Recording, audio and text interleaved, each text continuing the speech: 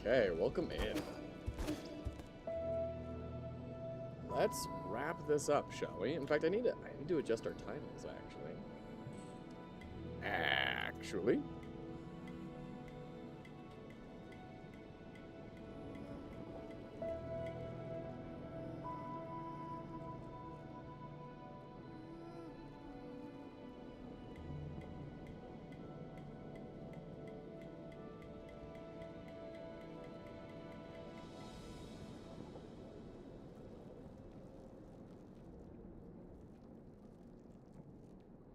One second.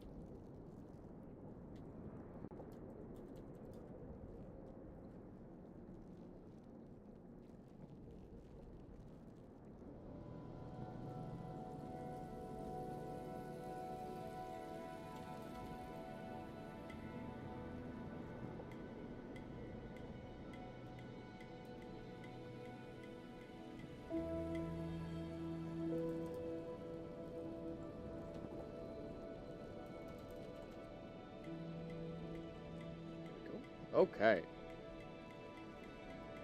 Woo! Woo! Let's do this thing.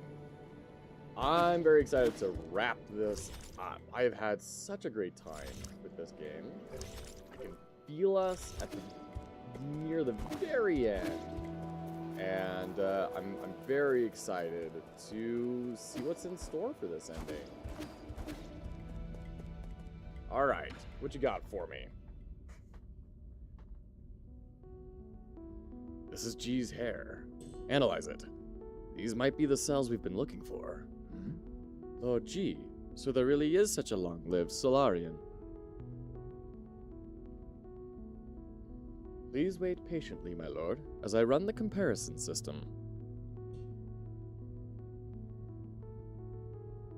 Okay.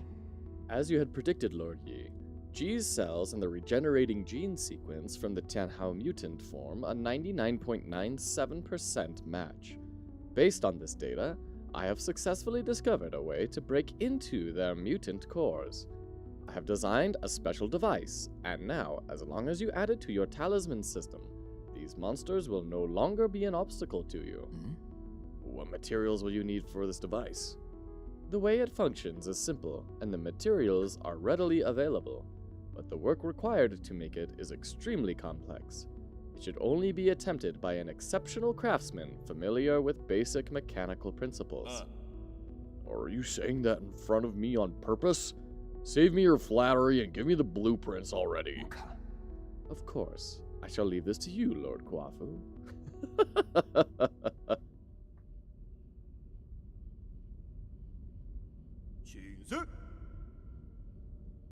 Done! Let's get this on you. Super Mutant Buster. A special device designed by Abacus and modified by Kwafu. Its name demonstrates Kwafu's unique tastes. Fully integrated into Yi's talisman system, this device triggers automatically upon talisman detonation, destroying the mutants' cores and granting them eternal rest. You really don't have a knack for names. Agree to disagree, Yi. It might look simple, but parts of it were really tricky to make. Nothing I couldn't handle, though. Much obliged. It was nothing.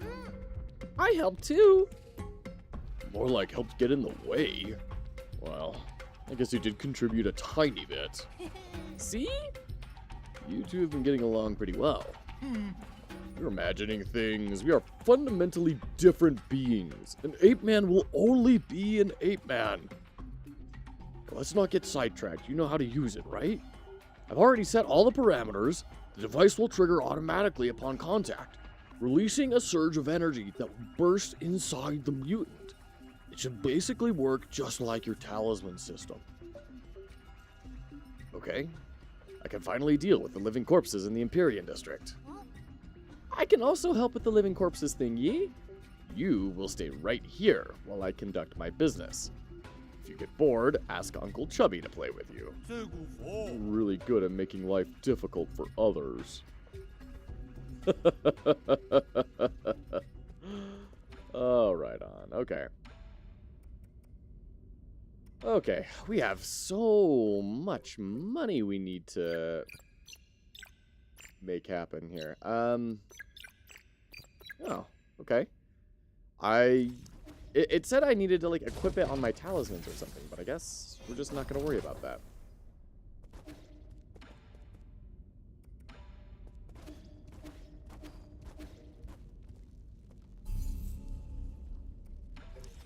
Let's equip our farming jades.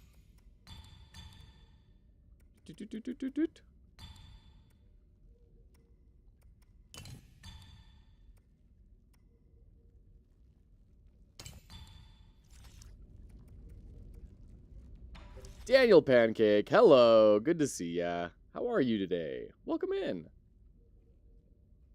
Thrilled to have you here on this most casual of Fridays. Hope you're doing well.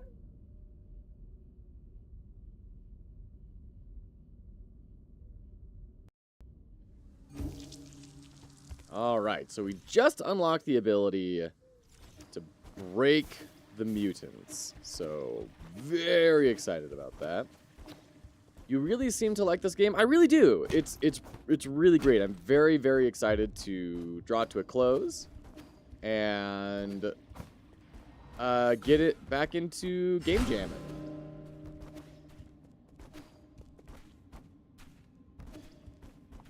Are these platforms? No. Oh, but these are ropes.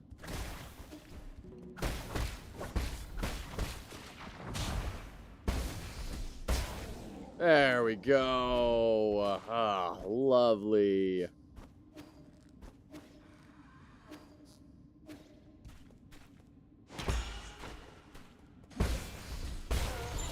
Nice. Ooh, passenger token. A-Shao. Patrick, hello, welcome in. Good to have you. A token carried by Solarians used for identification as a voyage log can be recycled at the 3D printer. Oh, is this a way that they're gonna, like, infuse you with a ton of cash right at the end of the game? Got a good night's sleep. As I slept, I relived the times when the entire village celebrated festivals together. The table was covered in lots of beloved dishes. After waking, I spent the afternoon in the leisure room. As always, my sister went to get drunk. This is so surreal. I don't have to work, but I don't have any goals to achieve. Maybe we're already dead, and this is the afterlife.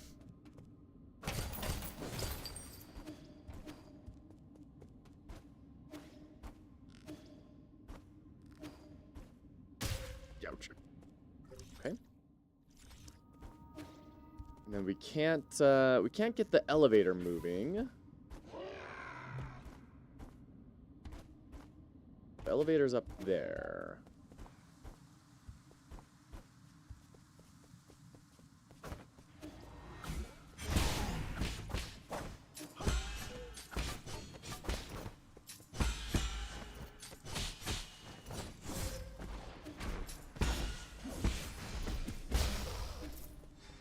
It was a fun night for me. Stayed up till 5 a.m. to speedrun the Steam page creation to hop on the game trend. What? The speedrun the Steam page creation? I don't know what any of that said. What's going on? Hold on. Daniel, I don't even have you in my spreadsheet. Are you making a game? What is happening here? What do you mean game trend train? I'm deeply confused.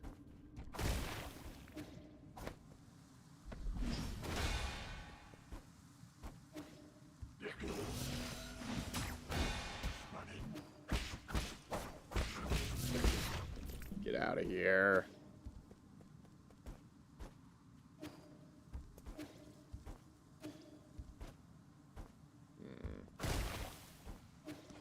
Okay, that worked.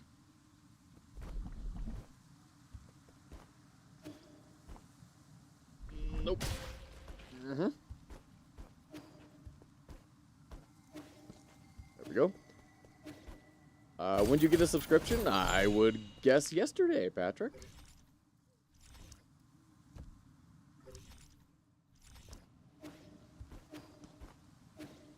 Zaft, hello, welcome in. Yeah, Patrick, you should have gotten a notification from Twitch whenever it happened.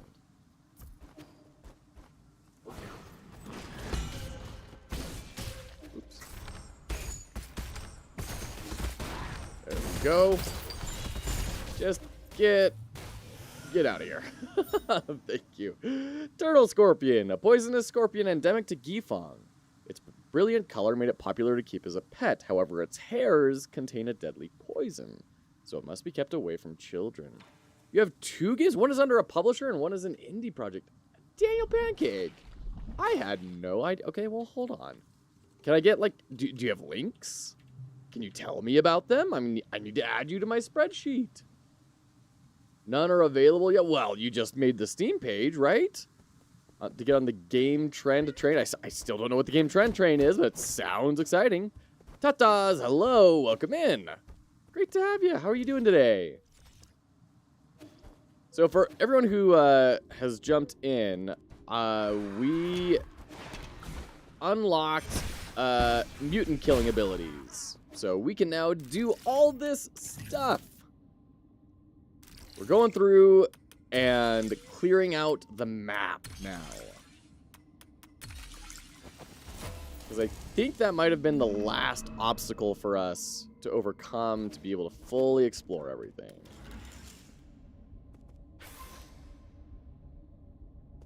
Let's see, we've been in here, right? Oh, it's going to turn all the lights on. Oh, that's nice. Good job, elevator.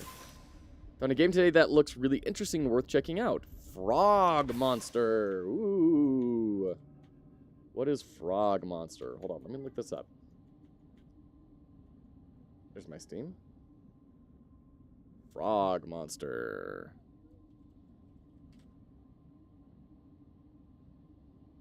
Discover some of the most charming and challenging bosses in Frog Monster, a Metroidvania FPS adventure, where you explore a lively world filled with creatures, bugs, and beasts. Interesting. So it's... Huh. So it's an FPS Metroidvania where you are a frog and you have kind of like a grappling hook type sort of thing with your tongue. You swap between a bunch of different guns. Very voxel-y. I admit, voxel art styles are a little difficult for me because they're usually incredibly low res and it is kind of hard to read. But, I mean, it's got pretty darn positive reviews.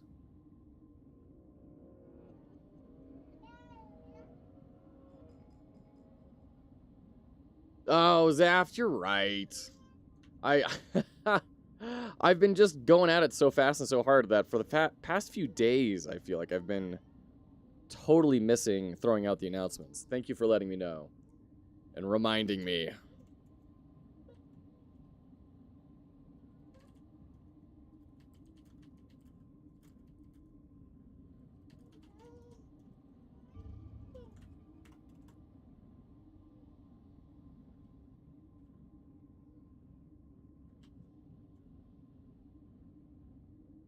Going to work, 12-hour night shift. Ooh, boy, that sounds fun.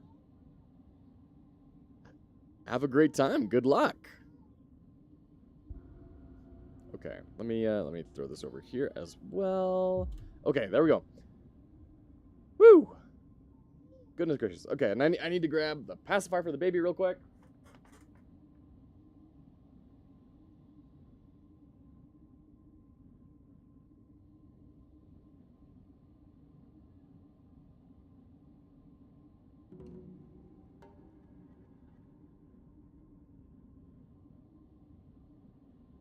Okay. Woo! Hey, Super Rebibers. How you doing? Good to see you. There you go. Promo materials are very old, though. All right, hold on. Okay, so here's the link. Breadborn. I know nothing other than the title, and I instantly love it.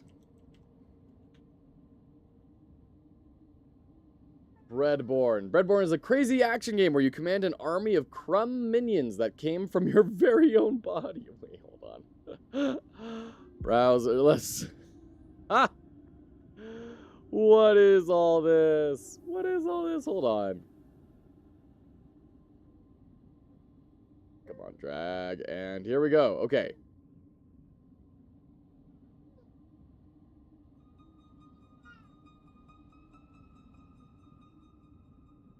Branches, axes, or a killer minigun. It's up to you to decide how to equip your army in order to sow chaos among the peasants and get to the prince himself. My goodness. What on earth? I mean, it's kind of like a necromancy thing. So you create a bunch of minions, send those minions out, you equip them with weaponry. My goodness. Look at all those little guys.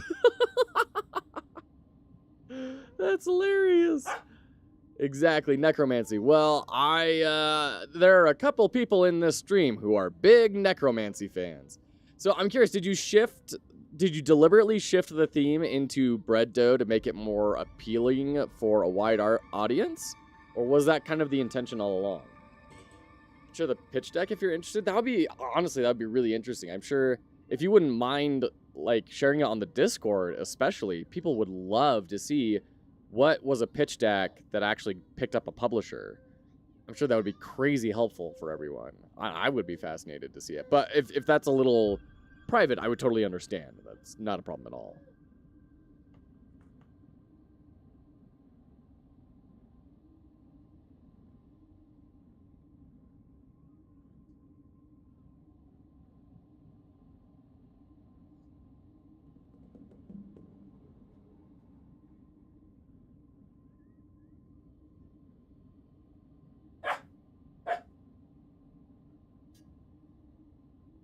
Well, this is super, super cute. Pitch deck was for my uni course on business of games. Oh, very cool.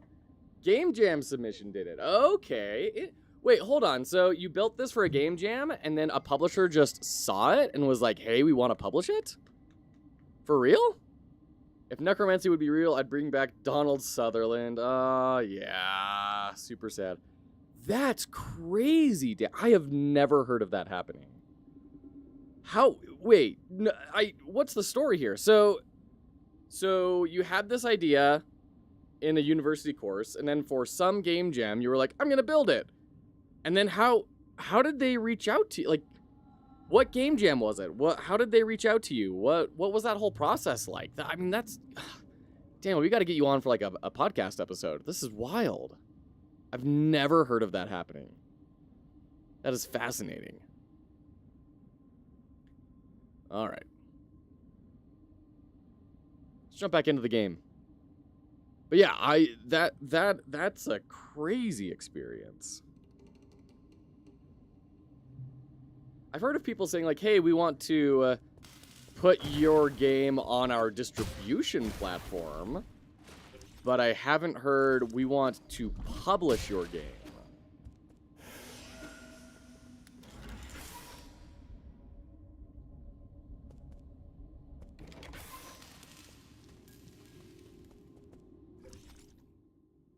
Okay. We still have 3 treasure chests left to find in this area.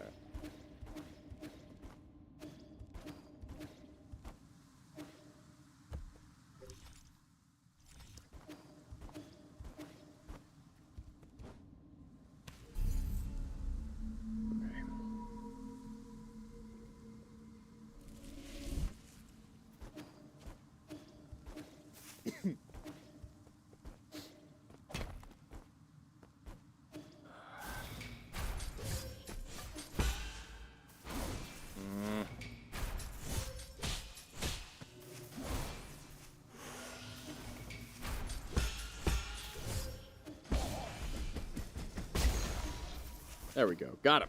I really don't like those guys. Oh, there's so many of them, too.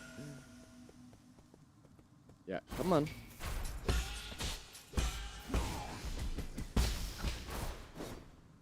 Ugh.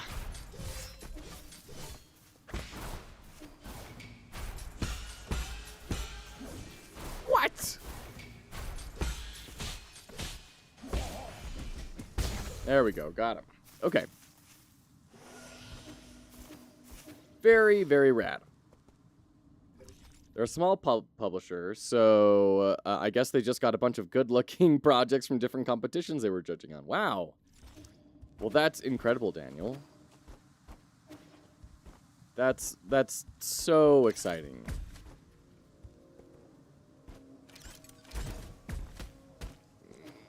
Gosh,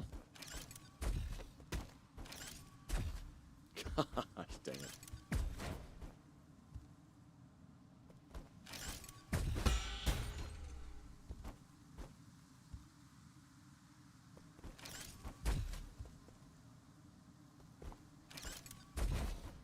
There we go. I guess that's what that the elevator is supposed to help me not have to do anymore after that. Okay. Let's go down a floor. Is there anything that we can explore over here? Yeah, freaking Yichao going through and breaking all the bots I paid for, you jerk. Isn't he supposed to be a pacifist?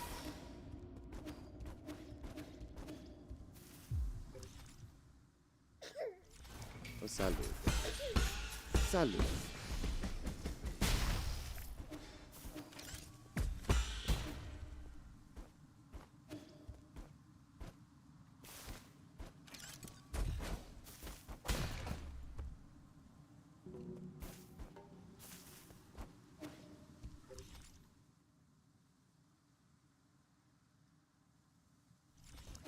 So there's still this room. Oh, jeez. You came all the way over here? No, we've already explored it there. Okay, great.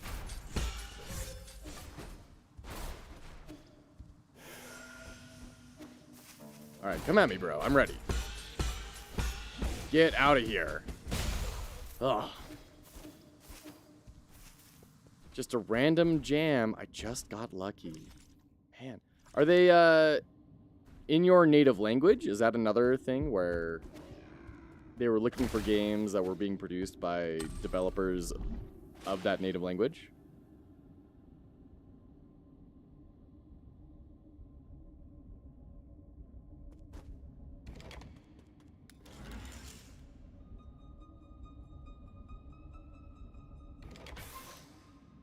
What? 1 second, sorry. What's that? I can't hear you. You have a plan for me? What's your plan?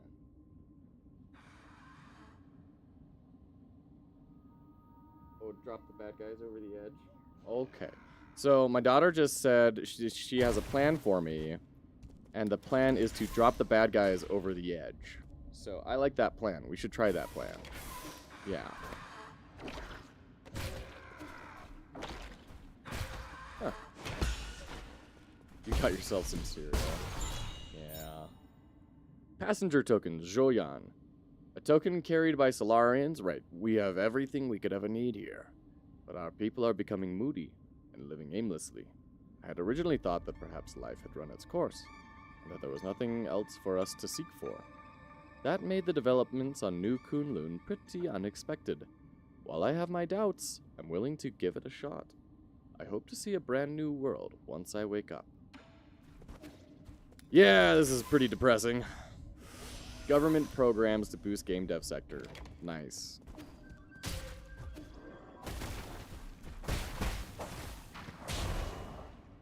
Well, that is tremendously exciting, Daniel.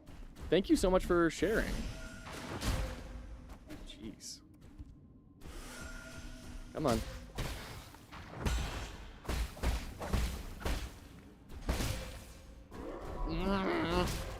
Gosh dang it, I hate these things. There we go, got him.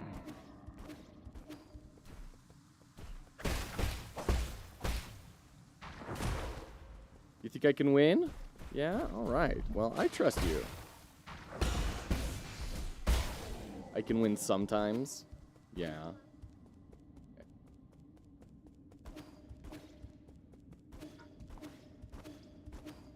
Your mom is a bad guy? In the game, mom's a bad guy?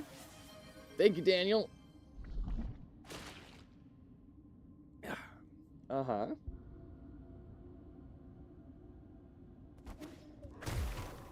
Mommy wins. Oh, yeah, because you're talking about the board game Mom and I played, huh? Yeah, where Mom was the bad guy and she beat me, huh?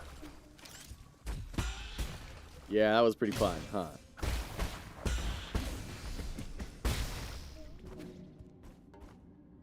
Yeah, should we play a board game?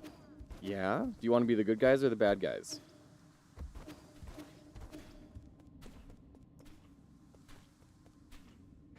You'll be the bad guys this time because you love the bad guys?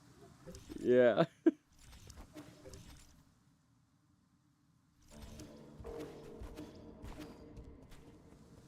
You don't like the good guys? Nah, why don't you like the good guys?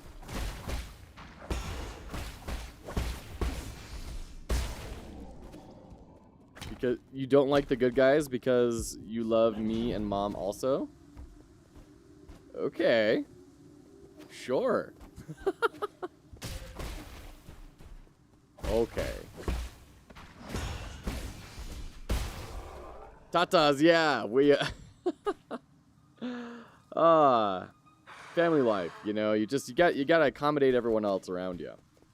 Now that people are waking up though, we'll probably turn the camera on in just a little bit.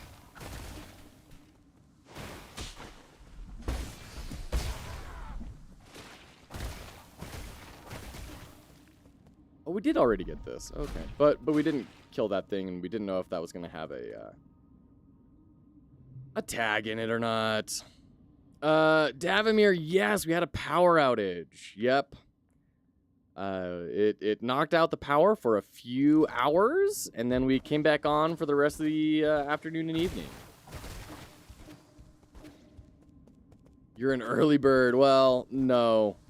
I'm not, but I am trying to do everything that I can to, you know, make this work. So we're doing all of our research, trying to get in when people are in. And there's usually a lot of opportunity early in the morning. So we've been doing the early morning thing.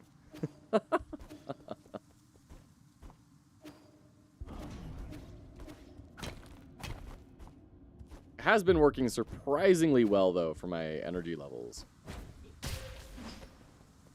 Yeah,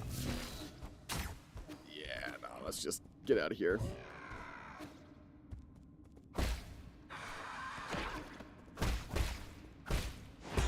There we go. Okay, nothing. Okay. It's definitely wearing on me, though. It is absolutely pretty difficult. Look how much health we have left. So I'm looking forward to a good, restful weekend. We will be doing a game dev stream on Saturday, tomorrow. We'll be doing a game dev stream starting in on Captain Coder's Game Jam. And that'll be a great time. Where are these other treasure chests? My goodness. Maybe this middle area is something I haven't really checked. Yeah, that sounds about right. And then down here as well. Haven't really gone through. What's the plan for the superhero game? The plan for the superhero game is... I don't know right now. After the interview with Sundown, it... really woke me up that we need to have much, much, much smaller scopes. Like, way smaller scopes.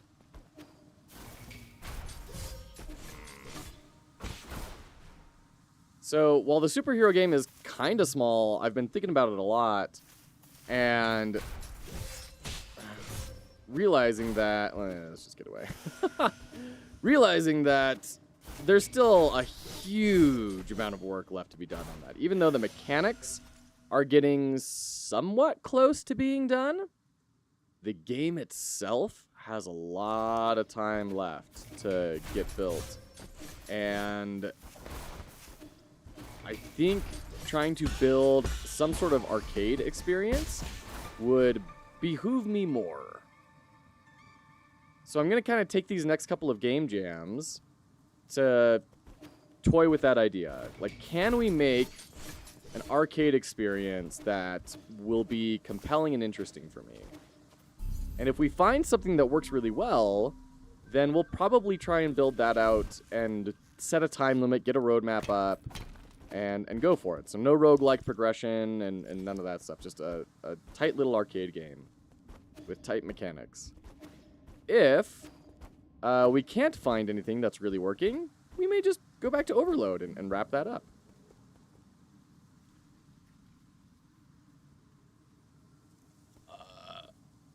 Hold on. Sorry, hold on. I got distracted. Let me catch up on chat here.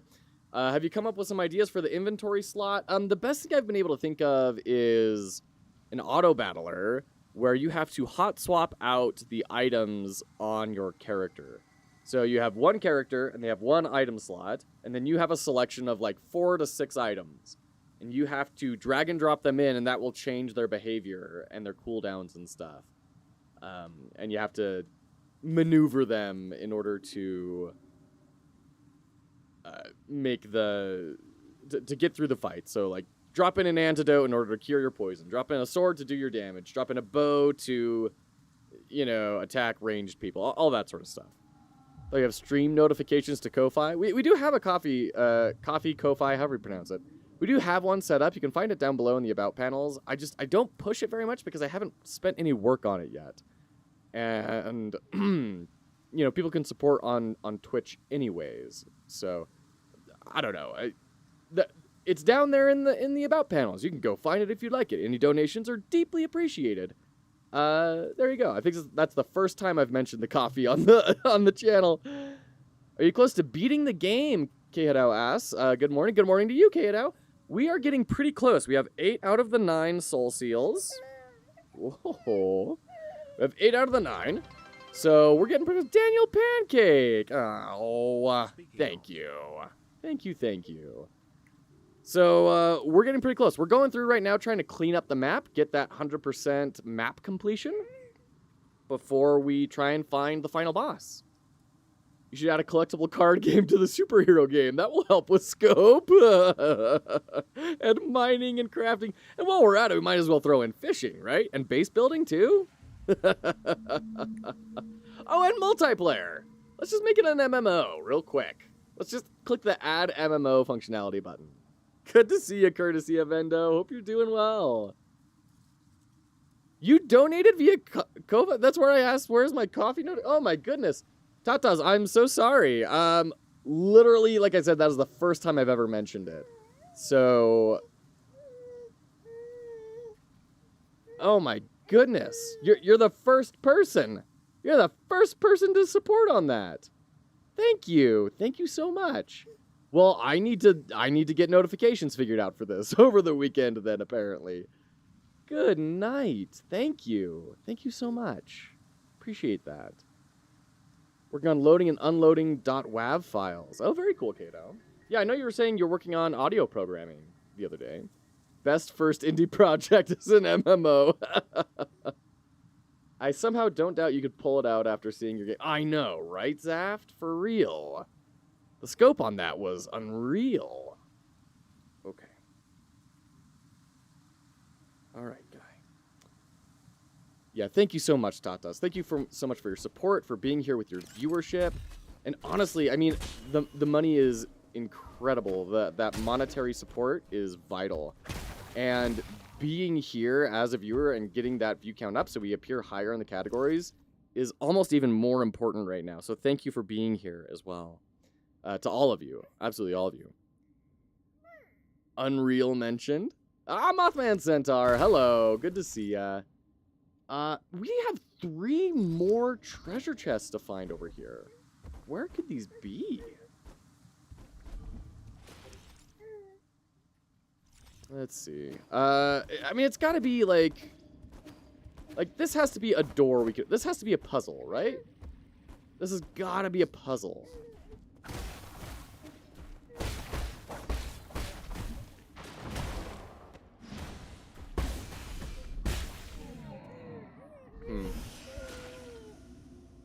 Let's see.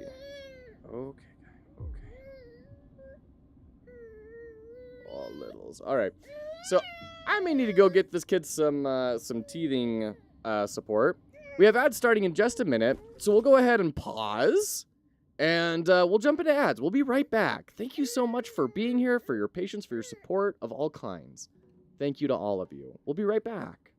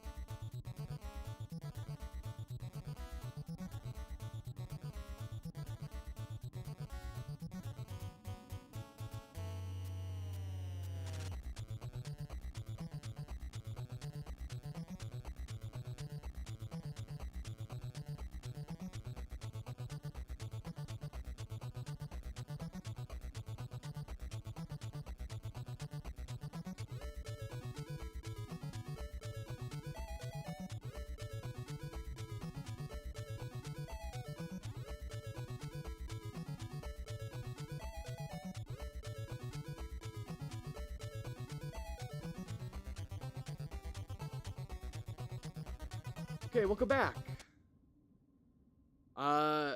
Silk Song. Yeah, I know a lot of people are really looking forward to Silk Song right now.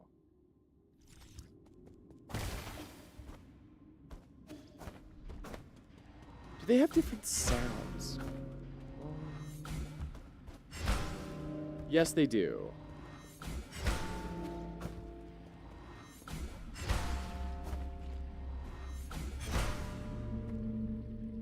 Okay. So maybe we need to go lowest to highest. Oops.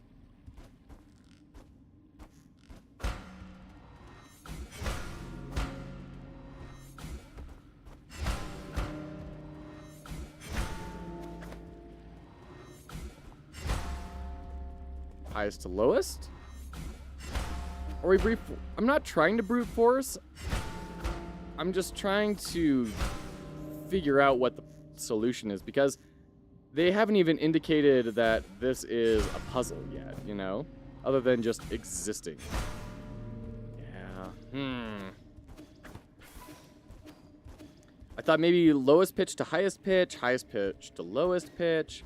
So unless doing a regular attack is counting as trying to trigger something, then I don't think we've got it. But this has got to be where the other treasure chests are, right? Maybe that's where Yigong is. Maybe we can't get into there until we've gotten a bit further. I don't know. No, Yigong would be in the scientific space. No camera for this morning, Jack, while just the family is waking up and everything, and then after people get all settled, then we'll throw the camera on. Yeah. Yeah, Yigong's got to be in the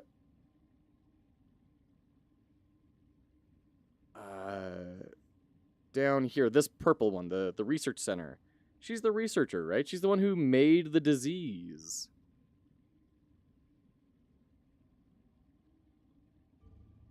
What is it, sweetheart? Can you have the bee? Not right now, sweetheart.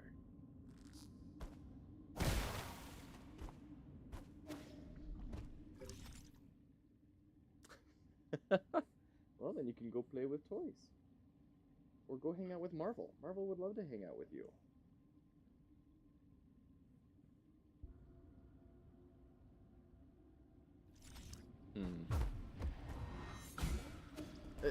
Five is a little much to try and brute force. A 5 combo lock is a lot. I think you should check your... okay. What? Hey. Tatas. Jiminy Christmas. Thank you.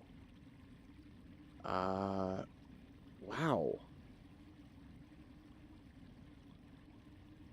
Thank you so much. That is a tremendous amount of support. Thank you.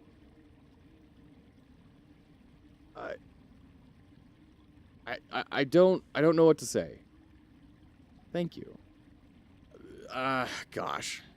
All right. How do we integrate alerts from Ko-Fi into this?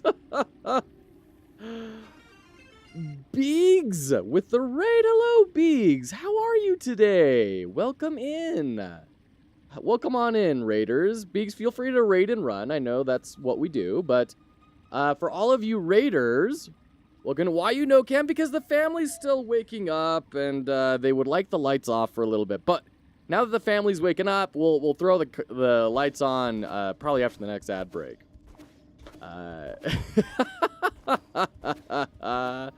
So good to have you all. Thank you so much for being here. For those of you who are new, while Beegs berates me in chat, Daniel Pancake, you got it. As soon as that camera's back on, we will throw on a hat tower. Actually Beegs having today raid. Panda Coder, how are you? Good to see you again. Foxhollowgames is a charitable enterprise helping people enter the game industry. What we're doing right now is analyzing the game 9 Souls to kind of see what is it that makes this game tick. what are the positive things that we can learn from it, and what are the things that we can say, hey, this could have been better, so that we can keep that in mind when we're building things. So we do game analysis. We have a game jam starting in a little over a month, right after Captain Coder's game jam. We do interviews. We just had an interview with Sundown, who published The Feathered Serpent on Steam just, 2 weeks ago now at this point? And we're all about trying to support people and create a space where we can all level up and grow together and build things that can change the world. So welcome in. Thank you, Tatas. Thank you deeply. Imaginary Hat Tower, let's go. Yes, absolutely. You promised them hats? Oh, dear. All right, well, it is Casual Friday. All right, hold on. Let me see here. Hat Tower. So, 1, 2, 3. All right, let's do you first, and then you. Thank you, little one. Thank you for handing me a hat. Can you hand me that one down there? Oh. I know, that's such a big one, huh? All right, let's get it on, shall we? Okay, here we go. Okay, is that so silly? Yeah, okay, all right. So you gotta head over there now. Okay, all right. And get hat bullied. Even better since it's get. Okay.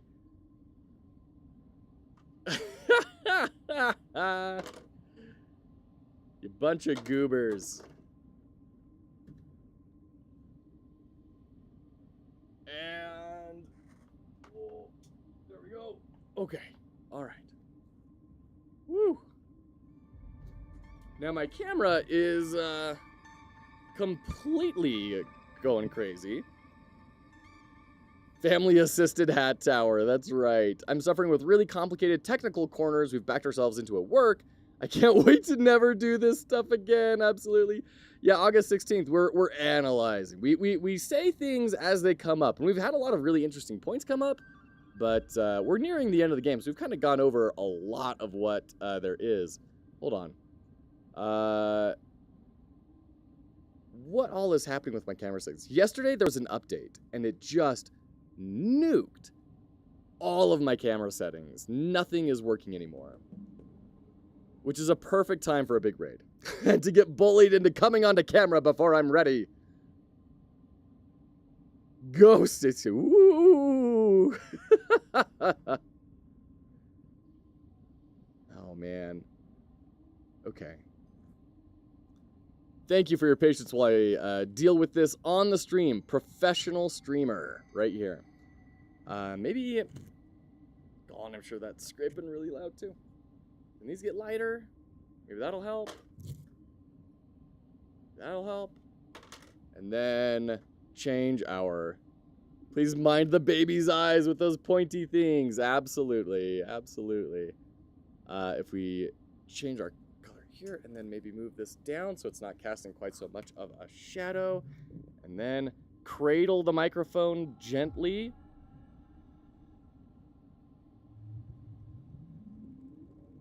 Okay. You know what? We're just going to do this. And then we're going to grab this. And close. Okay, that's better. That's better than we've gotten so far. Pirate Software made a short saying that he makes shorts to stop people from doom scrolling. It's true. Yeah, he's made a couple of shorts saying that.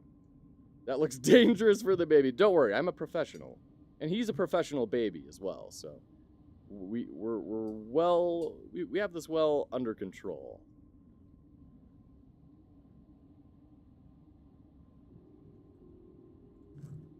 Okay, do that, and then maybe not quite. That's a little bit better. Okay. All right. We're slightly ghostly. But I'm going to say that's just so you can see the UI behind. I exclusively doom scroll Thor shorts. Nobody tells Beegs what they can and cannot do. Darth Vader was also a professional. Yeah, and you see how qualified he was, right? I mean, it's kind of silly if you really thought that he wouldn't make shorts. I don't know. I think he's being genuine, to be fair. I think Pirate Software is a very genuine individual. Now, you can question the effectiveness of the strategy, but when he says this is why we do it, I believe him. I support you because if you become bigger and more efficient in your work, I can help and support others through you too. Thank you, Tatas. I appreciate that. And what Tatas is talking about there is that we're not here just to play games. We're not just here even just to make games. Our goal is to create a space where people who never even thought they possibly could work in the game industry can be inspired and get the tool sets and support they need to figure out how to do it. I was talking on the phone with an old buddy of mine who, bless his heart, he was in SEO writing for his career. And he felt that technology had left his career skill set behind. He had no idea what to do. And he said, I only have two passions in life, which are video games and sports. And both of those are so saturated that there's no way I'd be able to ever get a job in them. And I said, well, why? He said, well, I guess I just figured that there's always going to be someone better. Like, dude, have you heard about, like, indie games? Like, do you know about this whole space that's alive right now in indie studios? And talking with him, it completely opened his eyes. He didn't even know that there were things outside of AAA studios that he could apply to for writing jobs. And now he has a job writing gamified content for kids to help them, like, gain skill sets in their education. So that's exactly what we're hoping to do, but in a much more, even more direct and supportive way. Not just saying, hey, there's this cool thing, but saying, hey, there's this cool thing, and we're going to take a direct role in helping you get there. So we're hosting a game jam next month with over $1,000 worth of prizes, thanks to our sponsors, Sundown, Alistios, and Riverwolf Games.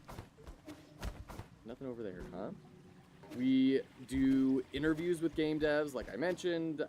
We do pretty much everything we can think of to try and help people and support them in their journeys to build things for the joy of others. Thor's a great guy. I just only interact with him in a trolling capacity. Biggs, do you interact with anyone not in a trolling capacity? This is a sincere question.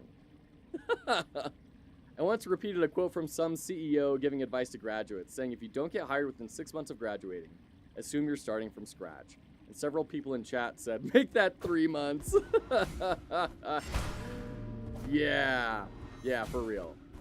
And I mean, especially in the market as it is right now. Although the market is really great outside of technology, inside of technology, it's horrendous. It is terrible. So, you know, there's a lot of wisdom to that. I'm constantly starting from scratch. Yeah, that's my secret, Captain. I must be a CEO. Yeah, always start from scratch. Say that you read a lot of books, and then get really good at fundraising. And then you'll be a CEO. That's pretty much what it takes.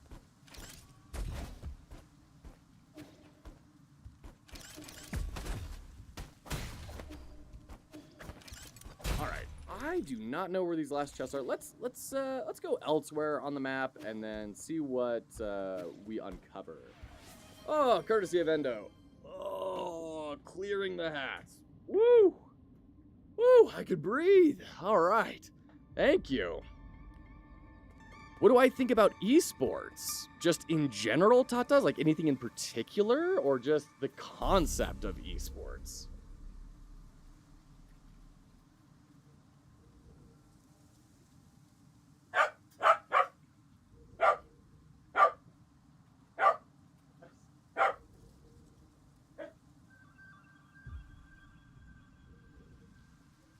Love you, kid.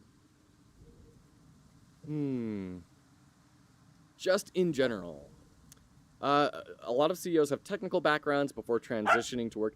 They do, and there was there's that oft-quoted LinkedIn study that said one of the biggest predictors of being a CEO is how many different roles you've had, like how many different parts of the company have you worked in. And I think there's probably some fairness to that.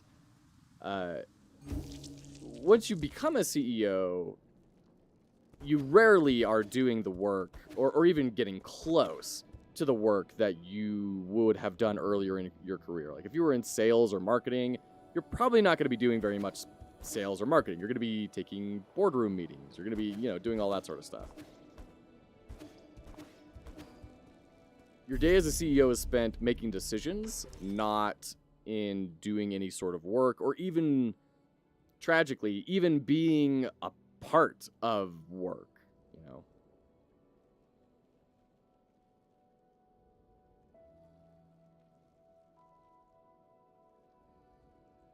Okay, let's head over to the research lab, grab all that stuff in there, explore, see where else that can take us.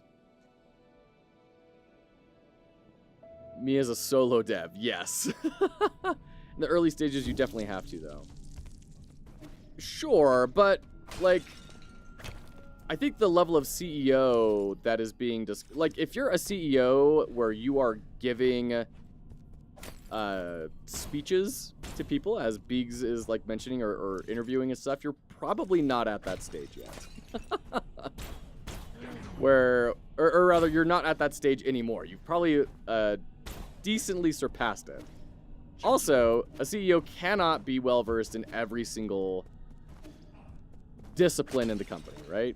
So yeah, they may have an area of expertise that they kind of wear a hat for a little while, but they're never going to be like everything for very long, right? Okay, so esports. My opinion on esports, I think they're rad. I think they're super cool. They're not necessarily my jam, but I think they're really cool. I think they can be really good for a game and for an industry. I mean, think about where would Twitch be with no esports? If there were no esports, what would Twitch be? And the answer to that question is go take a look at... Careful, kid. Take a look at the top categories on Twitch. They are nearly entirely esports. I constantly use plurals and say we in emails to make it sound like there's more of us in the studio. I do the same thing subconsciously with the channel. I do. I was just talking to my in-laws yesterday. I was saying, like, yeah, we are making this big push on the channel. We're streaming for a lot of hours and trying to get on early in the morning. And my father-in-law said, "Who's we?" Well, I mean, me.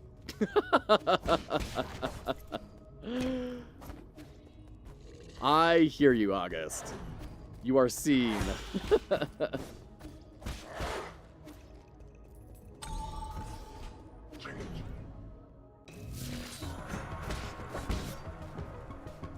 Come on. It would probably be a speedrunning website.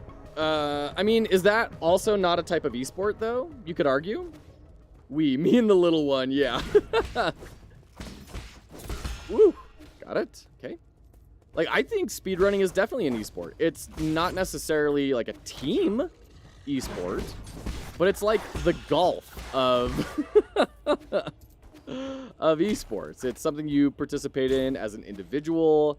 You can kind of do it at your own pace,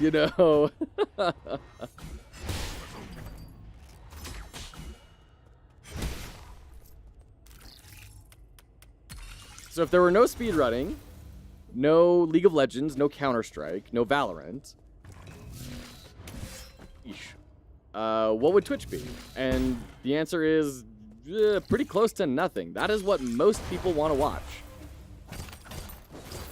Most people want to watch esports because there's a lot of inherent conflict and drama, that feeling of superiority that you get when you win. or when your team wins. It's a huge emotional draw. Offspring takes at least 40% of the credit for your streams, though. That's okay. I'm okay with that. He's a pretty cool guy. 100% in esports? You think so, Courtesy? You would all be Minecraft streamers like Beegs. Yeah, Minecraft is like one of the big exceptions, right? Minecraft and Terraria. For some reason, those have garnered, boy, what a following. But even look at everything that has come after Minecraft that has tried to be Minecraft. Nowhere near as successful. So Minecraft is definitely an anomaly in that regard. They just secured such a strong market hold. And then ingratiated themselves into the youth that they kind of just own it all. They have that whole market. And Roblox. Roblox as well. Okay. Hot tub viewers beg to differ. Well, I mean, look at hot tub viewers. That's another emotion, right? Hot tub viewers are just getting a huge dopamine hit from a certain emotion. Ah. Hello.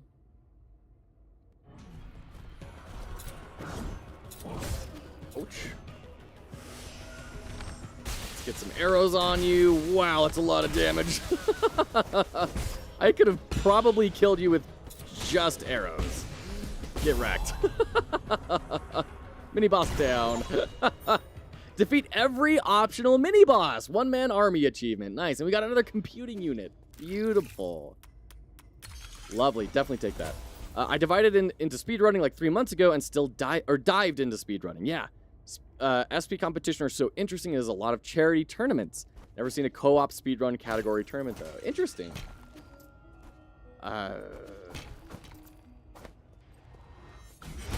Let's see. That was Ludwig's most recent short ish of I got world record holder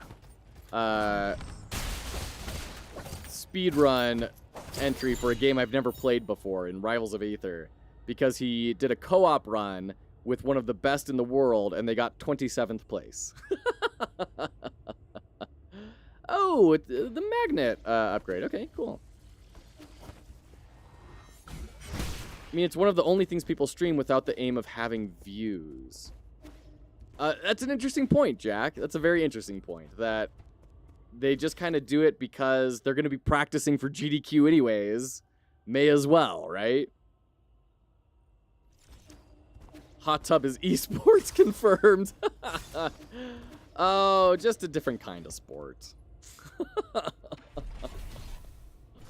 A sport where nobody wins except for the streamer. Or, I hesitate to say a specific name here, but I feel like I need to in order to communicate what it is I'm trying to. Like Kwookiebot, has anyone been in that channel? Kwookiebot, Kwooky. And she has this persona that she has developed.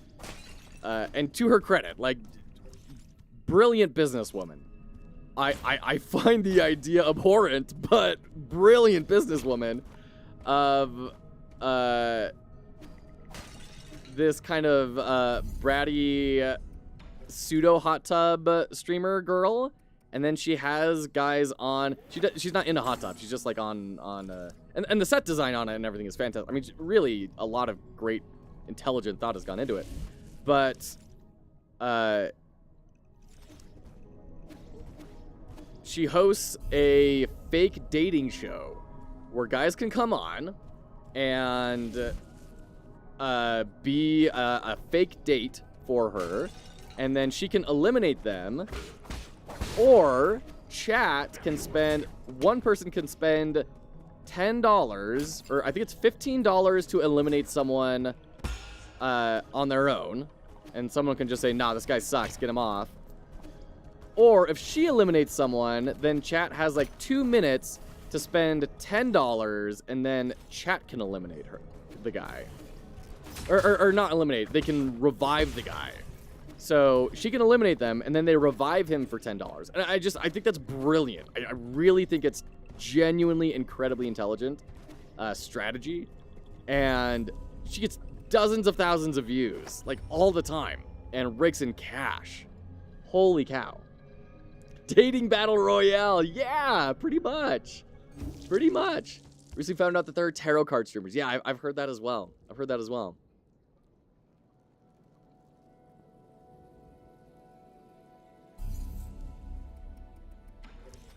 All right, I just want to get to this research facility. Let's try going through here. It's more predatory than microtransactions. Oh, they're just like straight up transactions. The micro is fully gone. Yeah, I mean, the good thing is she says straight up front, hey, this is a show. It is not real. None of these dates are real. But then she does also do with a little sly winky face, you never know that someone might sweep me off my feet, though. Sir, stop giving Beegs ideas for his stream. I would love to see Beegs host a dating show, like with a Game Boy Advance or something, you know? I think that would be incredible television.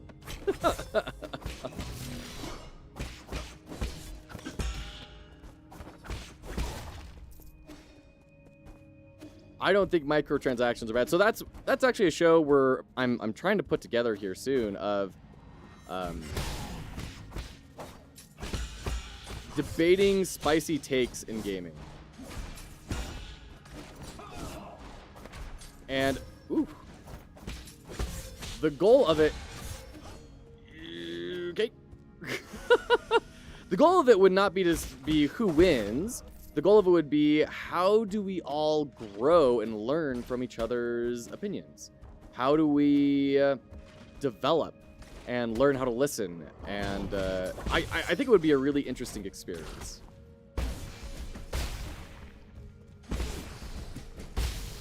There we go. Got him. Nice. All right, we're making progress. This is good. Oof. Oh, and we're in ads. We'll be right back.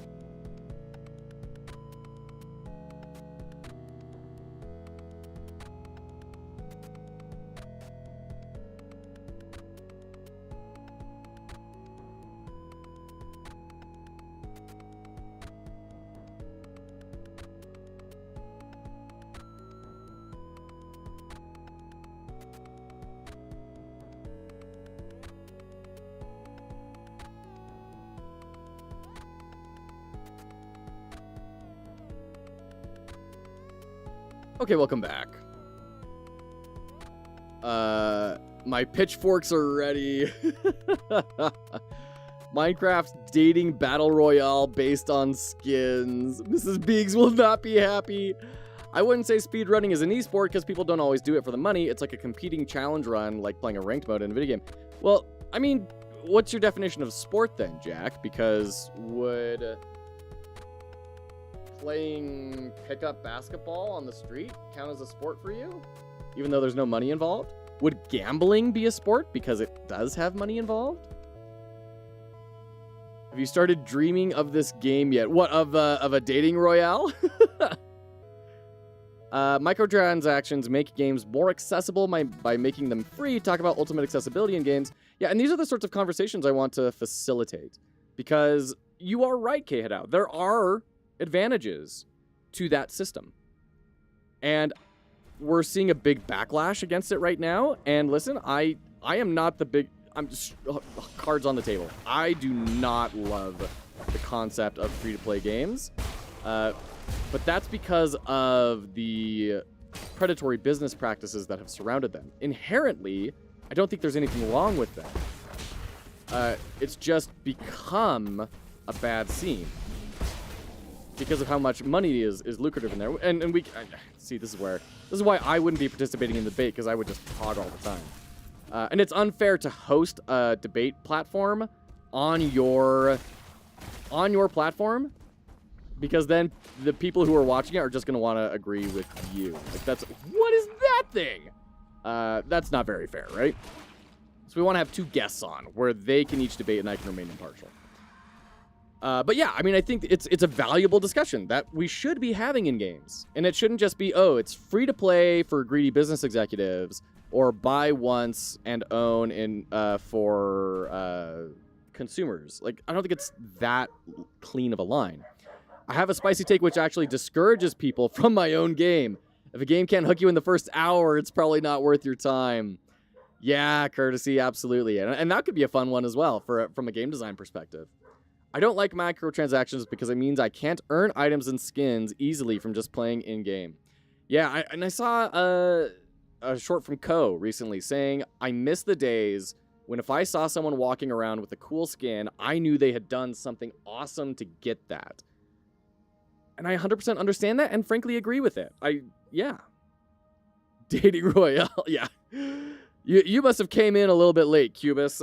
We were chatting about certain trends on Twitch.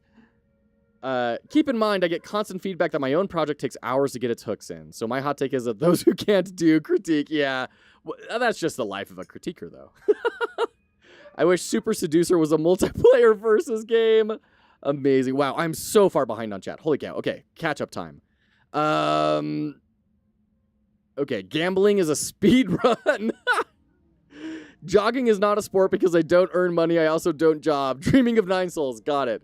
Happens to me when I play or read something too a lot multiple days in a row. You know, I don't think I actually have had any dreams about 9 souls. Weirdly enough, I did have a dream about Scholars of the Arcane Arts, courtesy of Endo's game. Is it the game's job to manage your personal finances, though, or are you responsible for what you spend? I have a religious leader in my area who owns a business, and a big part of that business is going to Vegas and doing shows where they get to sell their stuff. And he loves going to Vegas. And even though, like, in general, we don't necessarily have any, like, religious credo against gambling. It's highly discouraged. And every single time he goes there with, like, $200. That's how much money I get to spend. And that's the cutoff point. And I understand I am buying entertainment at $200 for my stay there. I am not trying to earn money. Not capable of making a game that hooks you in the first hour, yet I'm critiquing. Well, I don't know that you're not capable, just that you haven't made it yet, right? You know it's an issue, and it's something that you're working on, right? So I don't think it's I'm not capable of. It's just it's a thing you're learning about, and you're learning how to execute on. Do you know Iron Pineapple? Yeah, I love Iron Pineapple. I'm not trying to debate. I just hear so much hate on microtransactions. Sure, that's fair, Kehido. Speedrun your personal finance. Hey, that's what I'm doing right now. Shoot, I hate these guys. All right, let's get both of you in the same space. Oh, stop diving. All right, whatever. Let's just do one. Come on. No, I can't block that one. Hit me. There we go. There we go. Okay. Anything we can do about that? I don't think so. You mentioned posting a pitch deck on your server, right? I adjusted a bit. Yeah, absolutely. Yeah, that would be super fascinating to see what other people's pitch decks are. If you're willing to share, that would be incredibly helpful for the community. Love to see it. Karazest, welcome in. Good to see you. How are you today on this most casual of Fridays? Woo! Woo! Woo! No! No! Shoot. All right. Trip me up there. They trip me up with the early jump possibilities. That's so mean. Throwing a Roomba right at the end of a big line of spikes. that a hack spot? I don't think so, but I have been burned so many times on hack spots.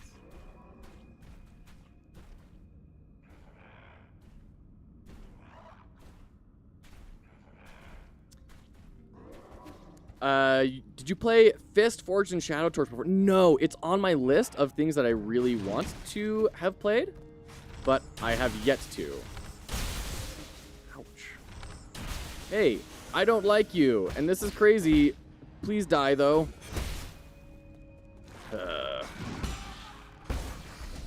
Oh no, he's at full health! Shoot.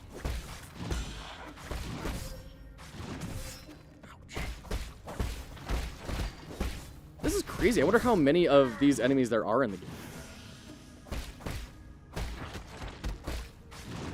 Okay, there we go. Got it. Whew. Alright, now we can hack. Daniel Pancake, here's my number, so call me maybe. My wife hates it when I sing because even for songs that I enjoy, I cannot but do them in ridiculously bad and silly voices. I have to. It is endemic to me. So thank you for that cheer. Pitch deck discussions would be great. They're an art form in themselves. It's true. Yeah, I'd love to get someone on the stream for a podcast interview where who has done a lot of pitch decking. Like someone like Shepherd's Hound, for example. They've done a lot of work in that regard, and they would have a lot of fascinating things to say about that. I am taking my senior officer to Ascension Palace. He already finished his Dusk Guardian service and was eligible to be discharged for hibernation. However, what appeared before us wasn't a hibernation machine, it was a killing machine. I saw all the others who had been discharged there. Some turned into monsters, and those that didn't were just being kept as experimental subjects. Was there no hope to begin with? We used all our strength to escape here. But now my... 1 second.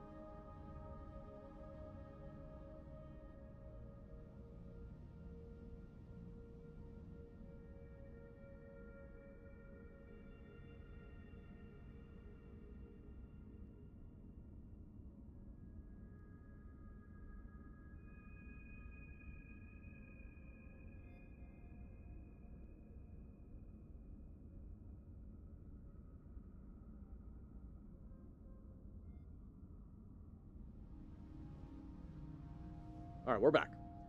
Just posted the Raw Fury dev resources on the Discord. RF is a pretty big indie game publisher. There's also a little guide on pitch decks in there. Nice, thank you, Cubus.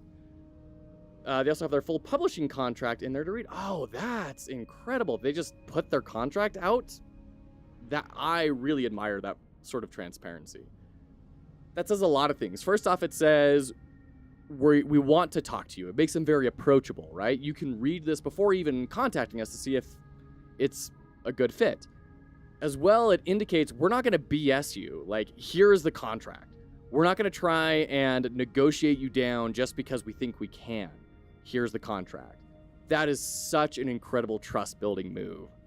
Shows confidence that they're not screwing you. Yeah, for sure.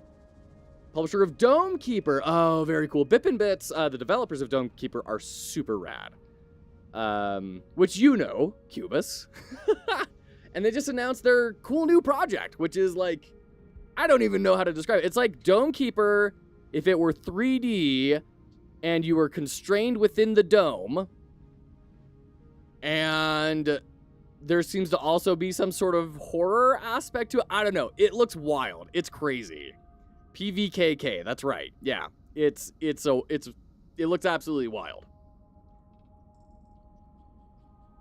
We used all our strength to escape here, but now my senior officer is injured and all the medical equipment here is broken. How did it come to this?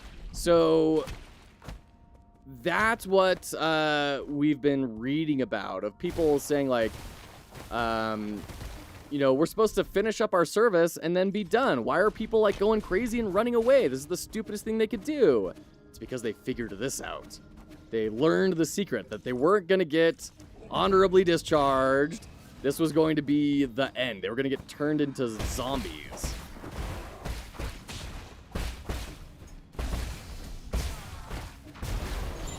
Ooh, got him. Okay. Xiangyue. Before I knew it, I was already far away from my hometown. The claustrophobic cabin made me even more nostalgic for the old street corner I used to loiter around. And the sounds and laughter from the nearby noodle shop. Every step of this journey has made me miss those simpler days more and more. Right or wrong, none of that matters anymore. This cabin will be my final resting place. So sad. Oh, geez, there's one getting cooked. Is that getting combined with the ancient weapons? Oh, dude. So it's not even just a virus, but I think this lady's starting to combine the virus with the transmutation stuff. Did you see the Domekeeper update post talk about how much more they can do with Godot 4? No, I didn't see that. It's on their Steam page. Cool. Really interesting. I'm fascinated to read that. I'll definitely check that out. Mystery Story Planet Defense Papers, please. Mystery Story Planet Defense Papers, please. Oh, that's what PVKK is. So it's got like elements of paper, please. Interesting. Daniel Pancake, thank you. That's super rad. Thank you so much. Can I have a summary of the lore so far? I haven't paid attention to any of it. Yeah, so here's the speed run of the lore so far as I know it. Oh, we got another passenger token, but without being on a body. Sorry, 1 second. Today is my 25th day on New Kunlun. Are you all doing well, my masters? With all the rumors and conspiracies flying around, I believe it's my responsibility as a streamer and one of the chosen to let the world see the truth. Oh my gosh. I hope everything will get better once we wake up from hibernation. I will continue to keep you all in my thoughts and dreams. Oh boy. There you go. So basically Nyan Cat, but a ninja. Show us the truth. So if you notice how there's a lot of pyramids all over the world. Okay, so here's the speed run of the lore so far, Jack. There was a planet called Panglai, on which lived a race of adorable little cat people. And these cat people lived normal, kind of civilization-y sorts of lives that you would expect. Eventually, they became so embroiled in war that there was a faction that rose up that was like, hey, war sucks. Let's not have war. And I will force everyone to not have war. So that dude, his name is Lear, created an organization called the Fangxi Guild. And they go out and basically bring peace to the world through extremely advanced technology and force. Oh, we have to do 3 of them. Okay. Eventually, Lear develops the atomic bomb and blows up an island and is like, well, that was horrifying. Let's never do that again. We're burying all of our weapons. We're getting rid of all of the technology that hurts people. Anything that can help people, we'll open source it. And we're just going to become hermits revolving around Taoist society.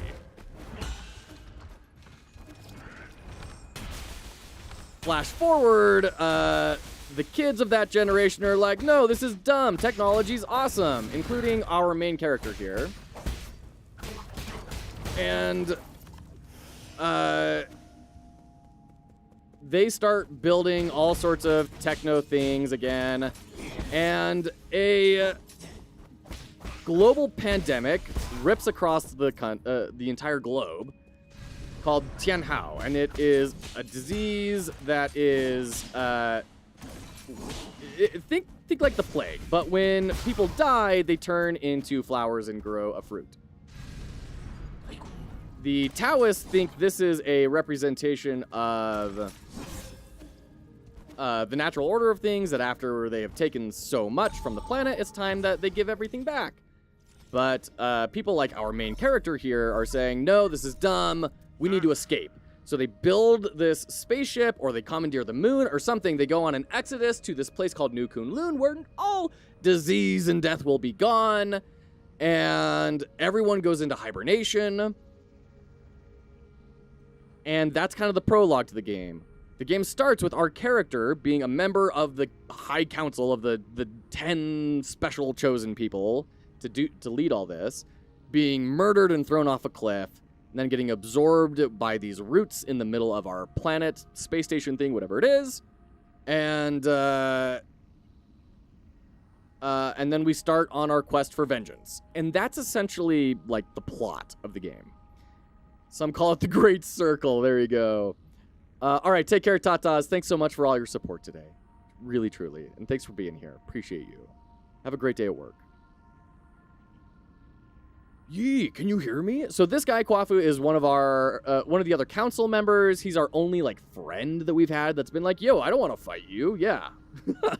So we're trying to get all of the seals, the MacGuffins from each of the council members, so we can go and try and make things right. We have some indicators that our main character feels like he is responsible for all these horrible things that have happened. Including, we've learned that I'm 90% confident that this Tianhao disease was manufactured by the Big Bad in a bid to try and become immortal and make the whole world immortal. Because there's been that recurring theme of like people trying to do something nice, but then it becomes a vice and it is subverted into the opposite of what it should be, right? And then she's also been experimenting on people and like trying to mutate the disease even further, and that's been creating these zombies and all sorts of bad stuff. So most of the people who left on this exodus are now dead or undead zombies. Can you hear me? Oh, also they abducted humans from Earth and I think blocked the sun facing the Earth, so Earth is now a frozen wasteland with no life on it. So that's fun. So all the remaining humanity is also on this space station, and they're essentially cattle. They are harvested for body parts and stuff. It's pretty brutal.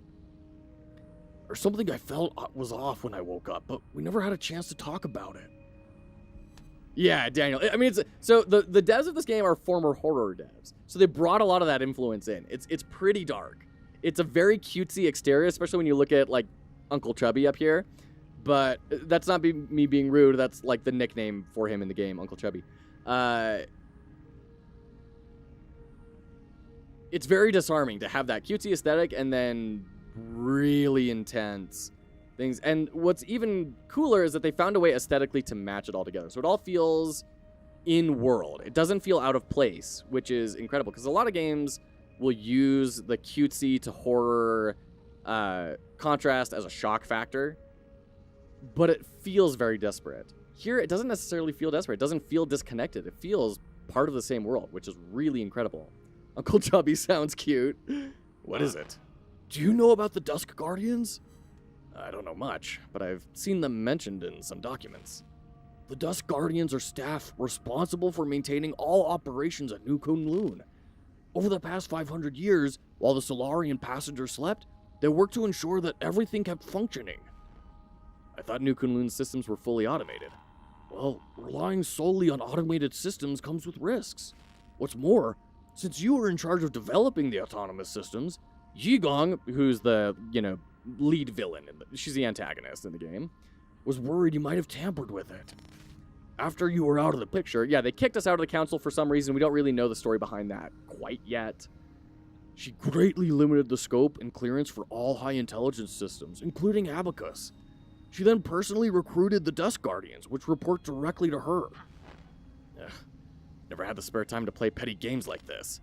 How have these Dusk Guardians stayed alive for so long? Have they been genetically modified like Chi-Yu?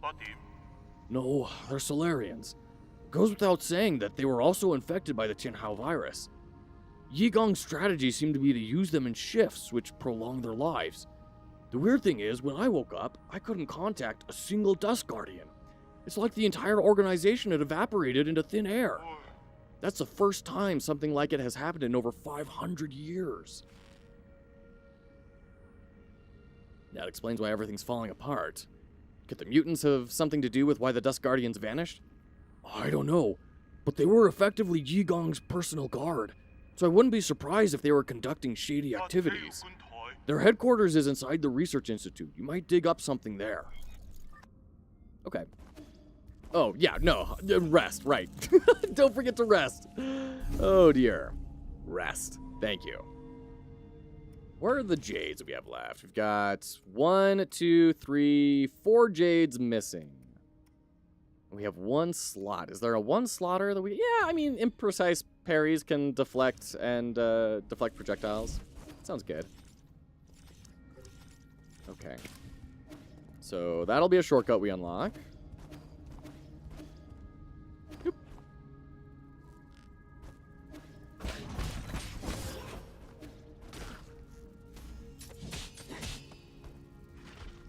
And get wrecked.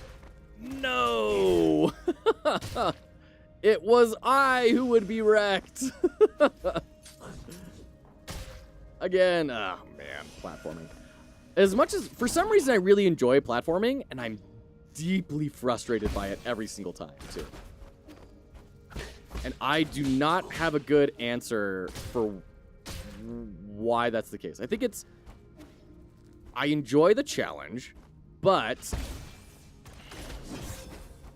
when it forces me to redo things, that's really rough for me.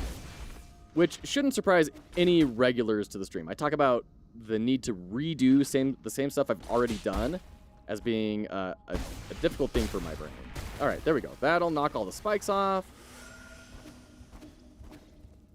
Okay. Let's get a charge attack ready.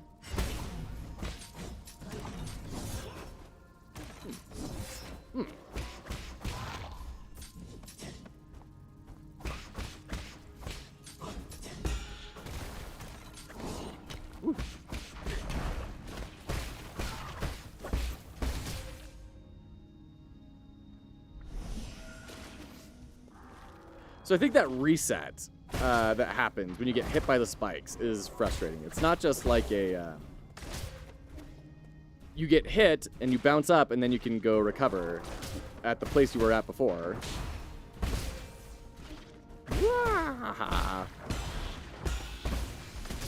Oh, come on. Get him. There we go.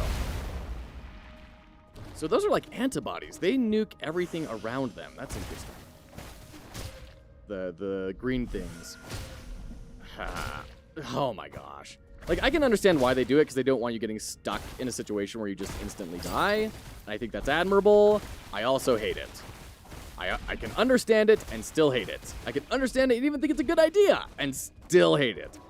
Like, to me, that is... the system shouldn't be designed that way where that has to happen. But that's just my 2 cents. And that's... It's always easy to critique something with no real constraints or, you know, understanding of other systems or other discussions that are happening behind the scenes. So, you know, take that with a grain of salt, a very large grain of salt. But that's my opinion. In a perfect vacuum where anything is possible, to me that indicates a failure of the system.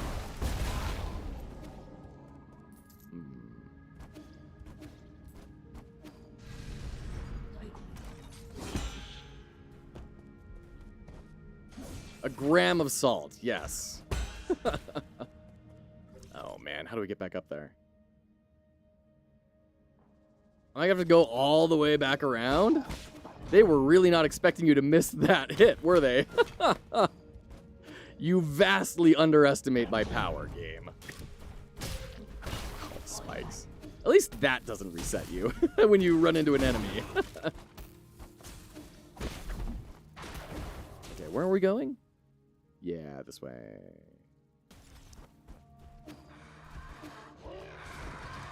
A large grain of salt is called a mineral.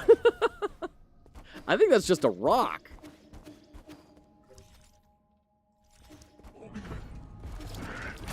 Ooh. Okay. Okay. Let's, Do I get an additional air jump after a parry? I do! Oh!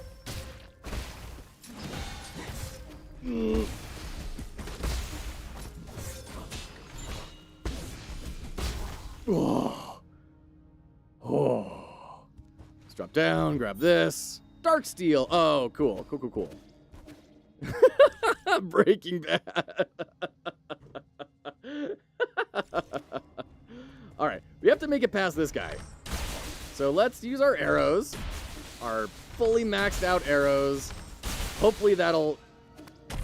No! Shoot. That attack came from, like, off screen. All right, that's fine. We should be able to get back up there without too many problems. In fact, we should just be on the opposite side. Borin Lynn, how's it going? It's going very well. We just unlocked the ability to get rid of the zombies. So we're going through and kind of clearing stuff out. Oh, I have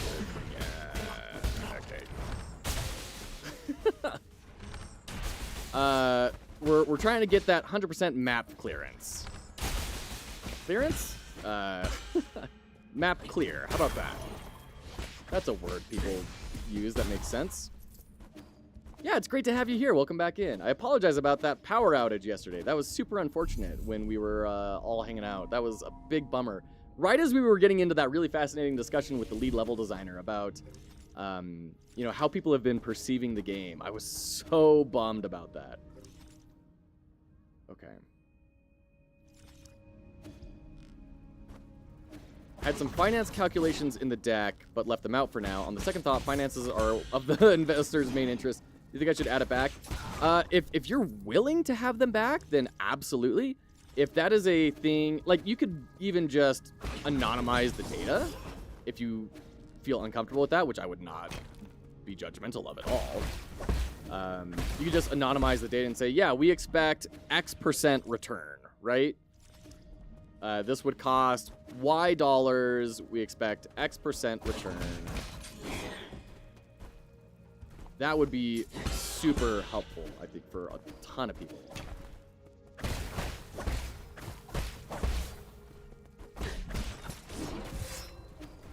Oh, and we're in ad breaks. We'll be right back.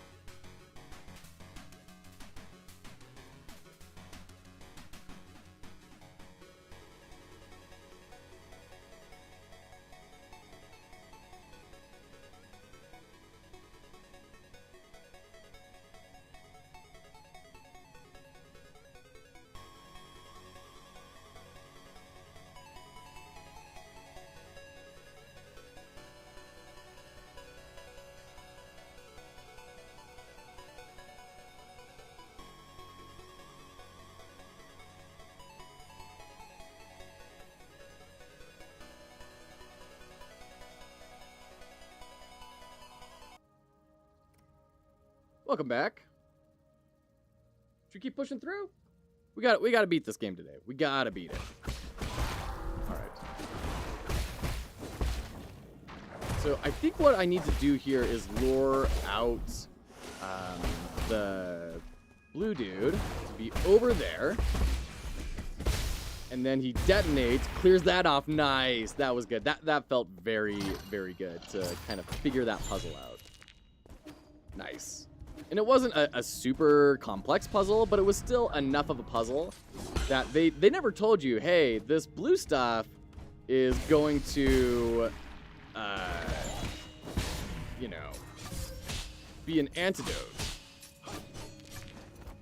But you still feel very clever when you piece it together. Listen, I really have no interest in fighting any of you.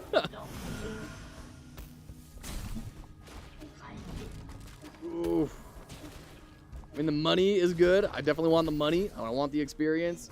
Just, I got other things I'm focusing on right now. Okay, so we need to get to this central portion right here to knock that elevator down and get us access down there. And I think that might be the last zombie location to have cleared out. Jeez. Oh, gosh. Let's see. Okay. Grab both of you. Good. Oh, another one of these guys. Have I done any of the endings yet? No, we haven't done any endings yet. Oh, and you're just gonna revive at full health now, aren't you? Come on, shoot me, shoot me. Dang it.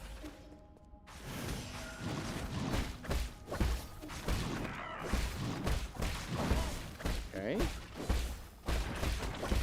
I do like that they're throwing new enemy types at us this late in the game, you know? They didn't have to build this guy.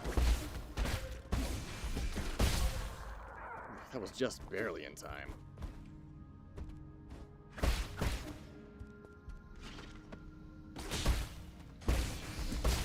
Great, there we go.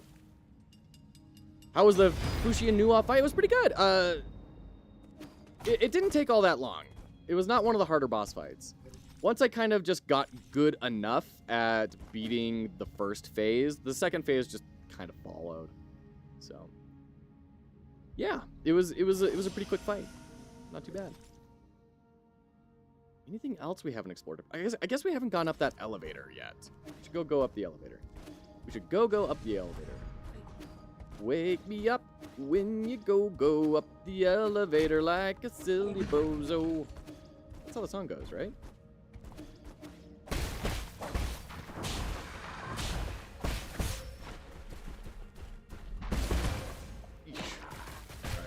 Okay.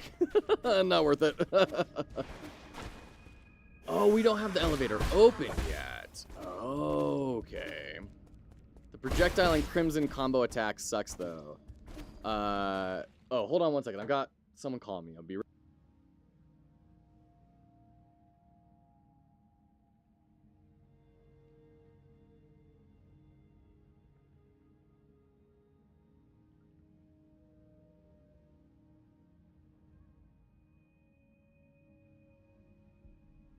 Okay, give me 1 second. I'll be right back.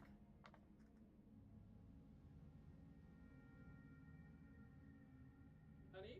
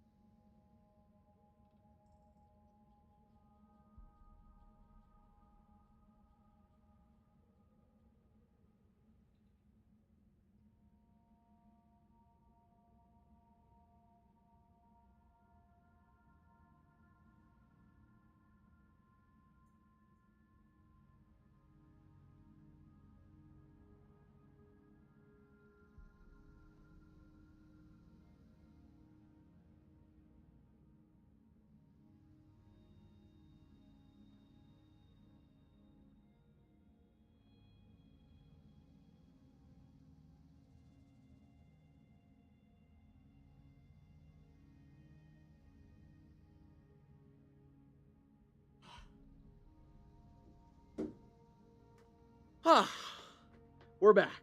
All right. Woo. Okay. Thanks for everyone's patience with that little interruption. Projectile and crimson attack combo. I'm even trying to remember that. It kind of went by so Ugh. This sounds like a bit of a humble brag. It kind of went by so fast I didn't memorize it very well. I had more trouble with the G fight. That was a really fun fight. That was very, like, how fast can you parry things? How fast and how reliably. And I love the incorporation of, like, destiny into the mechanics, right? Of how, oh, no, I do not like you. I do not like you. Oh my goodness. Okay. Thanks for the info. Yeah, I mean, for whatever it's worth. I mean, I definitely had to retry it a couple of times, but it was kind of only a couple of times.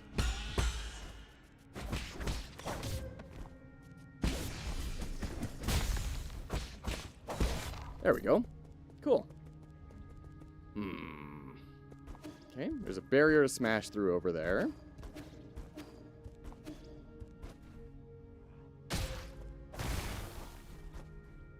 What's weird is that sometimes those spikes will cause you to reset, and other times they don't. Kind of curious what the difference is there. Jeez. And I'm out of arrows too. Okay. We're gonna leave you guys for a minute. Let's just deal with everything else for a sec.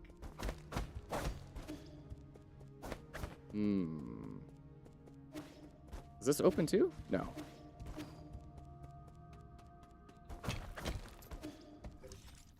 That's gonna leave the zone. I don't want to leave the zone yet. But I think I'm gonna be forced to. Okay. Yeah, I can't get back up.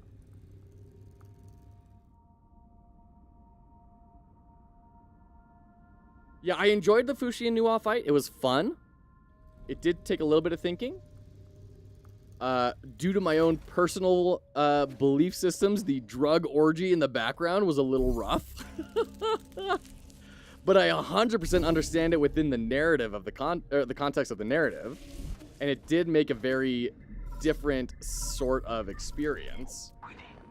My lord, you are not far from the last soul Yigon. She is the final hurdle in the way of you obtaining all the soul seals. This last encounter is filled with unknown variables, so make sure you're fully prepared. I also suggest tying up any unfinished business to minimize any risk later down the road. There you go. All right, we're not done yet. So this is the save point that will take us to the final fight. Great. But I mean, it did make a really cool contrast, right? Seeing all that decadence and the numbing of the senses, as G wisely put it. That was all fascinating and really powerful.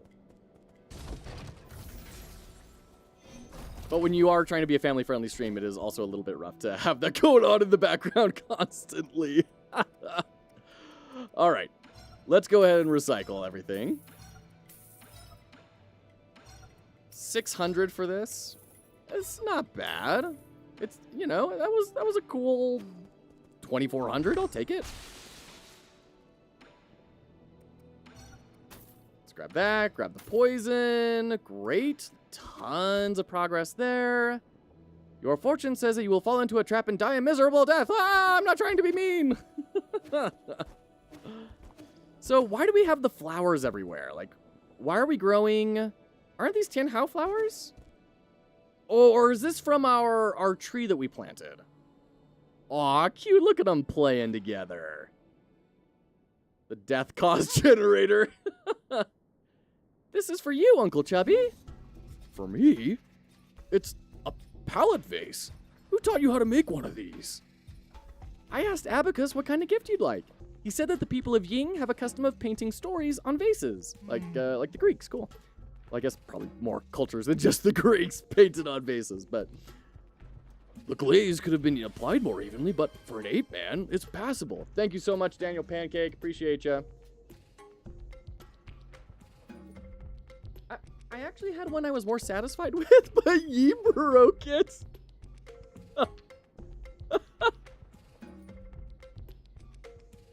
Oh no.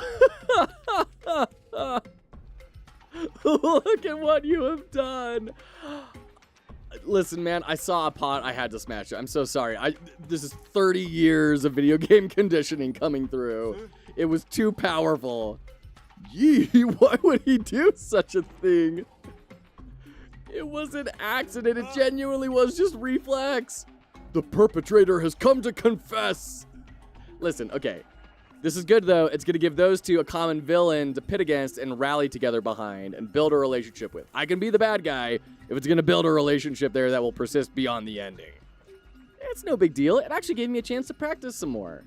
So, what story did you paint on the vase? It's the story about me, Uncle Chubby, and Yi living together here. Oh, is that so? I see. I see the tears welling up in your eyes. If you want to cry, you should just let it all out. Shut up! You're just seeing things! What? Did I do a bad job painting you? No, this is the first time I've ever received a gift like this. Thanks, kid. Aww. Very cute. Alright. Dude, do you have my freaking nuclear bombs? I would like my nuclear bombs, please. Man, we still need so much money. About the pot, I don't see a difference if you didn't break it. Okay, good to know. Thank you for that. And we're still missing at least one chip data.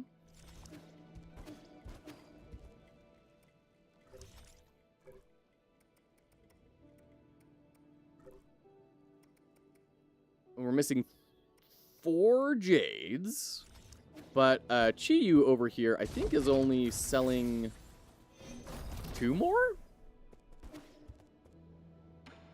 Yeah, this store is all tapped out.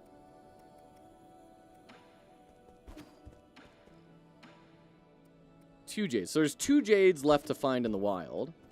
2 jades left to find in the wild, a map data chip, and a couple of other little locational things. Like up here, we're missing a treasure chest. Let's see, we're missing 3 treasure chests over here in the Empyrean District. 1, 3 and 1. Jeez.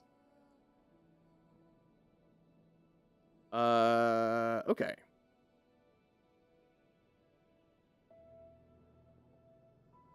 We're missing 1 in the Power Reservoir East. 2 in the Power Reservoir Central still. Sheesh. But other than that, I mean, we're getting really close here. We're getting very, very, very close. So, I think we have everything we need to explore the map fully. I don't think we're missing anything to be able to clear out this map. So let's start from the top. We'll work our way down. And then we need to figure out what's the best farming spot for experience and money, because we're still short, what, 2, 5, 8 skill points, which is a lot of skill points. Gotta farm those up, and we gotta farm all the money up to buy all the rest of the stuff. And what are we missing here? Just 1 treasure. Okay.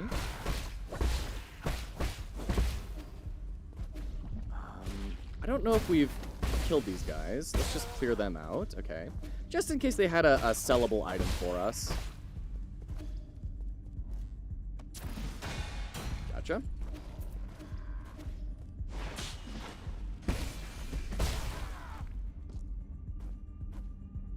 Yeah, we don't need to go up there. That takes us to the boss fight. Ah, here we go. Get wrecked.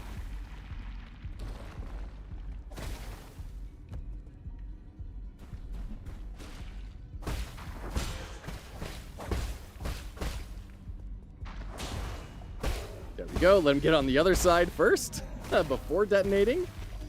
Because I have learned my lesson about dashing into spikes.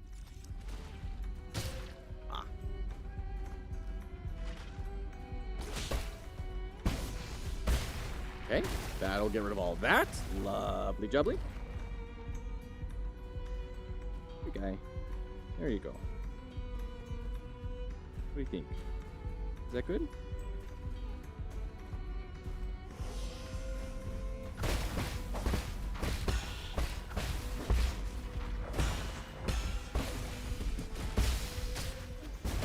There we go. Got all of them. Clean.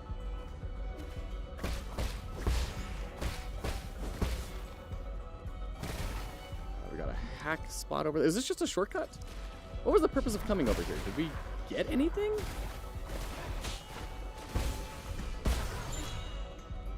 Ooh.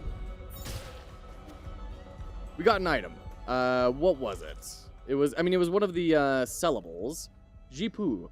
New Kunlun's a great environment to be in, but I'm finding my bed to be a little uncomfortable. Good thing I brought my own small pillow. No one will be able to wake me once I enter hibernation. But if we do find the cure to Tianhao, how will I know whether it's a dream or reality? Jipu asking the real questions here. Intellectual Jipu.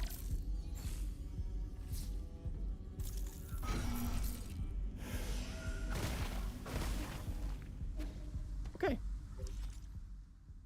We still have a treasure. Up here. Yeah, let's go over there. Ouch.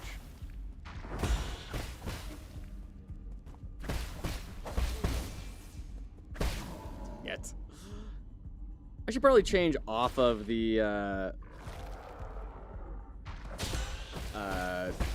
charge and hold when we're dealing with these guys, because I'm trying to use only one charge. It's actually pretty difficult to only use the one charge. Got it? Never been over here, huh? It just connected? Okay, there's nothing special about it. Great. The description text of the passenger tokens seems to be a reward of a certain crowdfunding tier. Got it. Cute. Very cute. Yeah, I didn't even know this was kickstarted until yesterday's afternoon stream, I think. Someone brought that up. It was fascinating. I'm not gonna lie, there was a while where I thought video game Kickstarters were kind of terrible ideas. But they've been kind of consistent, you know? There's been a ton of video game Kickstarters that have failed, but there's a lot of titles that have come out that we never would have had without it. So, fair play, you know? Gosh, I hate this room. Okay. How do we get up there? We can't double jump up. Yeah, it's not enough. So we've got to come at it from up above.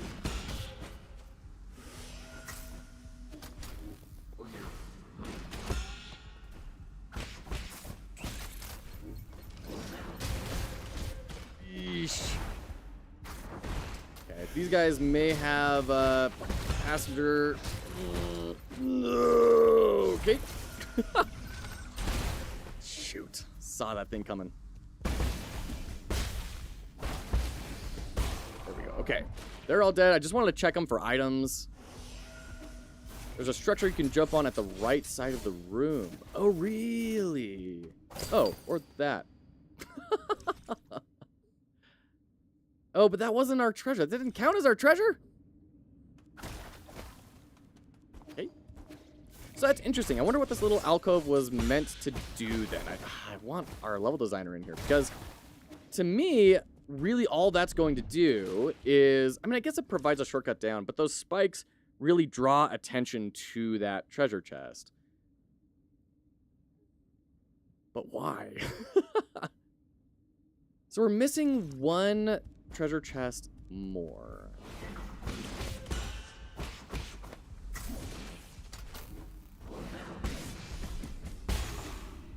Very satisfying as well how they make you hover during the talisman. That has been so crucial in the game, and it's incredibly juicy feeling. To land that big hit and still be floating in the air while you channel it, especially on like some big boss where that's the last hit, feels incredible. Okay. So this is where I really want that option to say, just show me all the treasure chests, right? Like, we're at the very end of the game. I've explored the whole map. I just want to know what's my one little blind spot that I keep missing.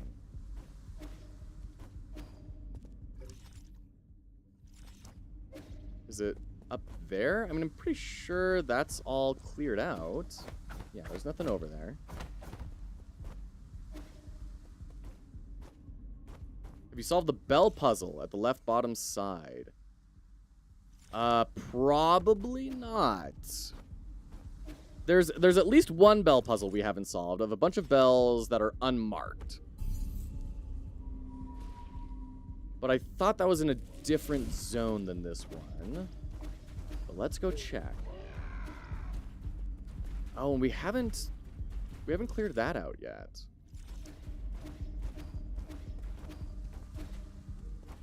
So let's go deal with that at least. We can clear out another shortcut. Not that it'll super matter at this point, but it'll at least be another thing of like, oh, we don't need to worry about that part anymore.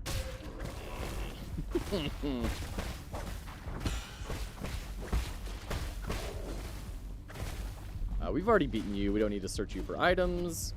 Over here. There we go. That's all I wanted. Hi. Yeah, hi. How are you?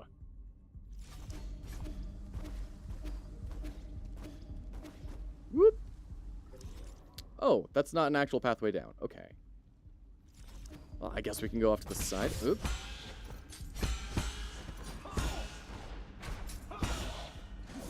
Ow.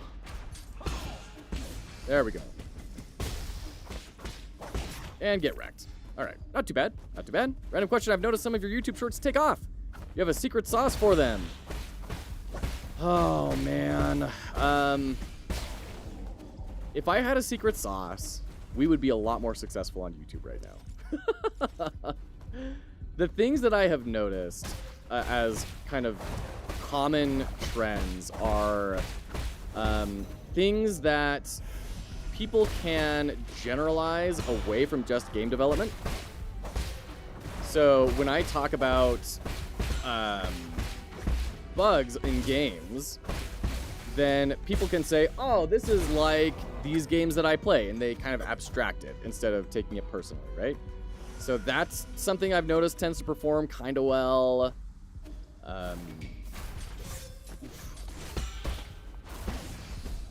Go. Ouch. Stop it.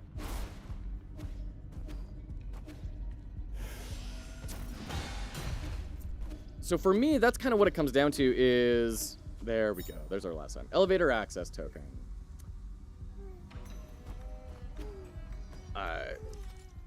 It kind of comes down to a lot of the times, game development is a pretty small niche. It's a pretty small niche. So, finding a way to expand the audience as much as possible. But really, at the end of the day, it's a very simple... it's a very simple puzzle in terms of what are the rules. The tricky thing is how do you manipulate the rules, right? If you can get high, if you can get to 80% watch ratio and 100% or more view amount, you will go viral. So those are the numbers you have to hit. It's just a matter of like, how do we hit those numbers? So my Game Jam announcement kind of got like 70% and then... 60%. It didn't get pushed out very much. My short where I say, hey, stop scrolling. Let's talk about game jams for a little bit and how you can make games. That had like an 80% watch ratio, but only like a 30% watch duration. And so YouTube said, well, people, don't want this. So don't make the short any longer than it needs to be. Hi. If I had made that short stop at that 30% mark, it probably would have gotten a crazy amount of views. Hi. But because I padded out with stories and trying to, like, educate people, then it didn't do so well. The one where I dance like an idiot to Genshin Impact soundtracks, that one had, like, an 80% watch ratio and a 150% view ratio. So it was, 3,000,000 views. So, there you go. Just check the map, and the bell puzzle is indeed not in this map. Apologies, no worries. You led us to where we needed to go, so thank you. Genuine question, are you still able to analyze 9 souls after so much playtime, or is it more just playing the game and finishing? Also, morning, Fred. Sundown, yeah, we've kind of gone over a lot of the points to discuss. We could dive into a lot more. Like, we haven't even talked about the animation on the wall, climbing stuff, on how that's important. There's a lot we could dive into, but kind of at this point, yeah, it's mostly just finishing the game. We've talked about a lot of the major things, and, you know, we talk, a lot of what we're talking about now is more narrative, as we're seeing the rewards of the narrative structure playing out, than it is gameplay, UI design, because a lot of that you kind of get in the first little bit. Didn't see that one. Dance to Genshin Impact. Heard, yeah. Well, and here's the other thing. Genshin Impact, huge install base, right? So when people hear that sound, they go for it. So those are my recommendations. Find something with a really wide market and tap into it, because it's pretty rough to retain interest if people don't already understand what you're doing, right? And that's what a lot of virality relies on. It's why sounds are so important on these short form apps, is because people already understand the joke and they're set up to already like the joke, and they want to see the joke in a different form. That's repetition with variation. That's the comedic principle we talk about all the time. So repetition with variation will lead to greater comedy, and that's why people like the sound systems. So find good sounds and tap into those. Every time I find a sound and tap into it that I think I have a really good idea for, it does pretty darn well. Every time I try and make something original, it's way harder. Way harder. And usually those sounds are just like, make a couple facial expressions, throw up a subtitle, and Bob's your uncle. Instead of scripting out a sketch that lasts for 60 seconds and filming all the different camera angles and everything. Like, nah, man, that's yeah, hi, we're all smiles this morning, huh? Yeah. Okay, I'm the most extraordinarily, I don't know if that helps, courtesy. I know it's not incredibly helpful for me. And we're in ads. We're gonna be back. That's great. Sound trends are huge. Don't be original. Do a variation. It's easier and faster to do a variation than to be original. Original can work. Like, if you look at Al Jokes, he doesn't do sounds. He does all original sketches, and the dude is incredible. I don't know how he pumps out that much content. So for what it's worth, you know, all models are wrong. Some are helpful.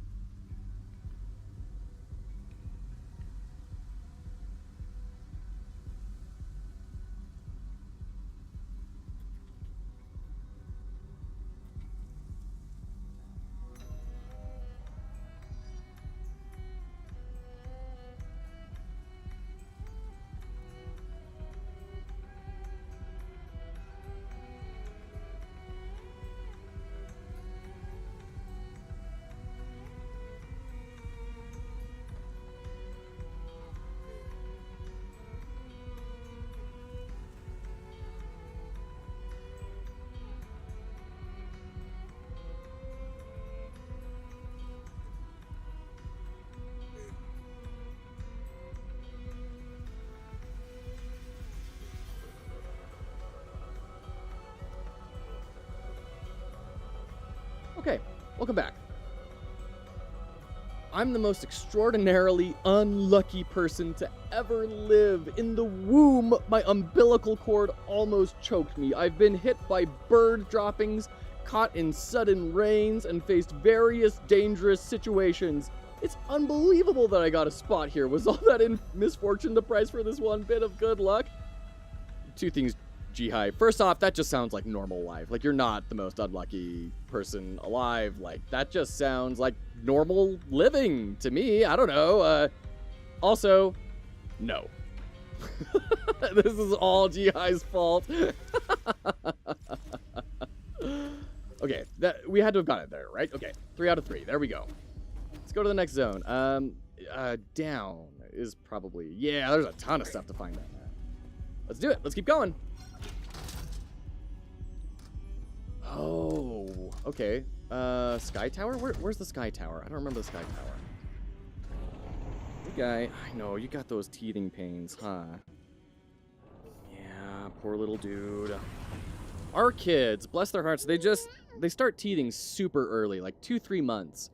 which for those of you who don't have kids, is tremendously early, and also teething sucks. It sucks so bad because they start drooling over everything. They're constantly cranky. They need to chew on everything. Oh my gosh, it sucks. Teething is the worst, and it lasts forever. Luckily, this guy is pretty chill about it, and he is just the happiest baby in the world. I say right as he starts crying. How about that? Would some food help? Yeah? No? Okay. All right, it may be time to drop him off with Mom. I'll be right back.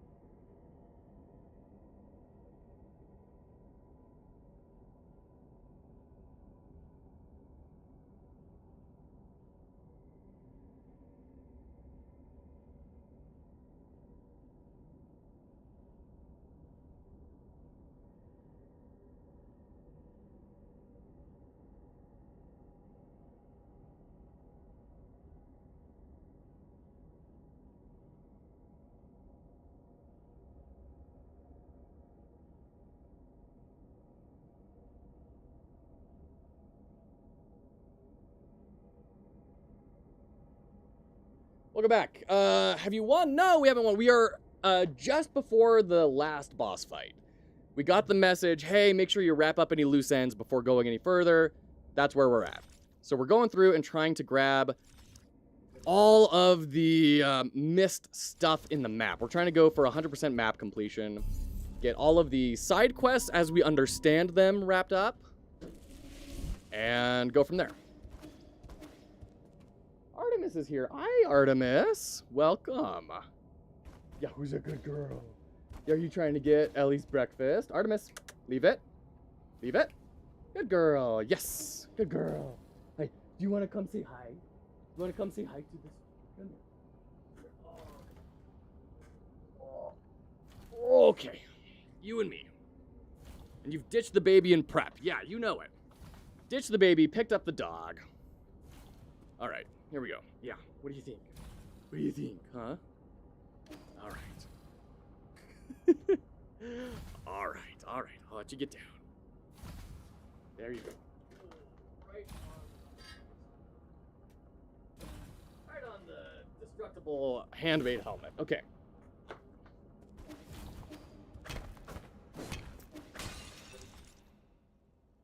So we've kind of gone seemingly every way over there.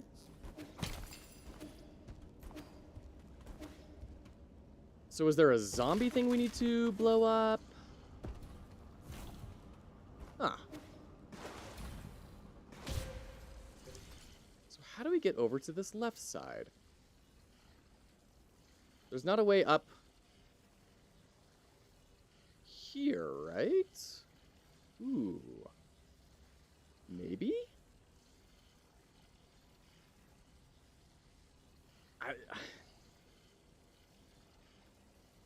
I don't know. We'll go all the way down, but I'm definitely getting the impression that you do not reach that left side on this part of the map. That you're going to have to come through it somewhere else.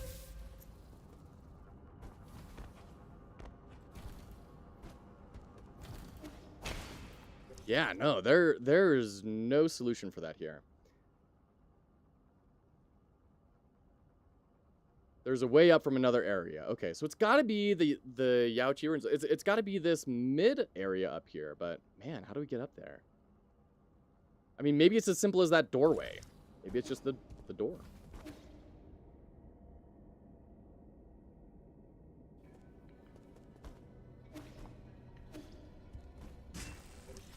What are we trying to get to? There's our Lotus over there. Not Lotus. Root Node. Jiminy Christmas.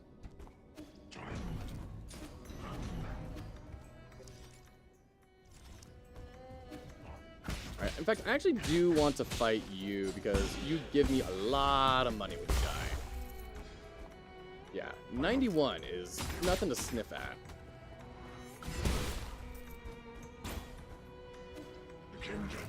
It's our bonfire, yeah.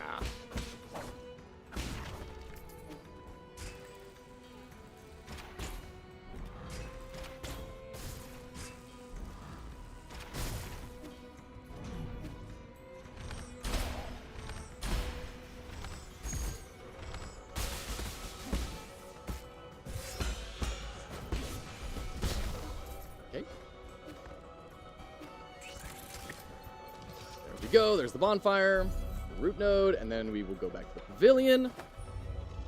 We may be able to sell something and buy something. At least an arrow upgrade, probably. We're at, what? 1,700 or so monies?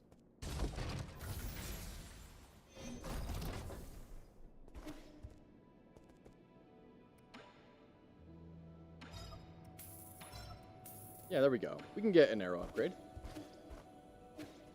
Oh, we could talk with you. How you doing, dude? Do you have time for one more game before I leave? Of course I do! This could well be our last game.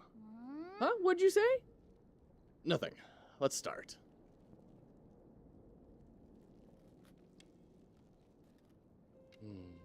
The seasons changing in the background, aging into winter to indicate death, and, age. Although I am curious, is this a randomized winter, or is it saying you're at this stage of the game, let's push into winter? Because this is a digital interface in the background we can manipulate. So I don't know if the game is moving things along itself, or what. It's a shame it isn't like a minigame. Yeah, we need to get courtesy of Endo on the team. He would have built this into a minigame. Probably the latter. Okay. Hey, Yi, even though you haven't told me anything, I know. Know what? I overheard some of the stuff you guys were discussing. I know a lot of things are happening outside, and I know your people aren't doing that good. Is it because I'm not strong enough? Is that why you won't let me help? You're overthinking it. No one can help me out of this situation.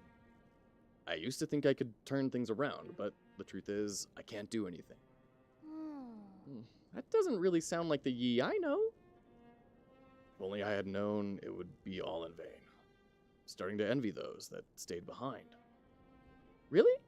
But if I never met you, I'd just be alone. If it weren't for me, you'd be living a much better life. Maybe, but I wouldn't want that. I would be super bored without you, Yi. That kind of life would be meaningless to me. What makes something meaningful anyway? I could think of a whole lot off the top of my head, but you might not think much of them. Try me. I want to hear it from you. Therapist Sean. Like, remember that one day when the weather was perfect and we slept on the grass till the sun went down? Yeah, that was a really good nap. And that other time we had a huge fight over that stolen grilled fish. We didn't talk for 2 whole days after that. Yeah, I never understood why you got so angry over it. Or that one night when I fell asleep while you were telling me a story. You just kept going till the morning because you didn't notice. But aren't these more like memories? Definitely a cat thing. I don't know if this is the right way to put it, but I think the meaning of life is pieced together by a mix of happy, angry, and even sad moments. Living life itself. Is that the meaning? It's taken me a while, but I think I'm finally starting to understand it. I think it should be felt, not understood. Like when playing Kyankun. There you go.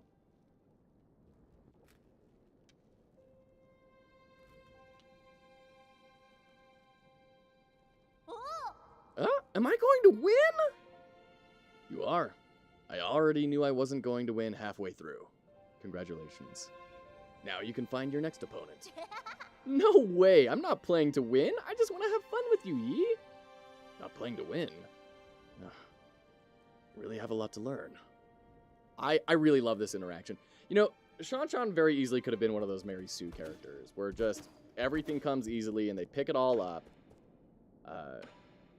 And they kind of are, but it doesn't bother me in this instance, you know? Okay, so we have the Dark Seal we need. We just need money. Money is our last obstacle here. Jeez.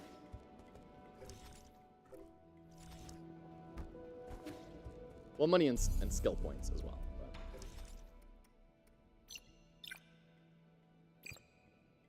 Well, let's try out Max Hunter Arrow. Let's go to the Yaochi Ruins and try and climb up. See what we can do.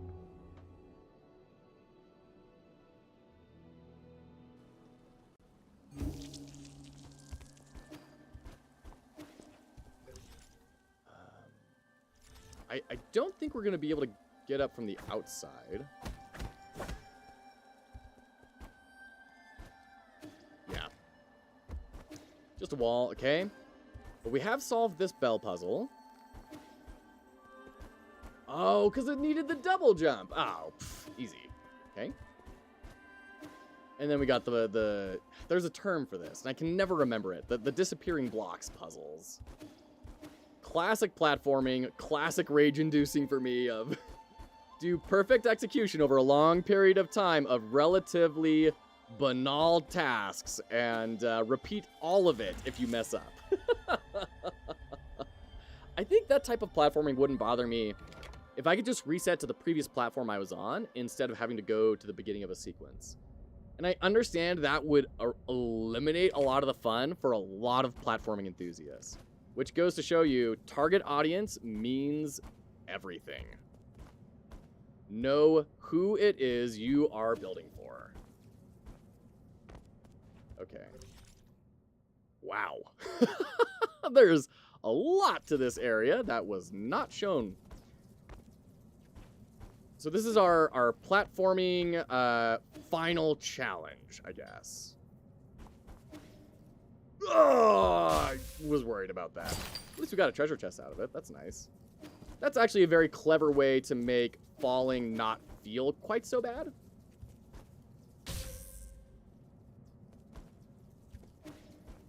Put little rewards where you know people are already going to be falling. Oh, that was very lucky. This room reminds me a lot of La Mulana. Interesting. I need to go back to that someday. You know, like 10 years ago, I played maybe an hour of it. I need to go try it out again. Okay. Feels like... Oh, yeah, we can use our nymph to scout, because it feels like there's going to be stuff over here. I don't want to miss it. Yeah, there's a treasure chest. I knew it. I knew you wouldn't just let me leave that easily, you dorks.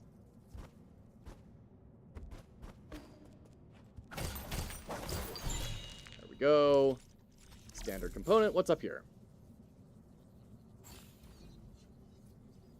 Deadly chains? What are you supposed to do with those? I guess it's just a way to have an obstacle that isn't a laser. It's just weird that this is the first time we've seen that. All right.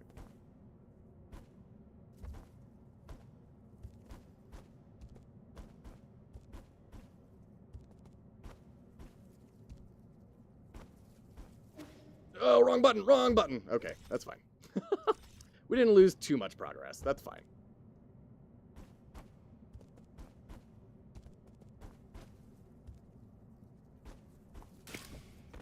Once again, look at the shape language in the background. We've got all these exposed circuitry parts, all those right angles still staying, but then also... Oh, okay, whew! Getting a little bit bendy, I think because maybe the roots are behind there? I'm not totally sure. But, I mean, you can see how rigid they are about this, right? They had to have communicated as a team, we need to have right angles for technology. We don't bend for tech, although we do have these little sawtooth blades on the edge of the wall. But in all of these decorative areas, it is all right angles, right? That doesn't happen accidentally. That happened because there was probably a style guide from the developers. Okay, whew.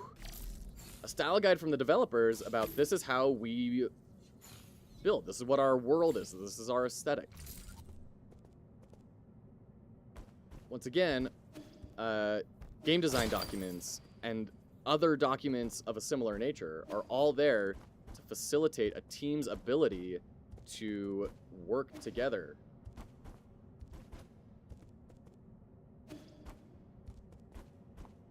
Oh no, I missed it! Oh, I missed it. Shoot.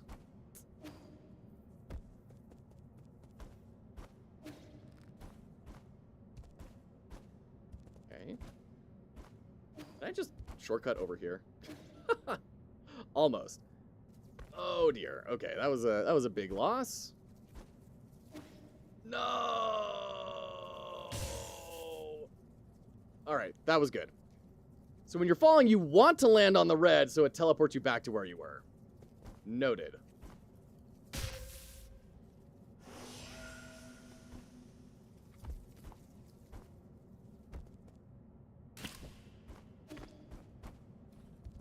Okay.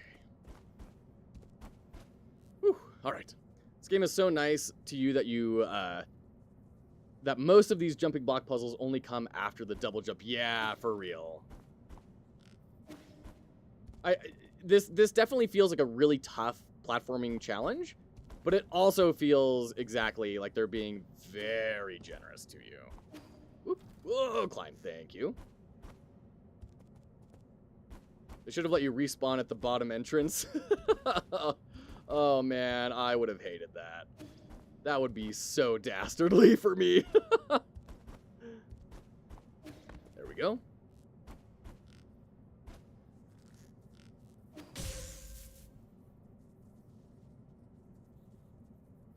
All the way back here. Okay. Let's just fall down. Let's just go for the chain, take the safe route.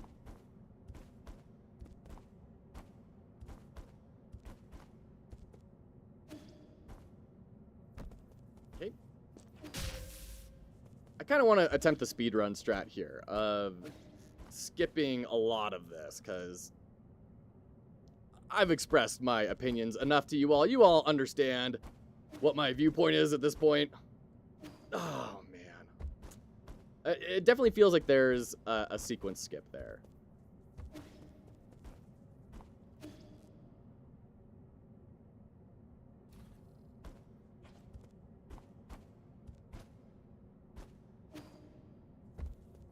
Bummer.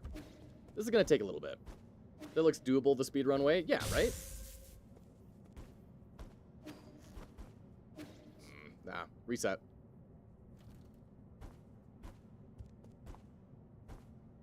What am I doing? No, you gotta go to the one above. Just as you stated previously, the red chains functions just like the lasers. Yeah, it's just weird because this is the first time that we're introduced to them. Got it. Woo! Oh no! Oh. The way to evade the lasers also works. Oh, you know what? That makes perfect sense. I just didn't even put two and two together, but that makes perfect sense. Stowaway's corpse. They were just a little short. They promised that all staff would be able to board. Curse you, council bastards. I hope you all die horribly. If I had known, I wouldn't have left home. Mom, I should have listened to you. An ancient letter next to the body indicates that the person was a stowaway who tried to enter the Empyrean district hundreds of years ago.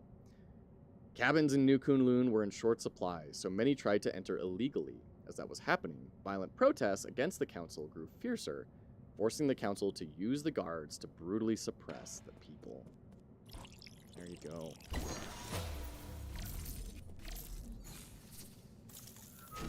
Okay. So there's that shortcut. Did we grab everything here? Ah, we're missing a chest. Oh, it's probably somewhere over here, huh? Okay. At least it seems like it's probably not all that far away. Just gotta climb up that wall, maybe?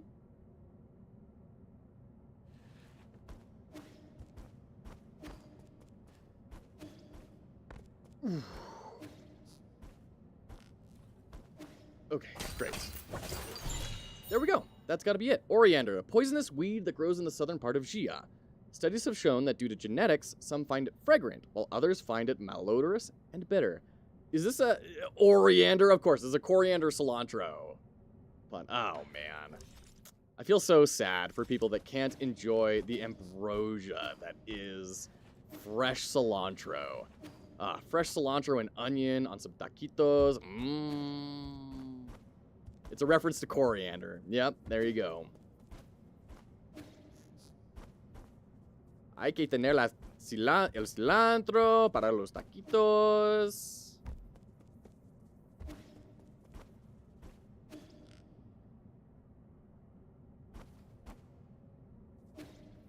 Okay. And I know that, like, especially in Vietnamese cuisine, right? Cilantro or coriander is used really frequently. I admit, I don't know a whole lot about Chinese cuisine, which is a culinary blind spot for me, and I'm bummed about it.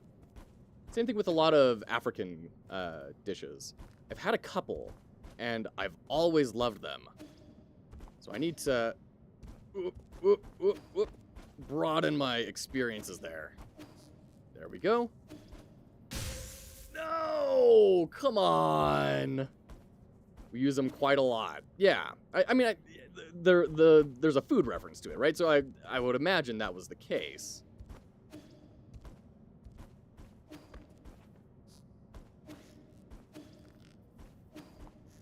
There we go. Stop trying to do it in a weird way, Joe. Just be normal. For once in your life. Cool. So that's the Sky Tower. That's that. Okay, we got to go to the living area of the Empyrean District. Oh, and the boss room, the Nobility Hall. We're missing something over there. We'd have a pizza flavor that is full of them as toppings. That sounds delicious. I love that. A pizza flavor. So just putting diced coriander on top, chopped coriander on top of the pizza. That sounds fantastic. I love that. Get like some nice, you know, pulled pork on there and a good sauce. Ooh, yeah. You got a stew going.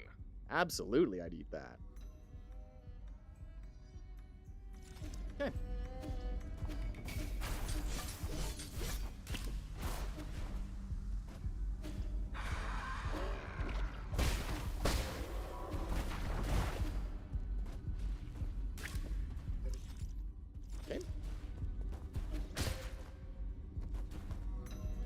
Go heal up. I mean, that was I would say that was common in Mexico, but I actually can't remember cilantro being on a pizza. They would put salsas on pizza all the time, and that's a way to get cilantro in there, right? Because a good salsa always has cilantro in it. But yeah, all right, we're still doing the orgy. Oh yeah, we can bust these guys out.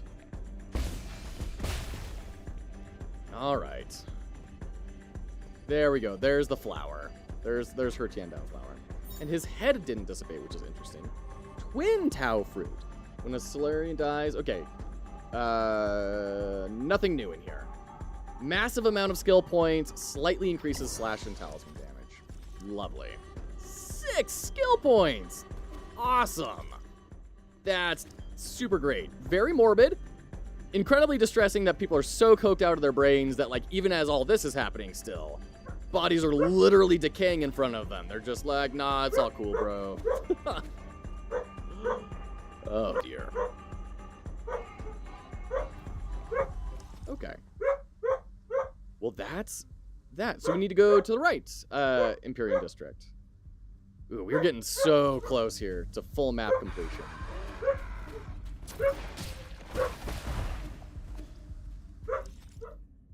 Oops. Yeah, let's drop down. Okay, one second.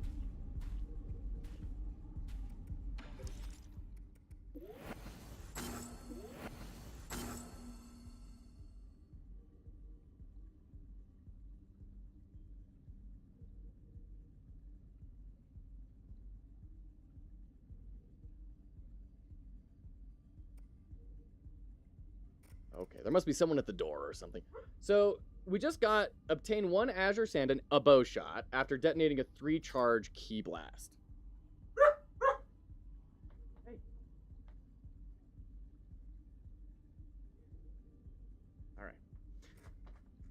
So I'm assuming that that is basically saying now our starting Chi Blast is the bow Chi Blast. Like if you want to be farming bows, you take this into a fight.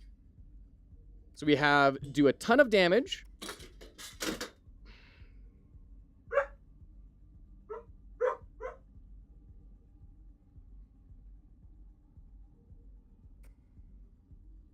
Ad start in 40 seconds. We'll be right back.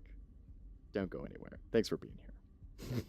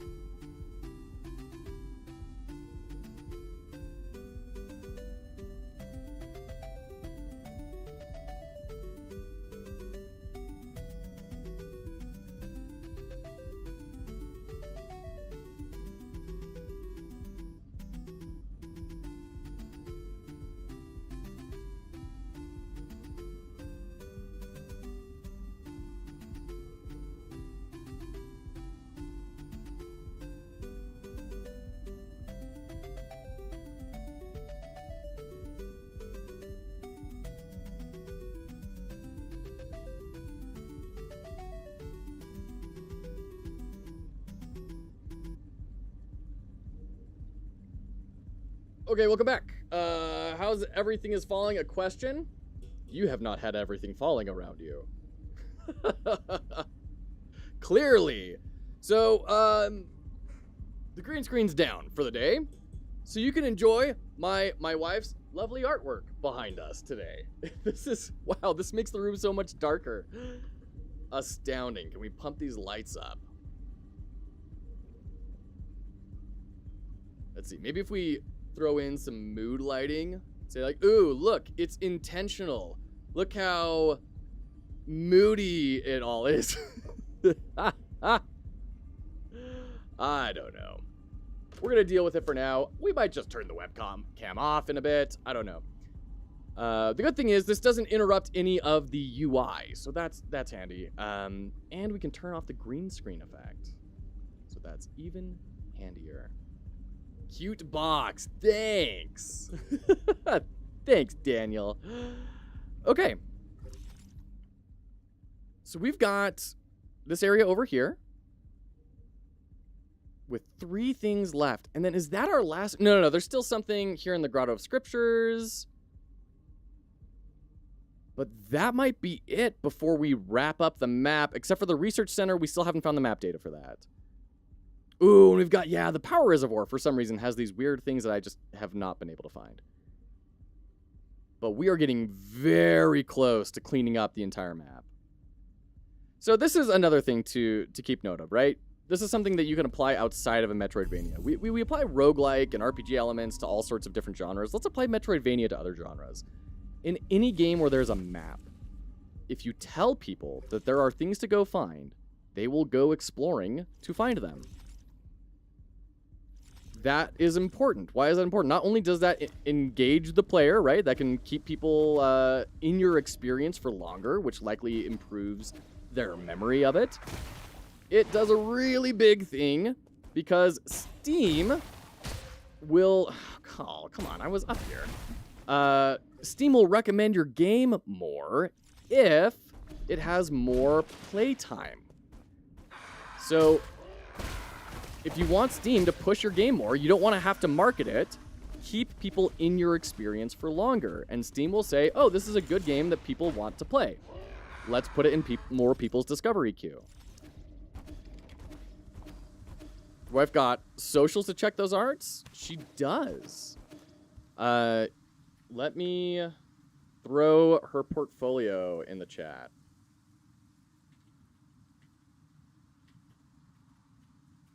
Right there, and kablooey. Gotta put boss rush mode into this thing. Yeah, I think that would be a great value add for a lot of people.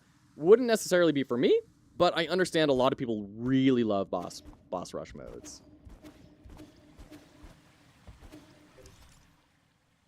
Okay, so we have 3 treasures left. Oh, and this is the bell puzzle thing. Okay, this is the bell puzzle area. We need to figure out this puzzle. And I have yet to see any sort of hint as to what the game is looking for. The only thing that we can perceive is tonality differences. I don't know that we've seen or heard any songs with just 5 notes repeated. You're very welcome.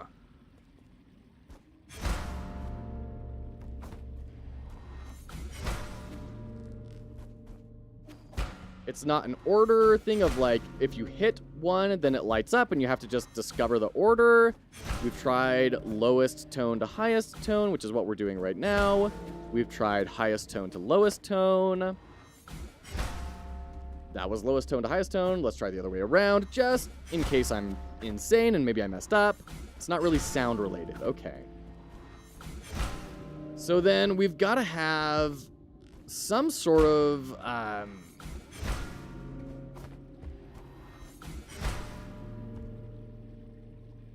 because they don't have the symbols on them. There's no symbol. Do we have another song in here to use?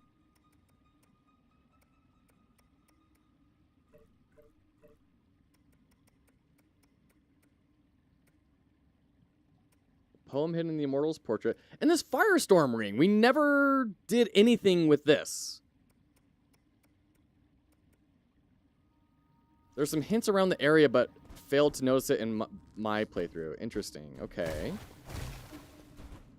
2D Fighter, how's it going? It's going very well. We are getting so close to wrapping up this incredible game.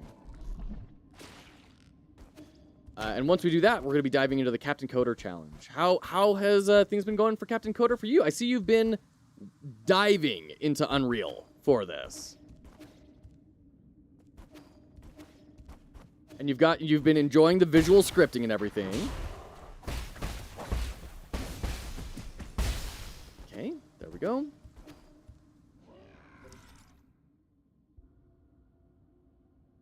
Where would the hints be?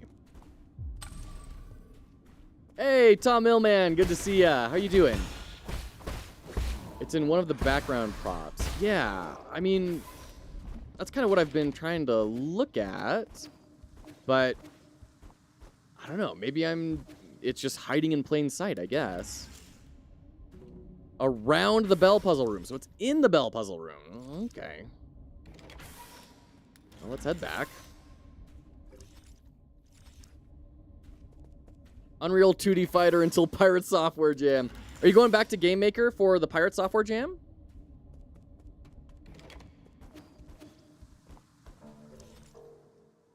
Okay. So I'm not seeing anything over here that might indicate any sort of order. Maybe in this room up here? Because there's not really like a lot going on up here.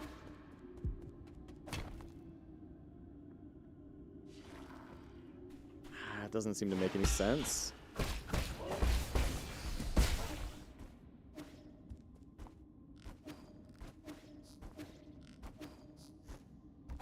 And I mean, this area looks a little conspicuous, right? But it doesn't seem to map to anything in the bell room. Go back because it needs to be an HTML5 game, and I can't find tutorials for it in Unreal 5. Got it. I mean, is it the poses here? Like, bottom right, bottom left, middle left? Like, I don't know how to read that, if it is. I don't know how to read this, if it is. There are 5 things in the painting, though. 1, 2, 3, 4, 5. Okay, yeah, that's fair. That's fair. And they are distinct things. They're not repeated. Are all the bells different height? I thought they were symmetrical. Yeah, they're symmetrical. And you said it's not sound related, so it's not like the furthest one down is the lowest pitch.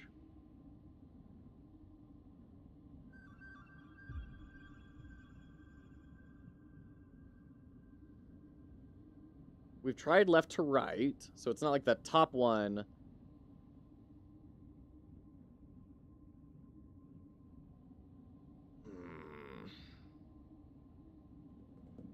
Maybe left, top middle, left middle, bottom right, middle right. So bottom left, top middle. Okay. This one. If this is it, it is a pretty vague hint here.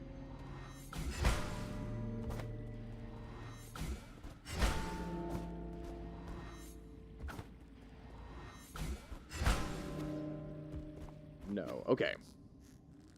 Tadpole Pound from Super Mario. That sun sign wave is sus. Yeah, it really is. Hold on. One quick sec.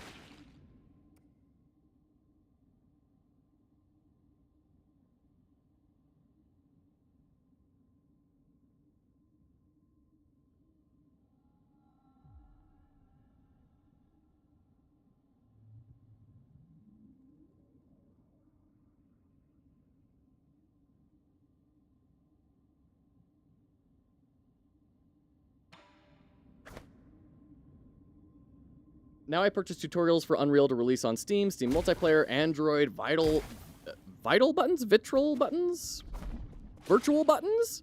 but I can't find any browser exporting. So GameMaker to me equals browser games. Unreal is everything else. Interesting. Very interesting.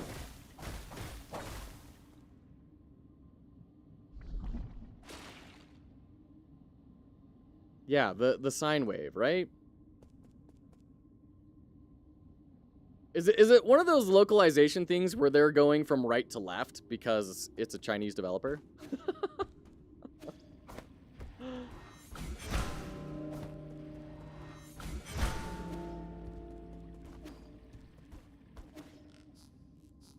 It's not. Okay. Hey, by the way, I just heard a giant crash of a lot of potentially breakable things upstairs.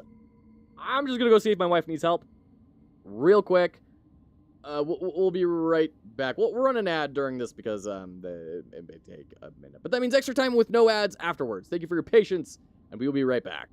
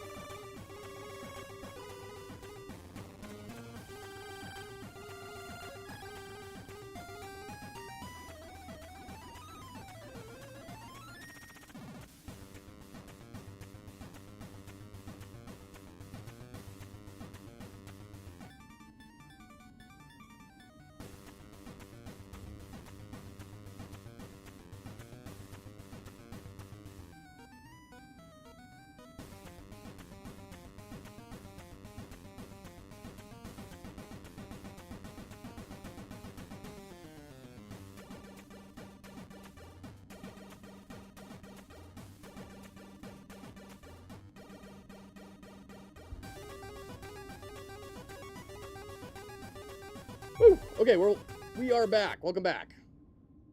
Okay, I think that should be the last major interruption for a good while. Let's move to standing for the baby. Chat, I may be getting robbed. This is a great time for ads. I'll be right back. Plays the boss battle music while you get the sword. Okay, what is this puzzle? I thought that was going to be like... Can I bring my mouse cursor out? No, it's not going to give me a mouse cursor. The first note is the bottom left because it's like in relation to this. Well, no, because we don't have any in relation. We don't know if that's left to right or golly. Okay, so the only indicator we have here is distance between the two dots. Like the casual Friday, no green screen setup with that warm light. Feels very cozy. I'm glad. Artemis tore down the green screen. It got ripped out of the drywall. So we gotta fix that sometime over the weekend. But yeah, it is definitely casual Friday. I guess what that could be referring to is... No, because they're not... They're symmetrical distances from the ceiling. So something that's this far apart is the same on the left and the right. So what do we do? Huh. Still love that double jump dust poof.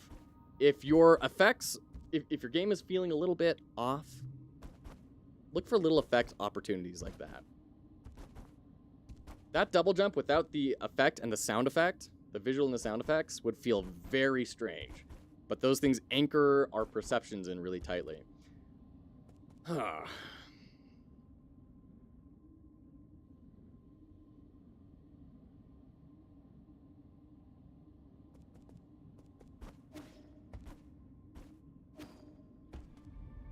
mean, the top wave seems to correlate to the bells, right? And their relative positions to each other. But then what is the bottom? If your game feels a bit unpolished, add cats genuinely. Like, okay, so in a recent interview, CoCarnage talked about meme frosting on games. And I think there's a lot to it. I think there's quite a lot to it. You know, Balatro sold over 1 million copies, but it's possible if they had some meme-y side to it, could they have sold 5 million copies, you know? Cats are memes. Always add a ghost effect for dashing. Of some sort, yeah. Some way to indicate that speed, right?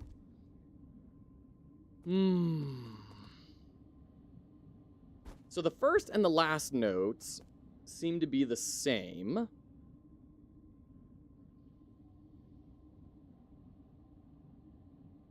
And then that second note seems extra short. And then the middle note is a little bit longer. And then the fourth note is super long.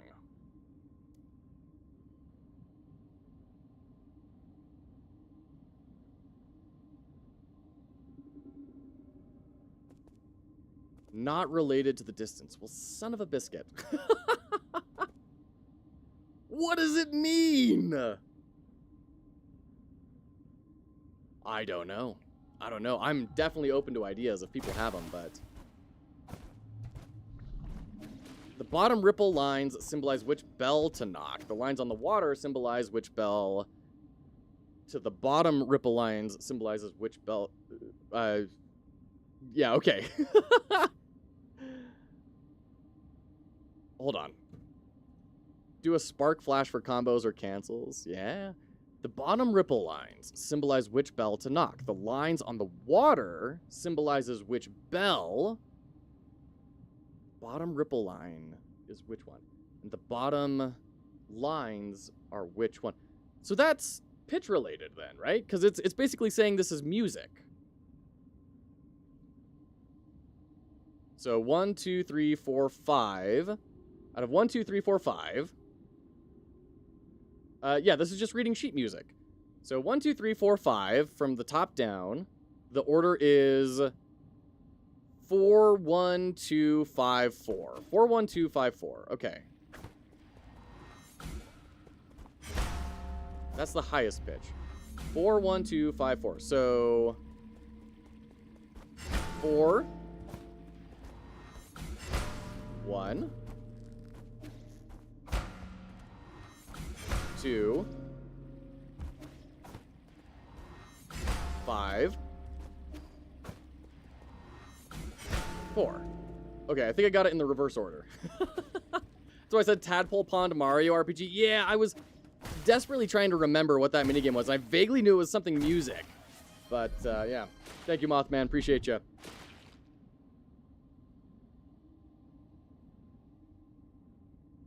When being attacked, add hit sparks. Yeah, 2D fighter.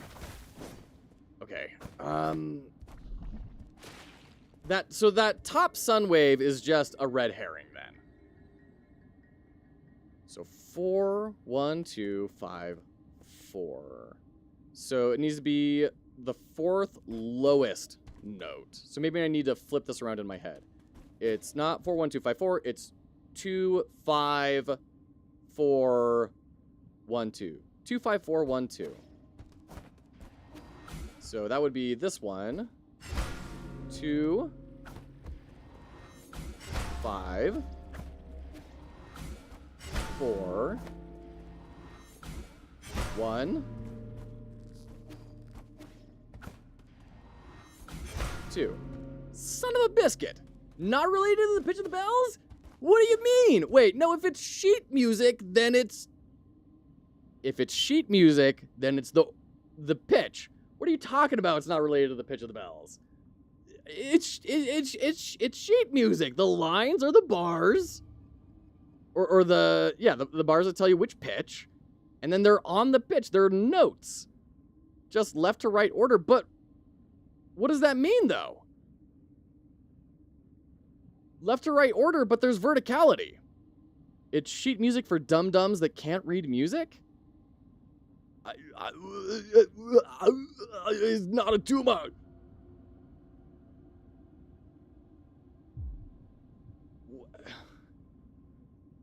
What is my brain not accepting here?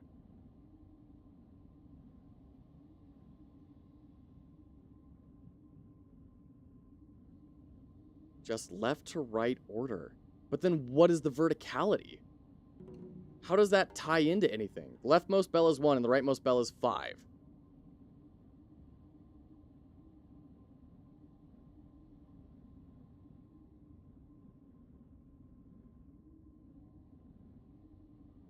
Do you really want us to spell the solution?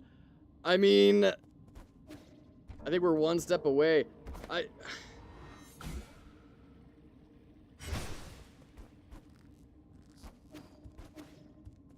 Okay.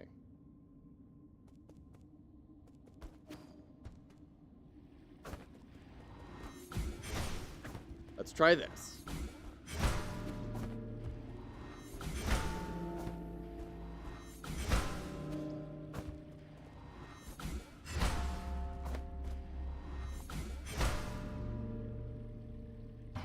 That pitch difference is such a red herring. That is such a red herring. Holy cannoli.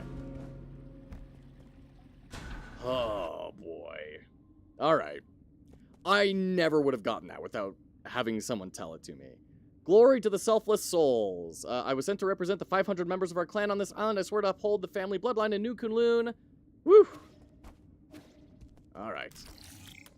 Thanks for your help, everyone. I never would have gotten that otherwise. Appreciate ya. Advanced component. Man.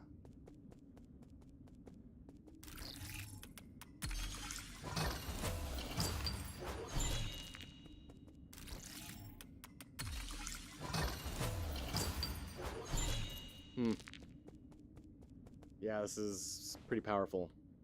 My goodness.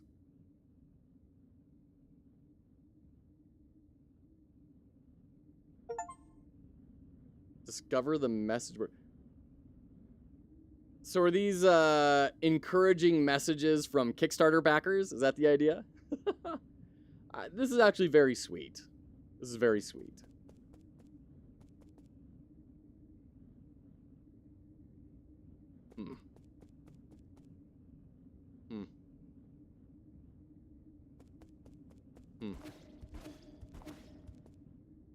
Very cool. I like it. Another reward for a certain tier of Kickstarter backers. Yeah.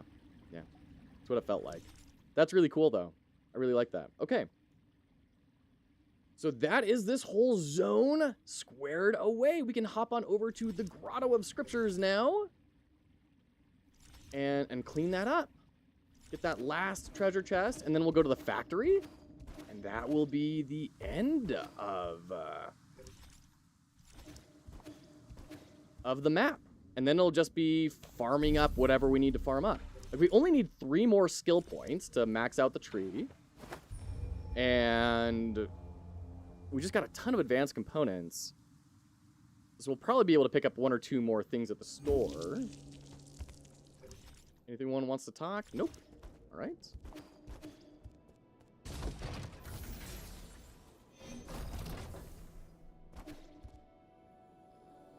Recycle.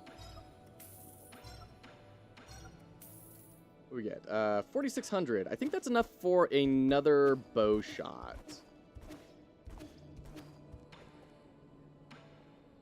There we go.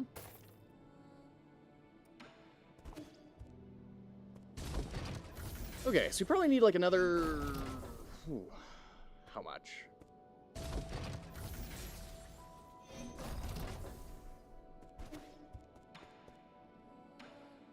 2,500 for you.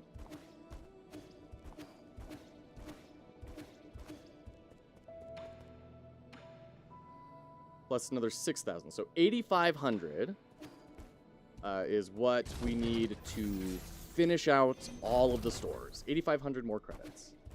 And then we can remove the money jade. We won't have any use for it anymore. Oh, we haven't found the research center map data yet. Does that come like after we beat the final boss? I don't want to go looking for 8 years if it's just a congrats, you beat the final boss. Now you get to walk around in the overworld. Alright, we're missing one treasure in this place. Ah, there's a place we haven't investigated. Okay, off to the left. You think not? Okay, cool. So we can get it beforehand. That's good.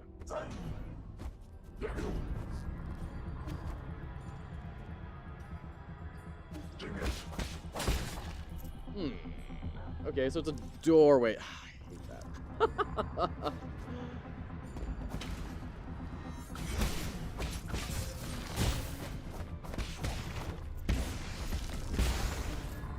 There are 3 side quest lines, which are Shanghai 9000's, Chiyu's, and Shangnong's.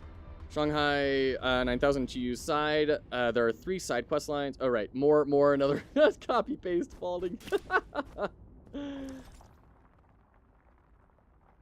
Oh, gall. I think this is one, I've explored this area so much and have not come across where that door is. If anyone wants to just tell me where the door is, I'm not going to be upset about that. I've explored this area so much that I'm kind of done with it. I don't want to go looking for more doors that don't get marked out on the map.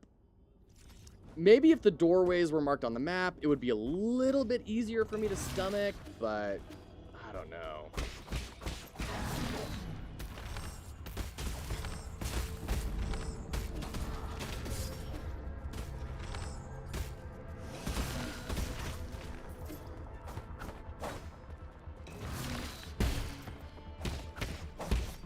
Do the 3 parry rooms? I did. Yeah, we got the lost tomb, Lear's lost tomb unlocked.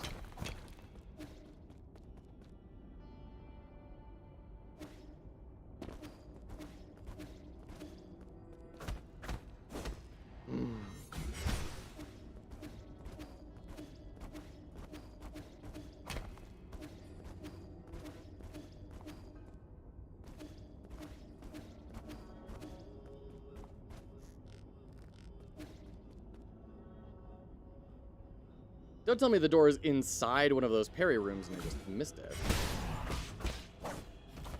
I mean, for sure, do tell me if that's the case, but I would be really sad if I just missed it. There's one chest at the left side of the area. Use the Mystic Nymph to search that cliff. The left side of the area. What, like over here? Oh, dude. If it's what I think this is, I'm going to be deeply troubled.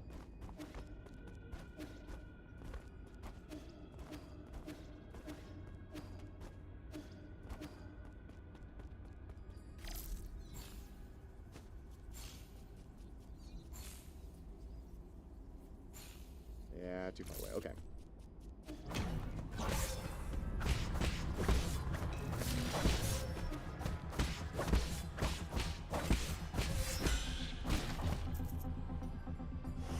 Battle of Fog kind of hints, yeah, the Fog of War kind of hints you where the remaining chest can be found. Yeah. I mean, there's a door over there, and... like, I kind of suspected that that's where we need to go, because it's the one place we haven't been yet. It's right through here.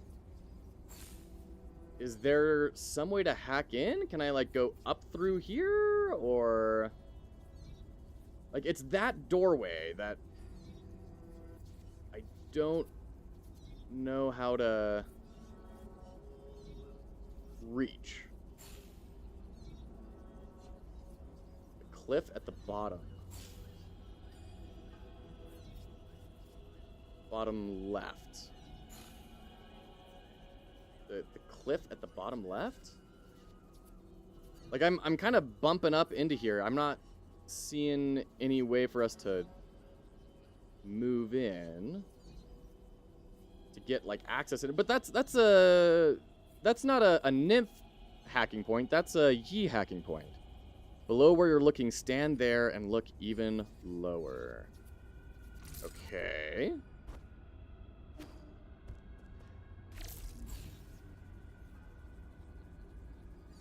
Oh, there's the chest. Okay. Oh, wait a minute. Oh, we have to fall down. And okay, see, I didn't even pay attention to that because I was like, oh, that's where the tram is. Okay. Got it. Yeah, thank you. Appreciate it. I would have been stuck on that one for a good long while. Thank you. Divine Hand Jade. Press left bumper right after a successful unbounded counter to perform continuous unbounded counters. Okay. Like, maybe that would have been really good for Lady Ethereal when she's dunking on you with, like, 8 different copies of herself.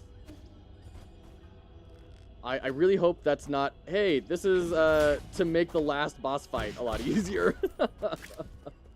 Because that sounds very scary. Alright. Cool, well that's that. Thank you. I believe that is the entirety of the grotto. Unbounded counter parry deals more internal damage than regular parries. Oh! Interesting. I didn't know that. I mean, it makes sense. Okay, interesting. But, and the only way we have to actually make that internal damage do anything is with a talisman explosion, right? Because the talisman explosion detonates the rest of that internal injury. It's not like a poison effect, right? It doesn't go down over time. Okay. Just double checking to make sure we've got everything. Okay. Okay, so yeah, only talismans will deal, will make the internal damage matter. Okay, cool. It's a little wild that I'm still, at the very end of the game, still trying to kind of figure out what internal damage is and does. Ooh, we have to go down.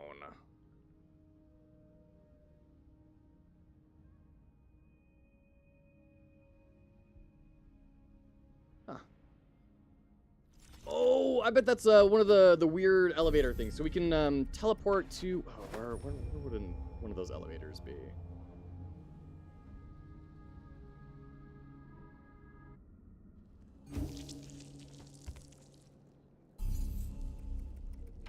Teleport to... Sky Tower? I think there's an elevator right next to the root node there.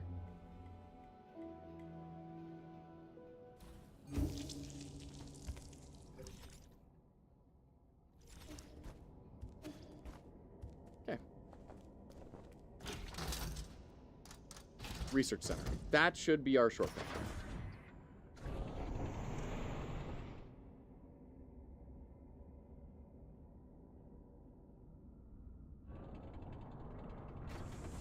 Are we in the right spot?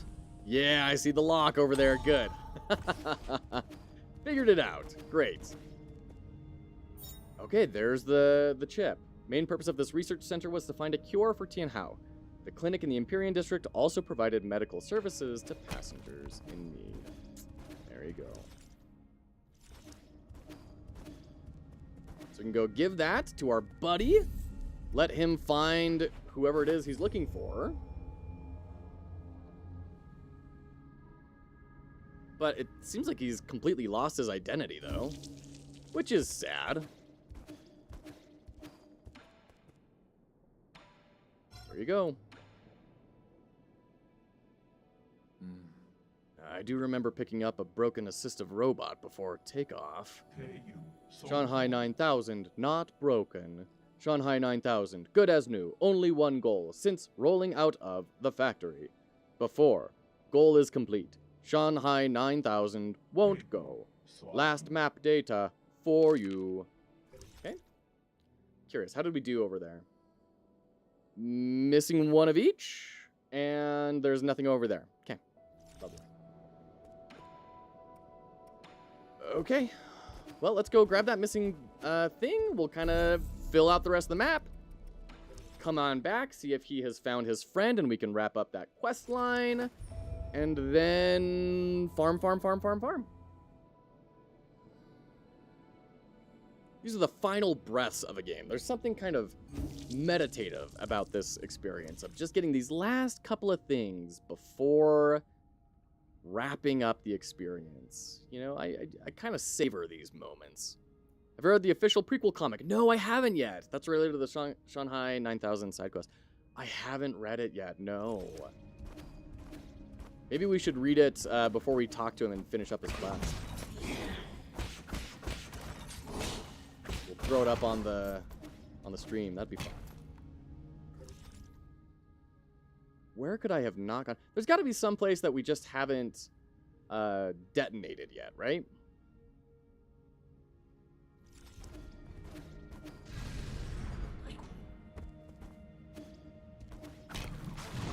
Oof, he got me. Check it out later. It's quite long, so probably not suitable to read it on stream. Quite long, huh? Okay. Thank you for the heads up.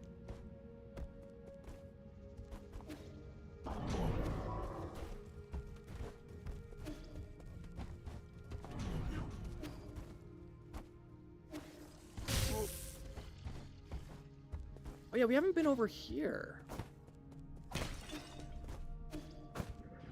But we have no way to interact with this yet.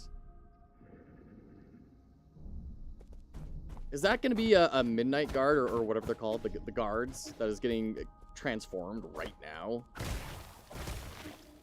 It's accessible from the hyperlink at the bottom of the story section.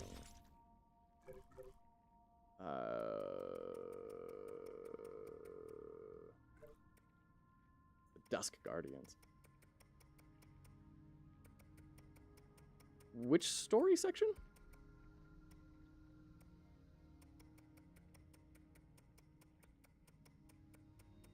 On the game's website. Got it. Okay. I was thinking Oh, here we are. This is where we need to go.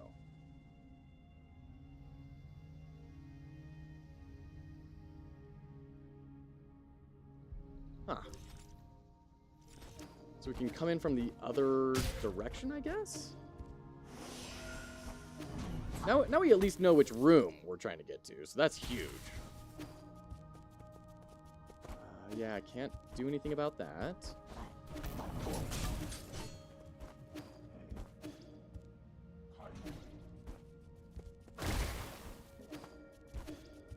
Do we have an explodey boy we can lure over? No?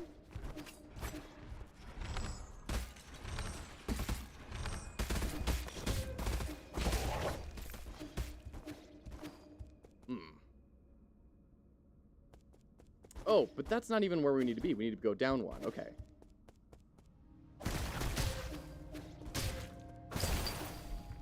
Well, there you go. It was not nearly as complicated as I was making it out to be. Attention all Dusk Guardians. Due to the recent invasion of a large mob of unknown creatures, we are now on high alert. The mutant creatures are extremely aggressive and should be killed on sight. Squad members without arms should head to the armory and pick up some gear as soon as possible. Yanshi, leader of the 7th Dusk Guardian Brigade. Wasn't Yanshi one of the optional bosses we fought? An emergency message can be seen on the screen inside the mission briefing room. Okay, standard component. There we go. Is that the end of that? It sure is. Look at that. So I think we just have Power Reservoir Central, Power Reservoir East, and we'll have 100%ed the map. Pretty freaking cool, huh? All right. Where is our nearest save point? I do wish there was a recall. Like, I just want to get teleported back to my nearest place I was in. You know, knowing me, it's possible there is a way to do that, and I just haven't ever used it.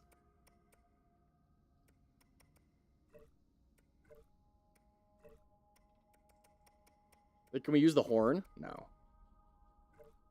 Okay. Bummer.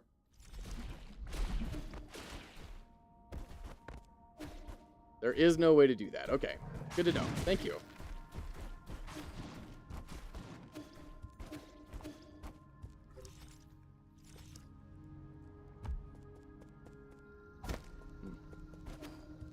Need a portable root node. Yeah, I mean, at this point in the game where you're just hunting stuff down, absolutely. While we jump into our next screen, give me one quick second.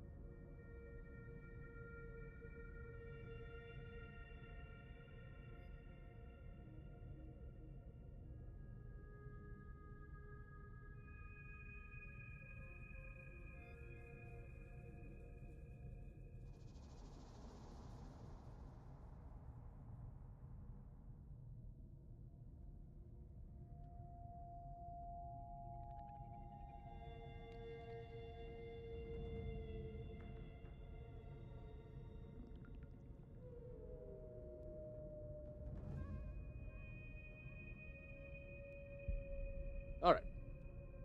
Game's no return point is at the end of this area. Both Shanghai 9000 and Chiyu's final side quest occurs after this point. I suggest buying everything from Chiyu if you haven't. Yes. Absolutely. That's the goal. Is we're gonna get everything purchased. We're gonna get everything. We're not gonna leave anything behind. I'm not gonna do 100% achievements, but we're gonna get everything from all the stores, everything from all the maps, all that. 1900. I don't think that's gonna be enough. No, I didn't mean to talk. Wait, what did he ask for? Okay, sure. Purchase. Yeah, 2,000, and this is only... Is it 600? No, 400. Yeah, just barely shy. Is Shengnong still in the Four Seasons Pavilion? Yeah, and we have three poisons that we need to give him. Actually, let's talk first. That boy Shanshan is using stones to tell fortunes. Must have learned it from the villagers. What a disgrace. Our village must seem like a complete joke to you people.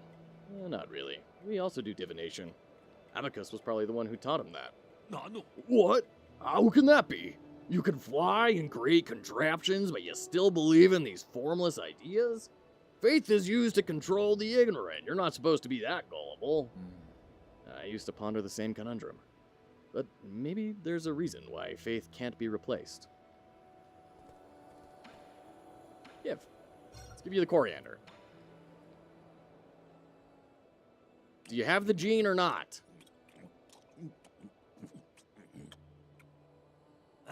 Yeah, no, he's cursed. What is that disgusting odor? Really, I think it smells pretty good, to the point where I'd want to try it if it wasn't poisonous. People have always been divided on this plant. Some think it smells nice, others think it's nasty. Ugh, smelly and bitter, too. Anyone who likes the smell must have some serious issues.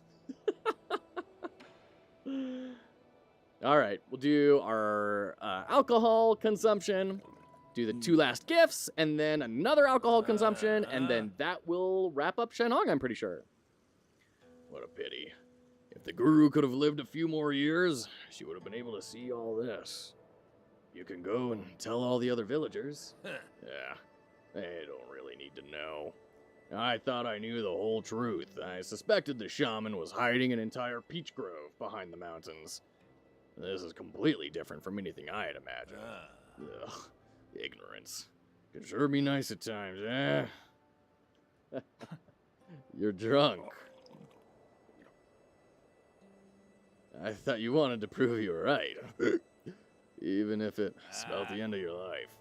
You know, maybe ignorance is kinda... bliss. More help. Nice. Give! Turtle Scorpion!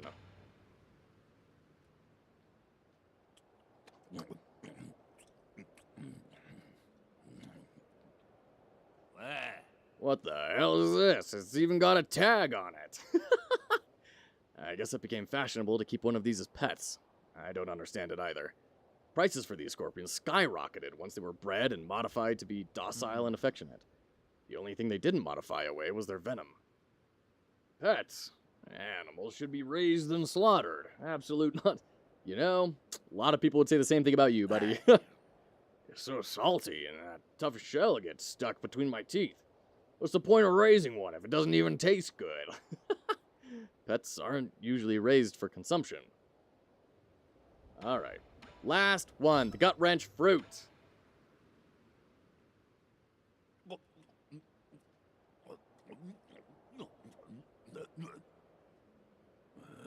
This fruit tastes pretty normal. Are you sure it's poisonous? I can't really enjoy normal food. We learned at school not to touch it due to all the parasites burrowed inside, so I have no idea. Hey, dumbass, you believe everything they teach you at school? Small white granules inside pack quite a punch, though. They're pretty good. Really? So it's edible? Why don't you take a bite yourself? Come here and stop shaking. I haven't moved. Come on, now you have two heads? Hey, why'd you turn your face into a bug? Trying to impress me with your theater tricks? I'm glad I listened to my school teachers. Alright, let's get our last health upgrade. Can I ask you for a favor? It's about Shanshan. No, I don't clean up other people's messes. I suggest finding Shengnong after taking a rest. Okay, fair enough. You need to stay and take care of him. Take him back to your people for me. My people. Even if I really wanted to return, they won't welcome me back. You know full well that's wrong. You're just angry. Remember, once you miss that kind of chance, it doesn't come back. It's not for you to say to me. It's exactly for him to say to you. He left his sister behind. Come on. He knows. He knows. All right, drink all the wine brewed by Shenning. I have a drinking problem.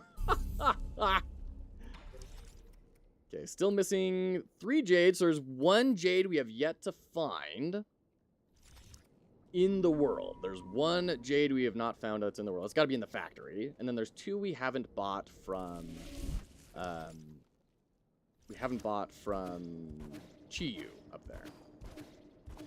Okay. Have you seen Ananyi? He was here just now. What do you mean? Where did he run off to again? I don't know. Some people from the village came to find him. They talked, and then he ran off. They even told me to stay and not follow him. Were they going to the docks? I think so. He seemed like he was in a hurry. Maybe something happened at the village. I want to go too. Or maybe he just went to have a drink with the other villagers. Really? Okay. Guess I can't come along then. Hey, wait, that can't be right. Are you lying to me? Did something actually happen to the village? Calm down. I'll go find him right now. Okay. Over at the docks. We're gonna have like one last mini boss? Because it says we got all of the optional mini bosses. Docks.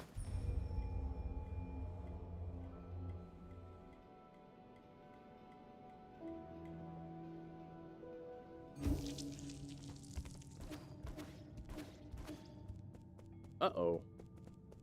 Oh, dude. Don't move an inch closer. Don't fret. It's me. What happened here? Your arm. I'm fine. Those monsters. They suddenly attacked. Damn it, we only managed to hold back the first wave, but they got the shaman. Be careful. They brought reinforcements. I must keep killing. Don't force it. You've already done an incredible job keeping them at bay. I'll handle the rest. Please save them. Save my people. Dude. I hope he's able to stay alive. I mean, he's bandaged up. So the shaman is gonna, what, deathbed repentance here and say, it was me the whole time, I was your mentor?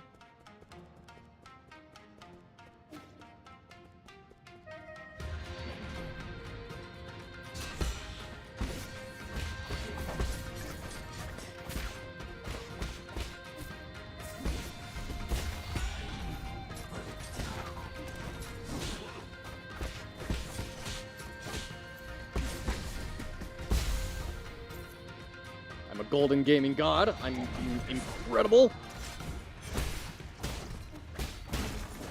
Yeah, the name of this game definitely seems to be stay on top of things, because they're not spawning in waves, they're spawning on timers. So if you can keep the number of things on the field low and kill quickly enough, you're probably going to be okay. Bow on this dude, 100%.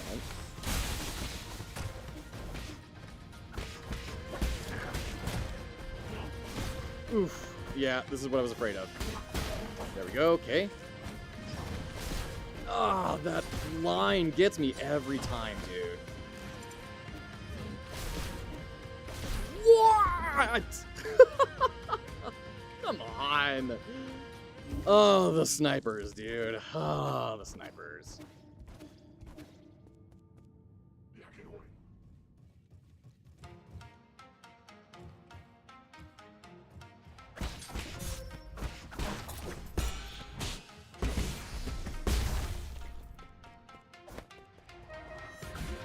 Okay, what comes next? Is it a flying guy? No, this dude.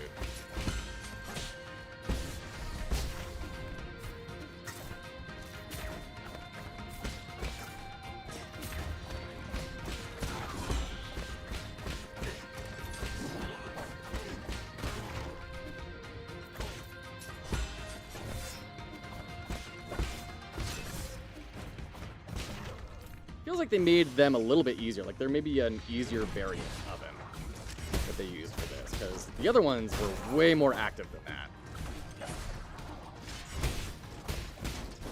Maybe I just got lucky.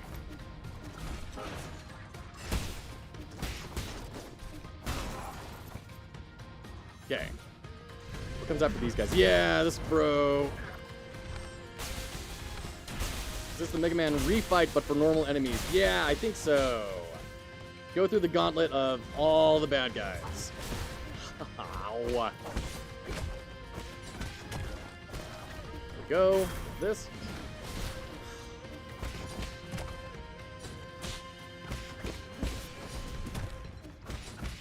You suck so bad. Why are snipers so mean?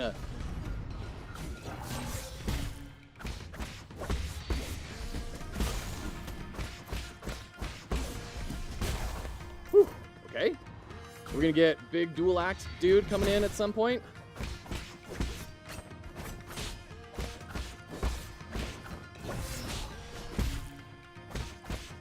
Okay, heal. Oh yeah, these guys. This seems like a good bow opportunity. That was tight.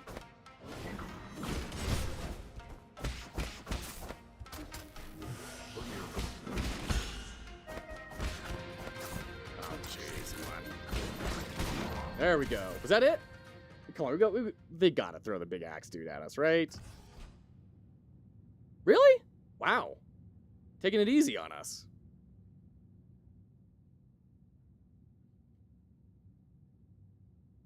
Are her injuries serious? She took several blows, aimed at the kids, I'm afraid. Divine One! Won't you stay here with us? The village can feed and house you. With you here, we won't have to go anywhere. On you. That's enough. After everything that's happened, that's the only idea you can come up with? Don't you understand? This is the real world. We can't keep turning a blind eye to it. But outside. What about the outside? I've been there myself. It might be dangerous, but infinite opportunities await. You can't even imagine the things we could be capable of. Shush. Quit talking nonsense. We humans are made of flesh. We can't risk. You're not allowed to mention a second time. Why, you? I know you're doing this to protect everyone. I know you want to take care of everyone, but I feel the same way. No. Anang. I know everyone's scared. I'm scared too. But we have to muster up our courage or we won't be able to survive. But I thought you liked being alone. Good. Also, very clever how they chipped away enough to see one eye. So she's not quite completely humanized yet, but you do start to get more of a connection with an individual, right? It breaks down literally a little bit of the barrier. So that's some clever storytelling right there. I was just scared. Scared that I'd end up like the others. Scared of becoming weak and easily satisfied. Scared that I'd become less like the guru, but damn it, yes, I still need everyone. That work for you? What's more, they need you.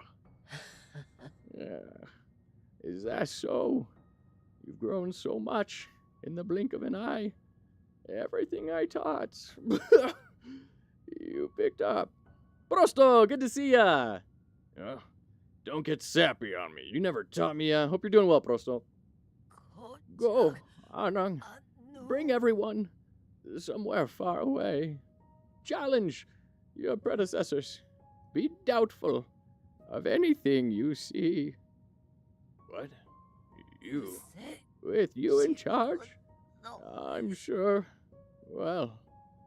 Glad to hear it, Prosto. Glad to hear it. She's gone. Yeah.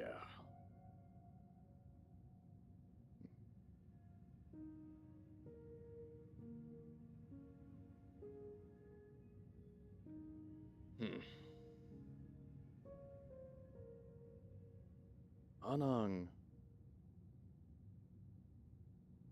What should we do next? Interesting that they all have white hair. I just noticed that. Where do we go? I've recently traveled to many places, and I never knew the world was so vast. I just want you all to be able to see it too. I don't know where to go either, but I will lead the way. All that I learn and all that I see will be yours to know. Notice how his mask is gone too? Doesn't have the mask over his shoulder anymore. Who could have imagined that one day you'd be their leader? Sorry, drinking buddy. It's gonna be a while before you'll get to drink my brews again. I should have quit drinking that wine of yours ages ago. Have you actually thought it through? You're gonna have to interact with a lot more people than you've been used to.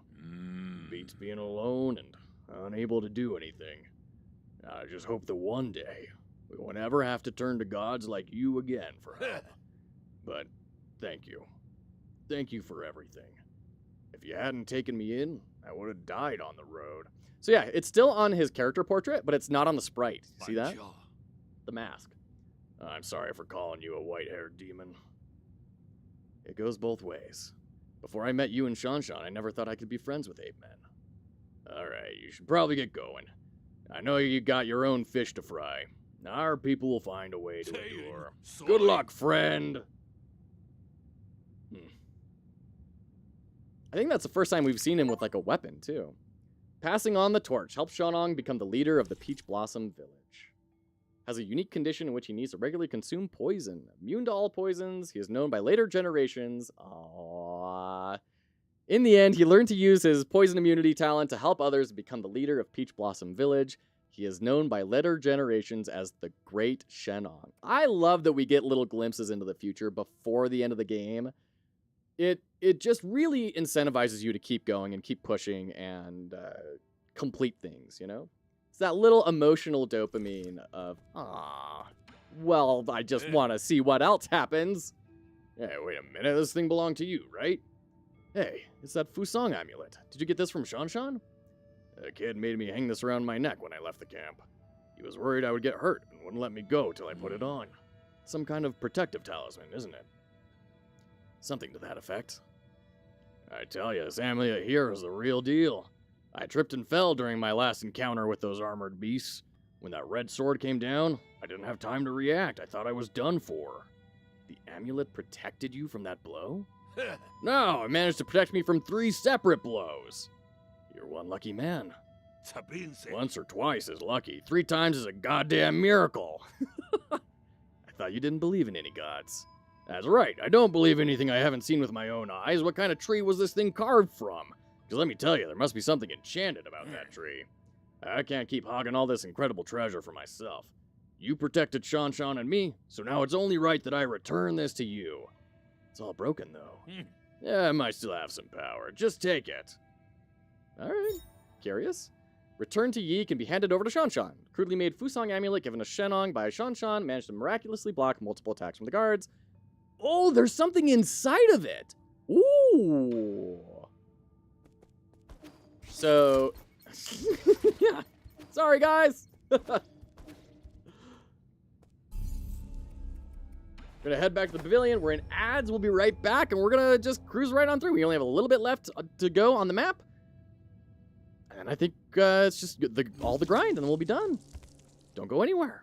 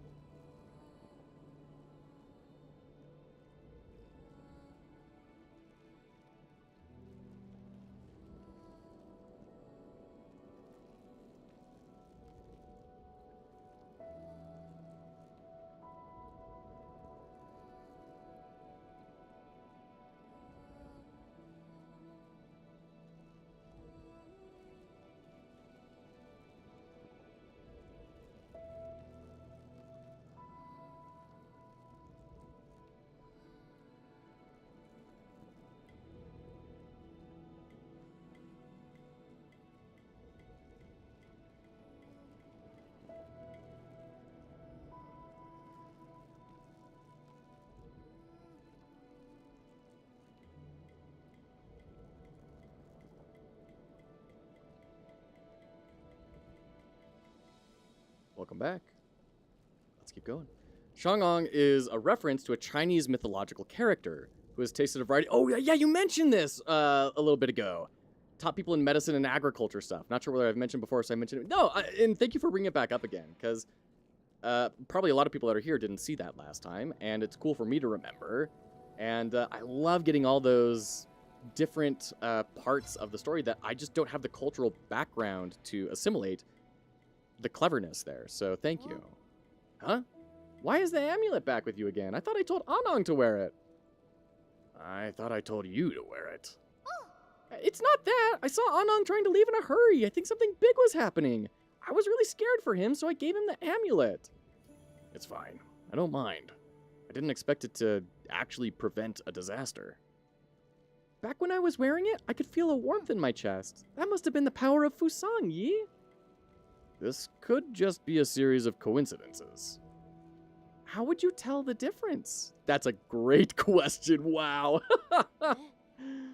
There's a rock inside this wooden amulet. Did you put it there? What is it? Let me see. It's not a rock. It's a Jin medallion. Wow, we found hidden treasure inside it. See? Something good happened again. You copy-pasted me in your live stream today? Do tell. Good to see you, Simon Game Dev. How you doing? That is a bit uncanny. Oh, you played Pillow Fight. Nice. Very cool. A Jin medallion hidden in the Fusang amulet. It may have been a miner's secret stash. Can be recycled at the 3D printer. Cool. I think we can talk to him too, right? Do you believe in any gods, Yi?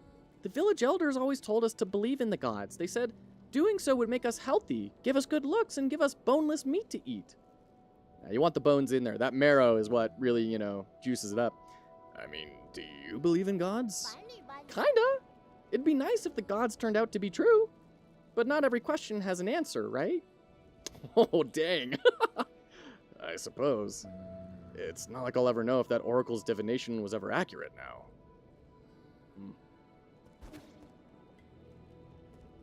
Why is Twitch viewer numbers low these last 35 days? I don't follow, Simon. Just in general, or what do you mean?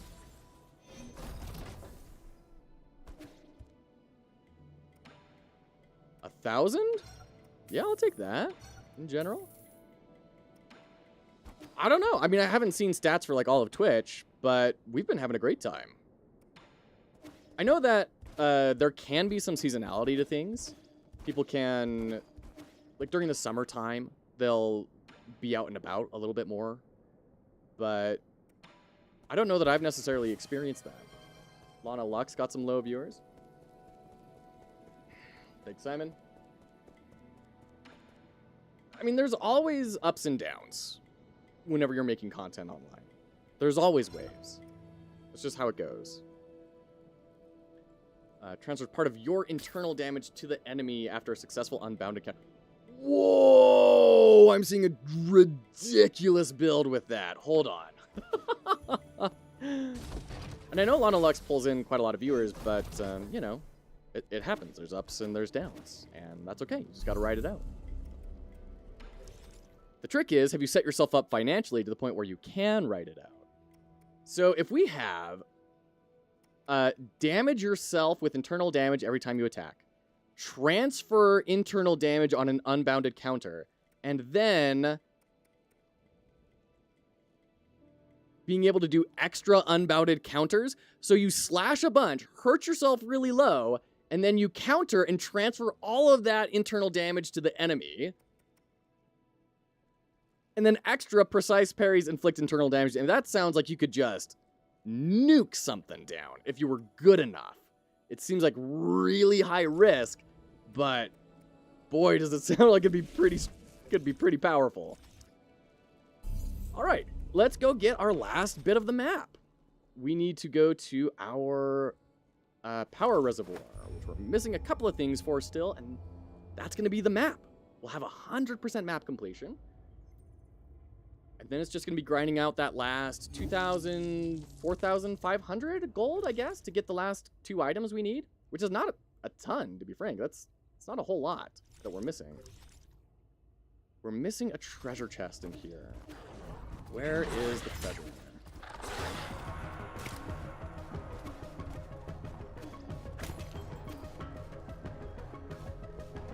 Just realized I never asked this. Was there something that sparked the idea of helping others with game dev?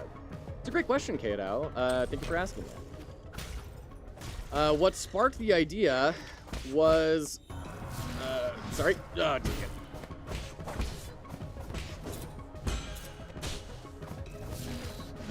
Oh, dude, so I'm trying to get those unbounded counter timings up. So it came after I was laid off for the 3rd time in my career, and none of it was ever personal. It was never because I was, you know, a bad employee. By everything that I heard, people really liked having me on the team. It was just a business decision. So that was quite harsh. And then realizing after being in the job search again, how much I hate the design job search with portfolios and the insanity surrounding those. How every company thinks there's something different that makes a great portfolio, and if you don't have it, it's a bad portfolio. All sorts of crazy things. I had a couple of referrals really early on that seemed like sure things, like not hookups, but introductions to like board members who can get a position for you just by saying, hey, let me introduce you to someone. I had referrals from people who worked at companies and were hiring and all sorts of things, and everything fell through.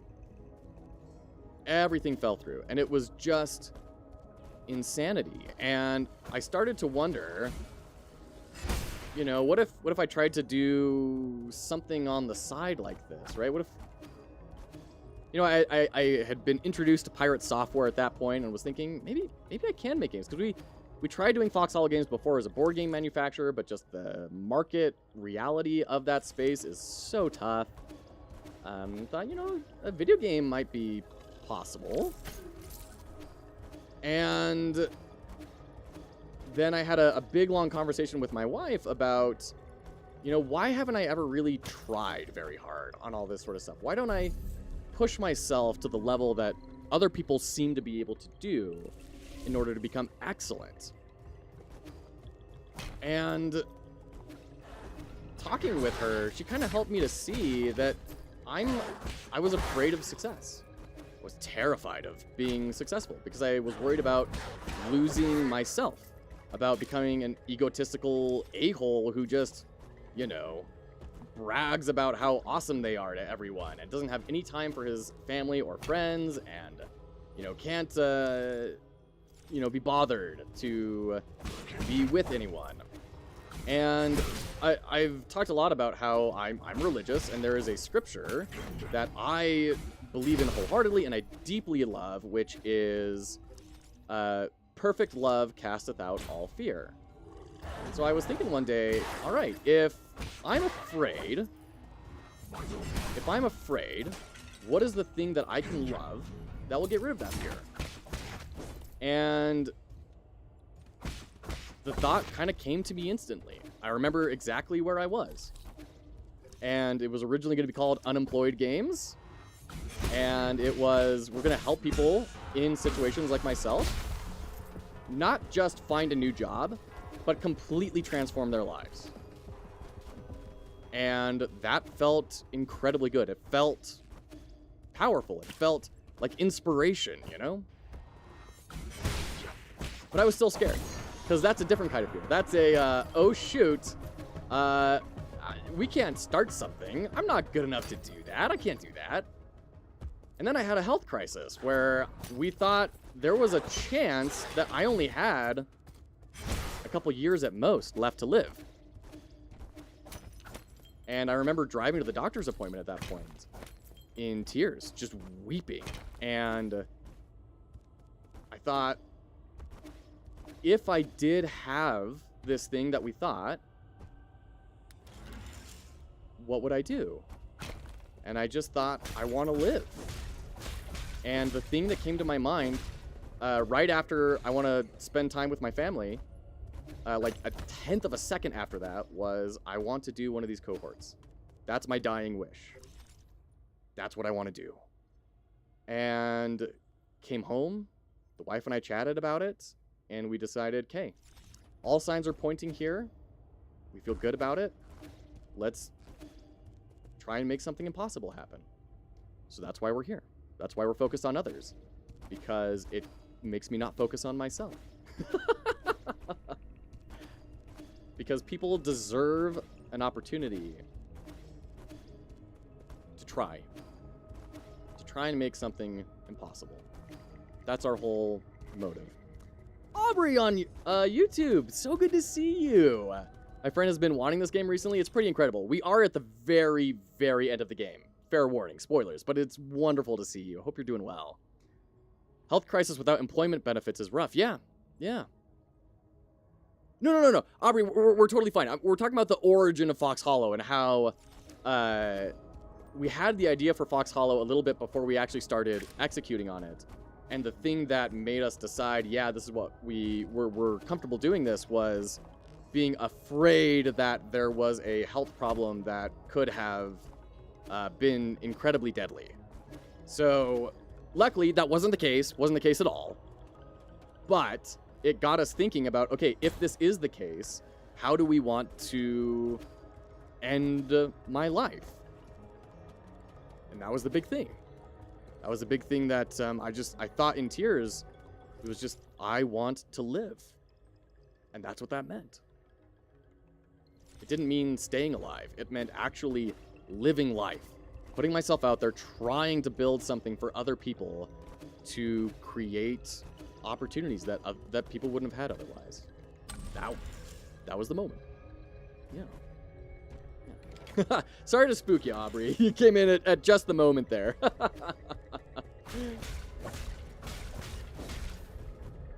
Alright, where on earth is this last treasure chest? I'm not seeing any unexplored map area that isn't up above. No fake out blocks over here, Oh man, that last area's got me all sorts of paranoid now. It's okay, that's really sweet, by the way. Well, thank you. It's why we're pushing so hard right now, because at the current rate, we will not be able to keep doing this full time. And that would break my heart if...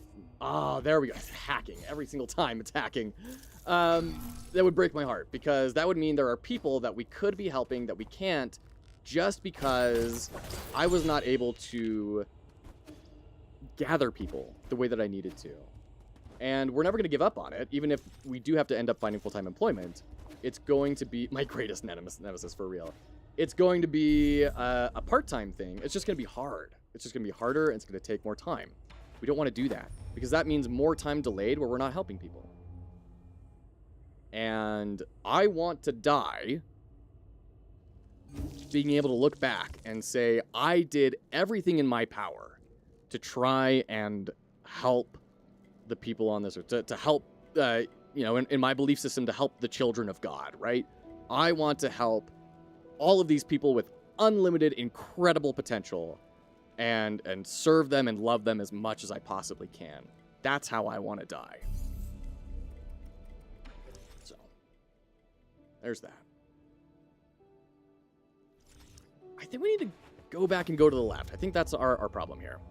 I love the vision. It's what drew me to the channel in the first place. Yeah, well, in K-Hidao, that's kind of what we're hoping for, is that people will be able to feel that vision. Hopefully, I'll be able to provide enough value with my, decade-plus years experience in product design so that people will find enough value and want to stay beyond just a sappy story so that we can build the audience that we need to.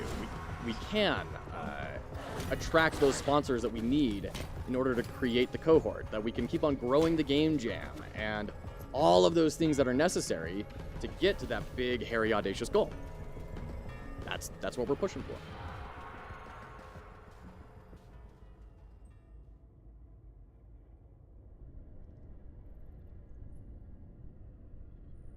And I think I need to get better at telling that story, because if you've been around for that long, K-Hidao, and you don't know the story behind that, then that tells me I am not telling this well enough, or often enough. I need to repent of that. Okay. So that's, that wasn't even one of the treasure chests for real. Wow, okay. It's that area up there. Okay. Have we gone down below? Yeah, looks like we have. Okay.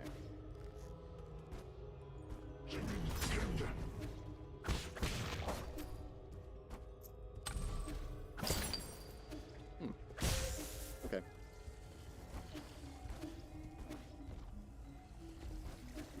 Just wanted to double check that we actually have done this space, because it seems a little unexplored. It seems completely unexplored. What the heck? Got a hacking thing over here? I could have sworn we came over here. I mean, there was explored map areas.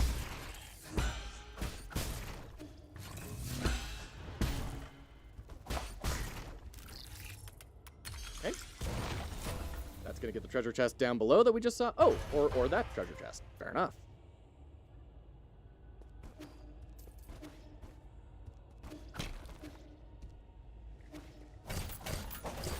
Okay. Standard component. Fair enough. That was chest 3 of 4. Oof. Man, we do so much damage now against these beginning enemies. It's crazy. That's always a super satisfying moment, right? And that's something that a lot of games have engineered. You go through the game, it's very difficult, you have a whole ton of progression, and then near the end, they bring back the enemies from the very beginning, and you get to see, oh wow, I'm like two-shotting these things now. These used to be so scary before. Enemies will not be able to interrupt a talisman detonation, however damage will still be taken. That's pretty cool.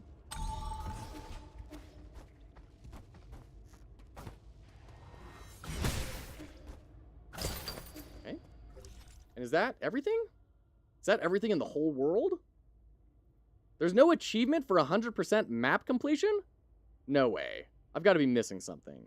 There has to be an achievement for 100% map completion. And that's another thing that achievements are good for. Not just for marking achievements, but also letting people know that it's done.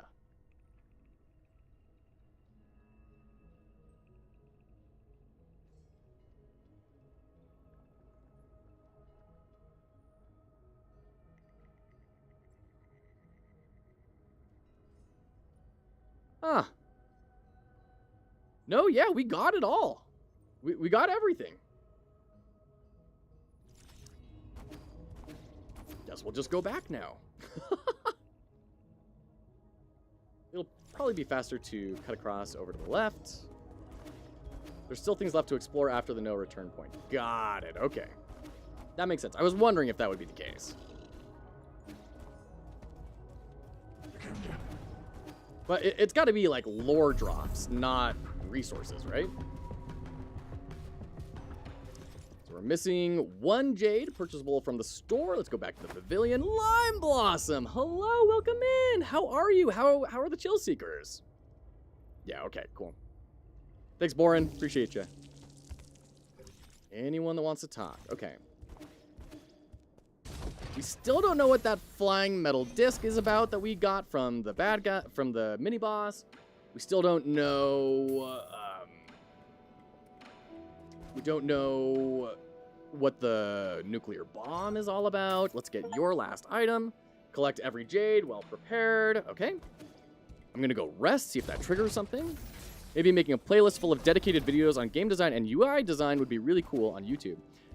I do try to put everything in playlists, but honestly, it got a little fuzzy because we've been doing a lot of like game dev and then analysis, and that makes it so it doesn't really fit neatly into any one of the playlists.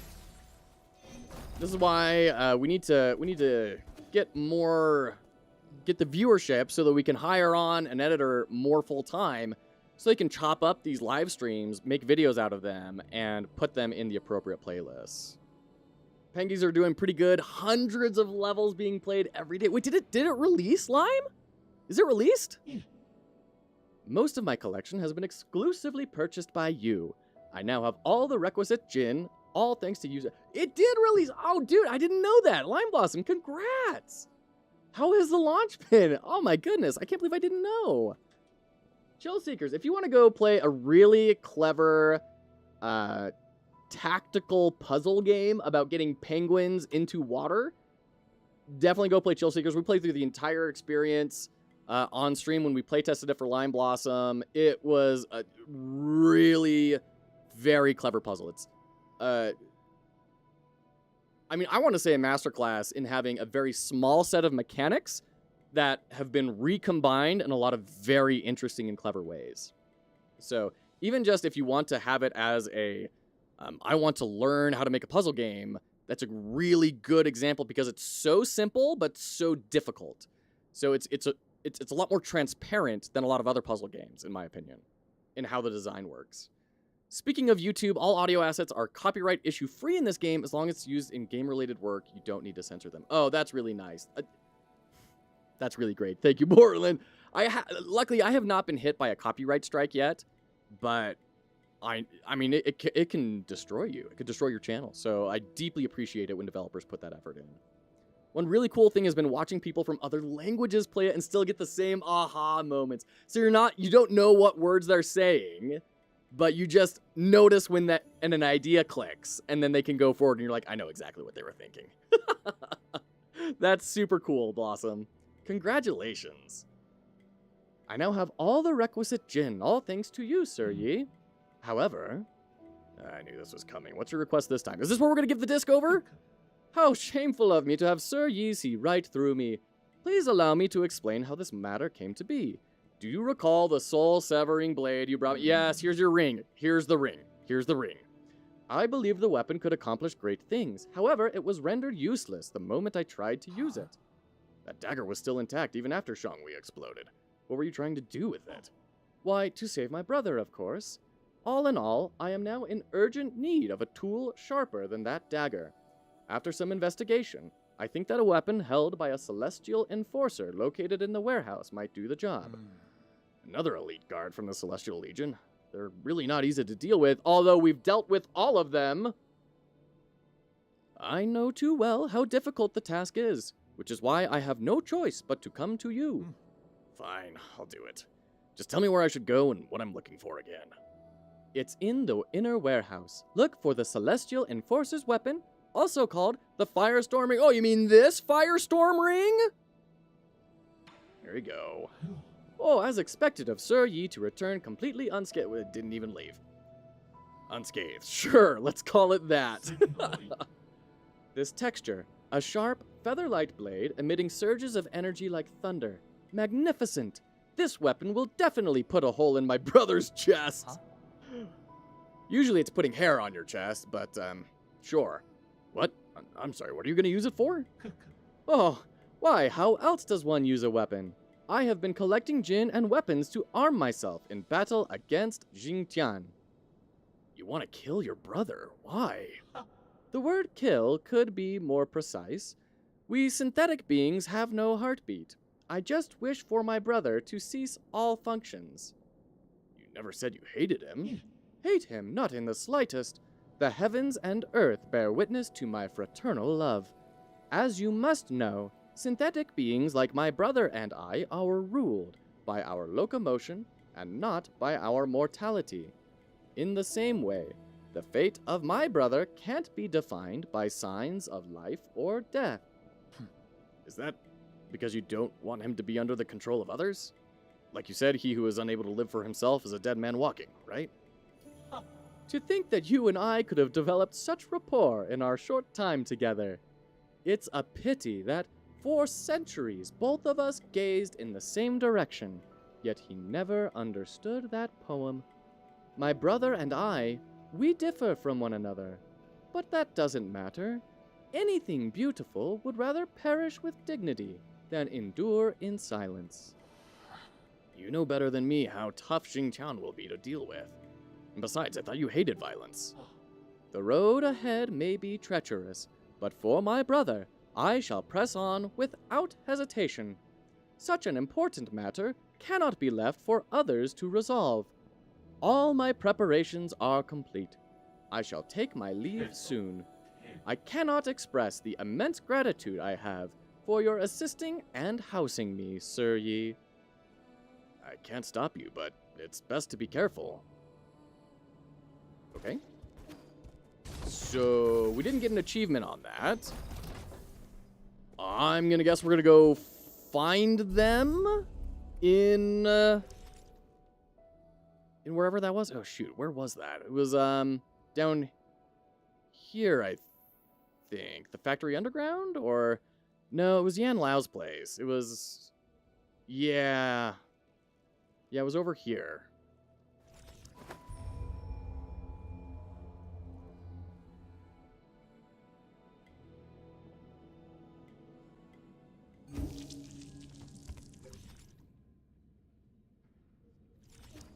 Yeah, it was up there, right? That we fought him. Is that going to be where he is now?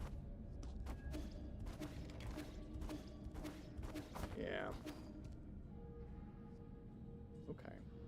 So this is interesting. This is where they were stored. So our buddy was in this one, and the one we had to fight was in this one. That's cool. That's some cool environmental storytelling right there. I didn't pick that up. Maybe he'll be in the main boss fight area?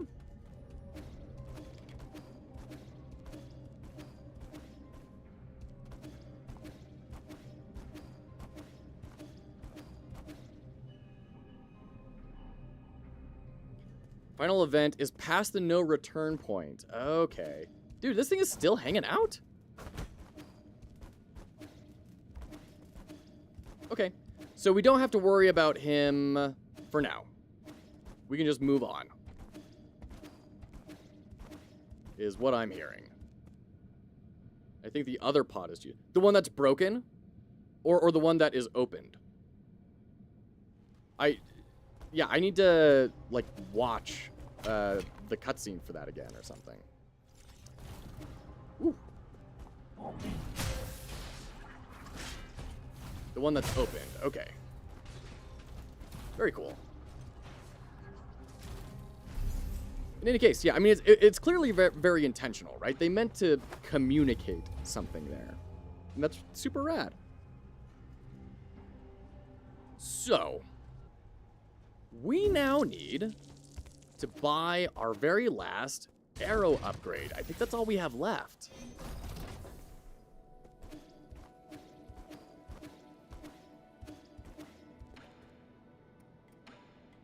$2,500. We need 2,000 more monies and 1 more skill point. Getting very close. We're not going to pause during these ads because it's just going to be grinding.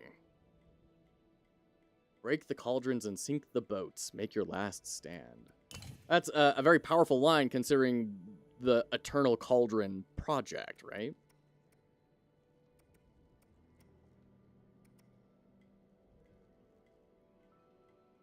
Yeah, let's go ahead and go for that. Okay. And then we're going to teleport to... I'm just going to assume, you know, a later on... Like, the research center, maybe? Maybe that will give us good money and skill points. And we'll just go fight dudes until we get 2,000 more gold and another skill point.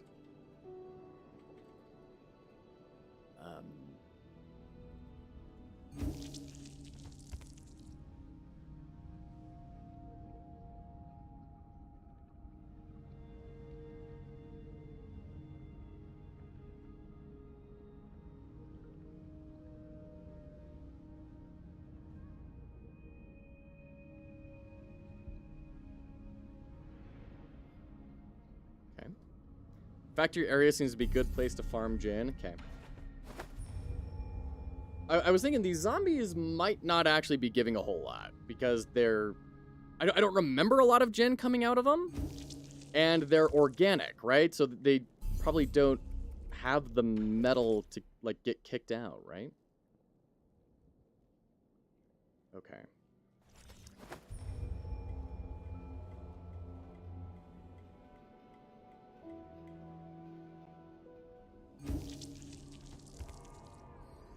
Okay. Let's go fight stuff.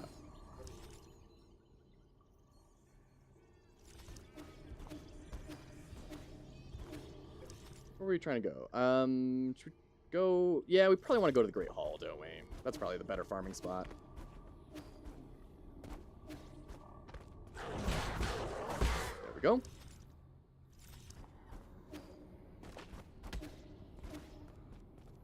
Okay.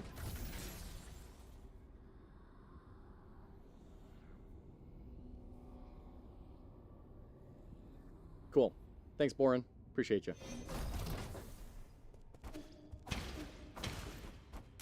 Up and over. Yeah. I think there's just going to be a bunch of enemies here, right?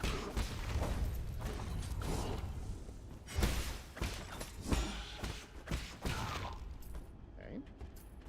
47? It's not terrible.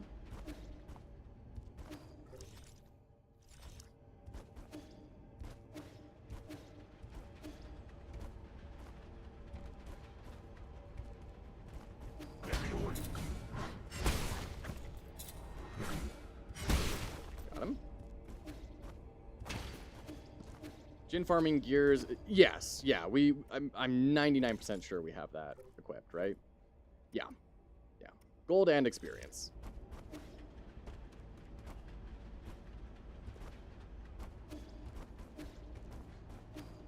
You the dude with the kid, right? Hi, Locor. Great to see ya. How you doing?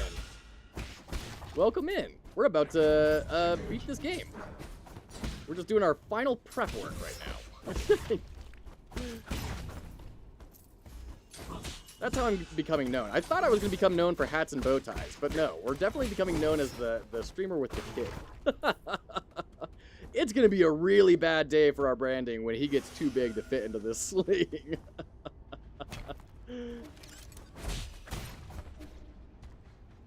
But no, it's a pleasure to have you. Welcome in. Thanks for joining us. Oops. Oh gosh. As high as the sky last time and saw the stream and recommended. What does Twitch think about this stream? Like, be honest, chat. How many of you were high when you discovered this channel? Does Twitch think that there's a correlation here? Yo, dog, like, only people baked out of their minds are going to be interested in this guy. I actually had a short that went semi-viral. It got like 330,000 views. And my favorite comment on it was, you just know this dude was high when he made this. I wasn't high, but I was drunk. I feel called out. Oh man, we'll get Dr. K on the stream someday, and we'll have a little chat about substances. I was very curious when I discovered the channel. Curious about what? Oh heavens! Clicked on a whim. There you go. For everyone on Twitch that may be confused, this is on YouTube as well. We are simulcasting on Twitch and YouTube. Well, I'm so glad you did, Aubrey.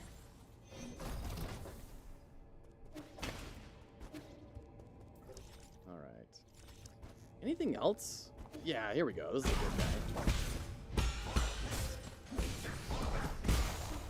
I should work, but I'll rather boot up Dark Souls and farm a 0.5% drop right mid-rate weapon for no reason.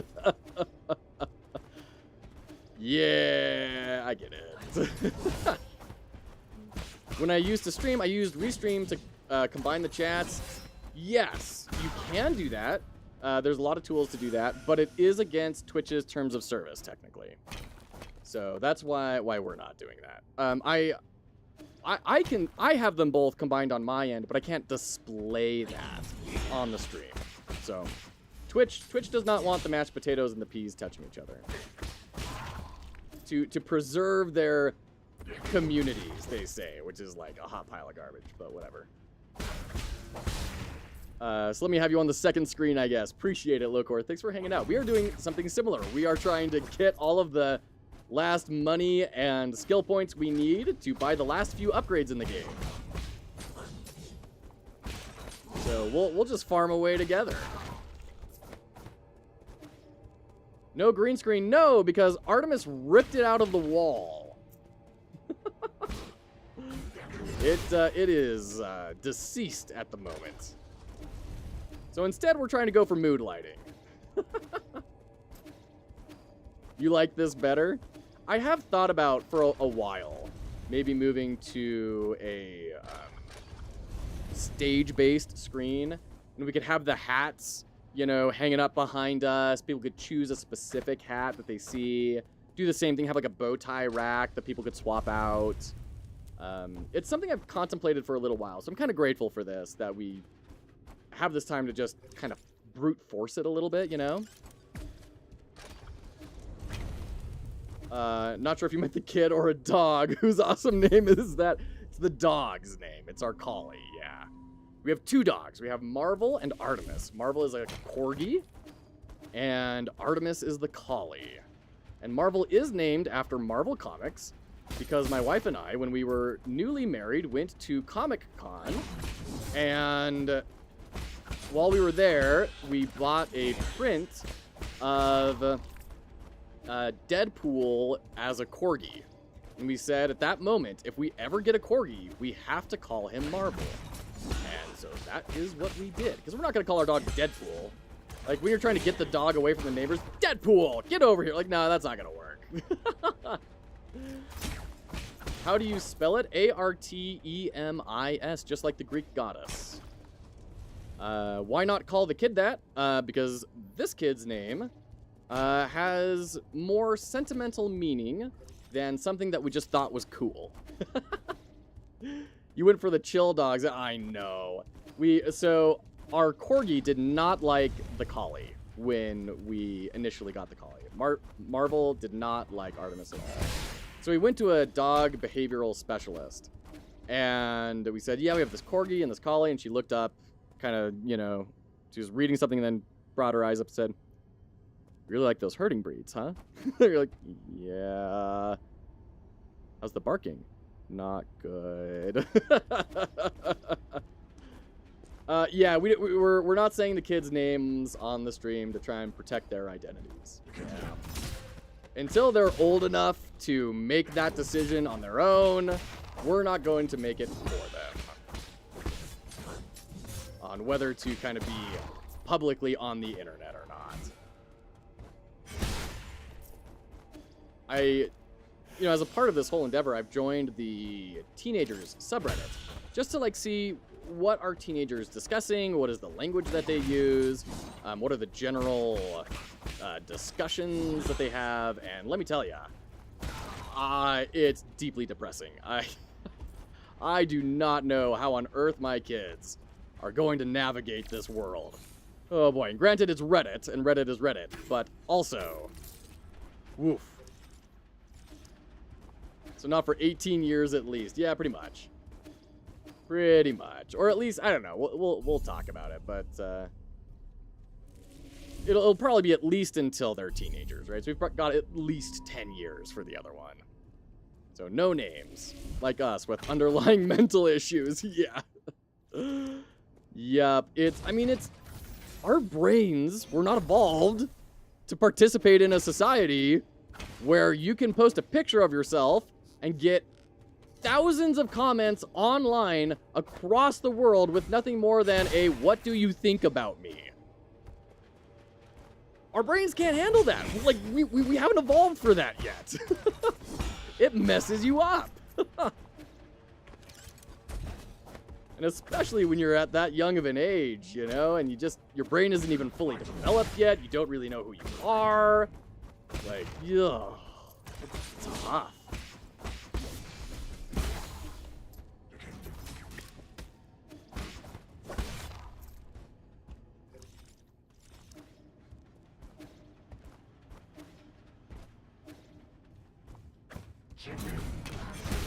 Got him. All right, we only need 1,000 more money. We are over halfway on our level. These are probably gonna time together pretty well.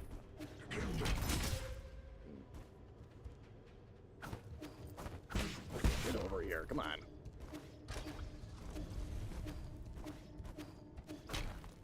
That's not gonna be anything. There's a Cestus guy that I want to make sure that we're fighting every time because he gives a lot of money. Where is he? Is he way up above or over here? Okay, gotta be way up above. Nice. Oh, I overshot. There we go.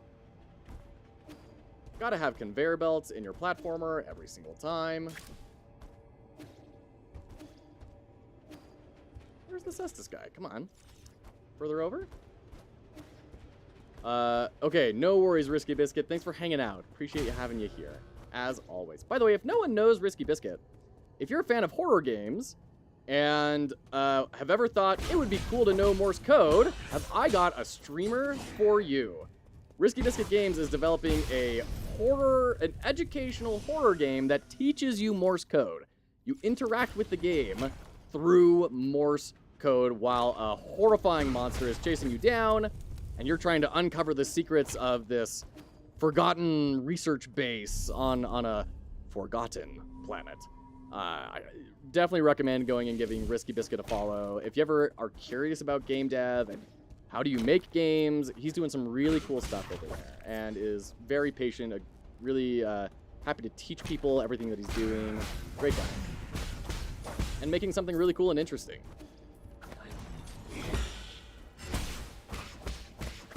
Okay.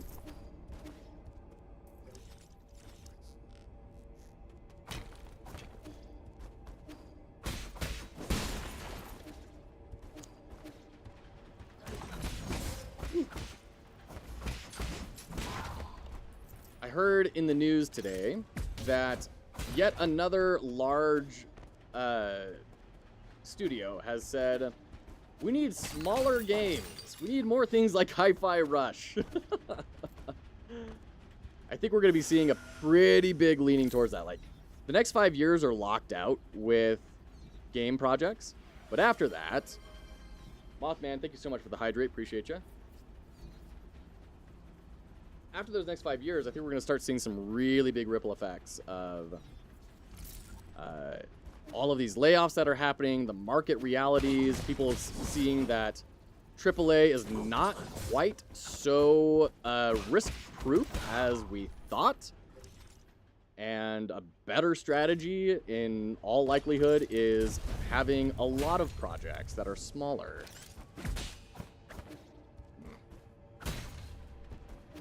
I'm really curious what that's going to look like. I'm really curious if we're going to see more independent studios.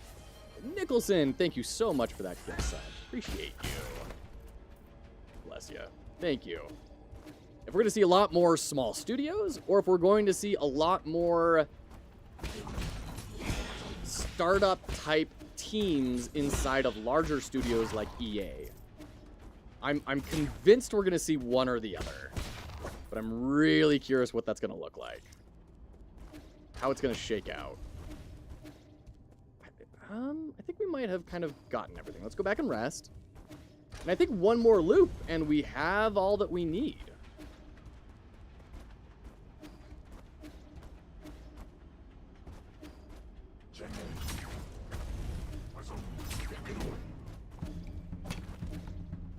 Wait, there's people over here. This is what I'm wanting.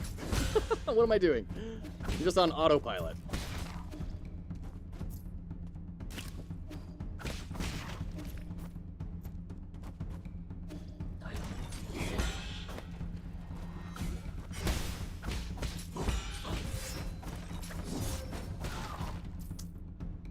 See much more small studios getting bought by Microsoft, getting slacked with tough timelines and cut when not showing the right results.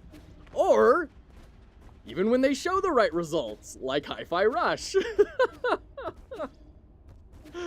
Oh man, and that's the absurdity of it all. Like that's one of the big motivating factors because of doing Foxhollow Games is because it just, frankly, corporate America is awful. We're gonna get into a whole discussion here, but the fact that people can produce exactly what the CEO is wanting and then still have their lives turned upside down with layoffs with no warning and no safety net is outrageous.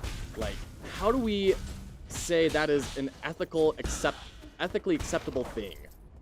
And of course, there's a lot of outrage against it, but we say, as a whole, it's acceptable by our voting, our dollars.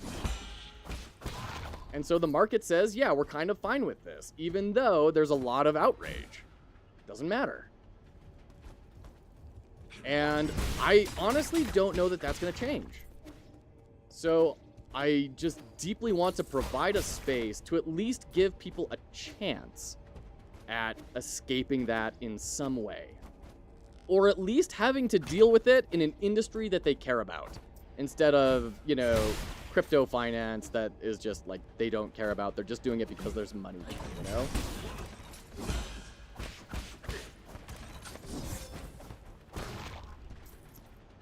Because the fact is, humanity is too precious to waste on things that don't matter. Nothing will change. Not at those companies. Not without a massive cultural shift, which I frankly don't think is going to happen. Okay, we got max level. That's great. So if we can't change the system, then we can do our darndest to not be a part of the system and create a space where the system affects us less. That's a big part of the goal, is making that space for others, creating opportunities. As long as we buy the products, I put more burden on the consumer than on the CEO doing the buying. Yeah, it's very fair.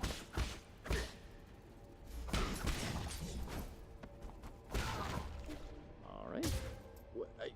Okay, there we go. Hey, that's all of the money we need. Hooray! Things like these require a lot of hope and effort to change. I like to think it's always possible.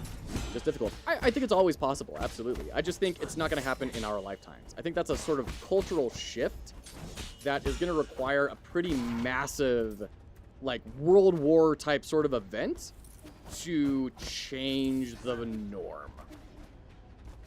And I don't think that sort of an event is going to happen in our lifetimes necessarily. Max level notice indicates that you can now only obtain skill points via absorbing Tau fruits, which you've already gotten all of them, no longer from grinding. That's a very, very good notice. Master all skills in the skill tree, the warrior within. Nice.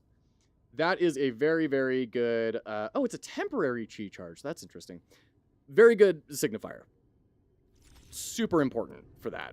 Because, yeah, you don't want people grinding away, not getting any experience, and then thinking, well, okay, I guess I just can't get all of the skills in the skill tree. So, huge. That's a really, really good design point. Those are the types of tiny little decisions you don't ever consider when you think, I'm going to make a game. But they're the reality of making games. You make thousands and thousands of tiny little decisions like that that will completely form the player's experience. There's a tweet by Co-Carnage that I responded to a little bit ago where he said he was so impressed with how tight of a package some game was. I need to look this up because it's going to bother me if I don't.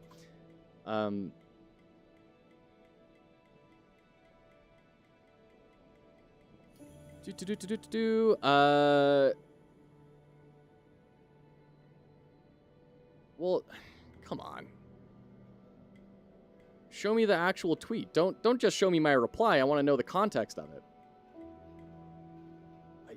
Really, Twitter? Okay, I just have to scroll up. Gonna be on... Oh, no, it was the opposite. It was the opposite of what he said. So he was commenting on an article on PC Gamer of Wizard with a Gun developer Galvanic Games is closing. Sales are not strong enough to sustain our studio. And that was a really big release in the indie space. Ko said, gonna be honest, I stopped playing this incredibly stylish and cool game just because the base building quality of life was so low. Worst part was the rest of the game was interesting, fun, and engaging. These devs are clearly incredibly talented. I hope they keep making us some awesome games. Solid quality of life goes so far with some of us these days. It's one of the many ways you can stand out from the pack. And I replied and said, this is what UX is for. This is why the UX as a discipline matters and why it's commercially vital. It's not a nice to have. It's not a multiplier. It is a base level requirement. You need good UX. And having a UX team, or at least one individual in charge of the UX, is going to greatly increase the odds that your UX is going to be good. He actually liked that tweet. I was very happy about that. Honestly, doubt it would be that massive of a World War event for the corporate world, personally. Well, yeah, I mean, it could highly stimulate the economy, but max out the ammo capacity of the Azure bow and obtain Cloud Piercer X. Okay. That's everything.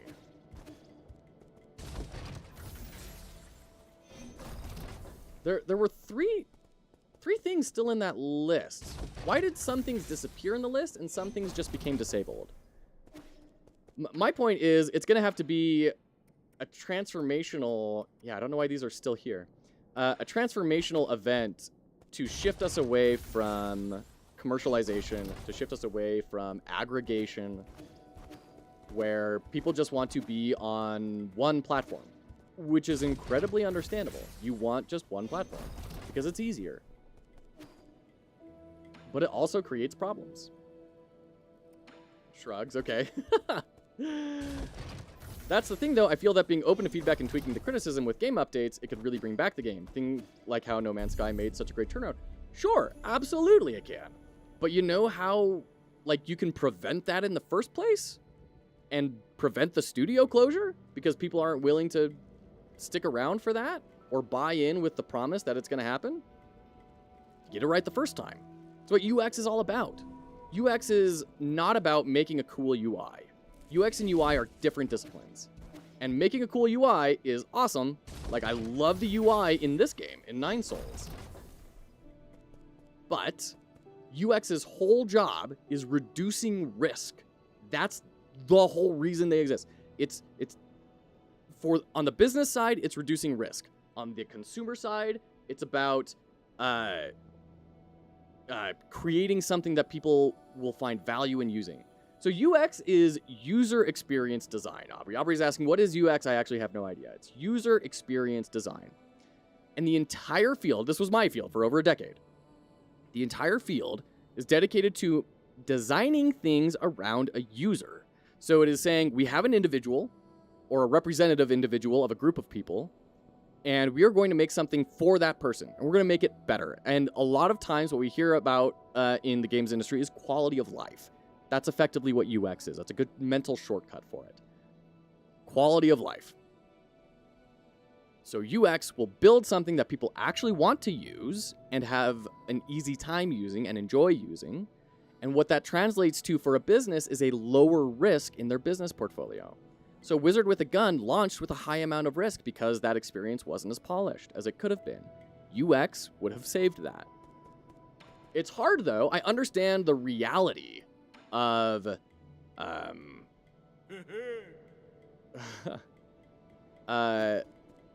the reality of small studios is, like, if I hire on a UX person, that's like 2/3 of an engineer. And that engineer could allow us to get,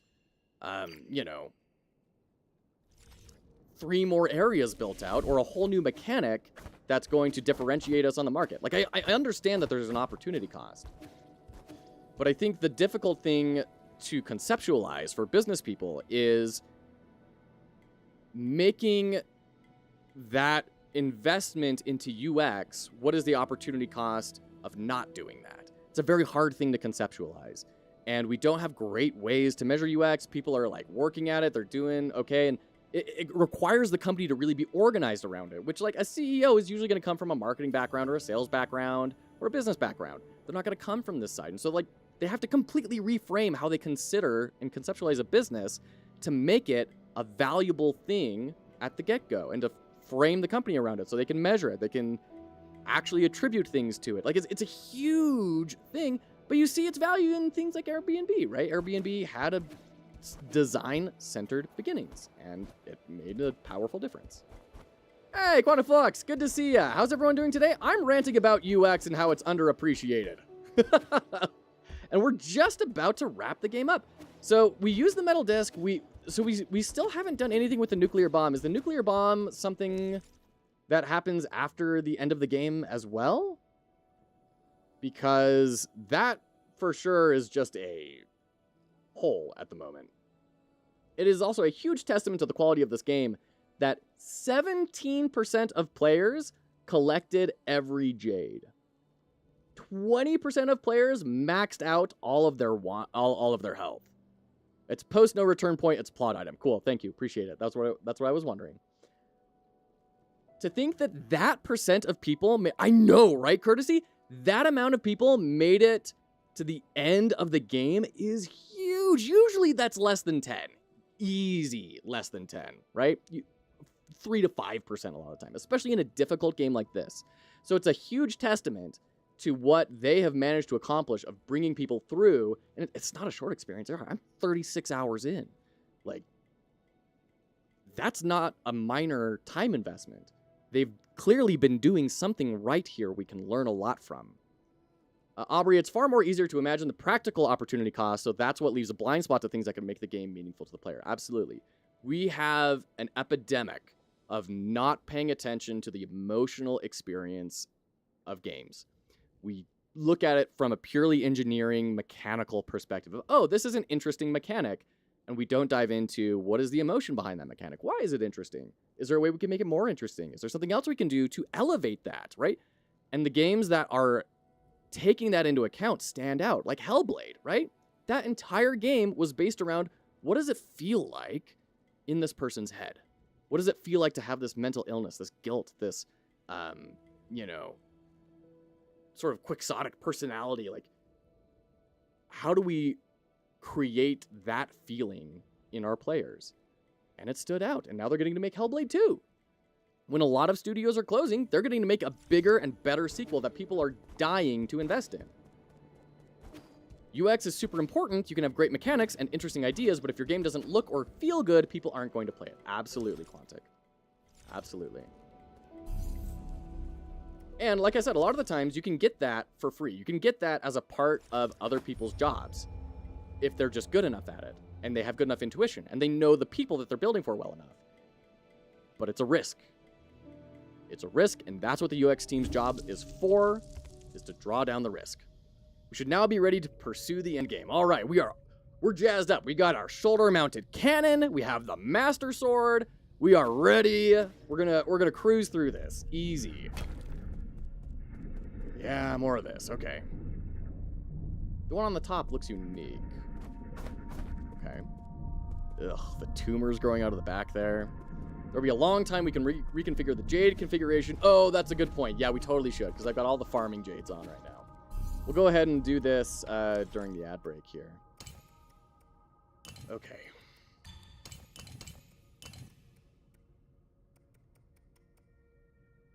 So just general safety, I think this is a good one.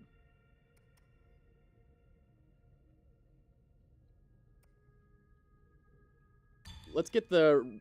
Oh, man. Yeah, let's do this. Let's get on our Berserk Jades. It just feels like such an incredible combo. Recover health on a Shadow Strike. And increase charge time, maybe? I do want to try out the unbounded counter internal damage transfer loop thing that I talked about, but I don't want to do that for like a leveling experience. That's more like a boss experience. Damage output. We could get a revive. That might be nice. Revive or faster charge times. Or not interrupting a talisman detonation.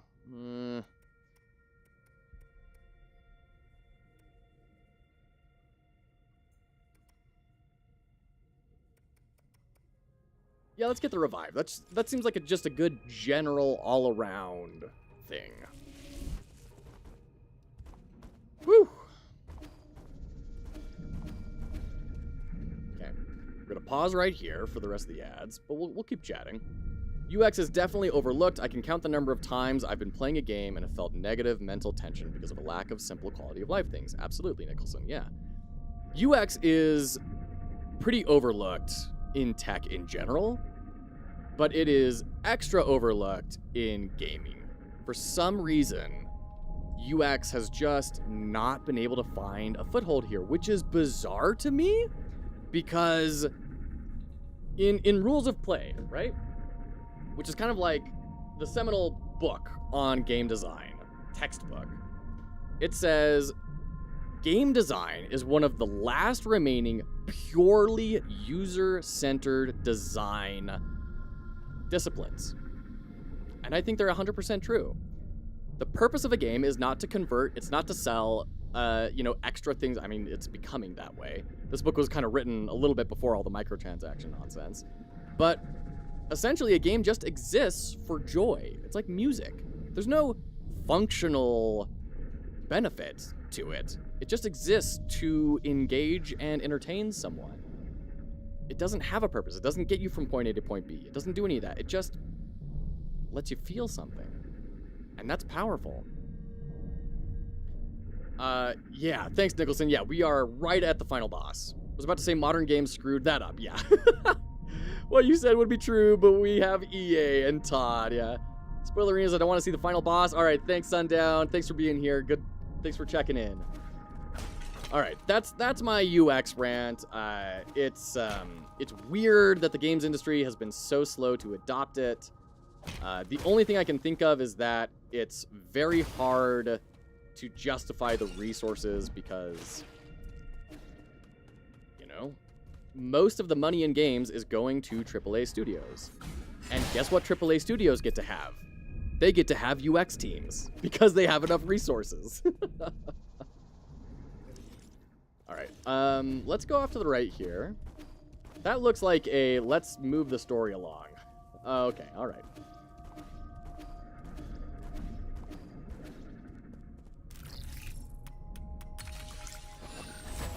Ooh, audio logs. Oh, snap. Look it up above. Is that like evolving a cat into a Solarian? Originera, year 450, winter 120. I have never seen a catastrophe like this. Tianhao will spread all throughout Penglai. No Solarian will be spared, including myself. There's an achievement regarding this room. Explore the room ahead to find out. Okay, cool. Thank you for the heads up. However, during this chaotic time, the Tiandao Council was able to maneuver itself to the top. This has helped us secure an unprecedented amount of support and resources. Our new Kunlun Research Center will bring back all the Fengshi technologies. So, first off, there's something I've been meaning to talk about, but we haven't yet. In Yigong's character design, she has roots in her head. That's a big deal, and the roots also have the hexagrams from the Tau, but also the hexagrams seem to be like a digital representation in other spaces.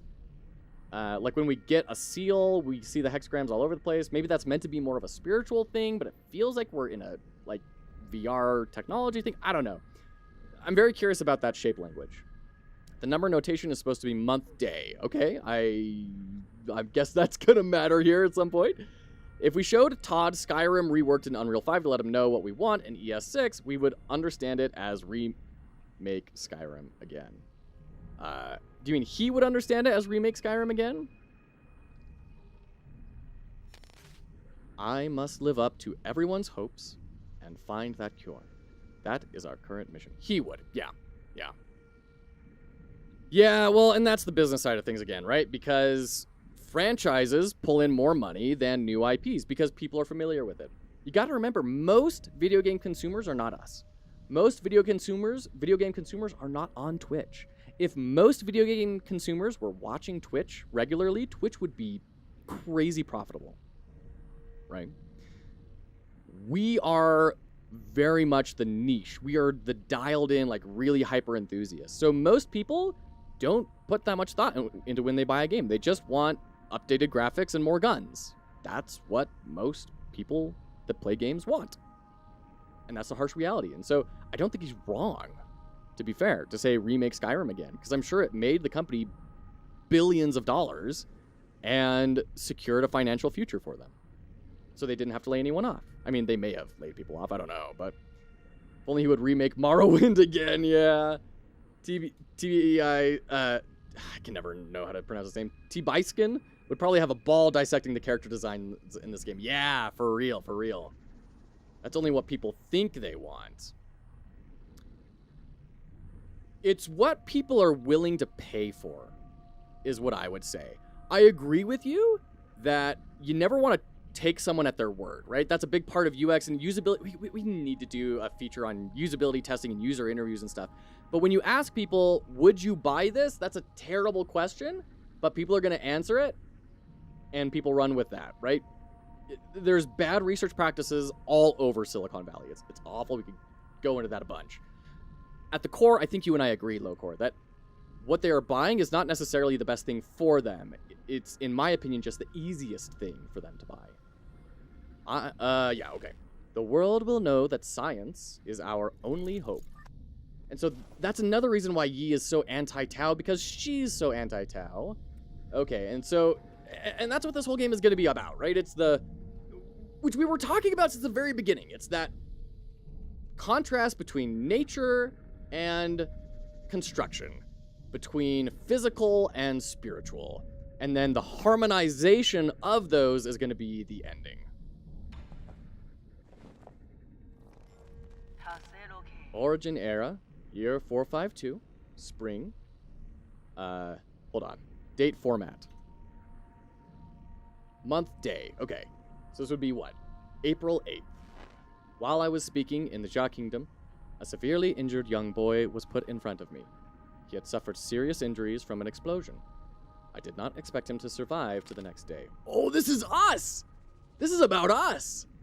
Miraculously, it seemed like the primordial roots was helping him regenerate the damaged organs and tissue.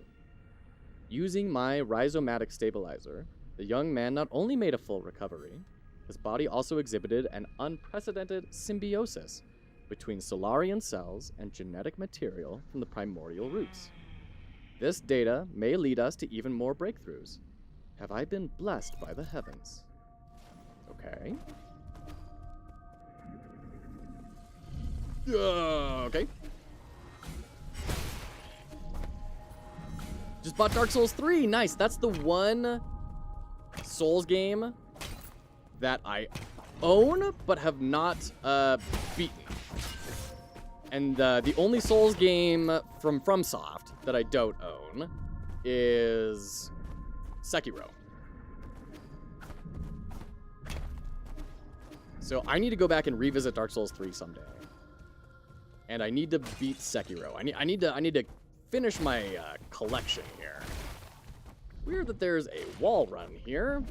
Doesn't seem like there should be a reason for a wall run, but I'm sure we will like drop some other wall to allow us to get up high, and all sorts of stuff will turn on.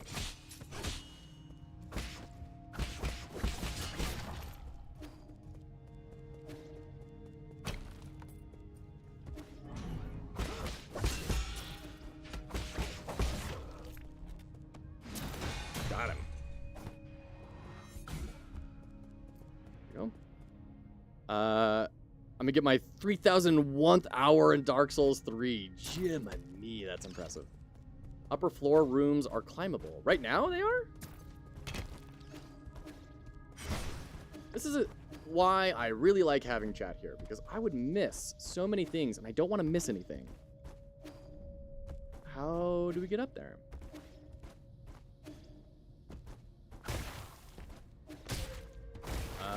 I guess we go... like that? Okay. Great. FYI, I don't know how many hours I have, but I spend in the game a lot of time. It seems like it. Even though I just bought it. Well, very cool. I'm glad it's being an experience that's meaningful, too.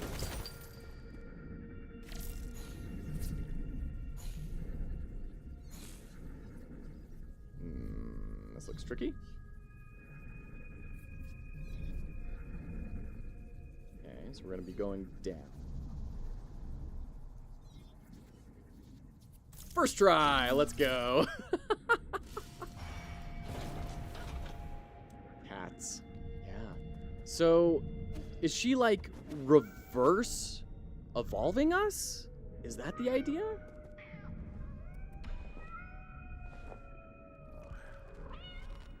Origin era, year 457, summer, August 1st. So this is what, 4 months after she met Yi? I have been going through solution after solution, only to find that I'm dead wrong every single time.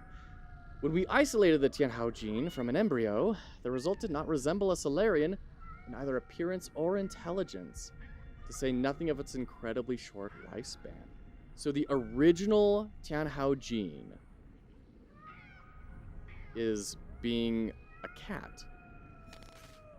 In fact, we might not even be able to create a cure in time. It was in this fraught situation that Yi came up with the Eternal Cauldron project. It's risky, but it might be our last big gamble. No, I skipped the dialogue on accident. Therefore, something, something, something. Research on the cure is by no means terminated, just postponed. Discover a tremendous secret, evolution. And it's got like a drawing from Shan Shan of a little cat. Oh my goodness. What was that line? Therefore, I've decided to move all our available resources towards the Eternal Cauldron project. Okay.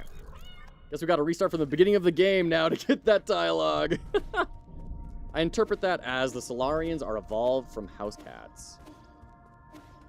I guess so. I mean, it could be. I mean, that's Occam's razor, right? Occam's razor would say, look, they're the same thing as house cats. They evolved from that somehow. That would also imply that humanity from the big blue planet somehow left cats over here. Or the really weird thing would be there's some sort of convergent evolution going on about, you know, cats. Which I don't know that I totally believe. So that creates even more backstory that we may not ever hear about, which is, how did cats get to this planet?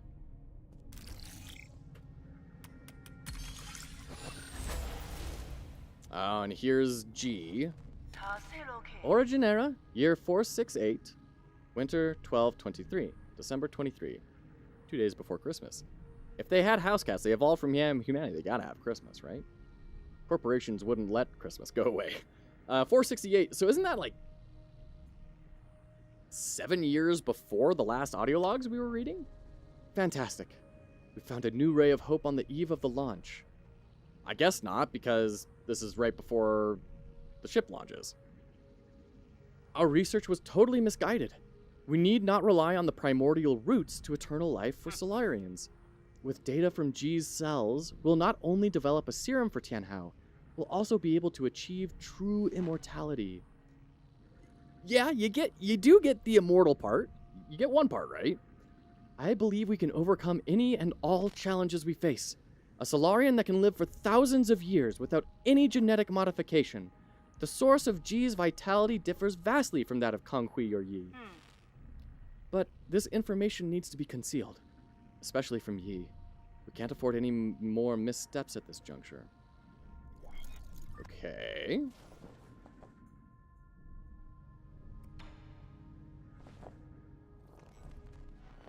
Foundation era, year 2. Oh, we're in a new era now. Autumn,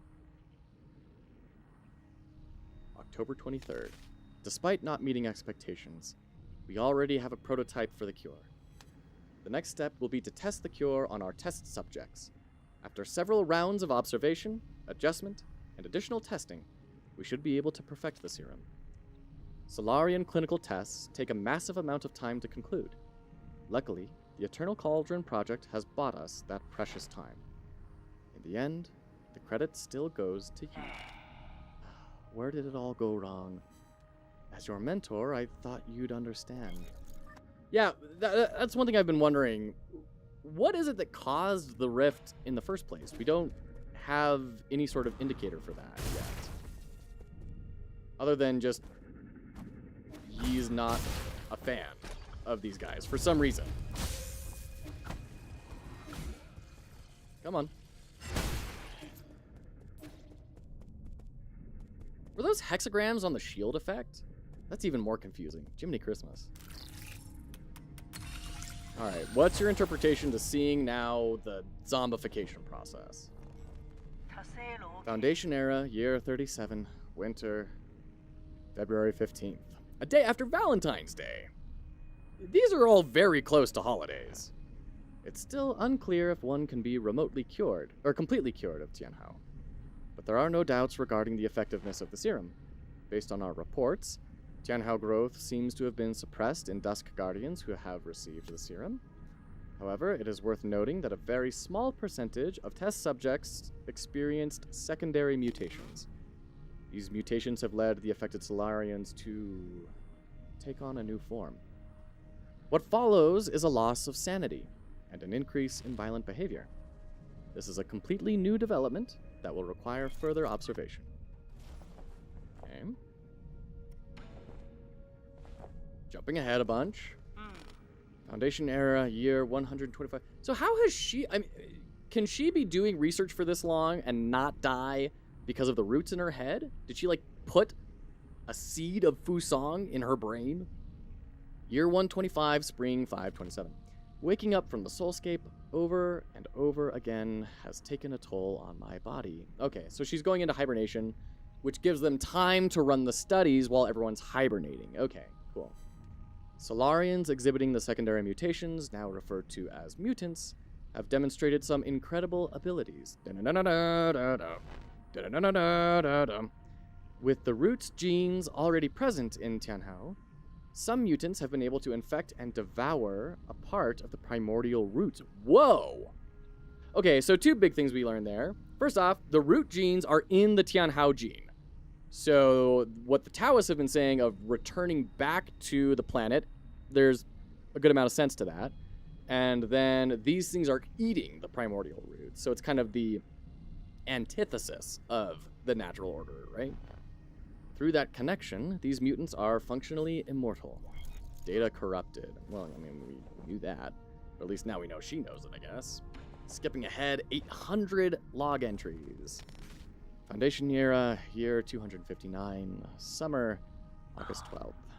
Damn soulscape. My head feels like it's about to explode. Returning to our report, the mutants seem to exhibit some collective consciousness. They share information and act as a group to the point of being energy efficient and coordinate to an extreme degree. This phenomenon goes beyond our traditional understanding of life forms. We may be on the cusp of discovering a whole new type of organism. Data corrupted. Okay.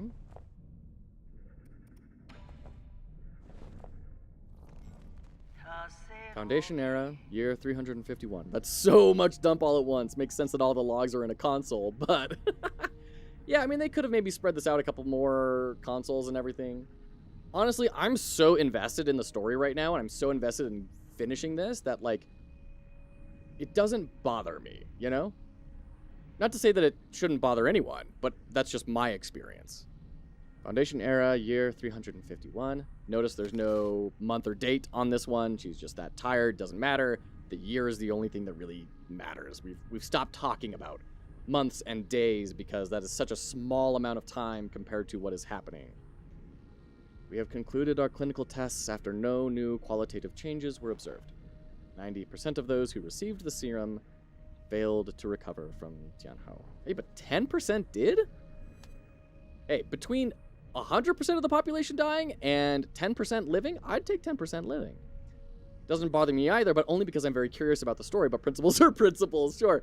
Well, I mean, I think this is something interesting to note as designers and game developers, right? They have created enough intrigue in this story that we're willing to keep going with it.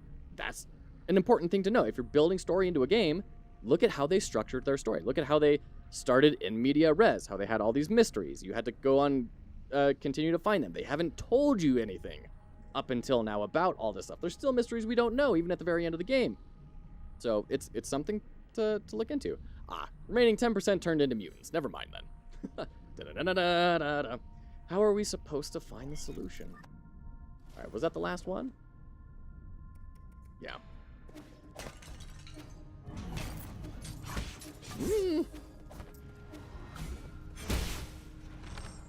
Correct.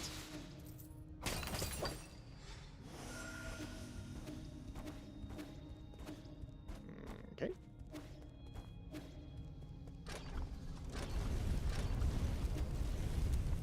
Here's why that chain was there.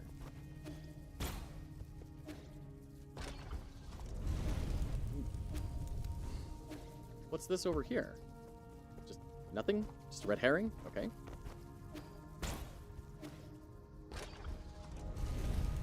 Little alcove for you to escape into if you need to.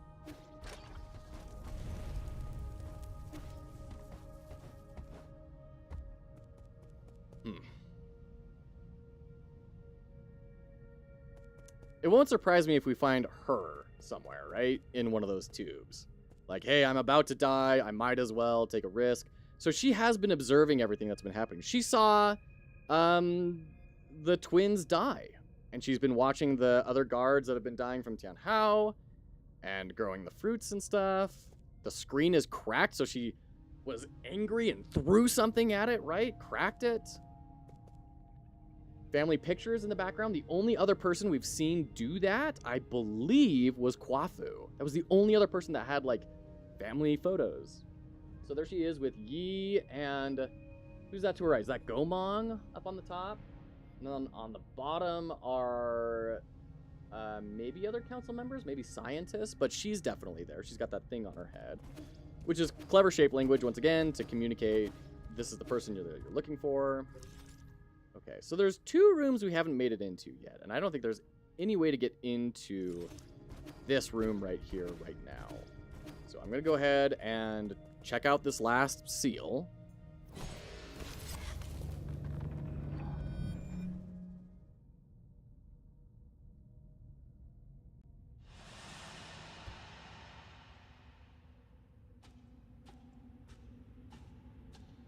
The no return point has passed.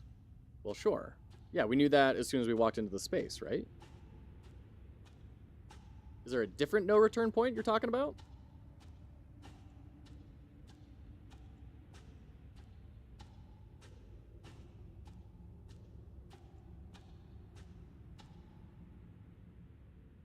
Okay. Yeah, just the one. Okay. There she is. Is this her soulscape?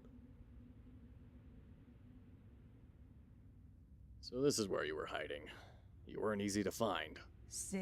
I really didn't expect to see you again, Yi. I'm sure you didn't enter my soulscape just to say hello. No, I'm here to patch up my regrets. Have you forgotten already?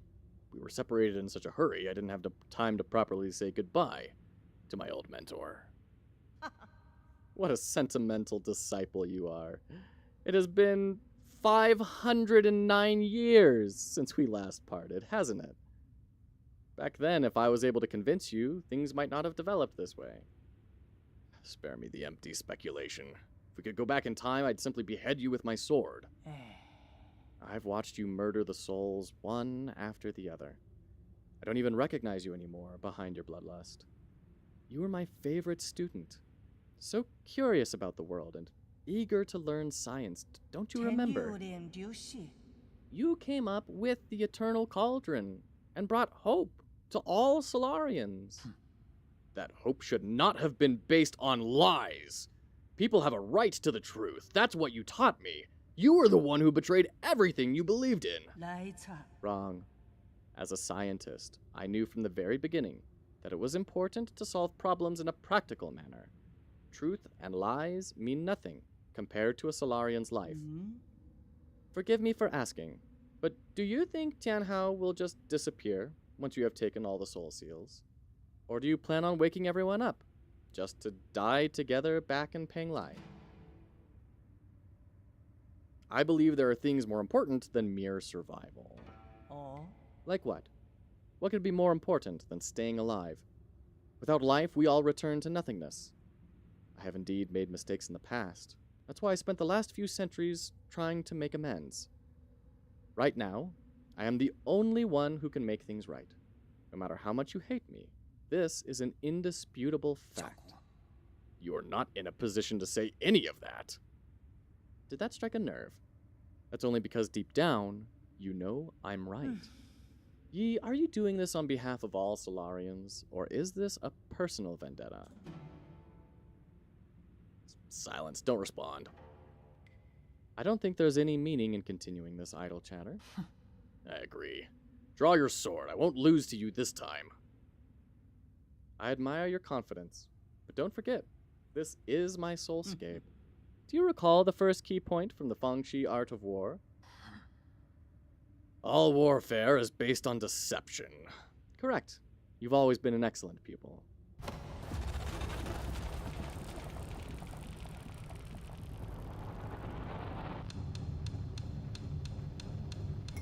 Yeah, saw this coming. I seized control of your nerve centers the moment you entered this realm. Even I didn't think you'd pull such a dirty trick. Why? Like, of course you would. Why wouldn't you? In fact, I was just thinking about how I would obtain the permissions to usher in the new 云 era. 在 K 斗 The heavens must have sent you to assist me, and for that, you have my gratitude. You planned this from the start.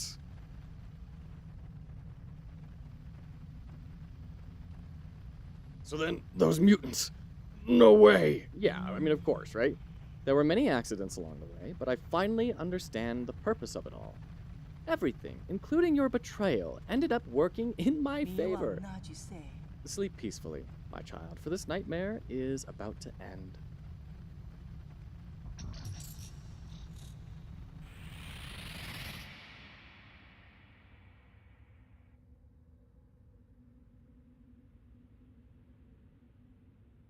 Are we stuck?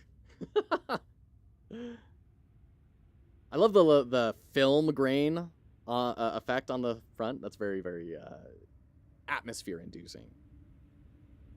And it makes you not think too much about the space that you're inhabiting, right? It is kind of a mental shortcut to the player of don't pay too much attention to details.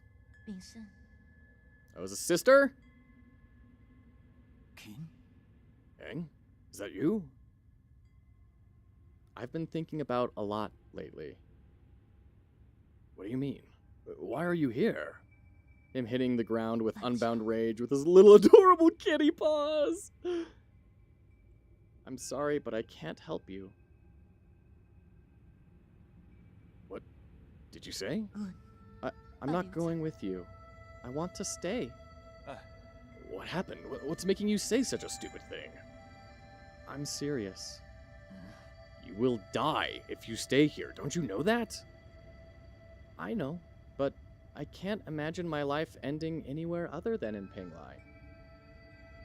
At New Kunlun, we will find a way to end this virus. You won't have to fear Tianhao. 因作瓦 But ultimately, we're all mortal. And I hope to complete my journey within the Great Tao. There you go again with that gibberish. Do you not want to live anymore? Of course I want to live. How could I not want to spend the rest of my days with you? But Yi, I don't want to run away. Life and death are part of an inseparable whole. We must live well and be willing to accept death's embrace when it inevitably comes. Back then, the primordial roots extended your life. The one that saved me was my mentor. Why do you think I worked so hard to study science for all these years? I thought you of all people would understand. Why would you betray me like this? I've always saved the best of everything for you. No, you just assumed what I wanted. You never bothered to ask me. You keep saying it's all for me, but really it's always been about what you want. Everything I've done up to now was just my own wishful thinking. I get it now. Is that what's been going through your head? I should have known. Sorry, I didn't mean it that way. It's okay. I think you made your point loud and clear. Let me do the same. Ooh, and we're in ads. We're gonna pause on this. Yeah, we're gonna pause. We'll be right back.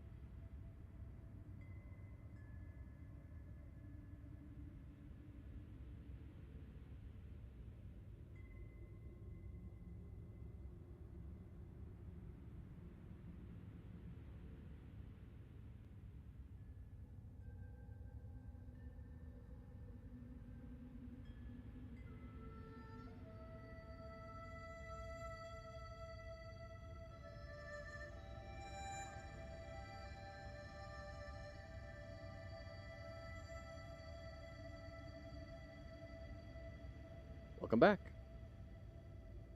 Let's keep moving. Let me do the same. I will come back to visit one last time before takeoff. If, after giving it some thought, you still decide not to come, then you're gone to me. And I never had a little sister. Whoa, dog. That's going pretty far. I mean, honestly, this is him grieving, right? I think this is good writing.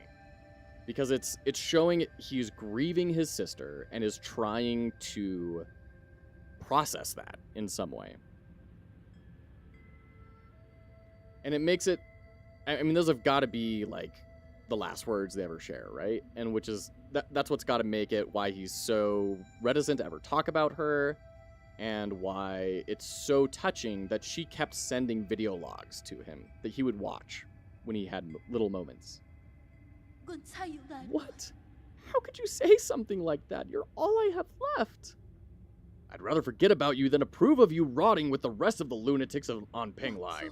Because he's not only attaching you're gonna die, he's also saying, philosophically and spiritually, she has betrayed me, right? She's staying with the people of Penglai. She's staying with the Taoists, the spiritualists, when I truly only believe in science. And it is not just my sister's going to die. It is also... my deepest beliefs are betrayed. That is a very difficult thing to reconcile, especially in the moment. Why? Doesn't matter. You're not at fault, and I'm not at fault. Yeah, there's the denial. He's trying to say he's not at fault, and that's what we've been seeing the whole game, is he's accepted it's his fault. Yes. None of us were at fault. We just made different choices. But you never came back. Why? Why did you leave me behind? I didn't. When the curtain falls, none of us are really at fault.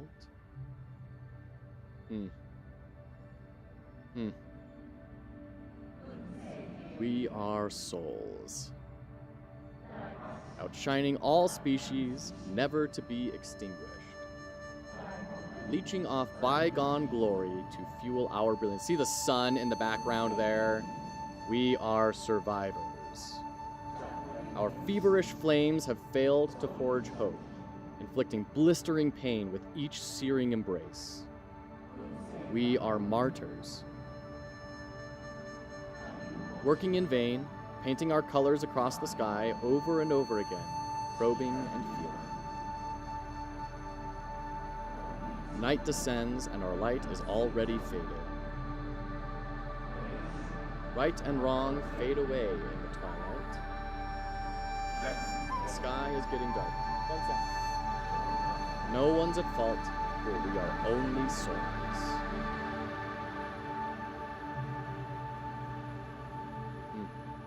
Hi. Sure.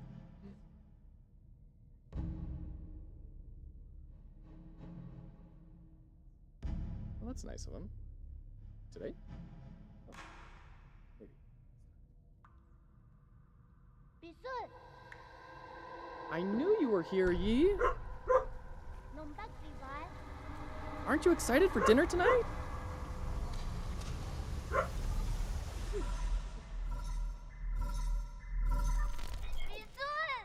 Yi, you're finally awake. Is that you, Shanshan? Can you hear me, Yi? Where have you been? We were attacked. The Four Seasons Pavilion. How? Are you in danger? Those metallic monsters suddenly came in and... Ah, wait, I think they're back. Find a place to hide, quickly. Shanshan? Shanshan, are you there? Answer me. Hey. You're okay. You're okay. Character bio updated. Oops. One of the 10 souls in the council. And head of the research center. Yigong holds the most prestige in the Tiandao Council. She is the council's de facto leader and Yi's mentor. There you go. Okay. My heavens. Did that blood used to be there? I don't remember that. Okay. So this is the room we couldn't get into before, right? Yeah, I know people are attacking, but, like, we gotta get more lore drops, so... They can hold out. I gave Shanshan all the gifts in the game. He got the sword, he got the protective talisman. He good. He's fine. They got the nuke ready. Foundation era. Forget it. It doesn't matter anymore. I've looked over all my past research data. Perhaps there was something we didn't account for. Why were we even researching immortality in the first place? Interesting. So yeah, she got heavy cabin fever and is like, oh, obviously the only route forward is to become these things. This is obviously the right thing. No, no, no. There has to be an explanation, and I will find the answer. Scientific questions always yield answers. I must have missed something crucial. There are Solarians in their soulscapes just waiting for me to save them. All my sacrifices will eventually pay off.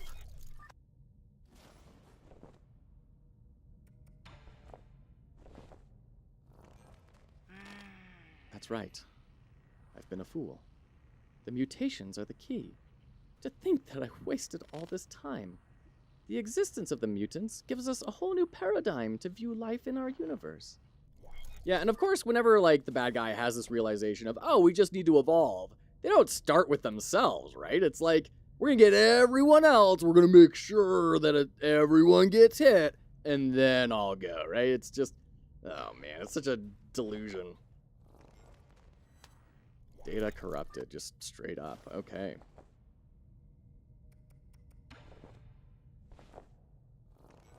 I finally understand. Tianhao was never supposed to be a disaster. It's a trial and a gift from the universe to all Solarians. The mutations will allow Solarians to unlock the next stage in our evolution. Yeah, I called it.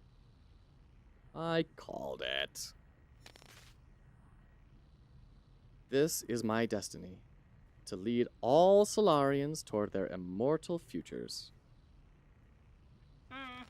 How incredibly profound. Yeah. Okay. So the one big question that I have, well, I guess I have a couple. The big question that I have not answered is, where did Tianhao come from? And...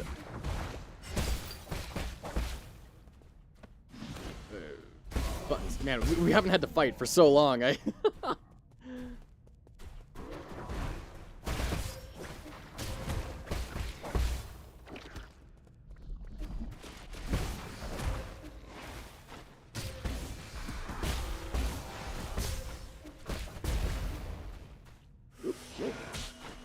Yeah, where did... man. It'll be answered later. Yeah, I figured. It's such a big plot point that they'll answer it later. Where did Tianhao come from? Because I think my earlier theory that it was engineered by Cat Lady to gain control or power or whatever is probably not going to shake out. There is the theory of, you know, returning to the planet, right? This could be a natural thing. It could be the planet saying, hey, it's time to come back. Go be little kitties again. And then the other thing I don't know is, what exactly was Yi trying to... oh! Okay. What exactly did Yi do that stopped, that made everyone hate him? I think we're immortal. I think this is supposed to be a fight scene. What's that film? Yeah.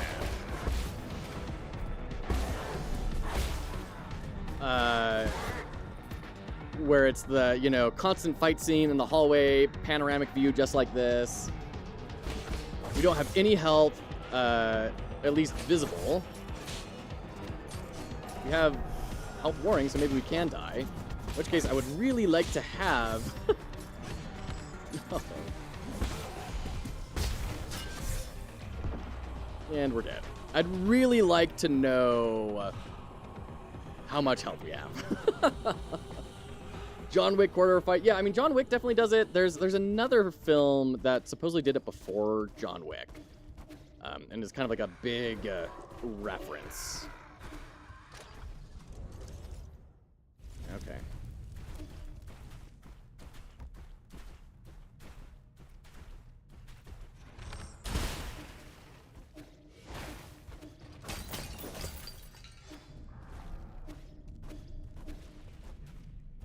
Oh, we have to kill... No, we jump up. That's right. Okay.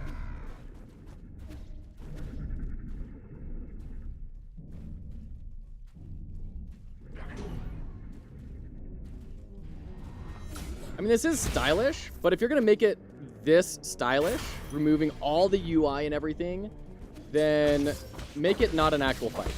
Make it just a power fantasy. Give me unlimited health, unlimited talismans. Don't tell the player that, but make it aware. Make it feel like a power fantasy. Because right now it doesn't. It's just, oh, I don't have information that I need in order to actually do this fight. And of course they're not going to fight each other. Why would they?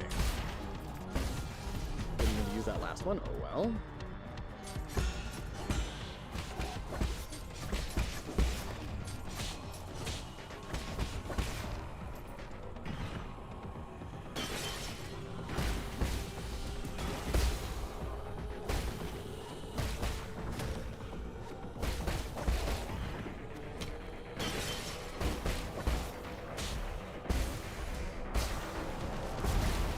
Got him. Nice. That was clean. Get some more bows.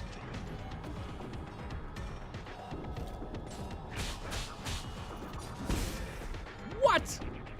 Heal?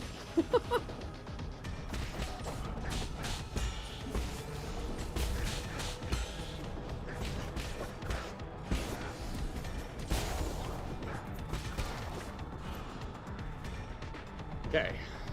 More coming out. Over here. Yeah, like, now I don't know how many talisman charges I have, so I have to push the button to see, is this...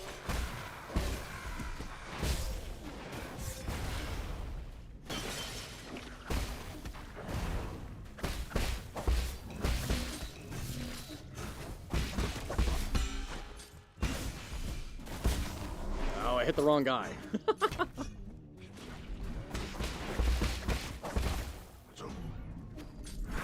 Very bizarre choice to not show the UI. Yeah. I was really on board for it until I realized I could actually die. Now it's like, that was a miss. This needs to be... you either need to show the UI or let the player know what the situation is. Or just not have there be a situation that the player has to concern themselves with, right?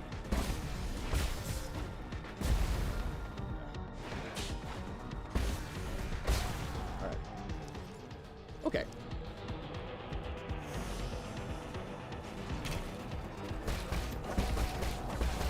I don't think there's any reason to fight this guy other than I want to. He interrupted my talisman now, that's a bummer.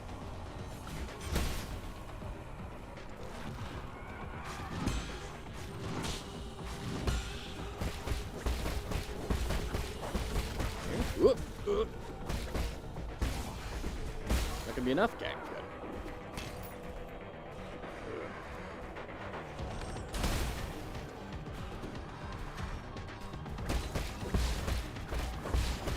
I don't think there's any reason for me to fight these things. I think we can just skip right past them. That was pretty cool. I'm not gonna lie.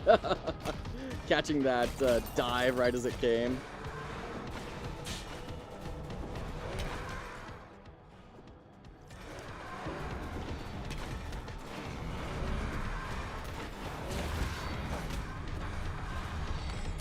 Correct.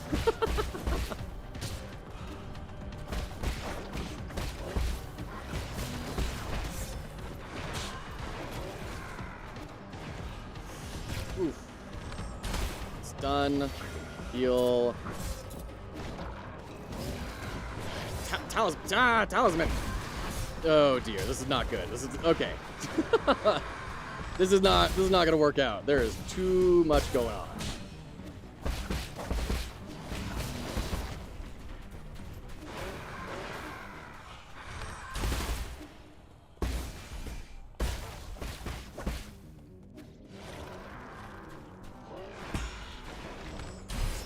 Yeah, there we go. Kill it at the end of the animation. Hello, Artemis. Yeah. Ooh, this is, yeah, it would have been a really good idea to have equipped Jade hits multiple things. Or your talisman hits multiple things, Jade. Alright, let's clear out this room.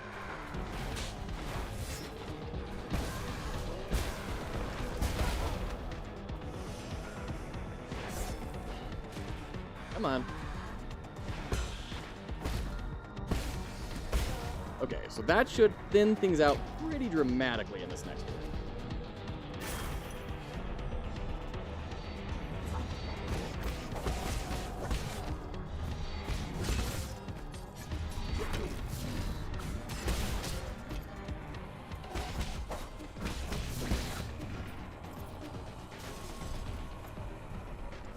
Yeah, look how fewer things there are on the screen right now.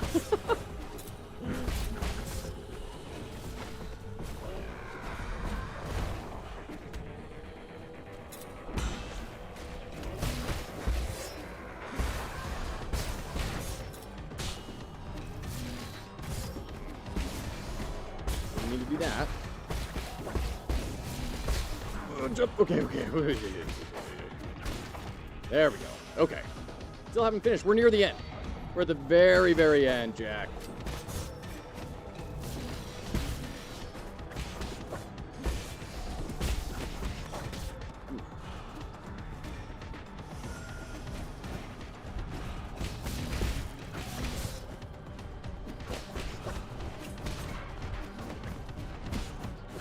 There we go.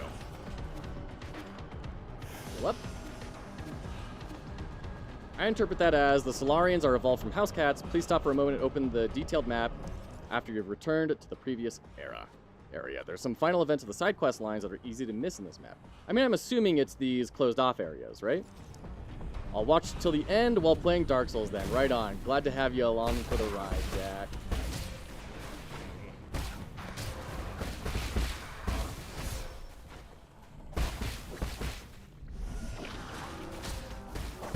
Yeah, this room sucks.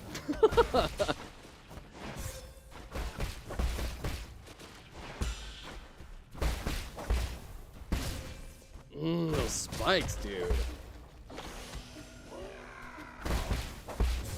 Meow. Are you hearing that? That's the battle cry of those things. Meow! I just noticed. Every time I try. There. Got it. Woo! Alright. Things are going just fine.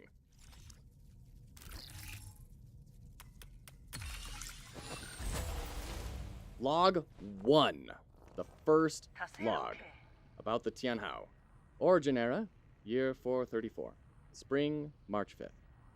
The previous area after you take the lift. Okay.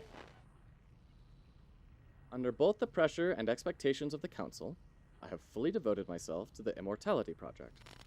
If I fail to yield positive results once more, the Fang clan might pull their funding. This has been a personal dream of mine, so I cannot fail in this last-ditch effort. I'll start by researching the cells of the primordial root Fusang for any clues. So she was going after immortality since the very, very beginning is what we're learning there. The previous area after you take the lift. Previous area after you take the lift. I don't remember an elevator.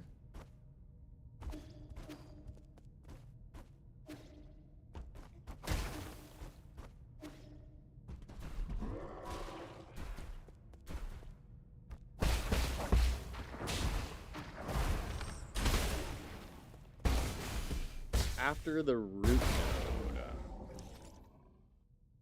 Oh, okay. So we haven't reached it yet. Got it. Okay. I thought we'd already missed something. I was like, really? It's confusing for a second.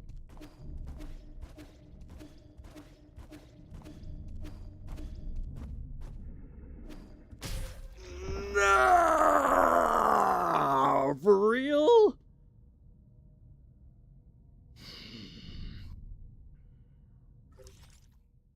Oh, but at least it starts us after. Okay, good. Good. It's not starting us over at the very beginning. Thank you.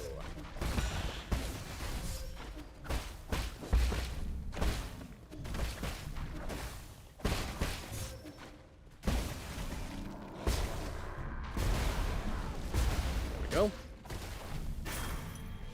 You can hold Unbound to have a charge for Talisman, so you don't need to wait for parry. Oh! And then I can dash. Oh! Wow! Gamer Void, thank you so much. I never noticed that. That in that upgrade. I probably just breezed right past it. It's this one, right? Generates a chi charge when charging the unbounded counter. Wow. I never even thought about holding that in and then doing that. That's really fascinating.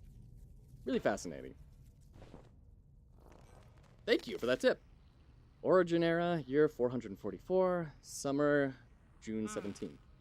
After 10 years of unrelenting research, we have finally made a critical breakthrough in the synthesis between Solarian cells and the root's regeneration cells. This is our first step towards immortality and a victory for science. This research may even become a turning point and encourage people to embrace science and technology. It may be our greatest accomplishment since Lear passed away. Okay. Which is weird, though, because, like, he didn't dissuade people from using technology, just weapons. So something happened between the inaction protocol and modern day, where people just maybe took it to an extreme and said, nah, all technology is evil. But he didn't do that. He made all productive technology open source. Origin era, year 446, autumn, September 19th. All test subjects have developed symptoms of rejection and are dying one after the other. The cause is a hitherto unknown virus that was accidentally synthesized during the gene editing process. It has been codenamed Tianhao. The virus is contagious. So I actually was right. It was manufactured, just not deliberately. But we have neither isolated it nor found its transmission vectors. Once the infected pass away, flowers blossom from their corpses, allowing the virus to propagate itself. It's all Yi Gong's wrongdoings all along. It was Agatha all along. Devoted her life to research aimed at improving the well-being of her fellow Solarians. Unfortunately, a mistake in one of her experiments led to the birth of the Tianhao virus. I mean, this has to be a cultural byproduct of COVID, right? It's from Chinese developers. released several years after the COVID pandemic. Like, come on, the themes are uncanny. It has to be, right? Faced with this mistake, she was determined to find a solution at any cost in order to right this catastrophic mistake. No comment for that one. Fair enough. Fair enough. I can understand how that could become very political. I don't mean it politically, just, it seems like a theme that is coming across.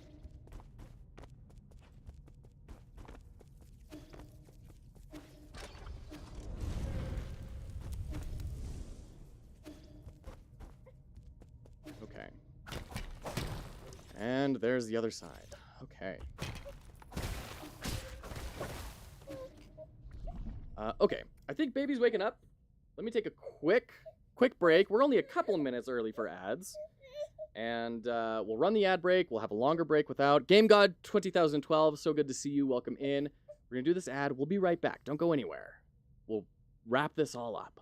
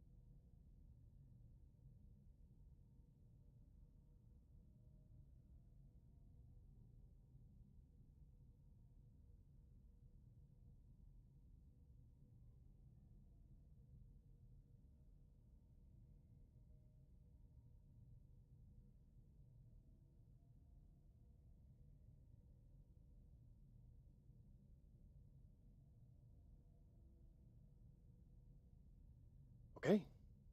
Welcome back. Let's do this. Move some stuff out of the way real quick.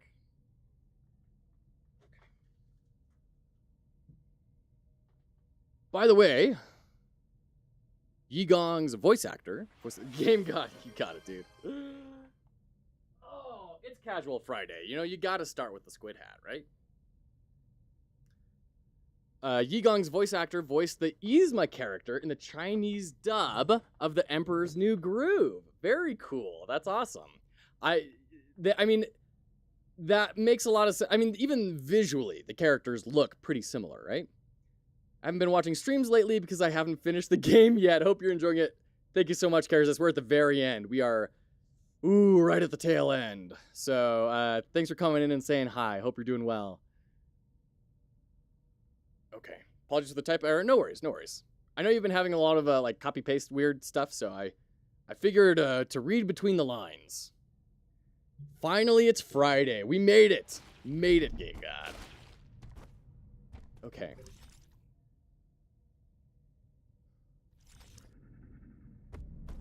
Okay, so there's nothing to find over there. Borderland has got me so paranoid about this now that, like, we're gonna miss side character events.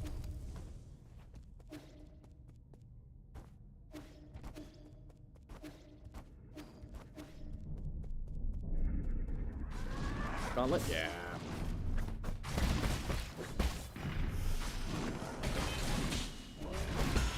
I just noticed the 4 legs under this thing. I noticed the 2 heads right out of the gate, but I just noticed the 4 legs.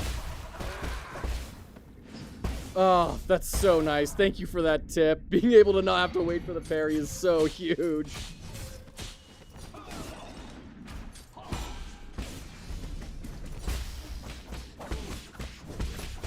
Correct.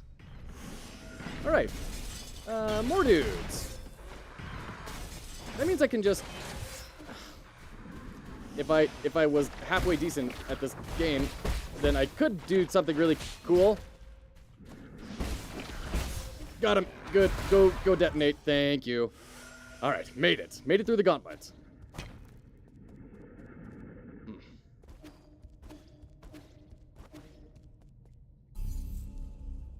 Rest. You know, I don't think our revive has triggered once. We died a couple of times back there, and that revive did nothing for us, right?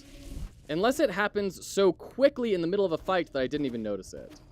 Okay, Boren Lin, you said, like, there is stuff happening that it's easy to miss. Don't go up the elevator yet. I have apparently missed the easy to miss stuff. Because there are story quest lines that are supposed to be done. Previous area after you take the lift. Okay, so I'm safe to take the lift. Investigate the bottom right room of the map, then the bottom right room for the final Shanghai 9000 side quest event. And the top left room for the final GU side quest event. Okay, so we can leave.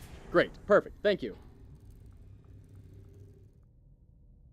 I mean, we worked so hard, it would suck so bad to miss something easy to miss at the very end, right? To just trip right at the finish line. Oh, that would be ridiculously sad.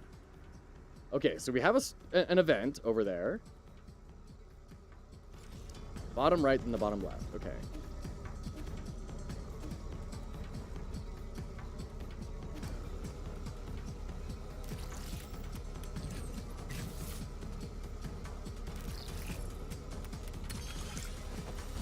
Personal diary. Chien. Who's this guy? You have your own sprite. What the heck? Sen's Fortress is horrific. Oh, I'm so sorry. Respect. Our eyes are always open and we never sleep. It is through our sacrifice that you can all have a good night's sleep. We take care of the night. I know there's nothing we can do about it, but it's time everyone learned the truth. There is no elixir to slow down the disease. The Ascension Palace was a total fiction. Refer to the official comic for more info regarding this character. Okay, got it. The souls Yigong, everything they promised was a lie. We're just a bunch of cheap lab rats. I mean, at the end of the day, we never deserved to board the island. I remember. Mom, Shanghai 9000. Wait for me. I will save everyone. Every last one of us. Okay. So that's the end of Shanghai 9000's quest? Is that just straight up it? I'm giving up for now. There's no Easter Bunny. There's no Tooth Fairy. There is no Queen of England. Oh, shoot. All right. Well, that was bottom right? Oh, bottom left. Okay.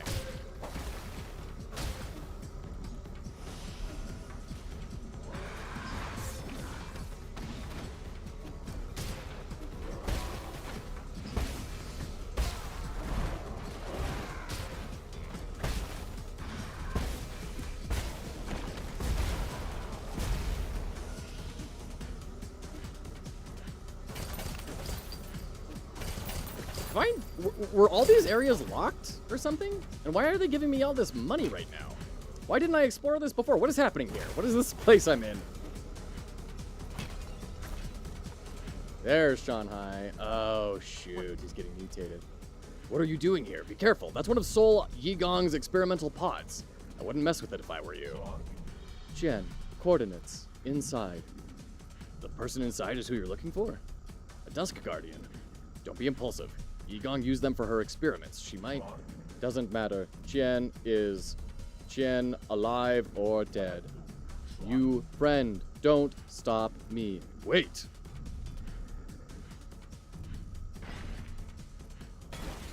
Yeah.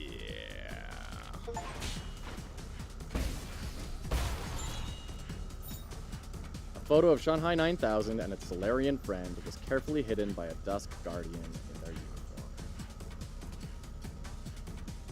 So it was a self-portrait that was on there. Dude, that's so sad. What was that achievement? Help you. Help Shanghai 9000 find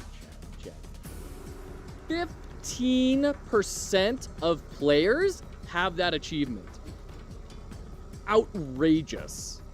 To get to the end of the game and have done the quest of finding all the things, 15% of players?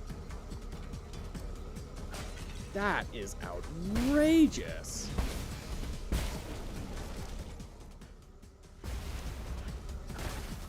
Yeah, that would have been really easy to have missed. Thank you for the heads up for it.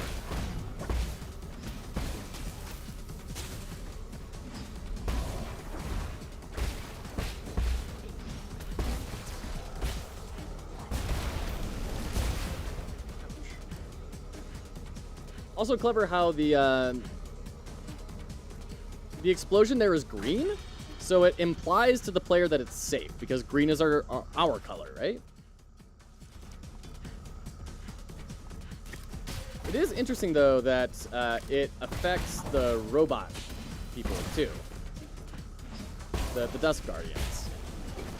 It doesn't feel like it should because it seems like it's hitting some sort of biological thing, but I mean, if it's not like an antidote, why doesn't it hurt us when they explode? Other than just, we decided this was crazy annoying. Let's keep you under. Come on back. There we go. That should be good enough. Oh. Interesting. Okay. I guess we could just ride the elevator up. I'm surprised that didn't, the antidote explosion didn't knock out the wall there. Because I think we've done that in the past. Oh, jeez. Oh, dude, he got, like, jacked up. His brother got super buffed, and he did not. This is a Dark Souls game. Everyone's story ends horribly. Sir Yi, it seems that I have overestimated my abilities. You couldn't stop Xingqian. It's all right. You're a scholar, after all. Oh, Don't you mean your injuries? Is there any way to repair them? This time, even with all the Jin in New Kunlun, it would accomplish nothing. Oh, in the end, I shall be the one to shutter mine eye first. Dreams disappear into the clouds. Everything returns to nothing. I'll help you. How shameful. To have to trouble you up to the very end. It's nothing. Just lay down and be at peace. I shall perish with dignity and not endure in silence. That's a phrase that was brought up earlier, enduring in silence. Believes that existence has no value if one does not live for themselves. Okay. Well, there you go. Oh, and this is the door that was always locked. Okay. This is a bit of a long boss run, but whatever. Hopefully we won't need to have a boss run. We'll just beat him the first time. Easy.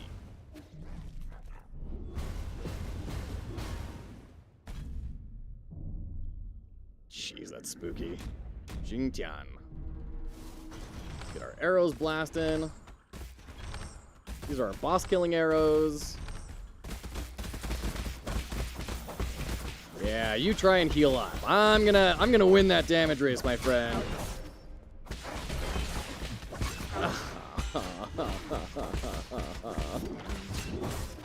I don't like this.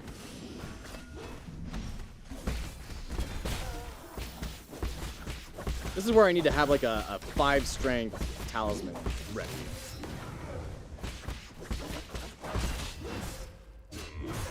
Ouch. Okay. Oh, that's the revive, isn't it? The little green orbs that are coming out. Okay. They thought ahead about that. It's not a long run. Okay.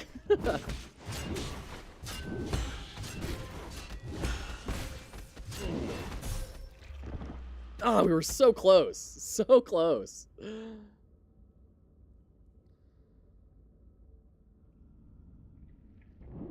Okay, cool. Yeah.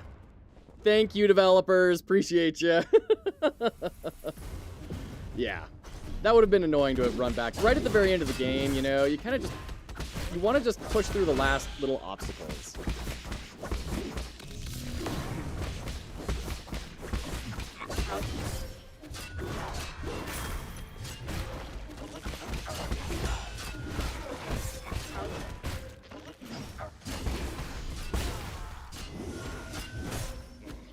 Jumped right into that.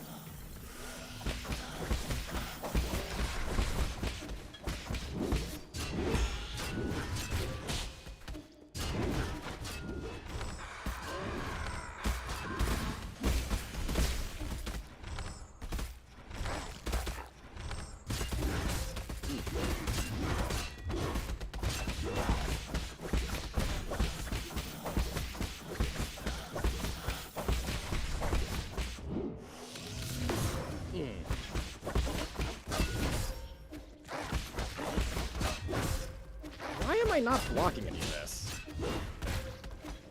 Okay, there's our revive. Okay. Understood. Get wrecked. Alright. Help Chi-Yu bring peace to Jingtian. Yeah. No, they're going full Dark Souls with these endings. Like, everyone dies. Everyone's horribly depressed. The only way you do quests is by ruining everyone's lives. And it's better if you just were never there in the first place. Oh, man. All right. Well, there you go.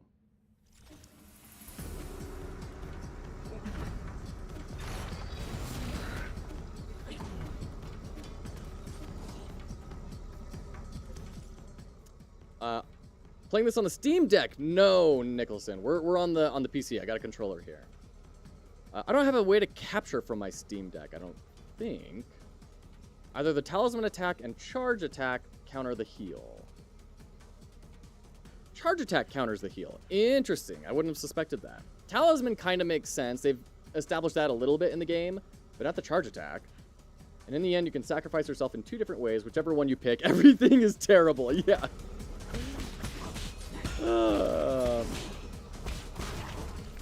I mean, we do have, like, our connection to the roots, right? So I could see there being a possibility of an ending where we leverage our connection with Fusang to repair what all the experimentation for immortality has done. I could see an ending where we literally just do that to transform everyone back into cats. And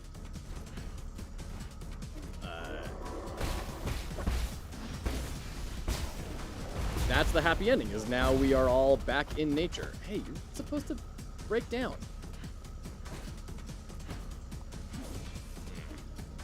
Cloud Piercer Arrow interrupts it too. Oh, interesting. Streamed to a friend via Steam Link. Okay, cool. How do we get back up there?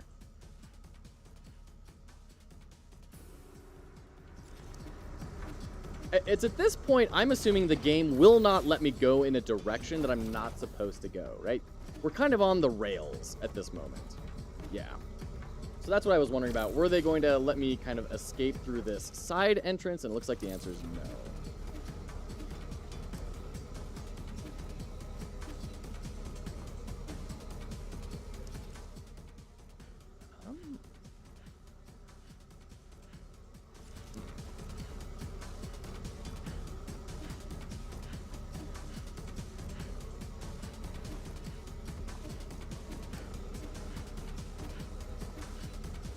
Over here in the complete opposite direction of where we should be going? Sure. Let's hide inside a container. Why not? I'm not gonna lie, I don't totally know what we're trying to do at the moment. Like, we know Gal has all the seals, but what's her destination? I don't understand where we're trying to get to. What are we trying to prevent? I mean, I know we're trying to prevent her from mutating everyone, but where is that supposed to happen? Where does she need to be in order to mutate everyone? The central transport hub.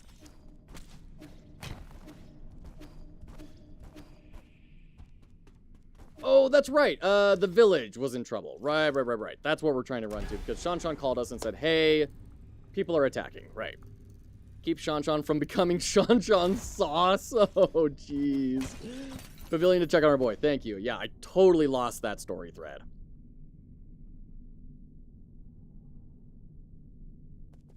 Rip Shanshan on Kwafu. I don't think they're going to kill Shanshan because he has a lore entry saying he has no idea the impact he will have on future generations. Now, granted, he could do that as a martyr. But that came after he, like, developed all of his skills, you know? And we never got to read what was on this. I mean, I'm guessing this is just a representation of the council, but why do they have robot arms and stuff? Because Lear over here is clearly organic. Why is the council all robotic? Unless it's just to highlight the thematic difference between the two. All right. Let's do this thing. Come on, dude. I gave you the sword. You're well trained. We got everything. Let's, I guess, take a rest on your couch for a sec. Good couch, bro. You made a good couch. That's interesting, actually. So if we didn't give him the carpenter's tools, we wouldn't have had that resting point right before here. That's kind of interesting. The right statue is supposed to be Yi? Really?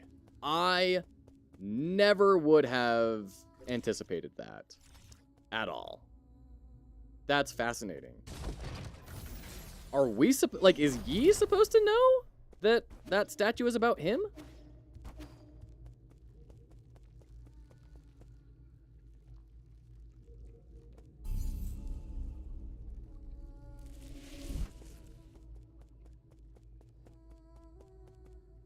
Get one last opportunity to buy stuff if you want, but we emptied out the stores. I was wondering why they were throwing all those big chests at us, but there you go. No, not those kind. Come on, get your head out of the gutter. This isn't Dark Souls in that way. Come on. We've already been past the orgy parts. The statue in the 8-Man factory are in the Peach Blossom Village is also him. and in the Peach Blossom Village. So, did ye know about, like, when did 8-men harvesting begin? Did ye know about that part? Like, there's so many questions about the creation of this whole facility that are left pretty unanswered at this point. All right, there's Abacus. I dashed in too quickly.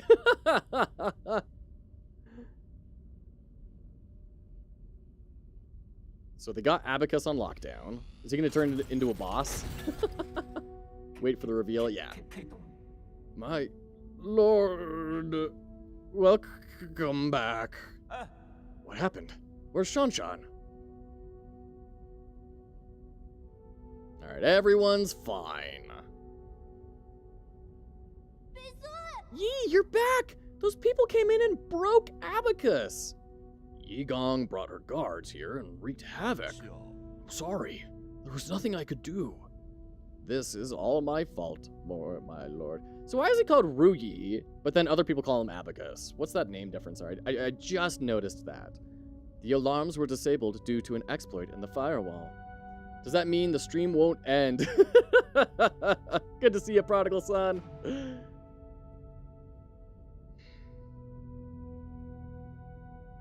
What's the extent of the damage? Most of our facilities are still functioning. However, Yigong took the soul seal in your vital sanctum. Ruyi, it's Yi's abacus, or Siri. Oh! Wow, that... interesting. So, you kind of need to have an understanding of the original language. Okay, got it. Thank you. I tried all I could to stop her, but she succeeded in the end. I deserve the most severe punishment. Aww. I was also stripped of all my permissions. So now she alone holds the power of all 10 soul seals? Why would she go through all this trouble? She must also be after the council code, and I can be pretty certain we won't like what she has in mind. I just didn't think she would also be the one behind the mutants. What do you mean? Does she want to destroy No Kunlun? Based on what we know, it's definitely within the realm of possibility. Gotta have an understanding of mathematics. Why would she? I can perform a situational analysis and calculate probable causes. Warning, warning, analytical system failed. Core processor damage extent 97%. So it's not just your language processing module. Your entire core has. Yes. Apologies. I will not be of much help anymore. I may be about to shut down permanently. Shut down? What's wrong with Abacus? Can you fix him, Yi? Uncle Chubby? We're not gonna let Abacus die, right? Core damage is irreparable. No one will be able to fix it. No. Is this my fault? Absolutely not, Shanshan. My shutdown isn't related to the actions of anyone. The winds of fortune blow every which way. No one escapes calamity, not even if they happen to be the world's most powerful computer. You know, I feared that I would never see you again, my lord. However, that cherished wish has finally been fulfilled. You've always been so sentimental, Abacus. Ooh, and I'm just noticing our symbol on our sleeve defies the shape language a lot. Oh, and the jade being circular. Oh, it was staring at us right in the face this whole time. So this shape language, it has the bends to do the science, but or the 90-degree bends, but then it also has the curves of that spiritual side of the realm that they bring in. Abacus himself is circular, right? Not only to indicate friendship, but also to tie into that this is like a spirit, right? The jade over there, our source of power coming from our spiritual side. Oh, man. Staring at me right in the face the whole time. Thanks for everything. I have stored your preferred tools and defaults in a backup database. They can be transferred seamlessly if you acquire a new assistant. Good luck, and may you kiss. Processing limit exceeded. Permanent shutdown in 3, 2, 1. Abacus. Abacus!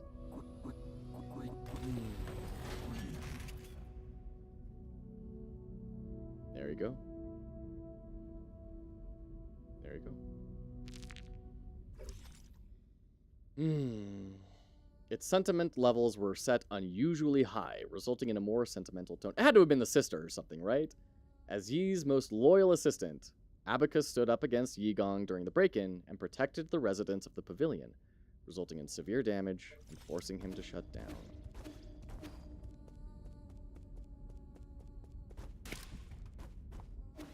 All right. No boss fight. No boss fight here.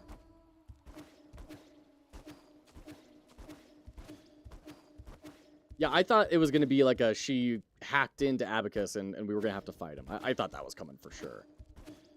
All right, let's go talk to Quattro.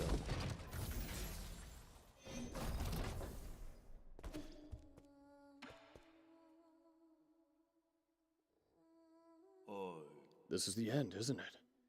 I feel like we just went on a massive wild goose chase. This is not the time to mourn. Was that supposed to fill me with hope? Yi Gong just seized ultimate control of the council. Hey, Light One Love, good to see ya. Welcome in. Thought about it, run out of money. Hey, sorry about the disconnect yesterday. We had a power outage, and that just broke it all. Commanding the guards to annihilate us will be a piece of cake for her now. And don't get me started on the mutants. It won't be long until the entirety of New Kunlun is crawling with them. You knew? Okay, good. I'm glad. I was really nervous that that didn't get communicated, so I'm glad. Do you really think there'll be any survivors? Solarians aren't the only residents on New Kunlun. What do you mean? Are you talking about Shanshan? Wait, no. You mean you want to save the ape men? I'm not in the mood for jokes right now. Are you really serious? Wait, hold on. Is this a prequel to humanity?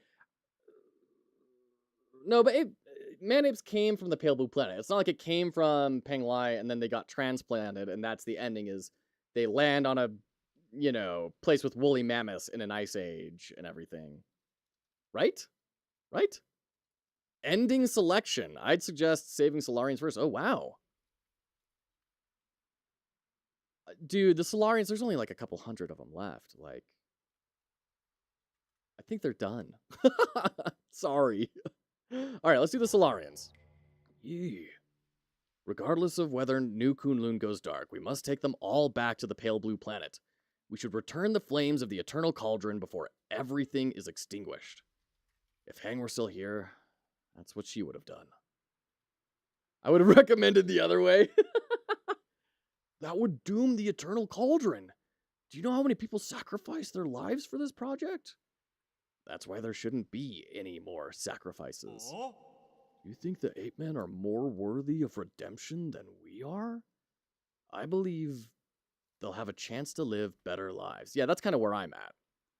I believe you've selected the wrong one. What do you mean? I said the Solarians. Oh, wait. You said suggest saving Solarians first. Ah, well, we'll supposedly we can go back and redo this, right? You can pursue the other one after the ending. Okay, good. Oh, I guess Shanshan has influenced you quite a bit. Same goes for you. Forget it. I can't be bothered to explain myself. Well, this is where we're at. If you want to do some good deeds before it all ends, I won't object. But what happens afterwards? This is all empty talk if we can't stop Yi Gong. If a battle is inevitable, I have something that could tip the balance. Remember that rhizomatic bomb you found last time? I have plans for a new arrow that, if made, could tear apart heaven and earth. That is not an exaggeration. All right, take care, Prodigal Son. Thanks for hanging out. Have you started making it? Yes. Oh, we're in ads. We'll be right back. We won't go through the last story. My goodness.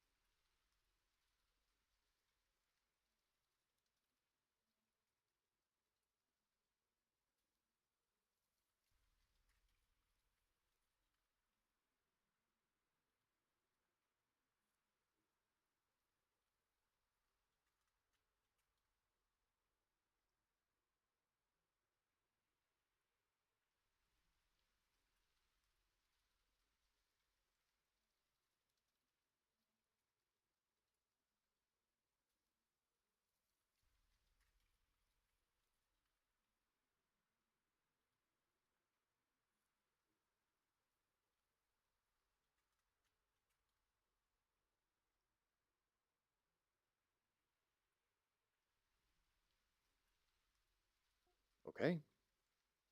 Let's do this. Yes, the automatic forge is working as fast as it possibly can, but it still needs some time. The bad news is, this type of arrow can only be fired once. Once is all I need. Let's split up. I need to prepare for my confrontation with Yigong, while we wait for that arrow to be completed. The 8-men problem is a bit more pressing. I need you to take Shan Shan to Shenong. After that, activate the docks and... You can't just decide for me. I'm not going. Shan Shan.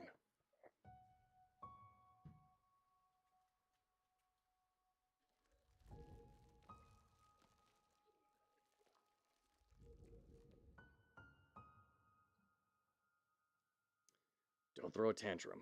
I know you were listening.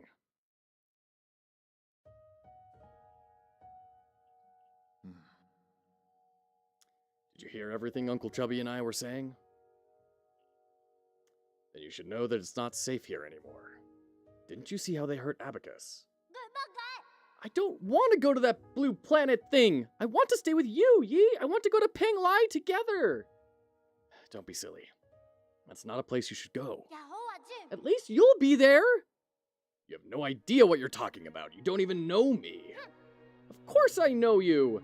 I know you like your food well seasoned and extra spicy, my guy. I know that when you sleep, even the neighbors can hear your snoring. I know that you're super knowledgeable about everything. You taught me so much and made me realize how big the world could be. I know that after Mom and Dad left, you are the only one who would love me. I'll have nothing if you're not gonna be with me. Shan Shan, there's some things I think you should know. I'm actually not a very good person. Centuries ago, in a desperate attempt to avoid extinction, we Solarians took your people. We kidnapped countless ape men from the pale blue planet to New Kunlun. We robbed you of your freedom, treated you cruelly, and killed you indiscriminately. That's the truth behind Peach Blossom Village. So he did know. He knew all about the ape men and... The worst part is, this was all my idea. I already figured all that out ages back. I'm not stupid. I saw those killing machines on the day I left with Anang. That was when I guessed that our village might not be what everyone imagined it to be. Then you should also be aware that if it weren't for me, you might have been living a normal life on the pale blue planet. Your mom and dad would still be alive. When I first saw those things, I was really scared, to be honest with you. But that's the thing. You're the Yi who lives with me now. You're not the Yi from the past. And most importantly of all, I know the current Yi would never hurt me.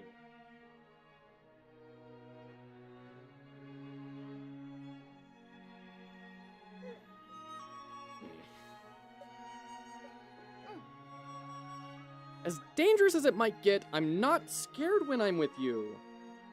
Please let me stay. You sure about that? Don't be silly. Since when did you start being so difficult? How's this? I promise to pick you up from the pale blue planet as soon as things settle down here. Really? When have I ever lied to you? Please, go take refuge with Shenong and the others.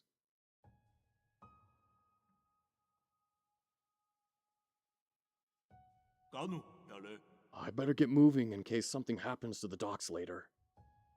I'm leaving it in your hands. Explain the situation to Shenong and guide the ape men to the transport ships. I'll prepare for my fight and wait for the arrow to finish before meeting up with you all.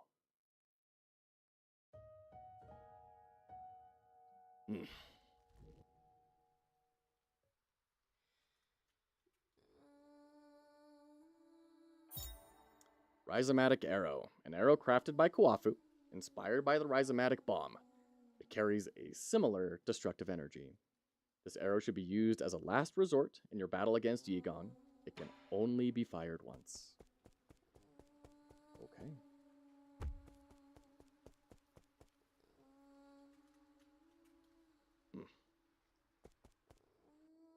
Did you just craft the arrow with the nuke? Yes, Davimir. We just got the nuke arrow. Yeah.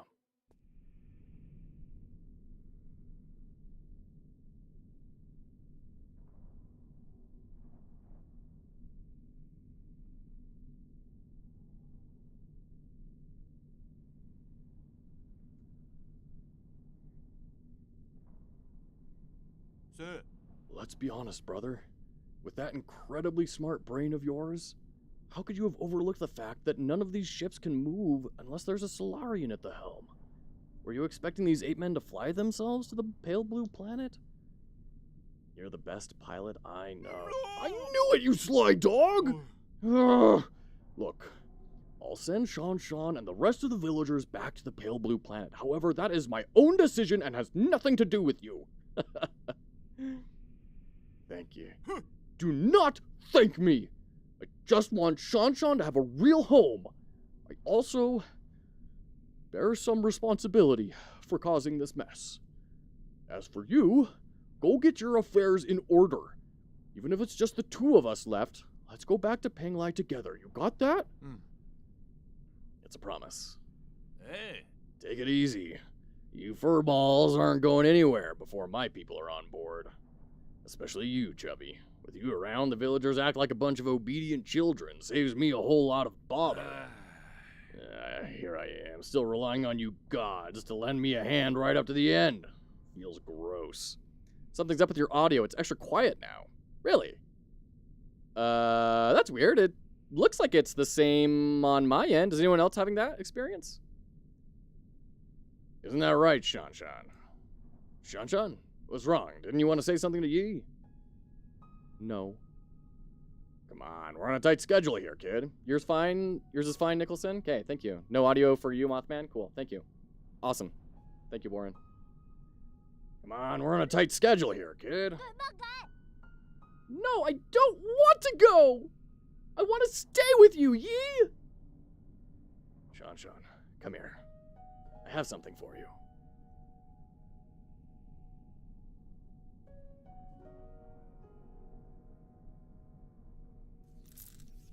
Oh.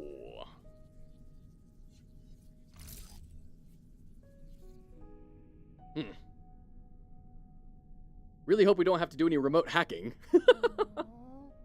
Hey, is this your mystic nymph? Yes, it's very important to me, so I want to ask you for a favor. Can you hold on to it for me for a little bit? Really? Just checked randomly with another stream? Yeah, that's bizarre, Davimir. I'm sorry I can't help out much.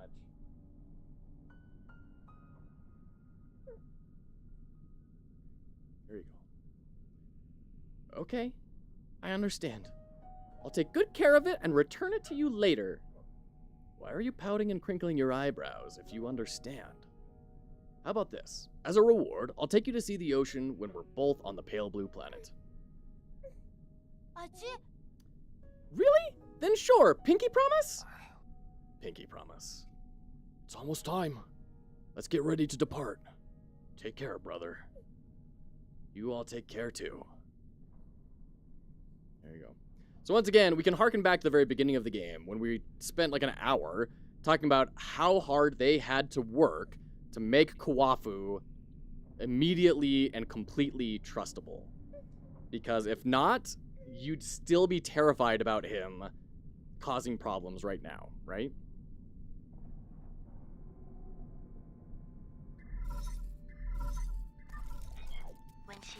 How are you doing, dear brother?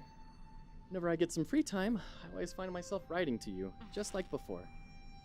I'd be lying if I said I had no regrets over deciding to stay. Whenever I think about dying alone in a world without you, I start to feel so lonely. I know you're probably too far away for these messages to catch up. It'll probably take hundreds of years for you to receive the first one. There you go. I know I'll never get to receive your replies. But that doesn't matter. From my memories, I can piece together fragments of you. Your every glance and your every word. Dang. I'm sure your plans have worked, and you're no doubt celebrating the fruits of your success. Or perhaps you've embarked on an entirely new journey. No. I was going to pick you up, I swear. didn't know I would wake up centuries later. If it wasn't for... If you have a new family, will you still remember me? Of course. How could I ever forget about you? Will you miss the days we spent together? I'm sorry. I miss you so much. I really miss you. Sorry. This is supposed to be my last message to you, not just a bunch of trivial questions. Yi, I want you to know that my time has come. But don't worry. I'm not going anywhere. I'll just be stepping ahead of you to return to heaven and earth. I know. Let's make a promise that on that day when we meet again, you'll take the time to tell me your story. I promise, Hang. I promise. It's a promise.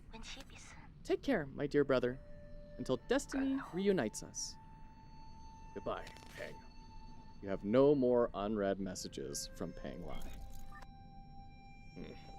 So he's just been going through the messages whenever he could on this journey. Character bio updated. 98% done. As one of the few people who can resonate with Fusong, Hang believes in returning to the Tao and that it is natural to coexist and perish with Peng Lai. She therefore did not cling to life and refused Yi's proposal to live in New Kunlun. She chose to stay in their hometown and accept the natural end to her life. There you go.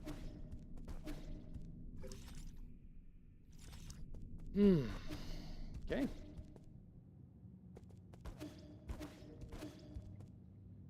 Blocked off, okay. Let's do it. Oh. Is this... Oh, these have got to be Kickstarter portraits, right? Like, if you back at a certain tier, you get... you can have your portrait done up over here.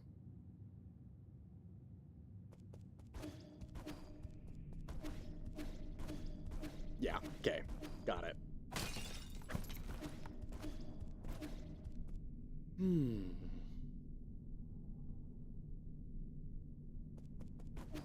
Oh, you see that currency? 3333? It's a sign. It's a sign. We're going to blast through this. It's only going to take 3,333 attempts to beat this final boss. We got it. No problem. Oh, interesting. Damaged floor. You know, for the Central Transport Hub being the Central Transport Hub, I don't feel like I did very much transporting through it. I think I walked through it a couple of times, and that was it.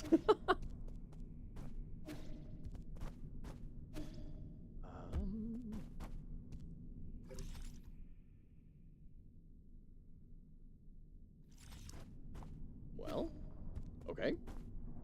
First floor was available. Oh, dude, is this going to be the nemesis? I spent like 30 minutes at the start of this game being like, well, there's nothing available. It's locked. It's locked. This is the level that I'm on. Like, there's nothing else. And it's the same thing. Vision, was it you that told me at the beginning of the week that there was something above the one you started on? Jeez, got me again.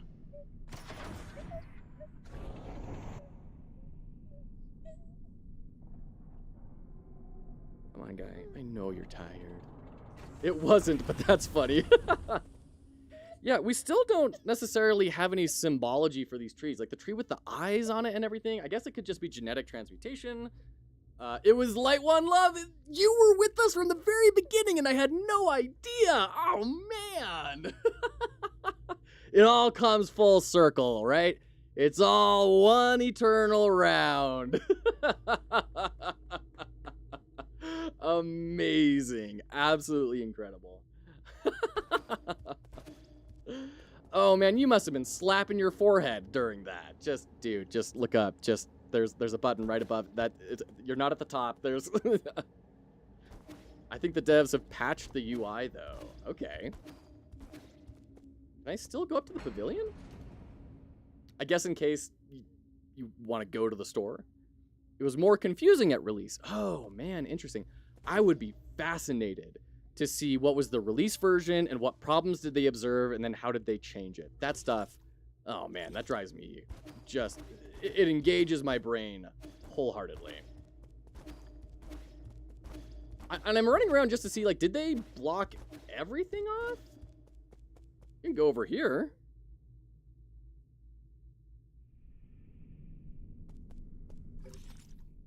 Oh, this is the central transport hub again. Wait, but this is a different space. Can we still, like, explore a ton of the world? That seems like a pretty big opening. Ah, but they've so deliberately knocked everything down. Why would they keep that open? You can only go back to the research center. Okay. Okay. I was wondering if there was going to be some sort of hidden thing over there, right? Oh shoot, we don't need to go up here. What am I doing?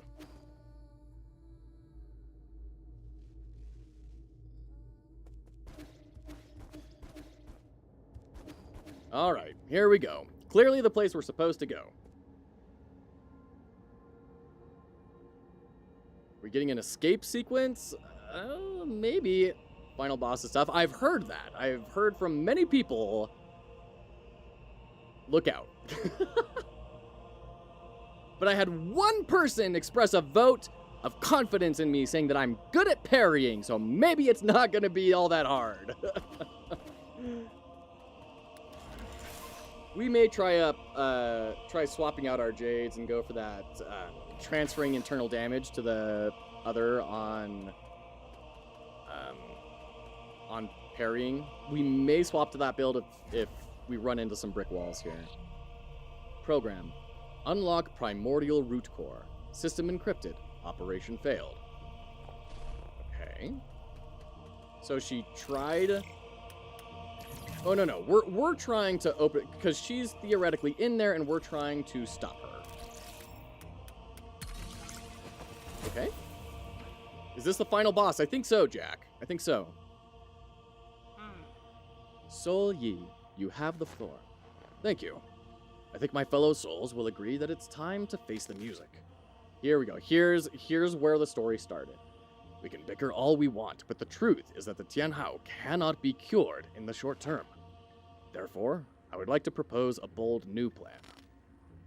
Huh? Yigong might think you're clever, but since when did we let a rookie give orders around here? Let's not spoil the fun, Gomang. This kid's pretty charming. Let's see what he has to say. Ooh, you got it. Thanks, Jack. If anyone wants to raise any objections, please hold them until the end. The plan is called the Eternal Cauldron Project. Eternal? Interesting. Have you been keeping the elixir of life from me all this time? No, you misunderstand me. It's not bodily immortality. It's spiritual immortality. To put it simply, it's a plan to place all Solarians into virtual reality while their bodies are put into cryosleep until we find a cure. Our scientists and Jay have already experimented on this. They were not very successful. This time is different. This time we have Lady Ethereal's vital sanctum and soulscape system. Her tests have proven that we can fix all the shortcomings of older hibernation devices. Combine that with the creation of virtual worlds, and all Solarians will be able to enjoy centuries of blissful dreams. Lady Ethereal, does it really work? Yes. Upon waking up, all test subjects were very satisfied with the dreams they experienced, which is not technically a lie. There were a few who had trouble. Those are minor issues. I'll patch those out. The only issue is generating soulscapes for tens of thousands of people requires an unprecedented amount of computing power.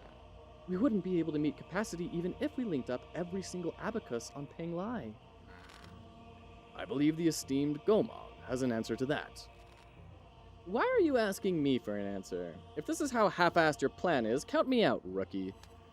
In your research on Jiangxi soldiers, didn't you posit the possibility of biological calculators? So that's what you're talking about. Connecting biological brains in series can indeed form an immense biological computer. However, that theoretical model requires the brains of organisms with higher intelligence. From where do we source those? Don't tell me you're going to use Solarian brains. Of course not. We can't use anything polluted by the Tianhao. I mean, that would be unethical. All right, take care, Light One Love. Thanks for hanging out throughout this whole journey. Have a great sleep. Appreciate you. She kills me still sometimes. All right. Next one.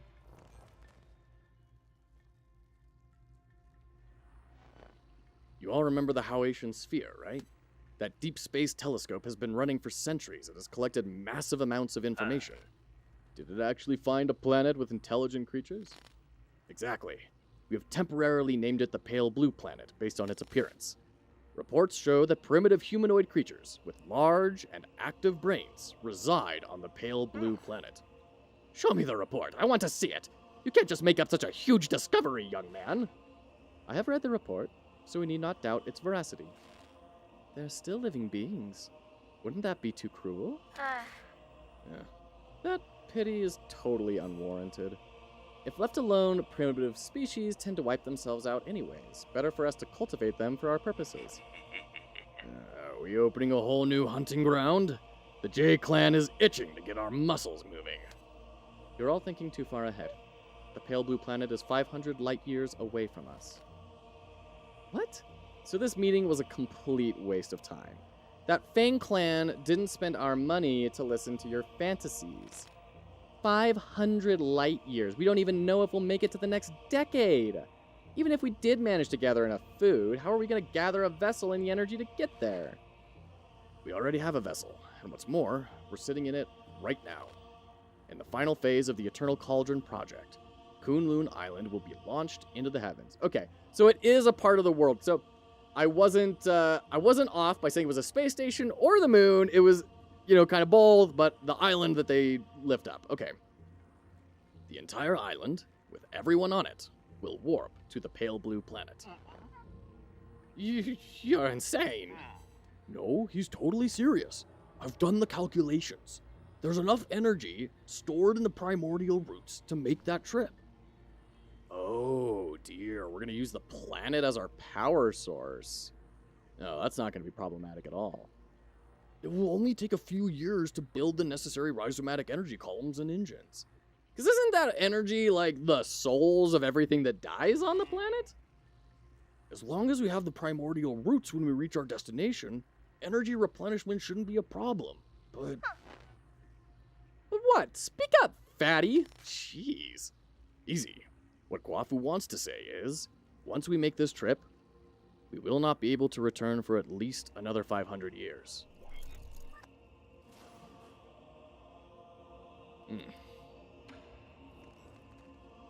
Oh, and there's the hat that we saw in the beginning. Yi, calm down. Why won't you hear me out? It was you.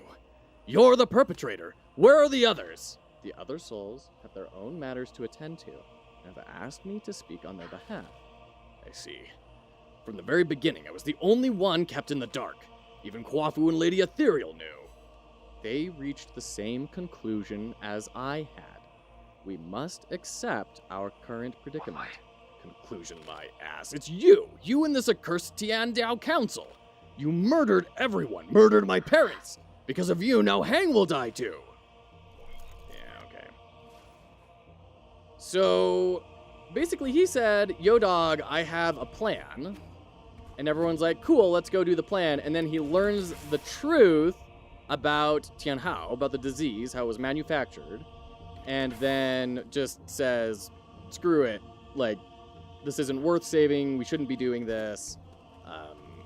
I thought this was with the intention. Oh, find all resources and information marked by Shanghai 9000, treasure hunter. Very cute. Okay. Fusong is breaking free from its seal. We're about to lose all control of the primordial root network. After arriving near the Pale Blue Planet, the primordial roots were coaxed to build a massive web around New Kunlun to partially cover the nearby star. Oh. Allowing the roots to absorb its light and provide never-ending power for the Eternal Cauldron project. And that's why we kind of kicked the Earth into an ice age, okay?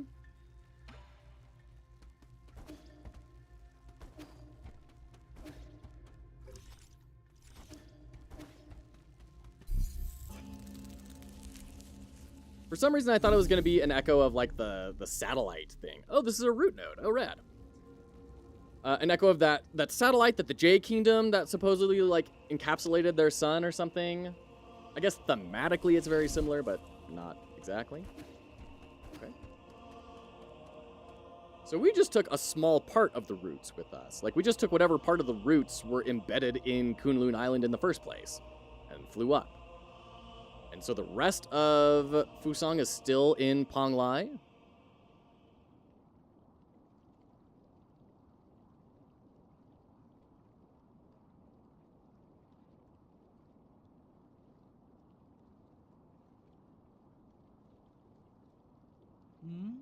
You're up early. I thought you would sleep much longer. Probably. Okay. I realized that this really isn't the time for a nap. Shame. Why return to this pitiful place when you can welcome a whole new world in your dreams? A whole new world? I don't care what it is you're trying to do, but you better stop right now. What's all? Why?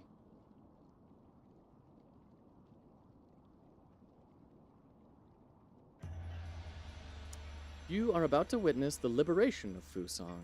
This is our destiny. Yeah, so she has that round symbology on her head as well. The roots, she's got a lot of sharp points indicating danger. Interestingly enough, for the science lady, she doesn't have the same 90-degree bends on her. But I guess those chevrons are kind of supposed to be reminiscent of the 90-degree bends. So she's supposed to be kind of the foil to Yi, right? She says, yeah, cool, no, let's embrace our spirituality, right? Let's embrace what we're about to become. While Yi is the opposite end of that of, yeah, marry science and spirituality, but in a way that is productive, that betters the world instead of transforming it into this kind of nightmare. You are about to witness the liberation of Fusang. This is our destiny. We will soon devour the fruit that fate has provided for us. We have waited too long for this moment. We've gone insane. Insane! I found the truth and unlocked immortality. How can you not fathom the significance of this achievement? You're right, I can't. I don't understand why you would make the same mistake over and over again. Transforming Solarians into those mutants can't be the answer. Prophets always have to beat a lonely path. Never mind, you'll thank me in time. You and everyone else.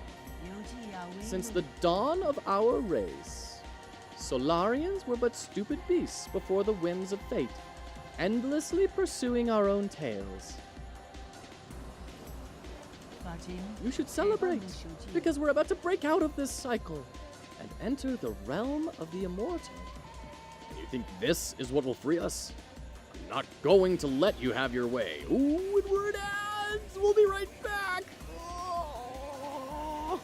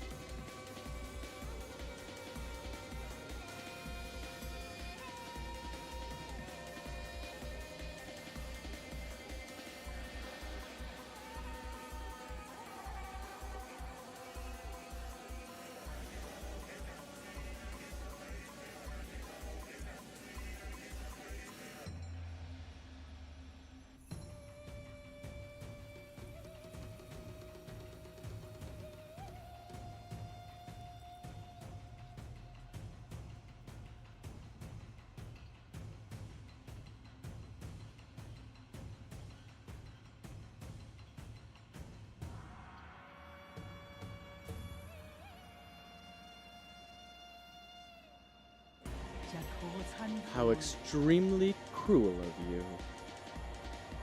I hope that by trapping you in your dreams, I could avoid this confrontation.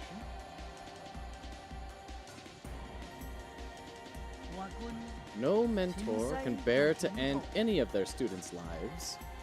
Don't make me do it twice.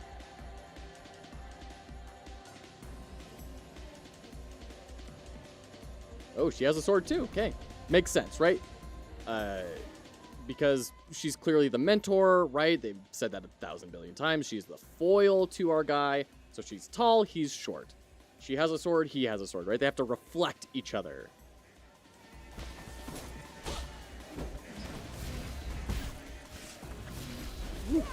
Jeez. Whoa, whoa, whoa, whoa, whoa. What was that? Excuse you.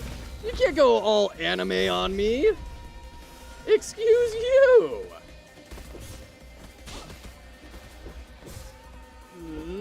No.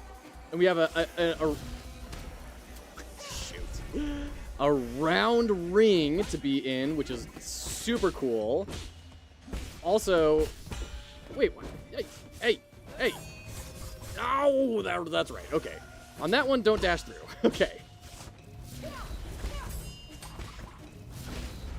No, I parried it. Oh. I am your father. Yeah, real. Oh, goodness. Okay. So that's phase 1. That's quite a decent first attempt. Well, thanks. She is the Blade of Mikola. Thank you, Game God. Appreciate you. I got it this time. I'm all hydrated. Easy. No, I like the round circle. It's kind of, once again, using the circle as a symbol of spirituality. It is ascension right into this new form that we're trying to combat. The 3D aspect of it is like high technology. 1 out of 9 phases. Whoa, you got a big sweep. Jeez, lady. Okay.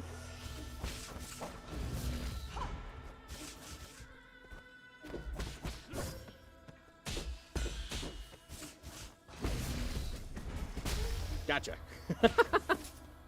Hey.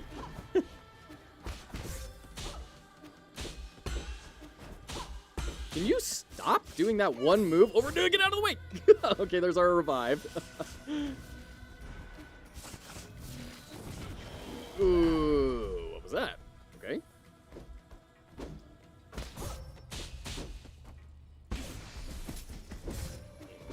Lame. It may be worth getting the Jade to stun on Talisman. If she's going to be able to prevent us from getting a full 5 blast off, we may want to do that. We may also want to explore the Jade that gives us arrows and take a more ranged approach. No, get out of there, get out of there. Yeah, we're dead.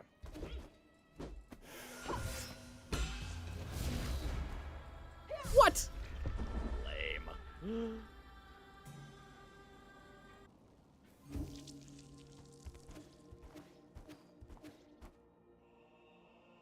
All right.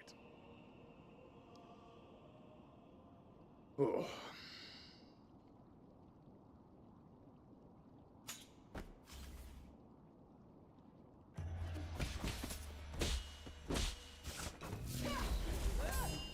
Get out of there, jeez.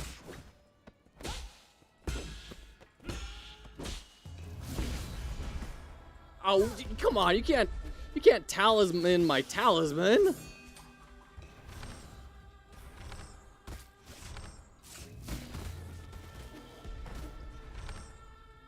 How much do our arrows do?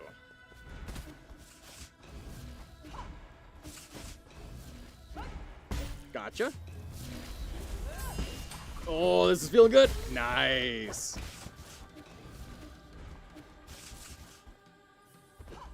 Yeah, so I think staying away from her is the right idea.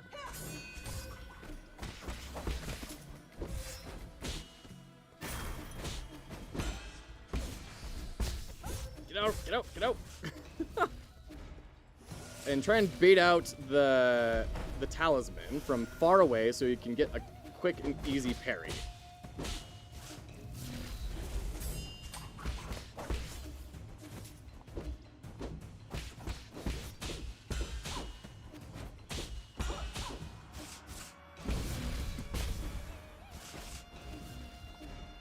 Okay.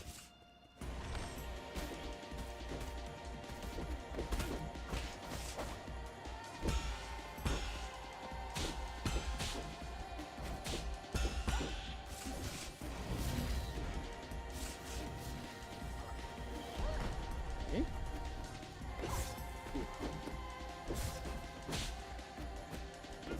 Oh, boo, shoot. Oh, man. Why are you fighting a Sith Lord on the Death Star? That boss looks dope, says 2D Fighter on YouTube. Yeah. That felt pretty good. I liked that strategy of trying to maintain the distance, baiting out her talisman sweep. That feels good. I'm honestly surprised she's not parrying us. That seems like an obvious thing. Oh, that's her hair clip. Oh, jeez. Wait, I wasn't anywhere close to... I was clear on the other side of her.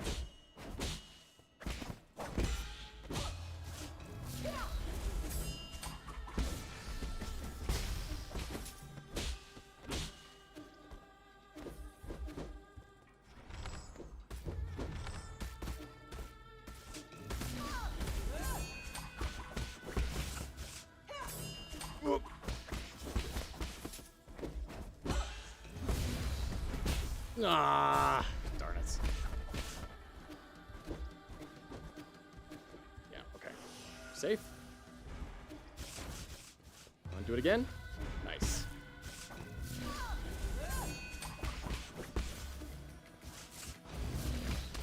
Oh, I was in the air. I was right there. Oh, I misread that. Yeah, that was brutal.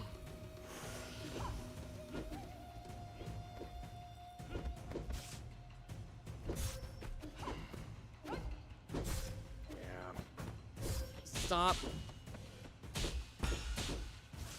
Yo.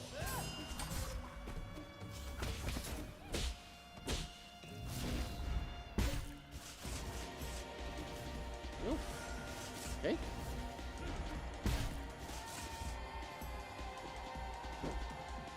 One, 2, 3. Oh man, brutal. Okay, and she has a really quick wind down from that. Okay, so don't dive in on the triple low hit.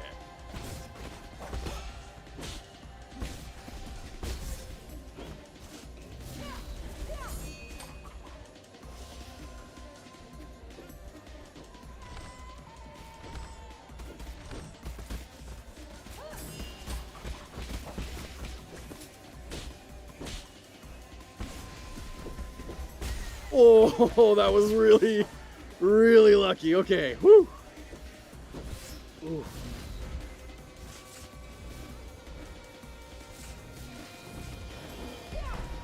Okay.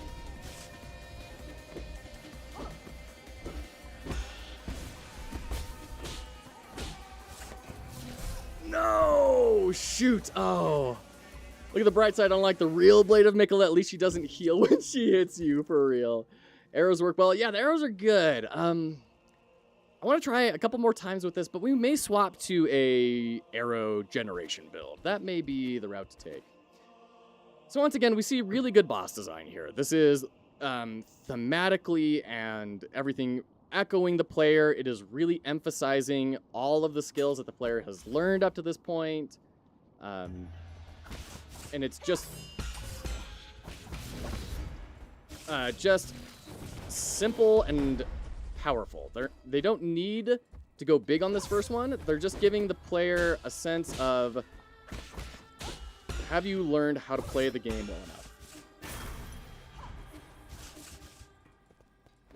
And then the next phase is going to be the spectacle, right?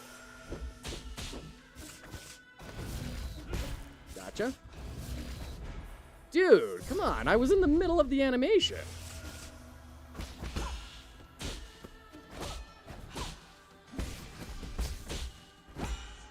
All right. Yeah, I don't think we're going to be able to do the 5. Ooh. The 5 Chi Blast hits. I don't think she's going to give us enough time. Without getting the Jade that will stun her. So... I was... Come on. Come on, what is that hitbox? You all saw that. You all saw it.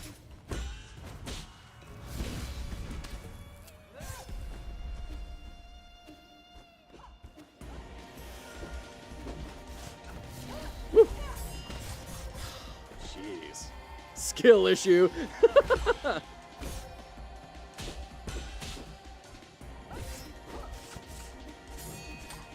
Heal. Definitely possible to do a 5-charge talisman. Just need to find the right timing to unleash it. Yeah, like after that, right, is when we can do it. We've done it a couple of times. Yeah, she's definitely trying to catch me here.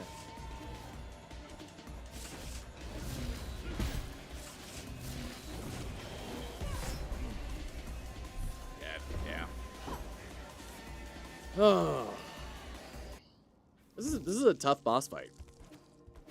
Mostly because there's no downtime, right?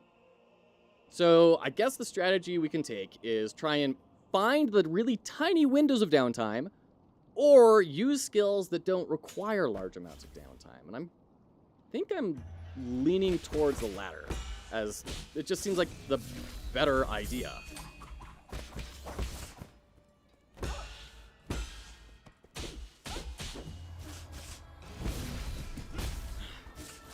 That didn't hit me? Why did that one not hit me, but the other ones did?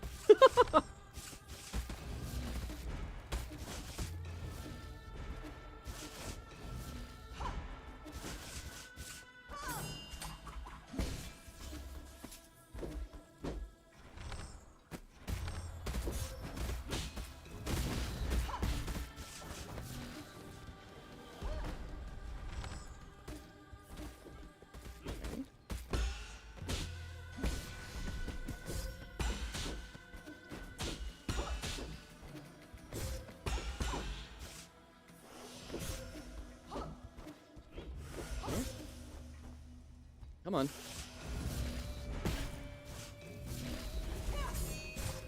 I should have done the talisman dash there. That would have gotten me out of there, and we would have gotten the 5 damage off. Like that. There we go. Got it.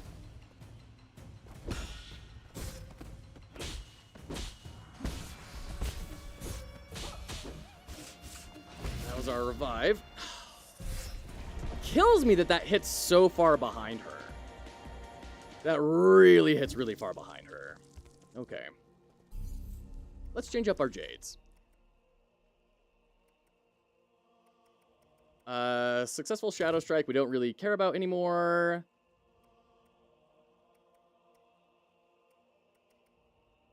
Where's the Azure Dust stuff? Is it this one? No.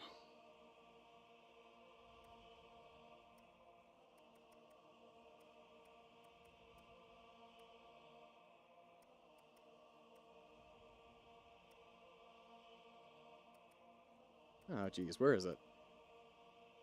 It's my only real complaint with the fight. It doesn't feel good when you get dragged backwards. Yeah, it's pretty intense in the back there. I can understand why they have it, because otherwise... Because then it's a roll catch, and otherwise it would be way too easy to kind of get on the other side of it.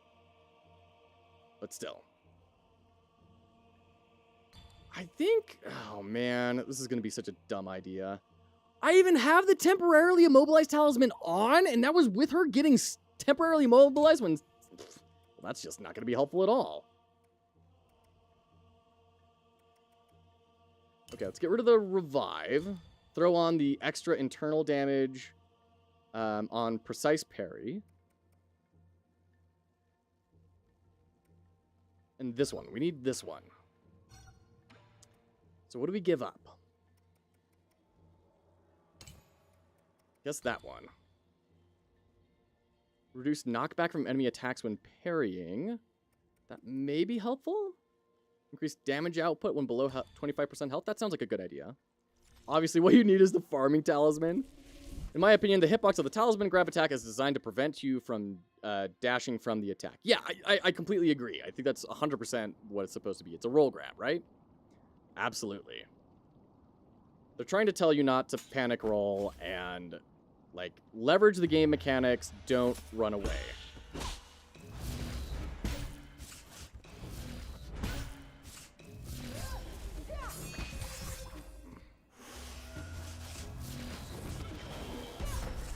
Jeez.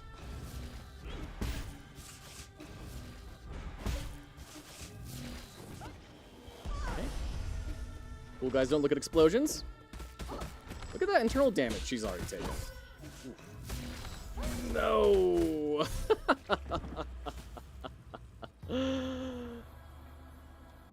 We need to change our talisman.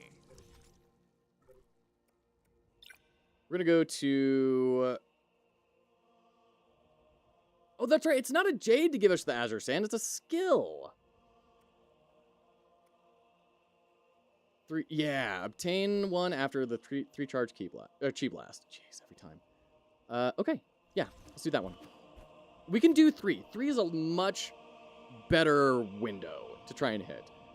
Water would be great because then it's no window you have to hit. But then we don't get unlimited arrows, and arrows are doing good work here.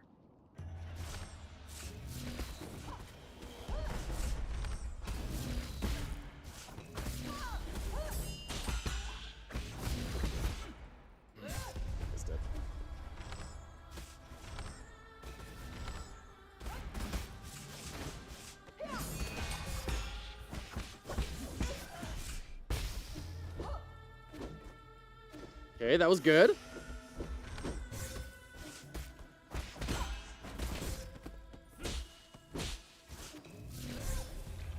That was not good. That was not good. But there was a really good sequence in there where we did great. We did like half of our health bar really fast. If we can just get 2 of those and we win. And I'm sure this is all the fight. There's not going to be some celestial mega boss where you're fighting in the stars. It's fine.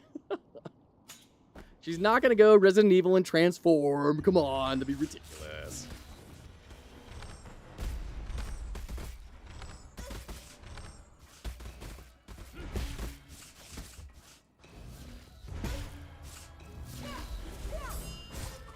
Oh, I was in the parry animation. What are you talking about?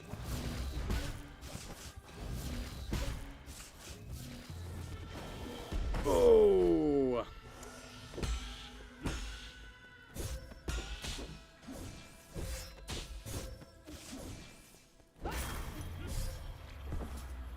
Woof.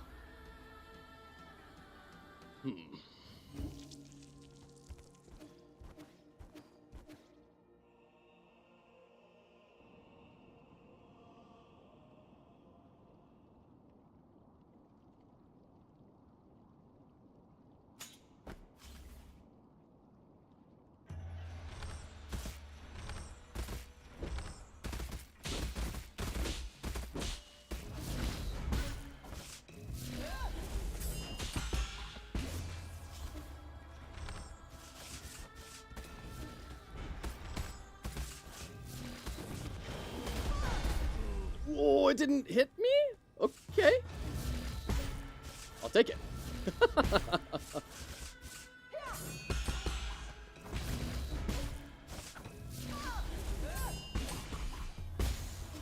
Whoa, that was a lot of damage. Oh, I'm gonna hit here though. Oh, I didn't. I don't know why, but I didn't, and I'll take it.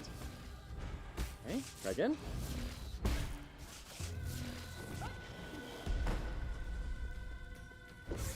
Oof.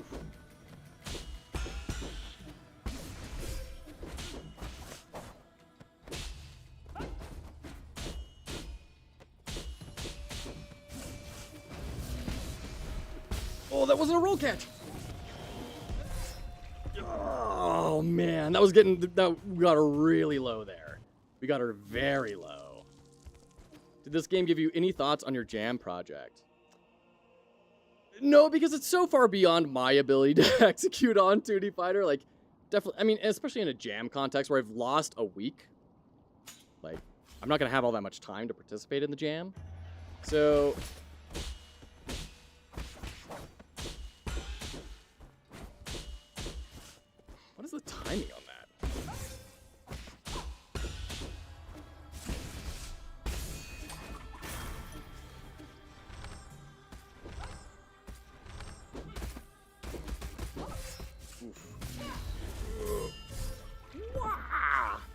Is that a final phase low, or I'm getting the it's first out of five phase low?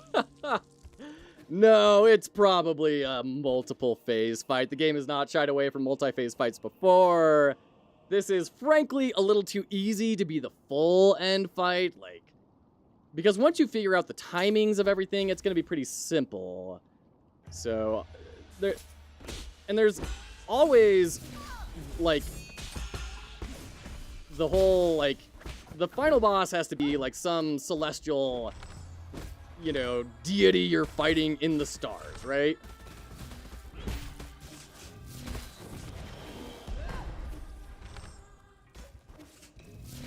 Woo! Got her?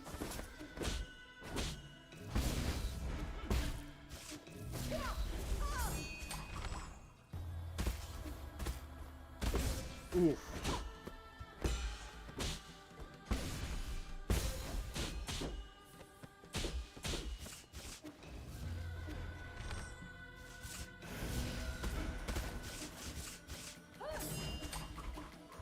Okay, heal again. Okay. Oh, oh. What the tracking on that, dude.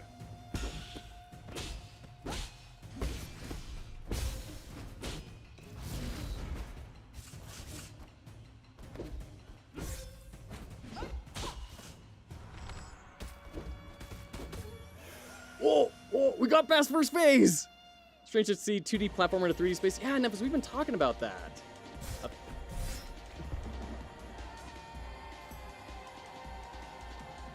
Okay. So she just hits the whole screen. Great. We've been talking about that, about how a lot of the times whenever there is a shift to more and more technological sides of things, they become more and more 3D in the game. Okay. We gotta get the unbounded counters going on here. I think that's gonna make this a lot better. That was quick. Yeah, that was the whole health bar in, like, 3 hits that were immediate.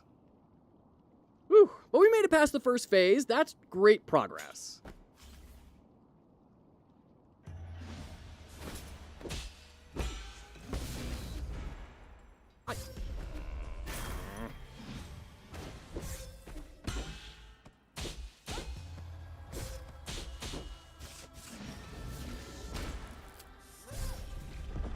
I'm gonna practice these unbounded counters.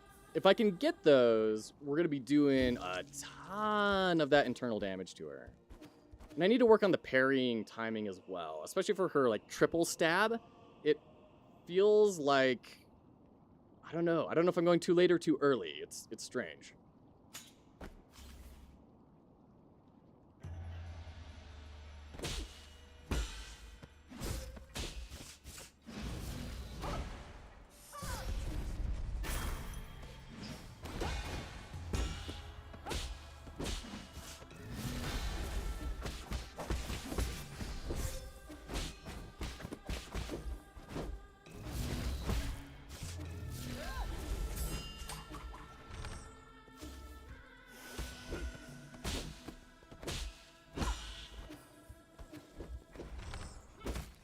Yes, final boss, Memphis.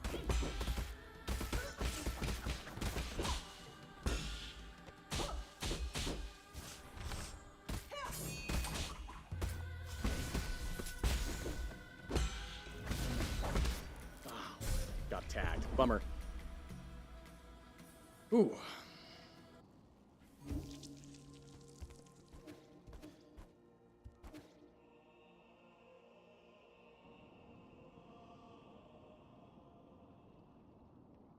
If you're on the special ending, this is probably one of the top 10 hardest bosses in all games. Really? I don't know what the special ending is. We did do everything. We did all side quests and everything, but I have no idea if this is the special ending or not.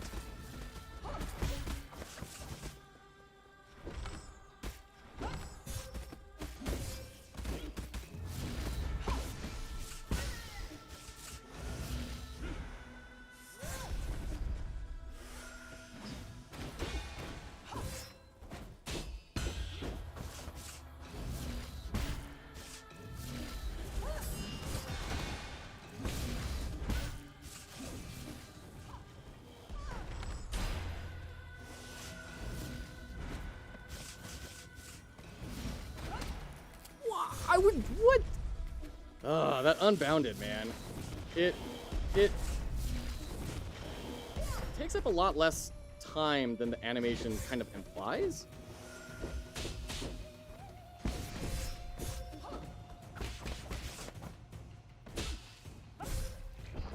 Brutal.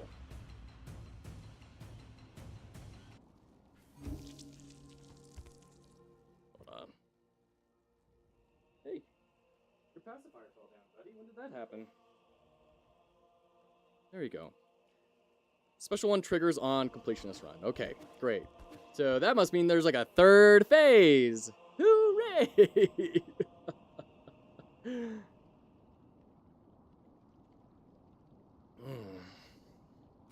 All right. Come on, I 110%ed Hollow Knight. I can 100% you.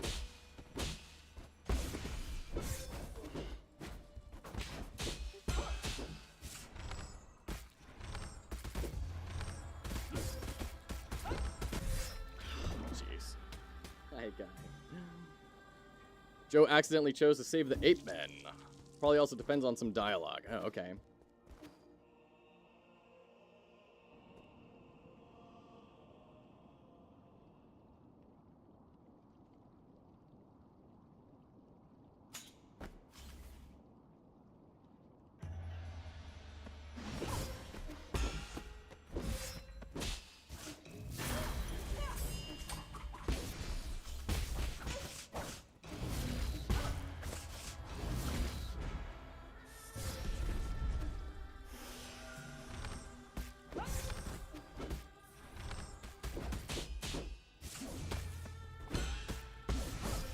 Oh, that sweep back, dude.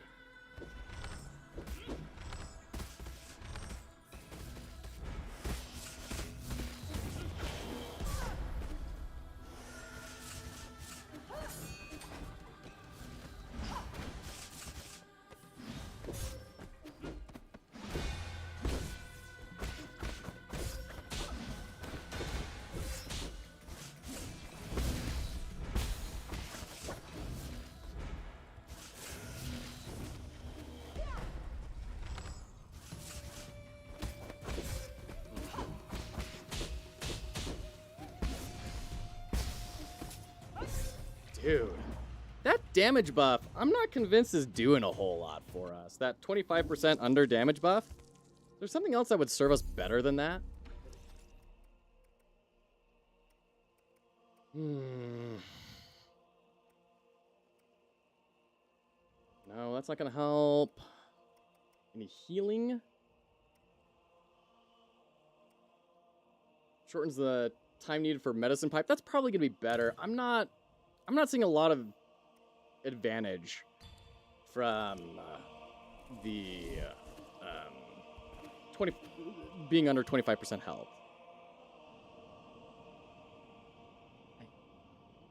Oh, is this the hard ending? Hilarious.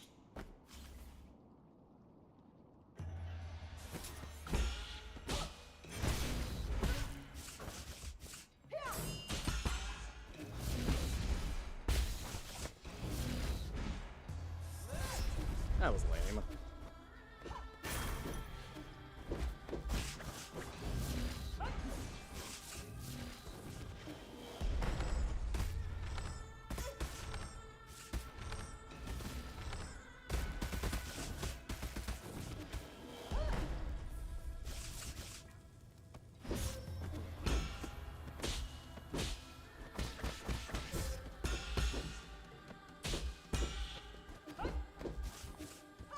Oh no.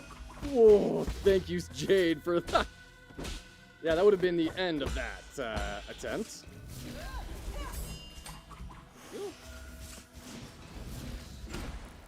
Oh, I let go too late. I always do that. It's so hard to time.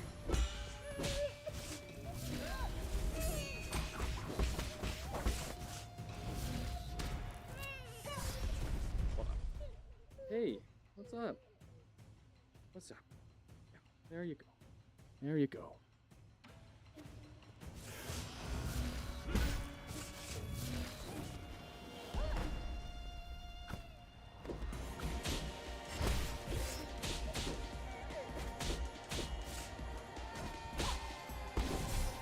The sweep back.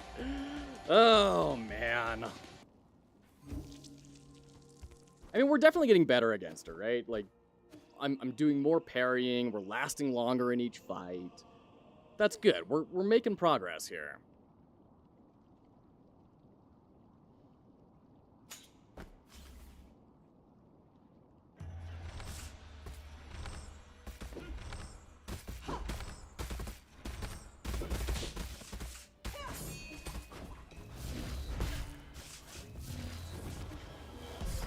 Whoa. It's hard to tell whether she's going to track with that or not.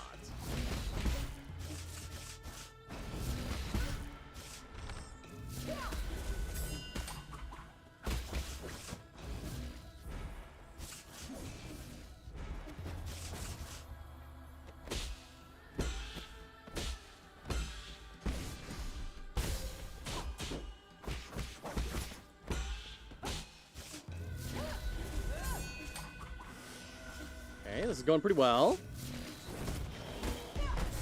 Oh.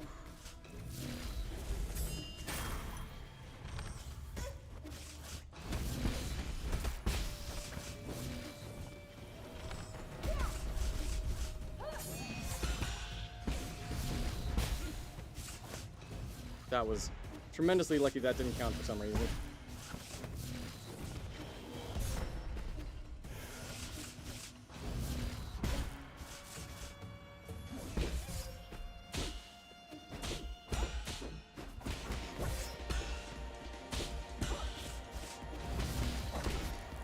No! I thought we were going to be able to knock her into the next phase and prevent it. Oh, that was so close. Oh, let's get all that adrenaline out of the extremities there. Let's do a wiggle dance. Oh, man. Oh, I'm all made of hinges because everything bends. Okay. All right. We can do this. That was a really good proof of concept. We had healing left. Like, we were doing pretty good.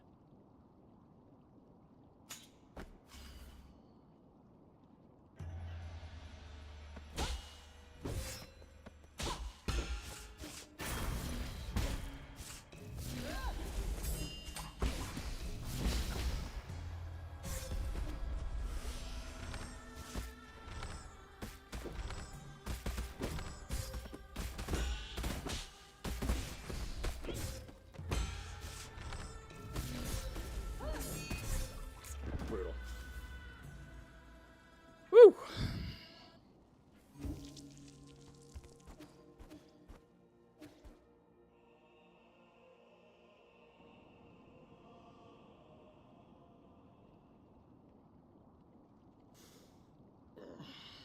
Okay, let's start off with arrows this time, so we don't have any accidental talismans when we're at full arrow.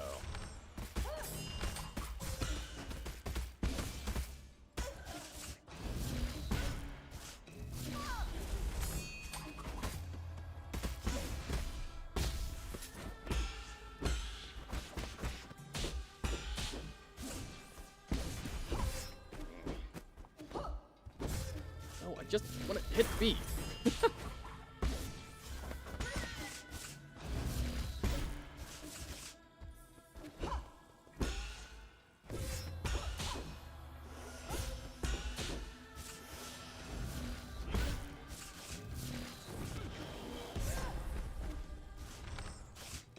I don't totally understand how to dodge that. Kind of seems pretty luck-based. Or you just have to be sprinting as soon as she starts doing it.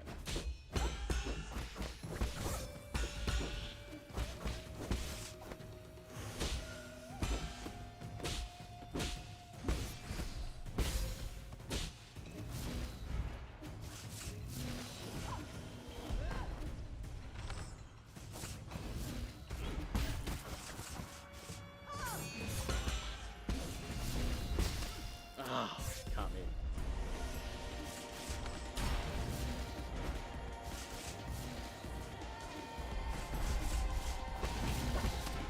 Oh, I got stuck in the third slash.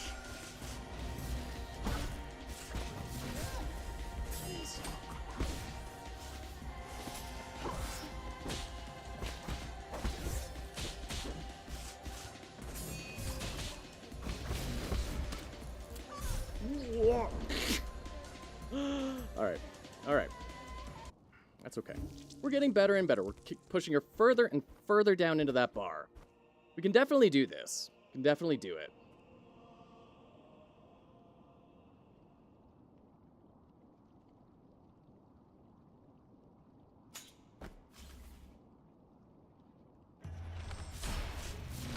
Oh no, we swapped arrows. Shoot.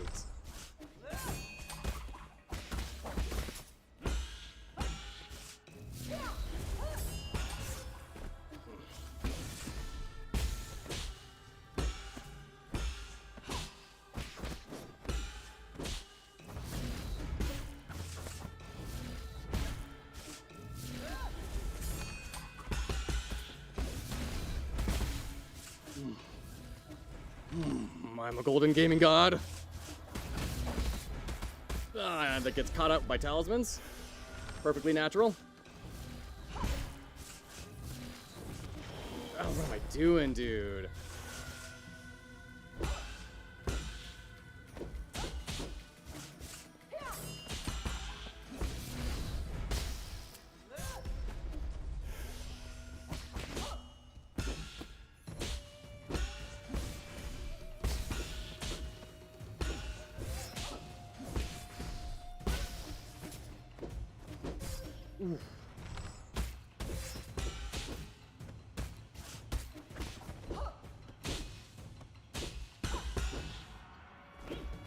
Why didn't I heal? I was mashing the up button and he didn't heal. Oh man, I think that one could have gone the distance. I think we could have knocked her out of that first phase. That's okay though. We still need to work on that parrying timing. We're getting a lot of imperfect parries. We gotta tune that up. Okay.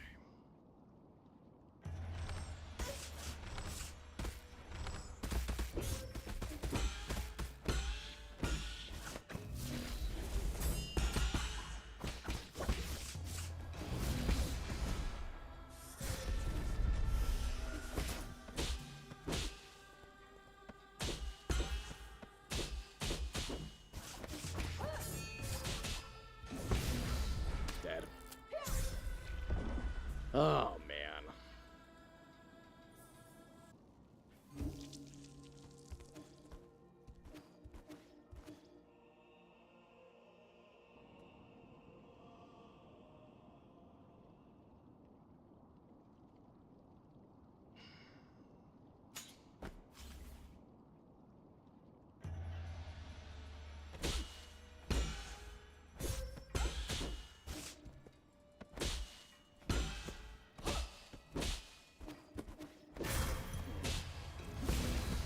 Yeah, God, jeez.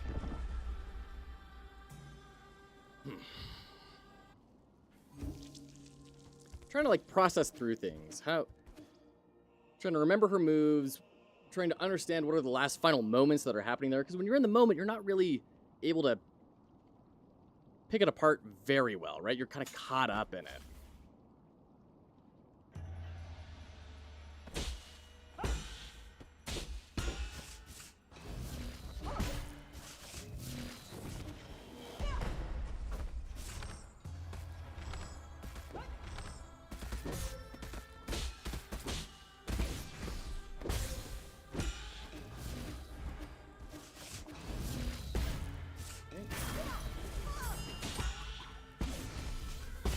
Correct?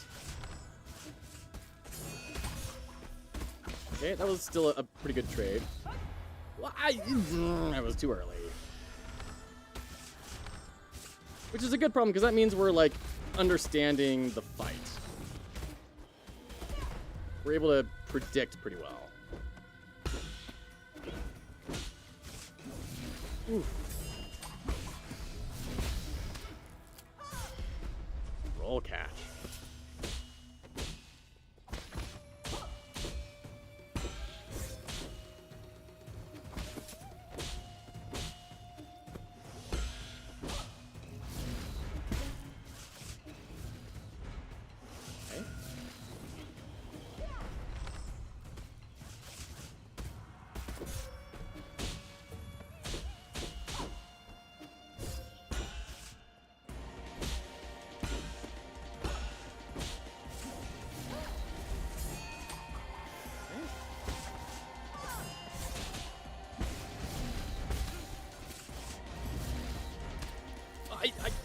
I was in the...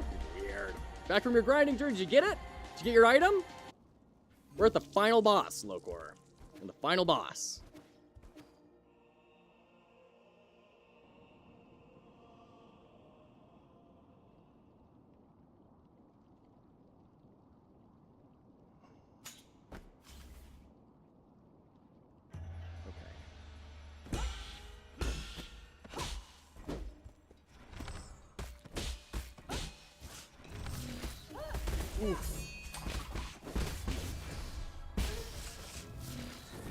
Okay, run.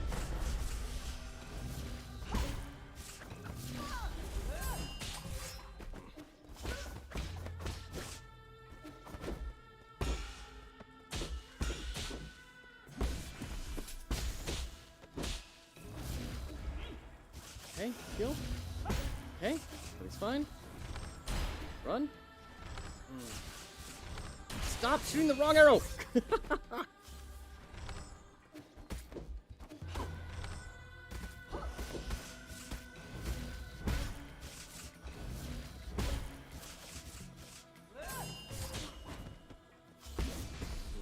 Sometimes I get stuck in an animation and it doesn't recognize my button presses.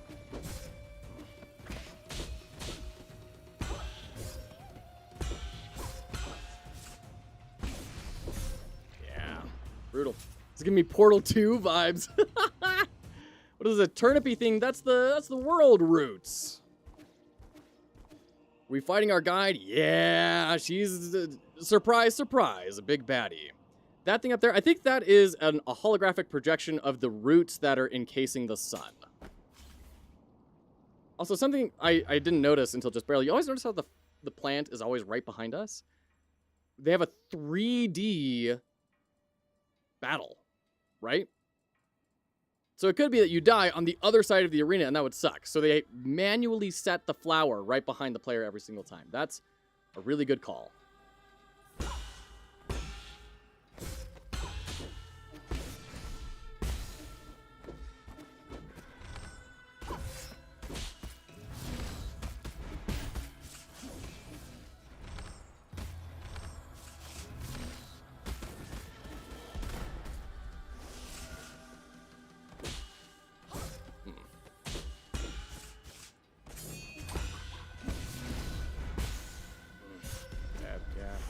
Not quite dead, but pretty darn close.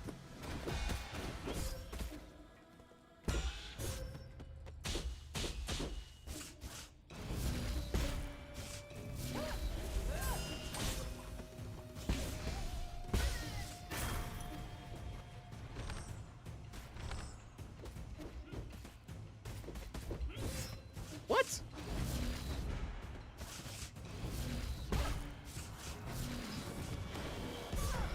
Delay. I need to remember that I can perfect parry that. I always run away, and it didn't even dawn on me until just barely. Oh yeah, we can perfect parry it.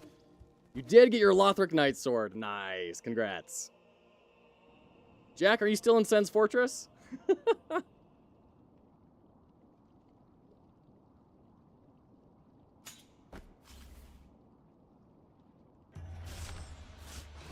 Too hard. Got her. Woo!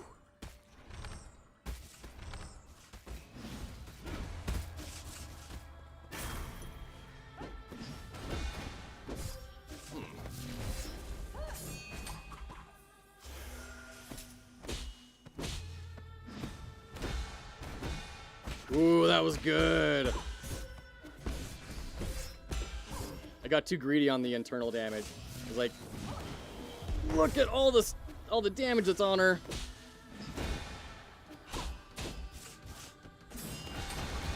Oh no! Shoot.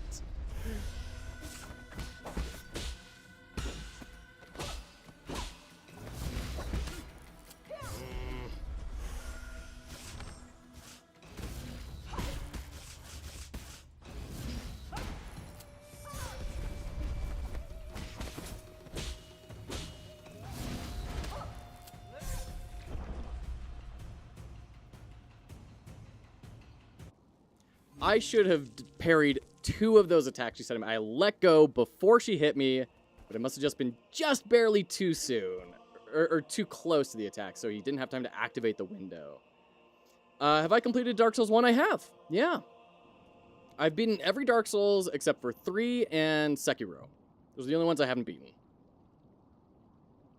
Of course, I haven't played like Lies of P and every Soulsborne on the market. I'm just talking about from software games.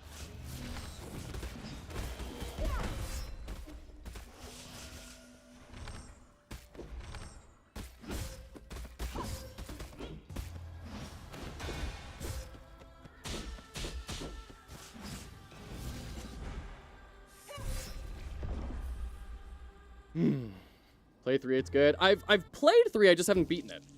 I played it for a few hours, kind of at launch, and then I just, for whatever reason, bounced off of it, and I've never returned to it. I want to someday.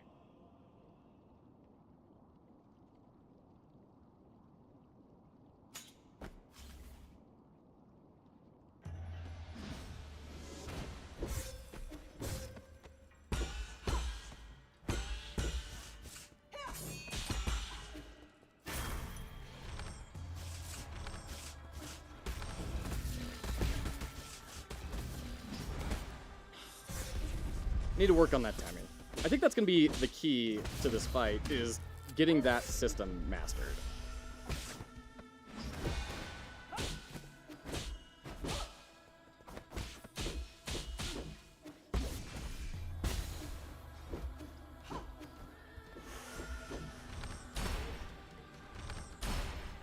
Oh, that'll stun her. Wow. Huh. I got so distracted by the discovery.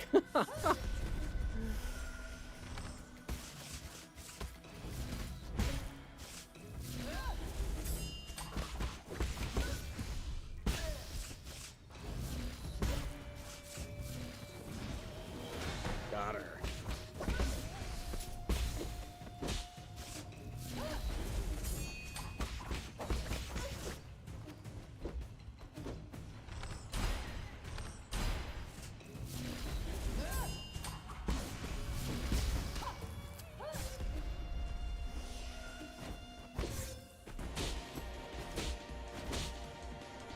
No, don't face the wrong direction.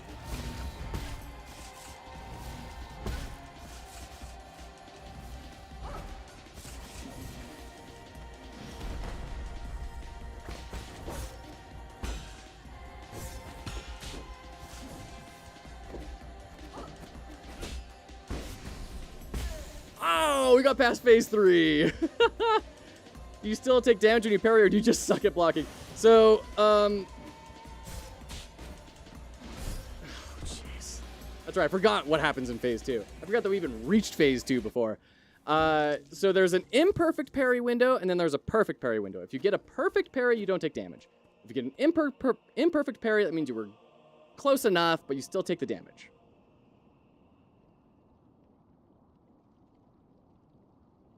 Still going, K-Hado. We're like I said, I really want to honor the title of this stream. I want to go until we beat it.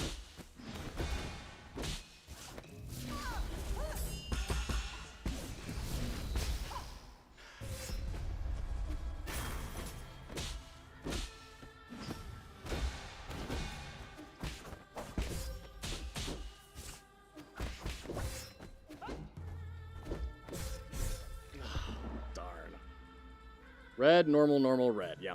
And if I can just remember that that's what's going to happen, that she's going to slash across the whole screen, then I can prep my stuff and then just do the chain blocks and it'll be fine.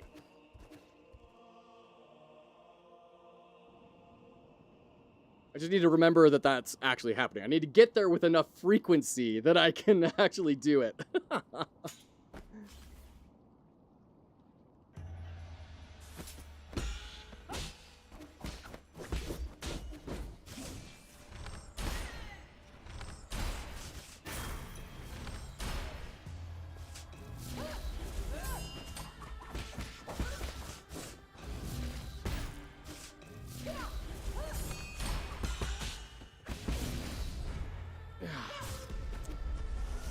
I keep on wanting to do that, and she gets me with a talisman every time.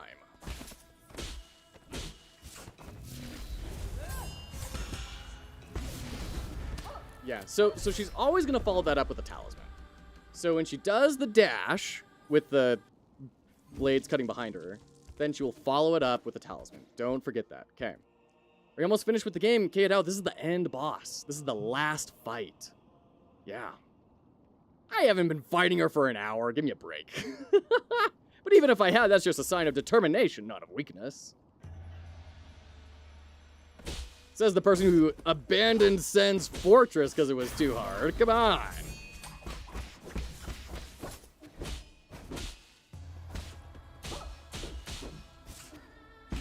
Come on. So that goes higher behind than I would have expected. Because the sprite starts a little bit lower. I was hoping that by jumping, I would have been out of range of that. But turns out, no. Fair enough. Ooh.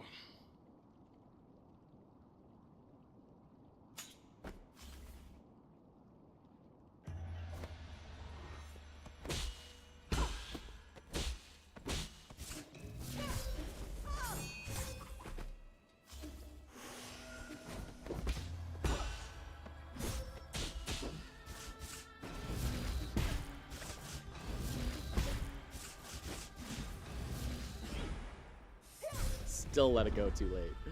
Oh, man.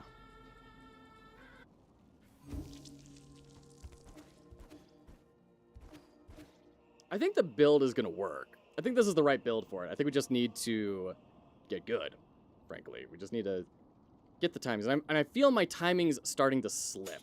We're at that point of the boss fight.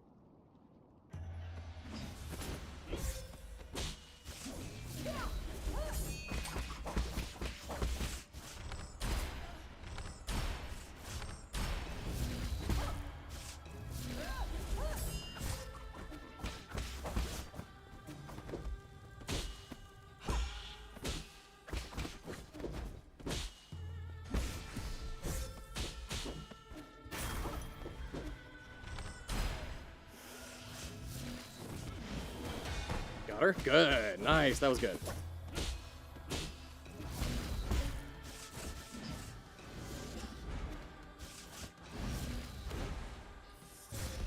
Keep releasing it too late. That dash is a lot faster than I'm expecting, I guess.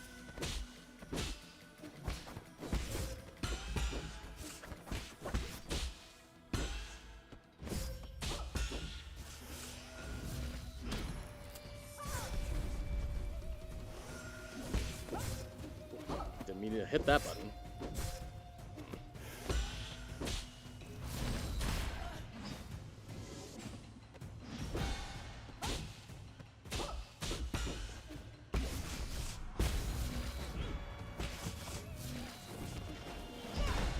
Oh, I got it, just barely.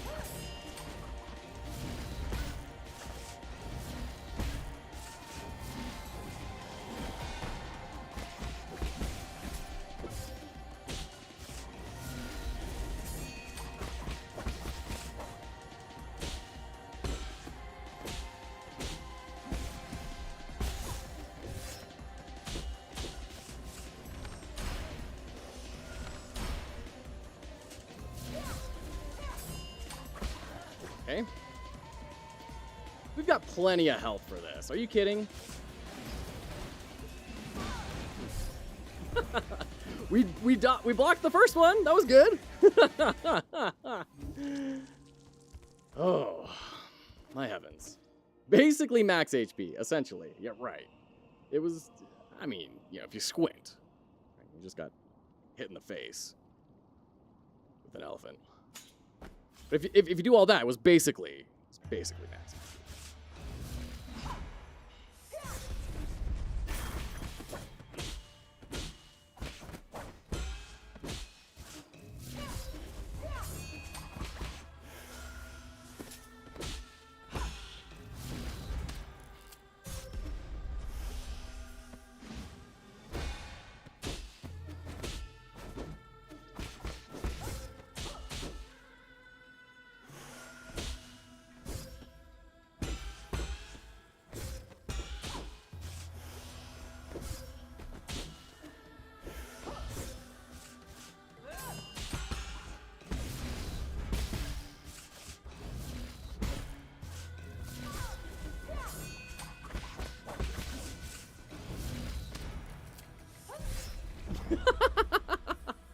Famous last words. We have plenty of health for this. Oh, shoot. I knew what I was doing.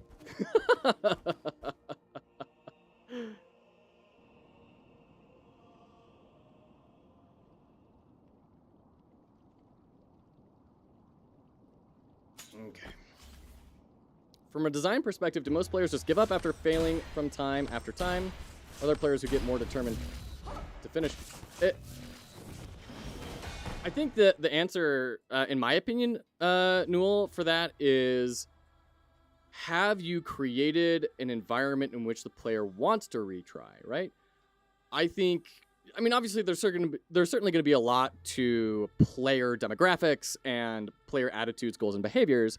But if you create a world where retrying is rewarding and where they believe they can actually do it, then you're going to see a lot of rates. Like we were just talking today about how like 17% of people have been getting the ultimate ending for this game. That's outrageous. I do not know of a game that has 17% of people seeing the end, let alone like the real ending. That is crazy high. So they've clearly done something very well here to communicate to the player, not just that you're going to die and restart a bunch, but that it is worth it to keep going and helping the player feel more and more capable as they keep trying. There's something really powerful in here that is, you know, stuff we can all learn from.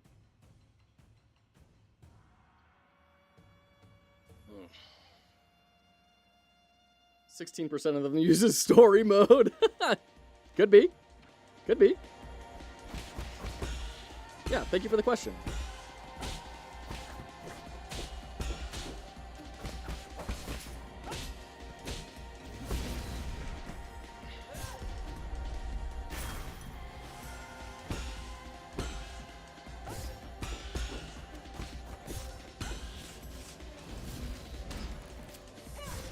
Keep on trying to get that unbounded parry.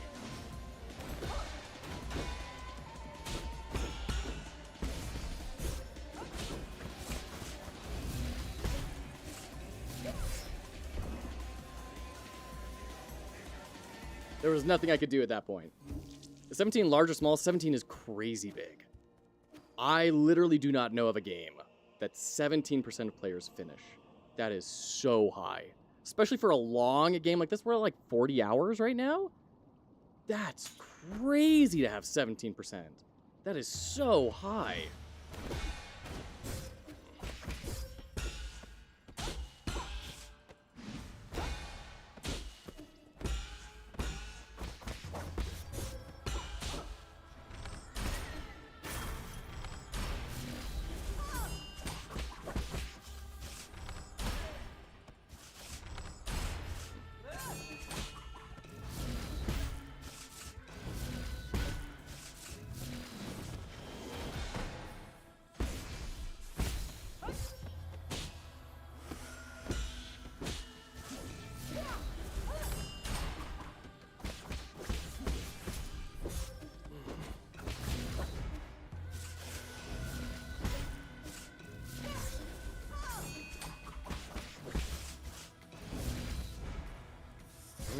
Messing up my buttons.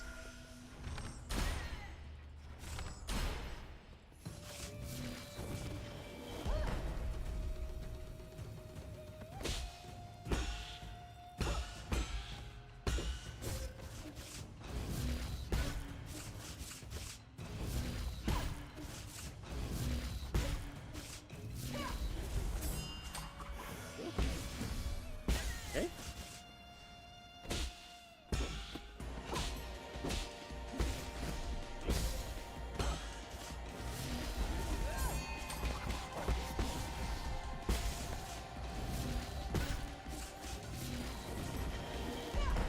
Ooh, we just barely made it out of there. Okay. What? Come on. All right. 50% of players beat the game using normal mode, including those that played the easier ending.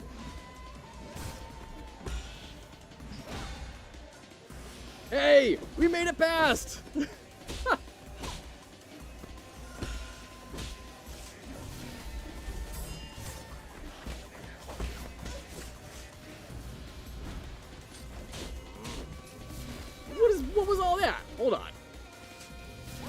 cheating? You cheating?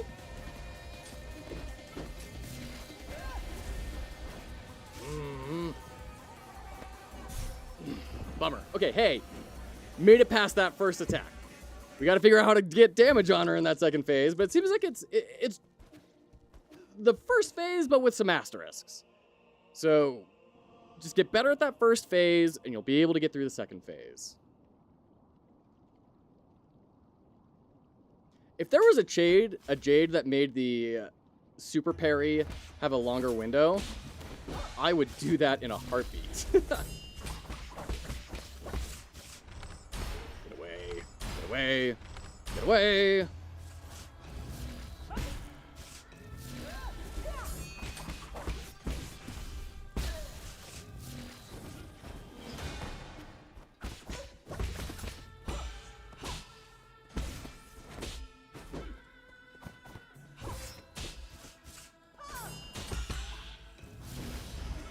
Ooh.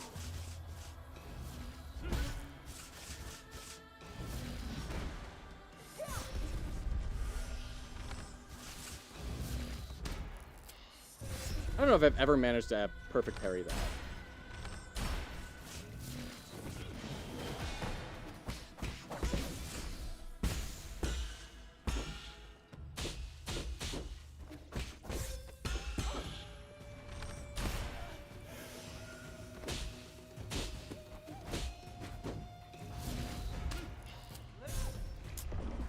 Terraria has 25%. Well, I mean, that goes to show you, right? Like, if you're getting to that level of, like, getting close to that level of completion with, up there with Terraria, that's a huge deal.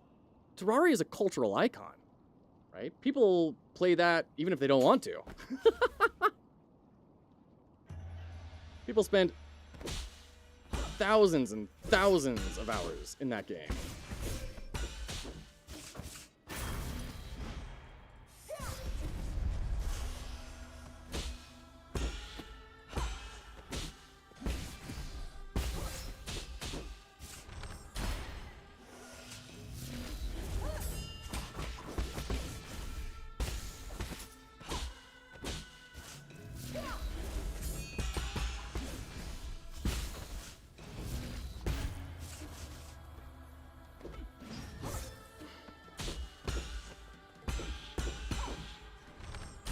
Away from me, please. Thank you. Didn't have the time to do that one.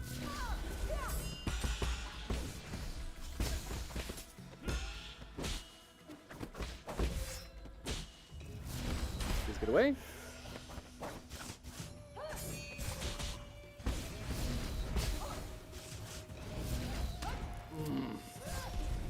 Too early.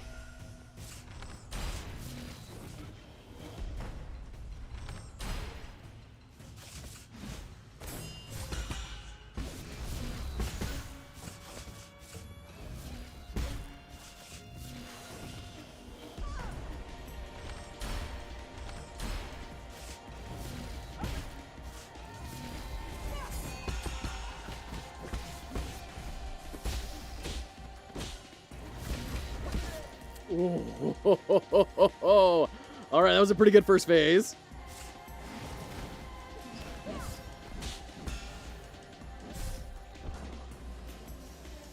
Gotta figure out that timing. So there's like this flame wrapping around her sword, and I release it at that point because I thought that's when it's gonna shoot out, but it wraps around, charges for a split second, and then launches. Okay. But that was a pretty good first phase. I was very happy with that. And I'm liking the strategy of using her dash through 1,000 cuts thing as a way to transfer the internal damage onto her.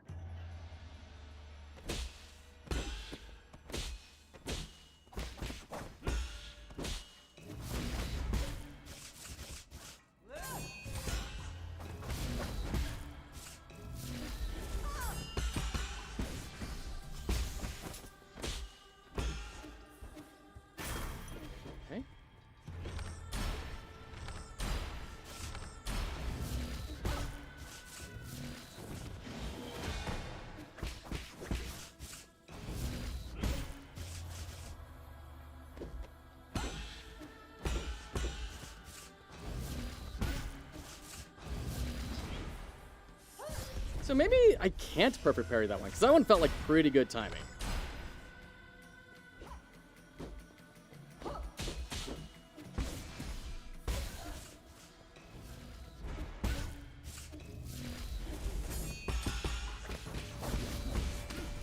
Dodge catch.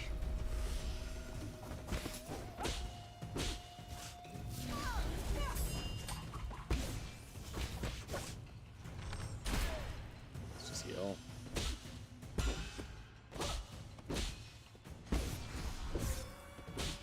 Yeah, it was too early.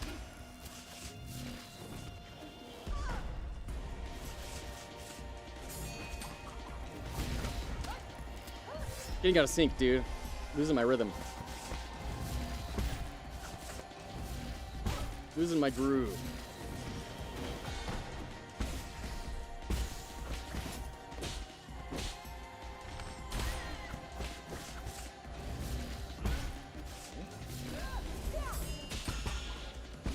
Dead? Okay, first phase down. Okay.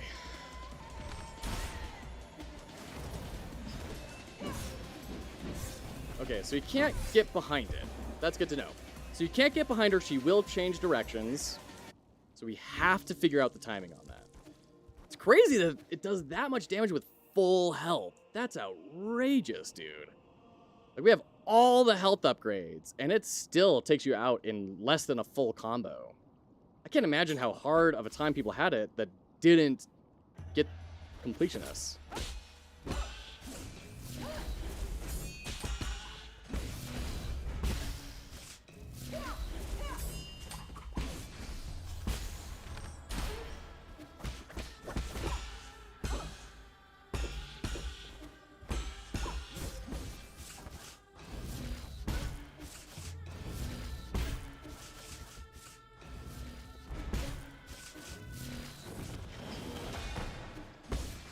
A lot of damage.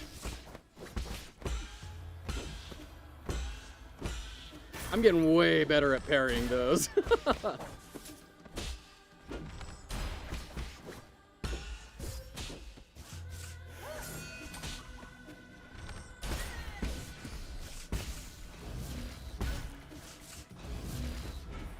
Oh, lame. That didn't feel like that should have hit. Or rather, I feel like I should have blocked it.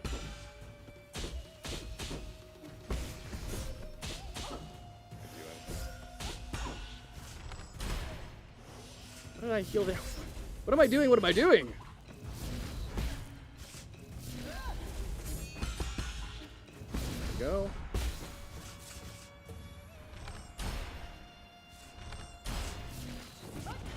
Yeah, no. Oh, it didn't hit us?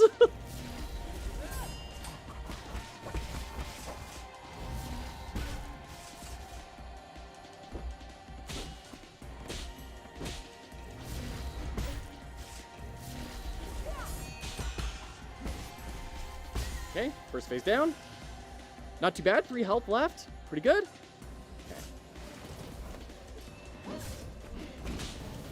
Okay. No, I hit. I do that all the time where I confuse my charges. I charge my attack instead of my parry. Happens to me all the time. If you tear apart the footage here, you'll see me doing that constantly.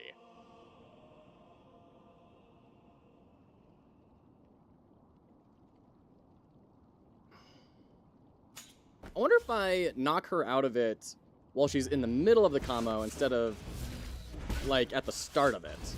I wonder if that'll prevent the rest of it from executing.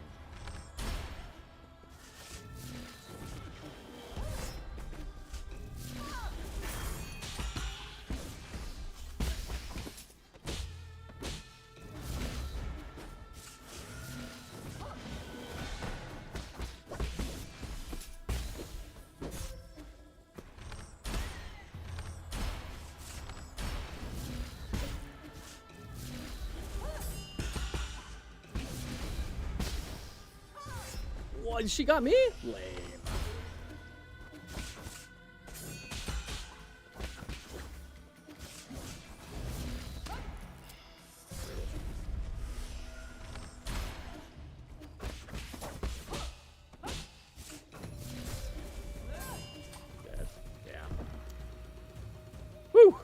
we are getting better. We are improving. We're getting to that second phase with more and more regularity, and we're pushing her down to the bottom of her health bar with more and more regularity. And we're doing it with more and more health, too. It's only a matter of time here.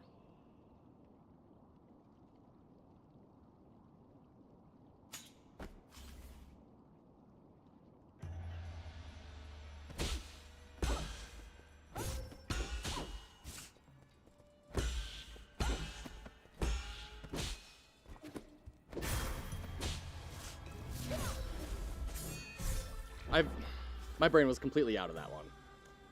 Totally out of that one. I had no idea what I was doing. Hold on, I need to send a quick text to my wife.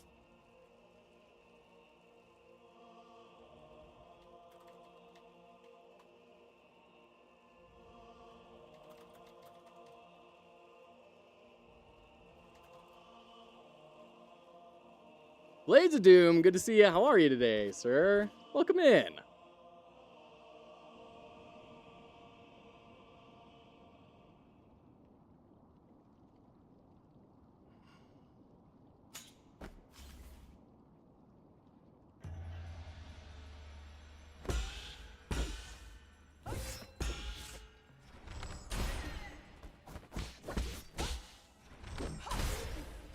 That hit me, didn't it? That last attack.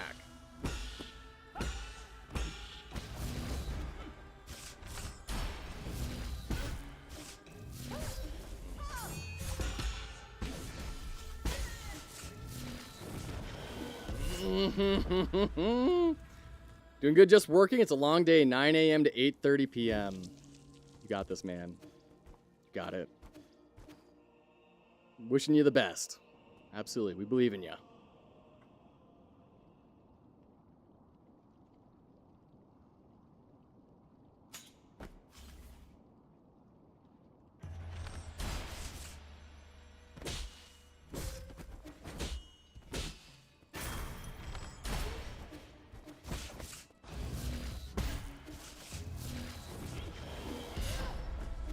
It takes too long for that thing to coalesce sometimes.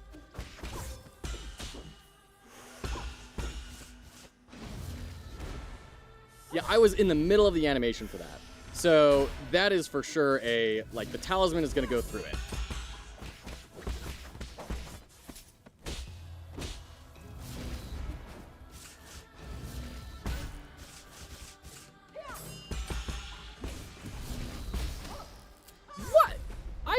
It even played the parry sound. What are you talking about?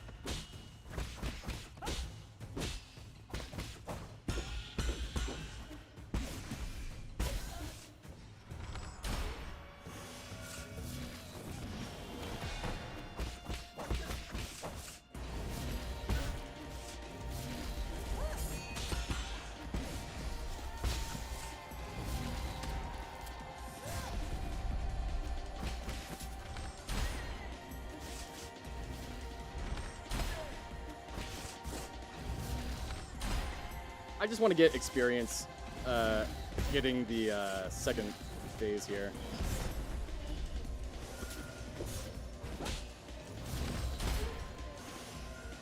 Brutal. Started.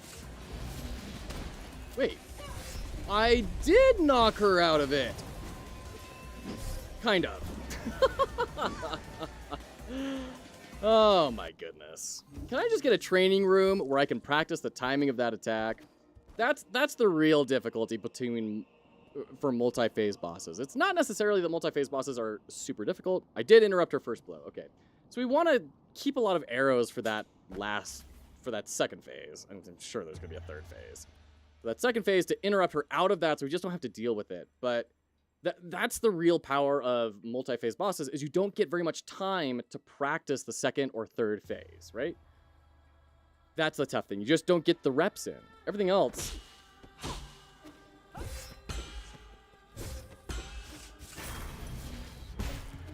you know, it's not outrageous.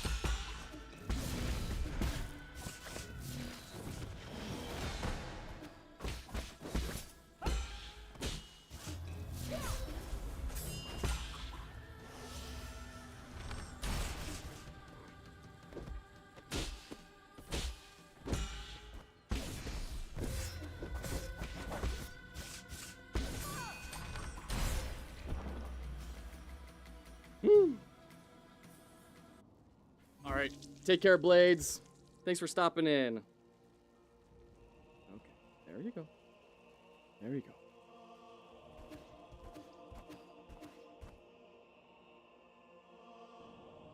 You do as long as you come out of the first phase with any actual health left over. I mean, only kind of, Jack, because that first combo can kill you in less than a combo. So, by the time you get to the second phase again, you have to have gone through the first phase like 4 or 5 times in order to get to that second phase. Now you're at that second phase, you only get a small amount of time probably before you die, and so it's resetting the learning every single time. If that second phase did not start with that combo attack, this boss would be a lot less difficult, right? Because she's using a lot of the attacks that she's already using, just a little bit better. But it's that first attack that makes that initial difficulty so much harder.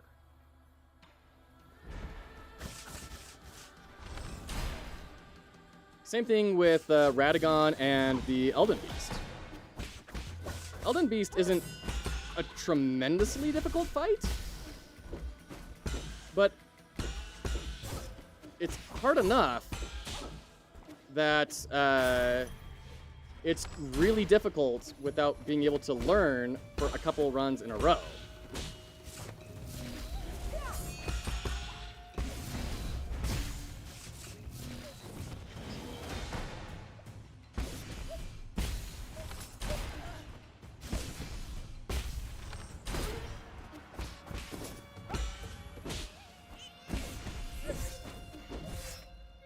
Hey guy, this is probably not the best time.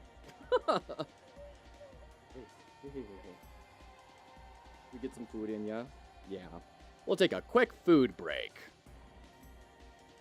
Yeah, I know. Sometimes it's good to take a bit of a rest, huh? Especially when you're getting all choked up on a boss fight. Yeah. Which is what that intro sequence is supposed to do to help players, right? It's supposed to... That little moment where the boss pulls out their weapon and does a flourish is to help the player kind of gear up and get ready and not be so full of adrenaline anymore. All right. Yeah, just need to get some food in ya.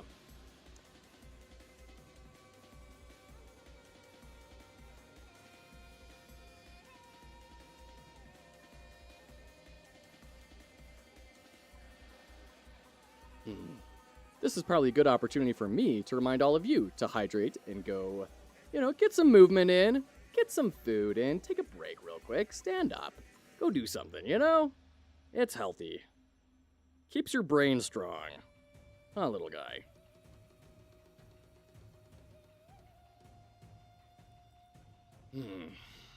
So I would love confirmation if that talisman attack can be perfect parried. Because I swear I saw the animation start up for the perfect parry, and I still got tagged. So it seems to me like it won't work. But then you can do the aerial parry, so I don't know. Something weird about that. I should also look into what that skull kick thing is, because I've literally never once used it.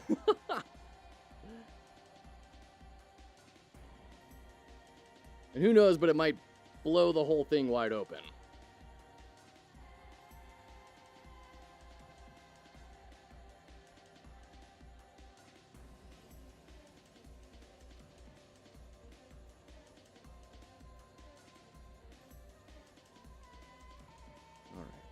He's getting so sleepy. Those eyes are way far down.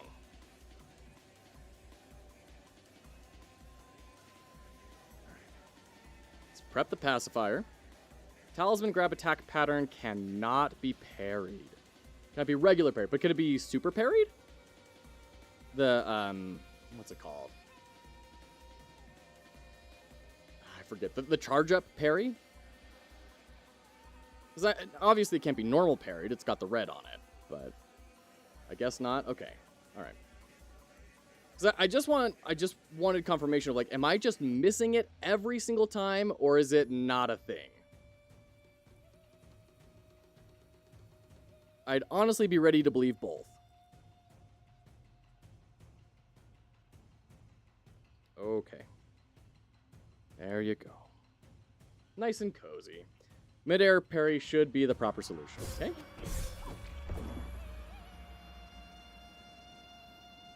Unbounded counter, yeah.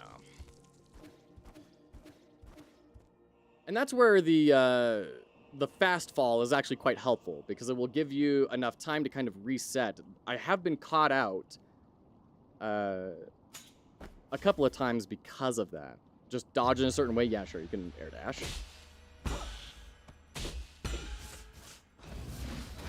You can see I was in the air there. I was trying. I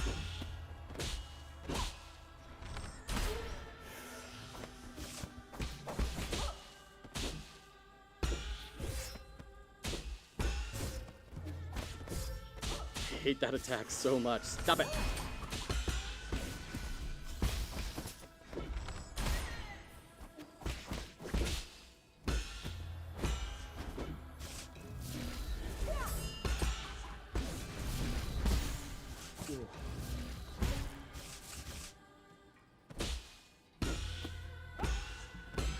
Yeah, her sword is her scariest stuff. Without the sword, she's not all that scary.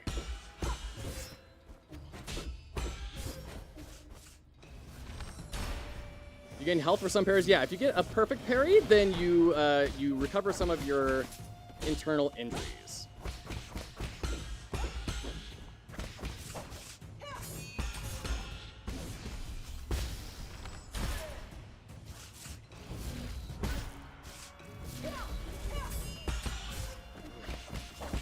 Freaked myself out. I thought I was pressing the wrong button.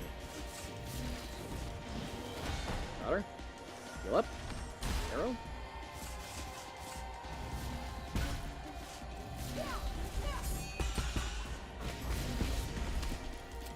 It gets you from that far back. Okay, there is no... Just treat it like she has unlimited roll grab. There.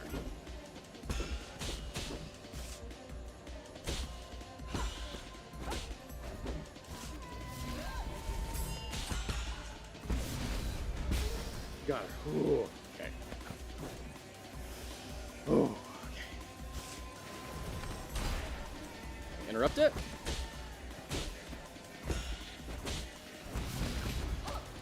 I dodged. Come on.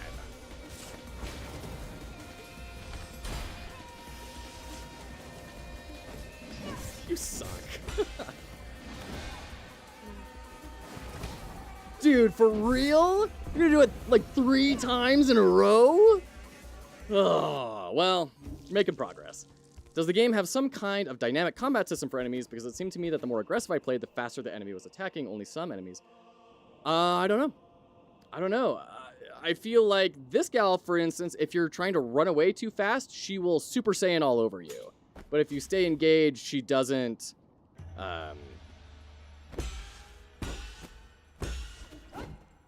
she doesn't teleport around as much.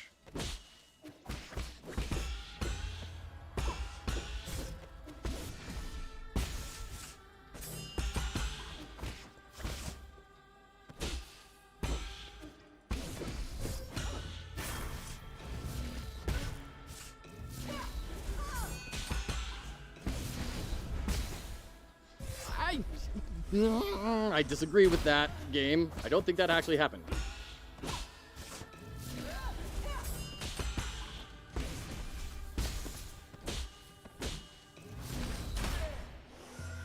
Okay.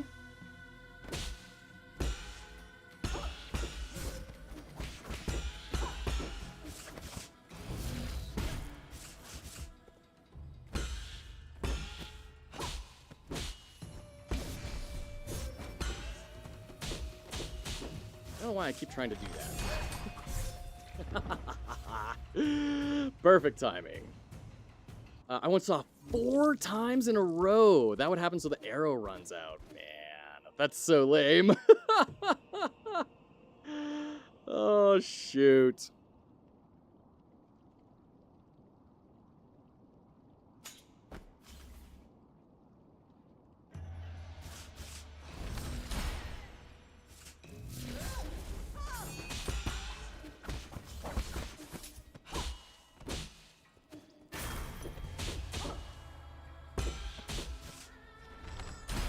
Okay, go.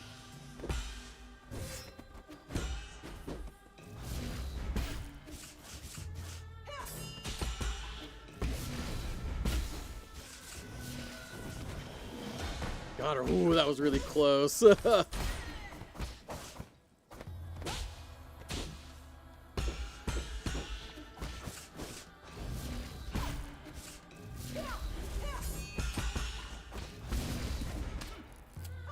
I was air parrying. Oh, what is happening on that attack that isn't registering, or that I'm not registering?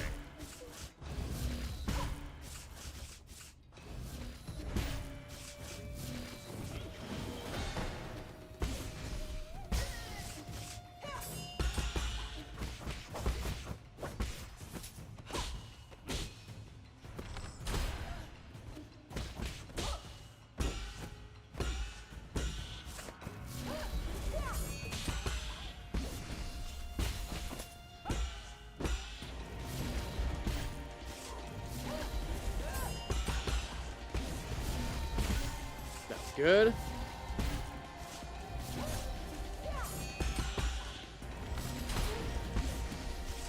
Get wrecked. Okay, good. Second phase. 4 health left. Best we've ever done. Parries are getting better and better every run. I agree. Jeez. Brutal. For real?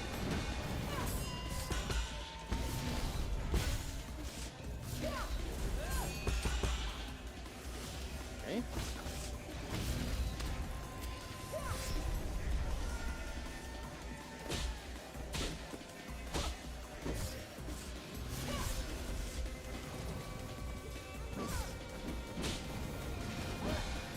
Okay.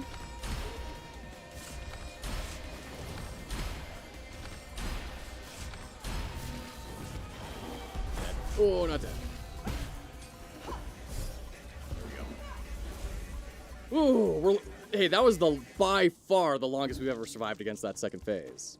I'm so glad there's only 2 phases of this fight. Oh my gosh. Can you imagine if there was a 3rd phase after this? Oh, my heavens. That would be disastrous. You're 1 HP for a while, yeah.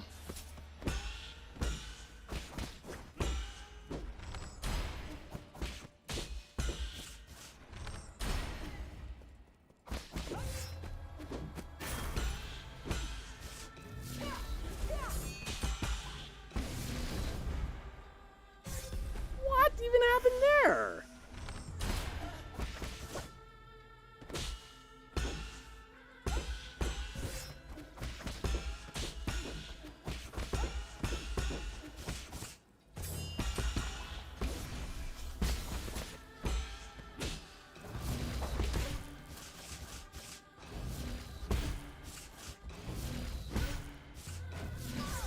Whoa, that was crazy fast. Have I seen that attack pattern before? My brother and I have a rule we have for games like this. If you don't have at least 50% of your total amount of heals when the second phase happens, the run is cooked. Yeah, I mean, most likely. It's still good learning experience, though. It's good to keep trying to adapt to the patterns. Okay. Start with an arrow, so we have an empty charge.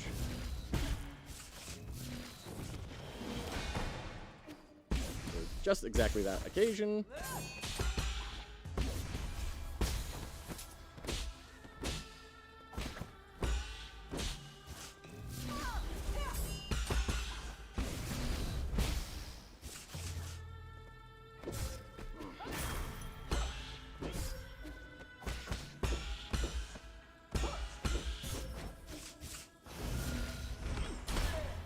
Okay, good.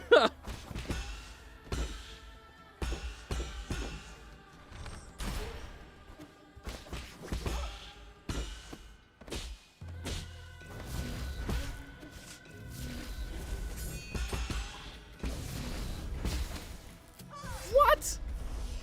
I do not understand that sometimes, man.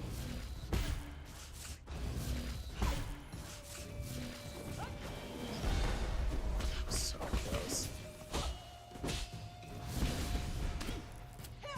Getting greedy.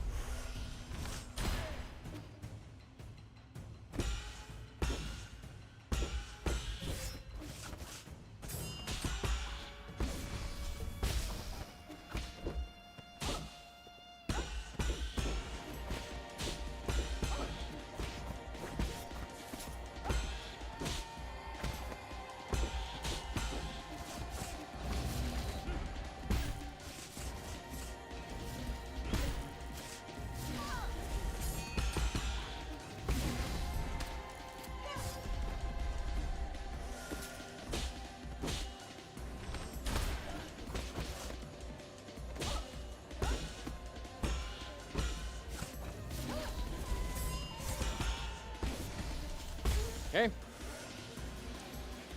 Reviles. Beta mentality, don't give up until your last HP is gone. Please don't do that, please. Please don't do that, please. Please don't do that, please. Gotcha.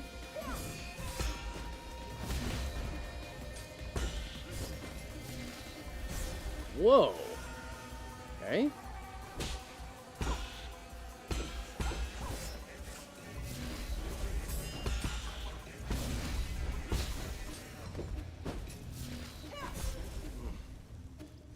Heal. Erupt. Dude.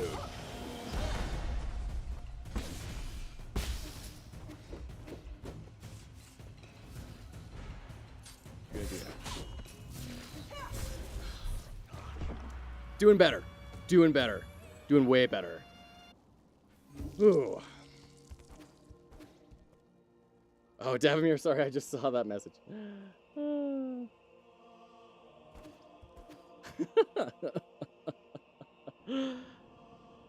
And if there's a third phase, they'll start us off at the third phase, right? They're not monsters. Meanwhile, the mutated developer programming this.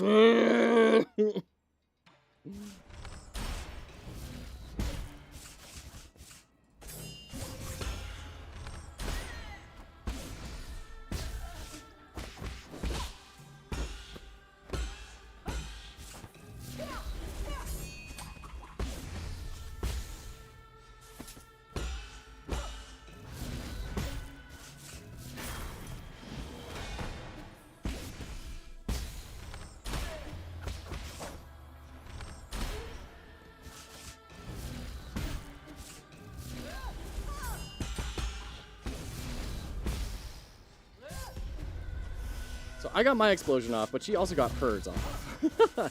Maybe that's what's happening, is I'm getting stuck in the explosion animation, and she's not getting interrupted.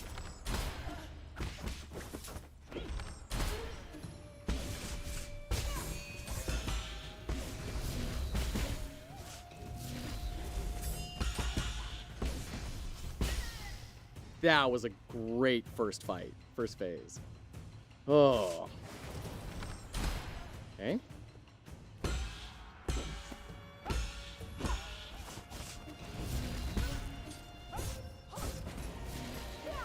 Jeez. Ah. We had almost full healing charges left. That was tragic. And before, after you beat her, the tentacles become the Elden Beast, and you have to fight it in sequence. Oh, jeez. You have to fight Aigon along with all the mutants in the fourth phase. Every mutant, every one of the tens of thousands. You gotta punch them all down. Okay.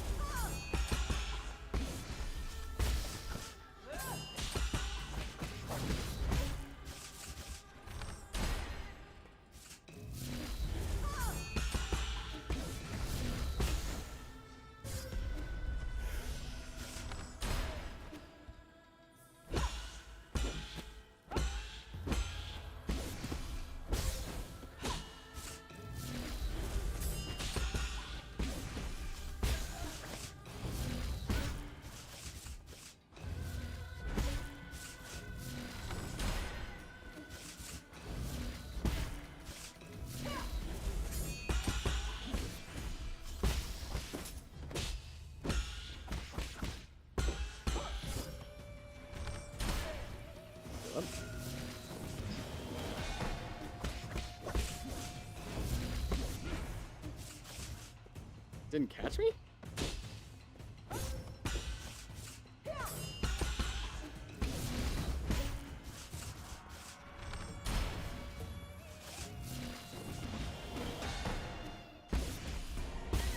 Okay. Pick that up. We're at full arrows.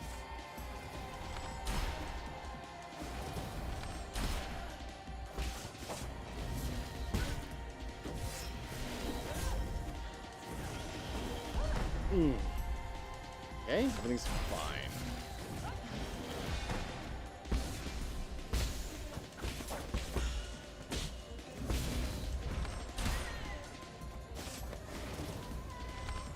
Okay.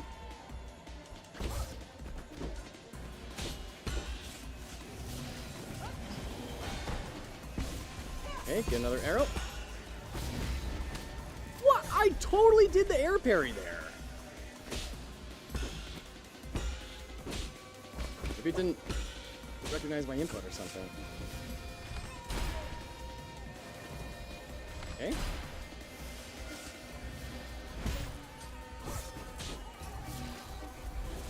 Need to keep very on the lookout for that.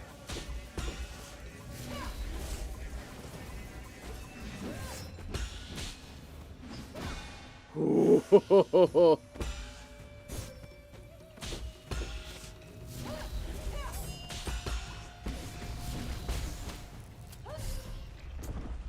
Oh, 6 heals on phase 2 is crazy. Oh, we were doing really good there. We're doing really good. We got like halfway down on phase 2. That was pretty good. That was pretty good. Trying to find more and more opportunities to get damage in. I mean, the ball attack where she dashes down and does the sphere, that's like if you can get that parry, you have free damage there.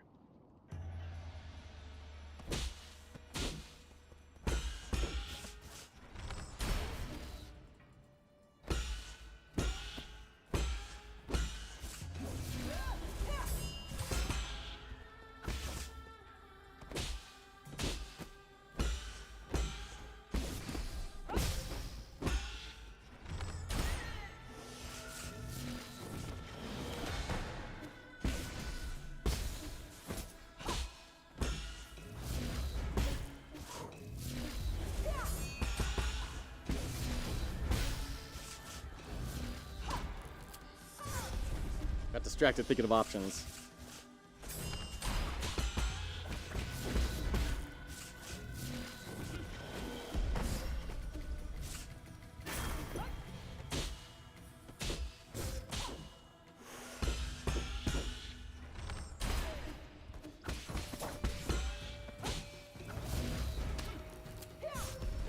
Losing it.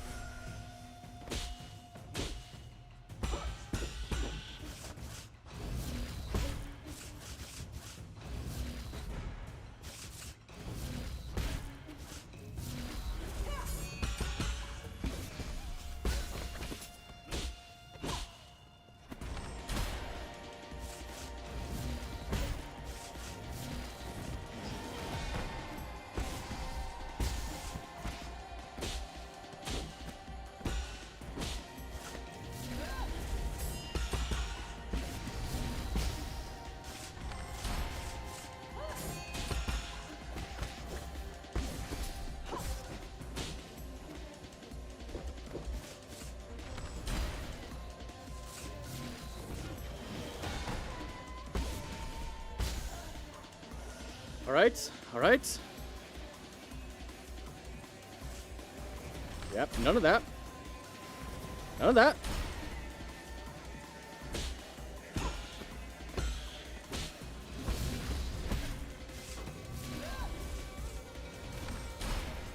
What are you doing?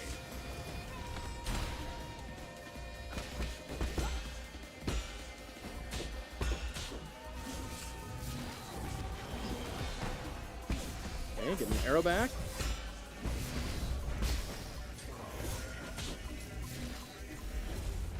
Okay, I need the space. I need to heal. I'm the chosen one.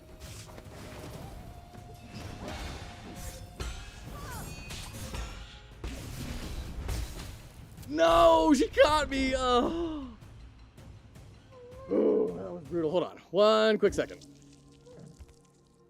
Think someone might be trying to get in.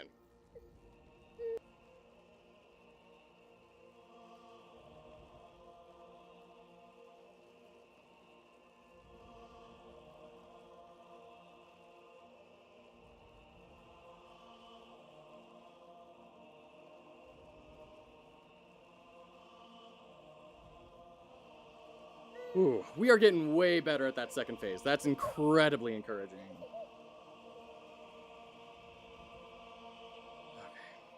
Whew.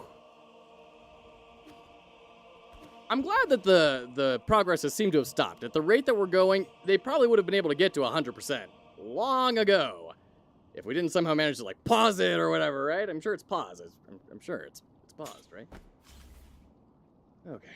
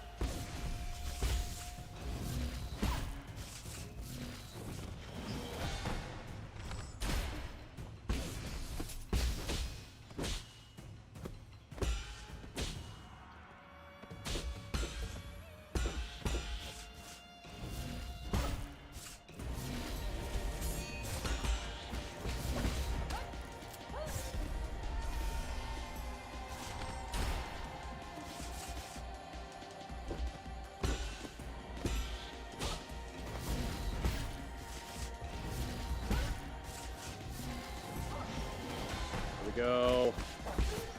Whew. You see the light at the end of the tunnel? I think so. I mean, at least until we get to the next, phase.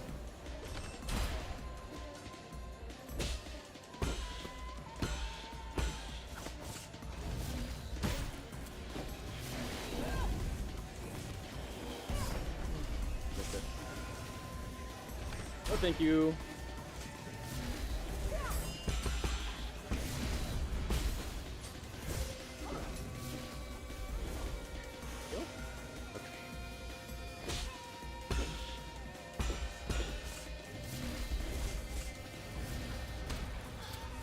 She has so many attacks now, it's so hard to read sometimes.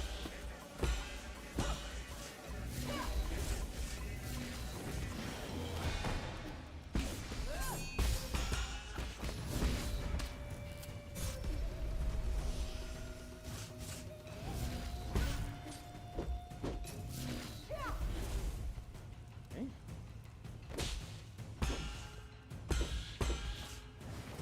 Nope.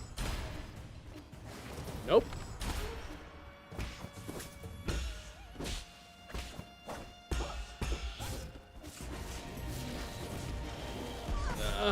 Shoot. I don't even know how far down she was in her health. I get to that level of focus in the second phase where nothing exists other than her attacks. Still gonna be here tomorrow morning. Hey, Jack, I'd appreciate a little bit of a vote of faith. Come on. Oh. Unfortunately, I may have to duck out a little bit. I wasn't expecting it to take quite this long. It took us a long time to get to this fight. I thought we were, like, right next to it.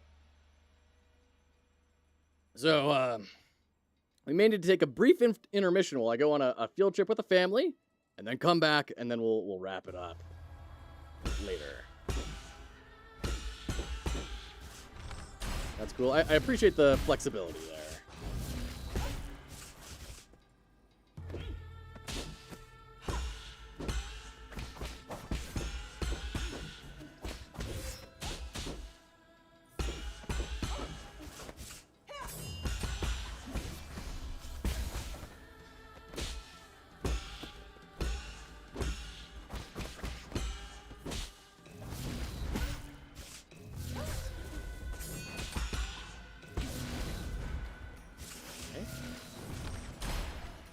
Shouldn't have done that one. Oh well.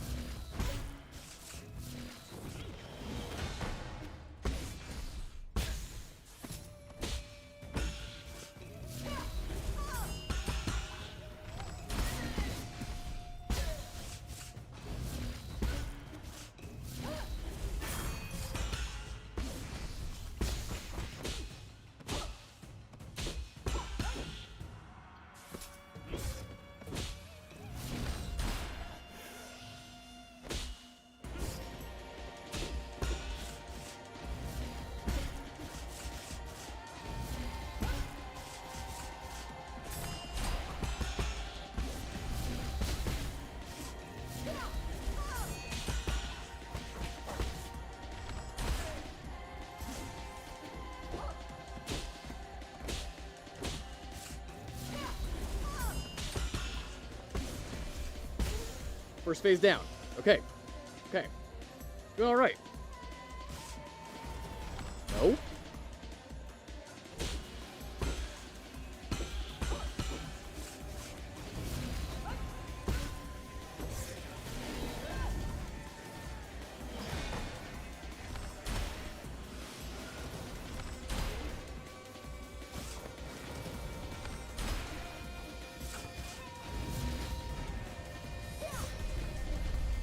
Timing was brutal.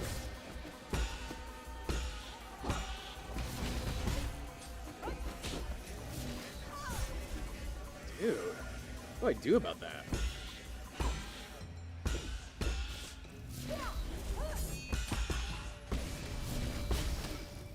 Okay. Okay.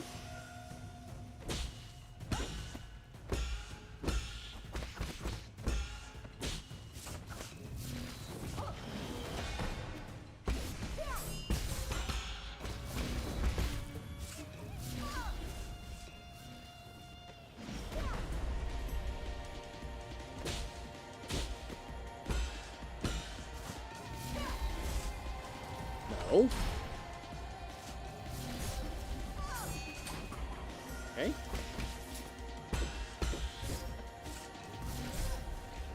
I dashed out of that. Come on, I was even glowing green while I was moving through that thing. Ugh. I'm feeling it, though. Feeling it.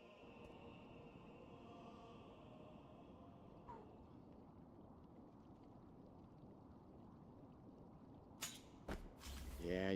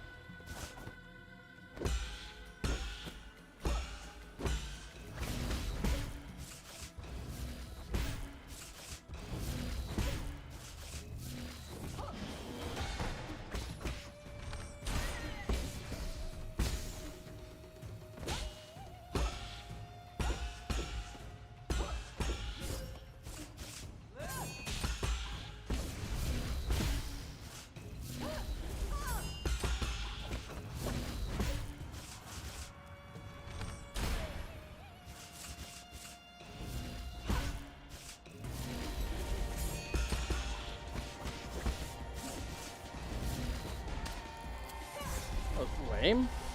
I just missed him, I guess.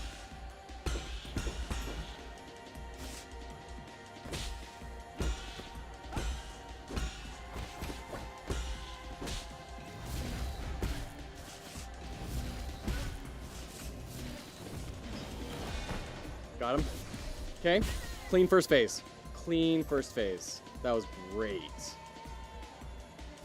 Thanks, Davimir. Thanks for the confidence.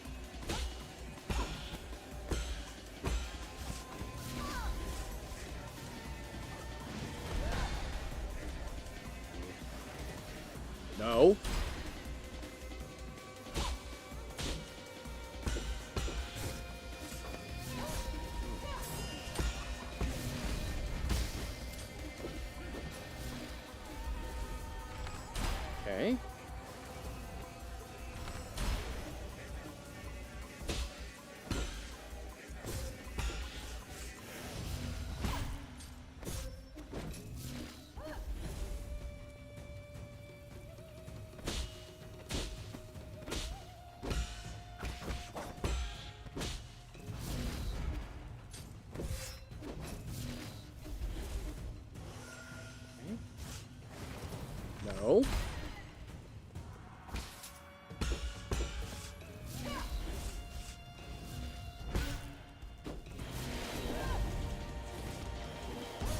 Oh, I didn't get it in time. I was so close. Oh, no. Just give me some space. I just need space.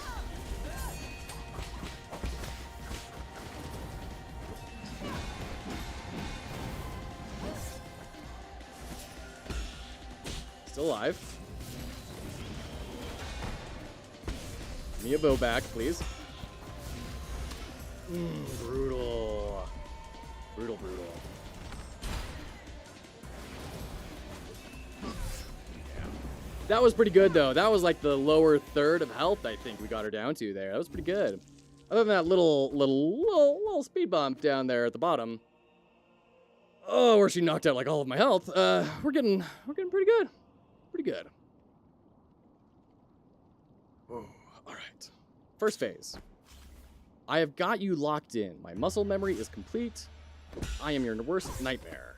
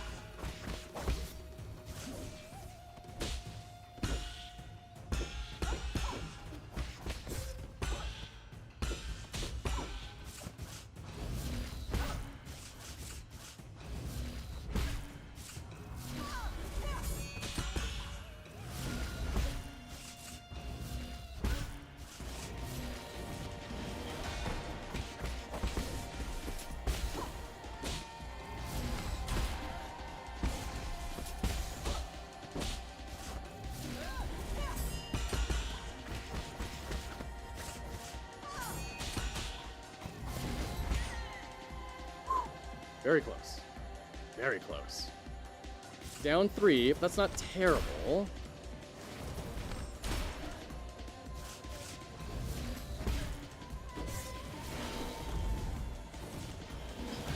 Got her.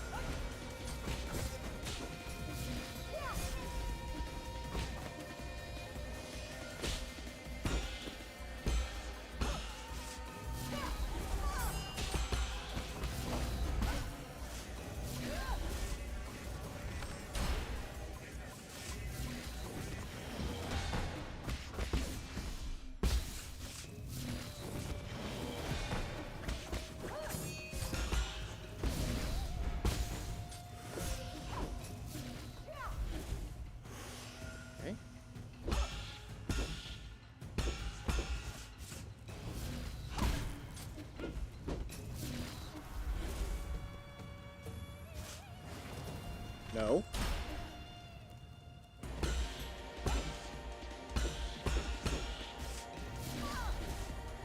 No.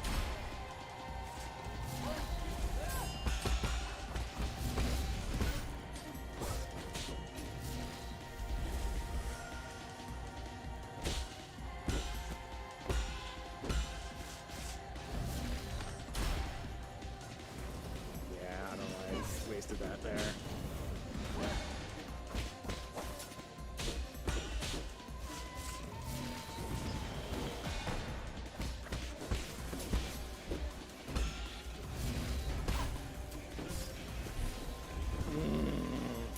That was a good run. That was a very good run. Oh. I can see how you're gonna get good enough where you can go through this even without taking any hits. As difficult as it is, it's 100% in your control.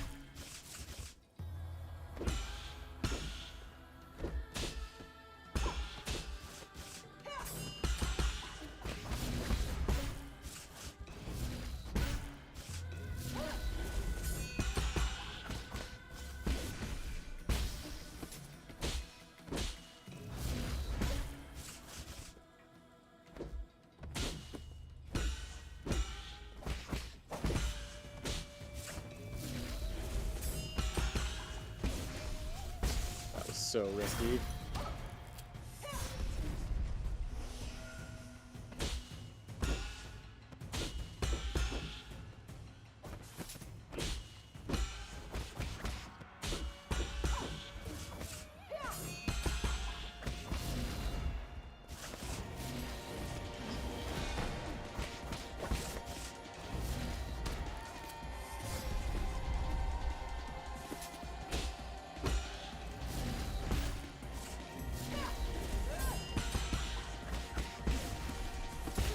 God.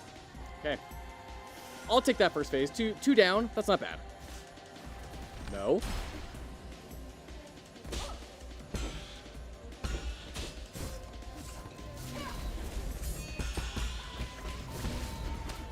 Well, I did the air parry.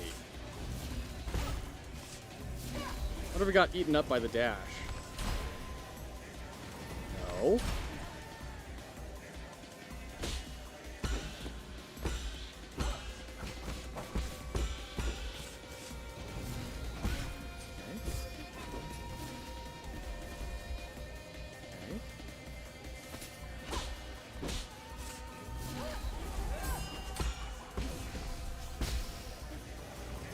No.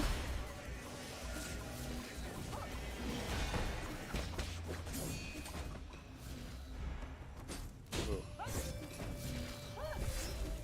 It's messing me up, messing me up.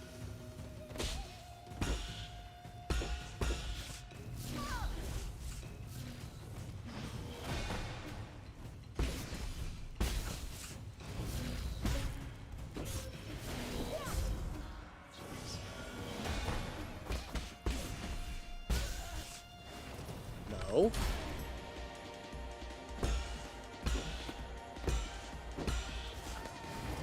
No.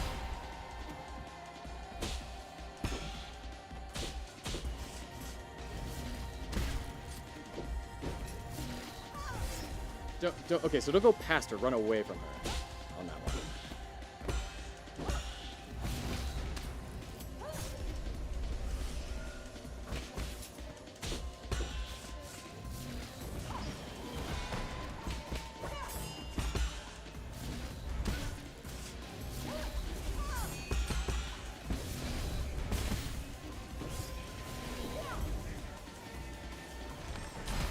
Whoa, that was so tremendously lucky. I ran past her. Ooh. Oh. Remember how when we used to get not even to the second phase? And then remember how we were getting one shot at the very start of the second phase? Look how far we've come. Look how far we've come.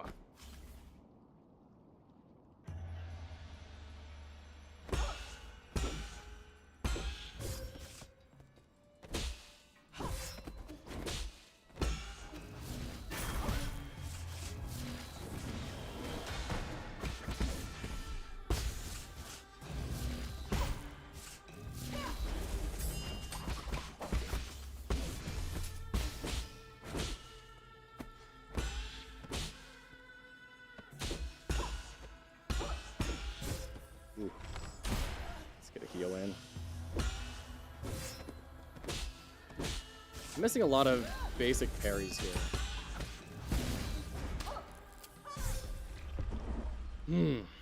That's okay. That wasn't the run anyways. That wasn't the run anyways. Also, Davimir, you're banned. How dare you? How dare you tempt fate that way? Woo!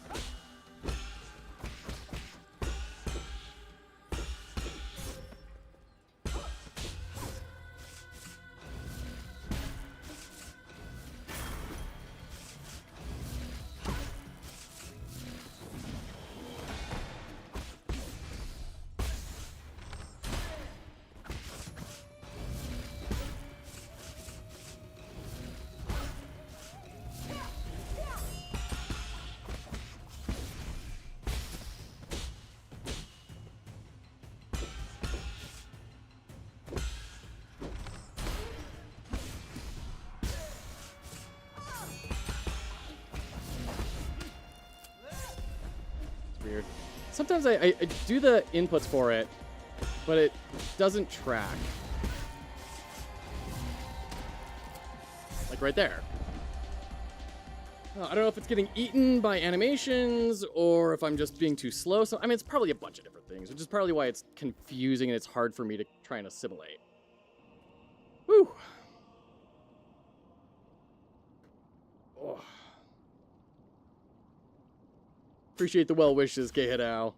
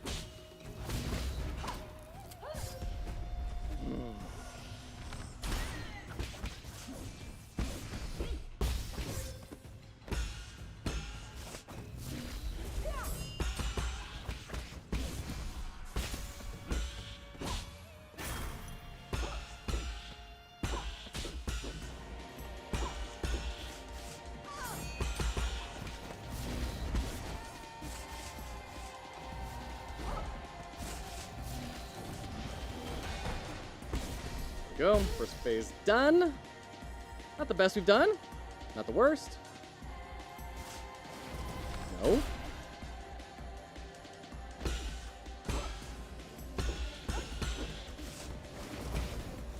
No.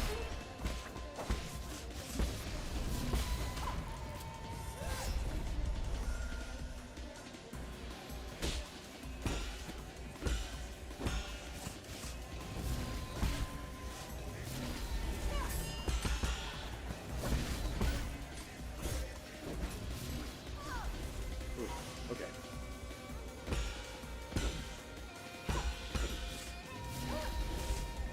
No. No.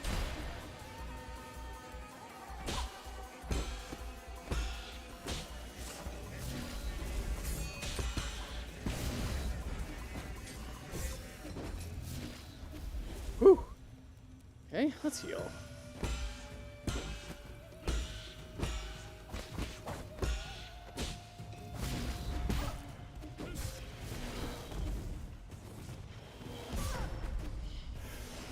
Just barely not fast enough on that one. It's a bummer.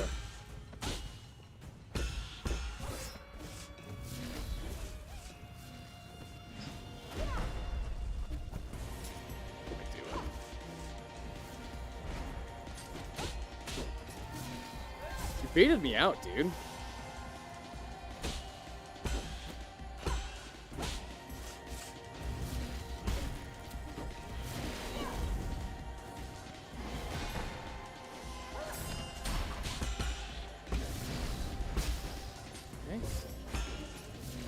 That's a bad idea. Okay, made it though.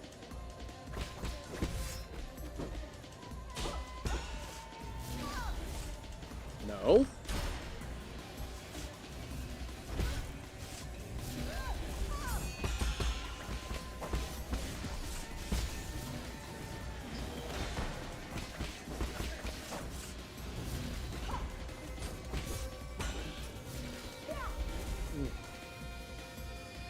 No.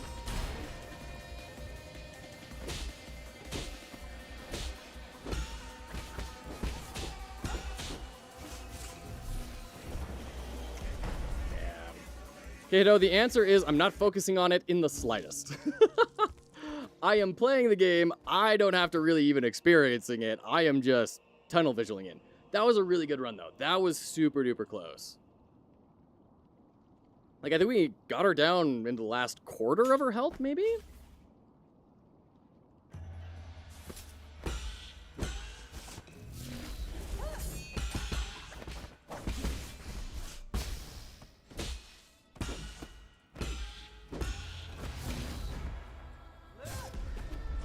There's a third. Pretty good.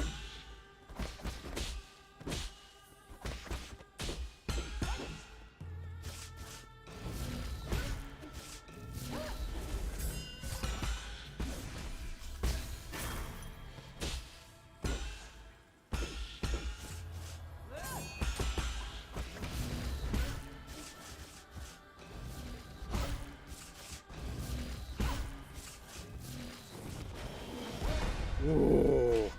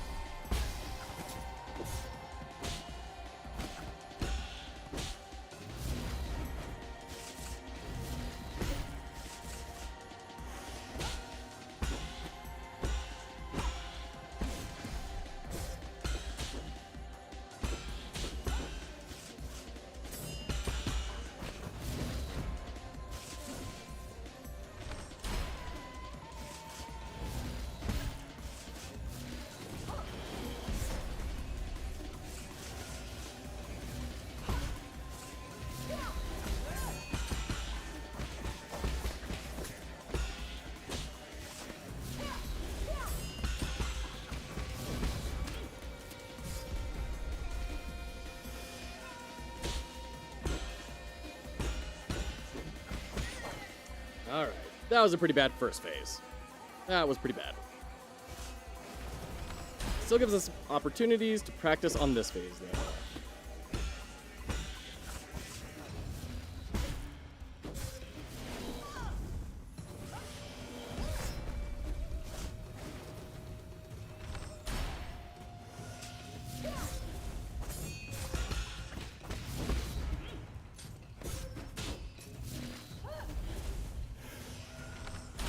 How did I use that?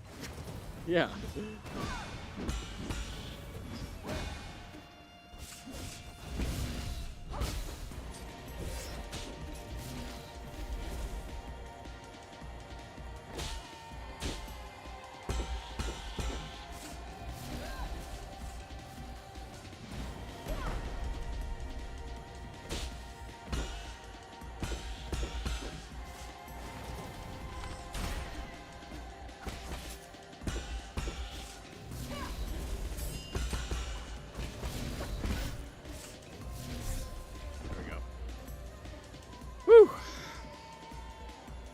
wasn't too bad for 3 bars. If we had continued at that rate with, like, full health bars, we probably would have gotten pretty close to beating her. Probably wouldn't have beat her, though.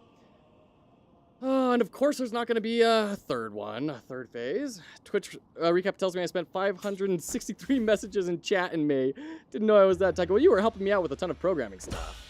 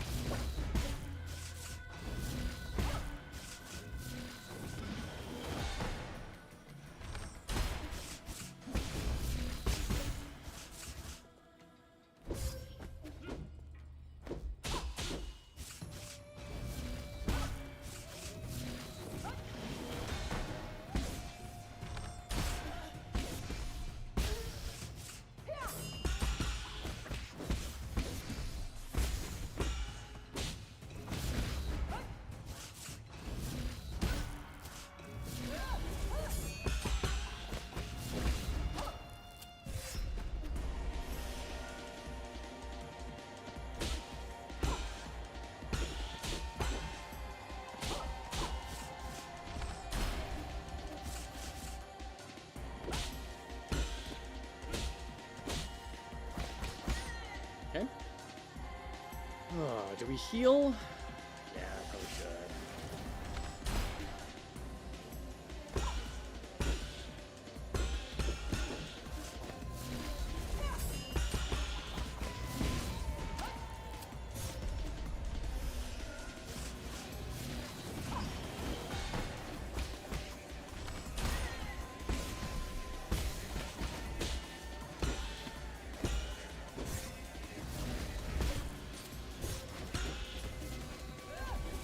Okay.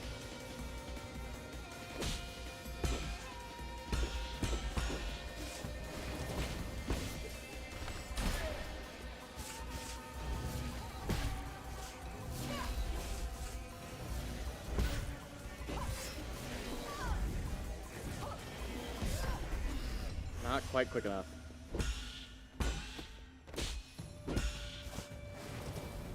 No. No. Come on, I'm close. Attack me.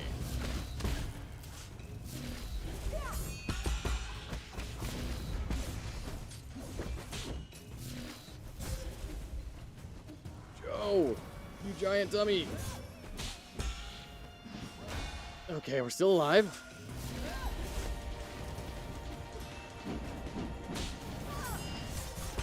What, you can interrupt it? You can interrupt that attack? You... Alright, take care, Cubus. Thanks for hanging out. We'll get this. We'll get this worked out. Appreciate you being here. Oh.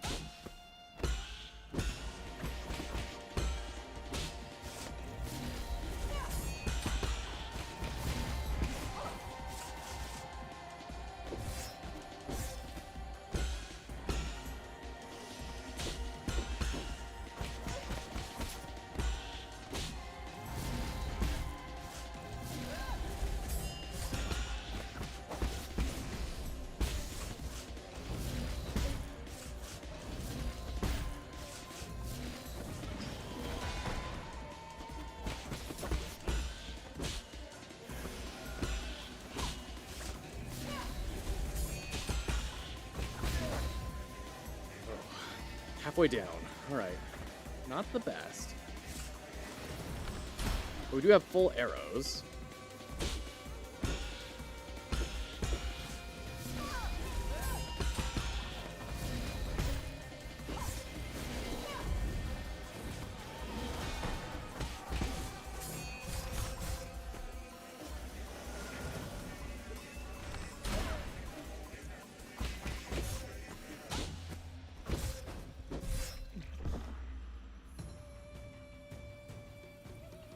My brain's breaking. 2D Fighter, what's your amazing news? Oh.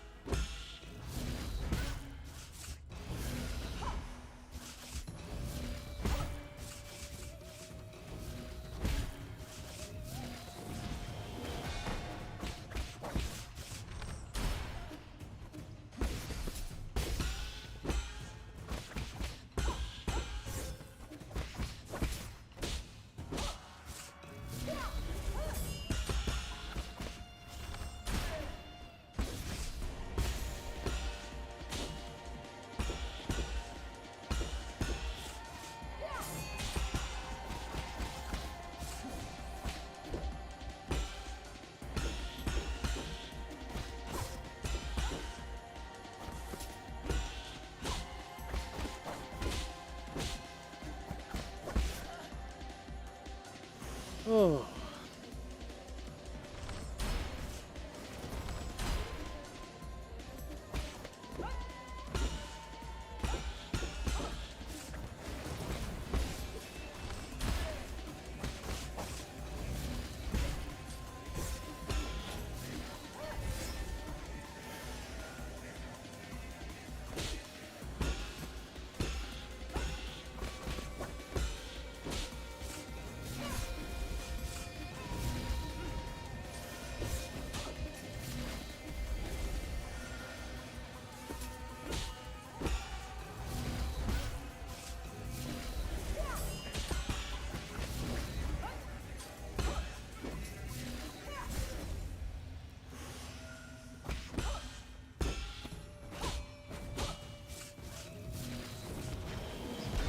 Ooh.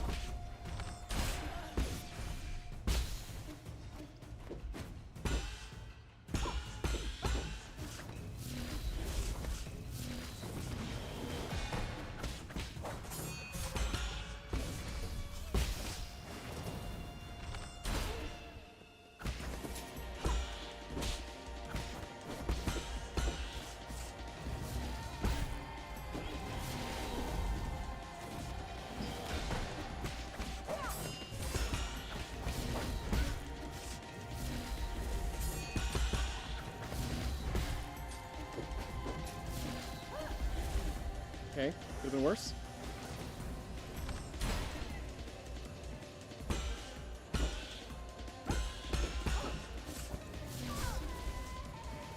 No.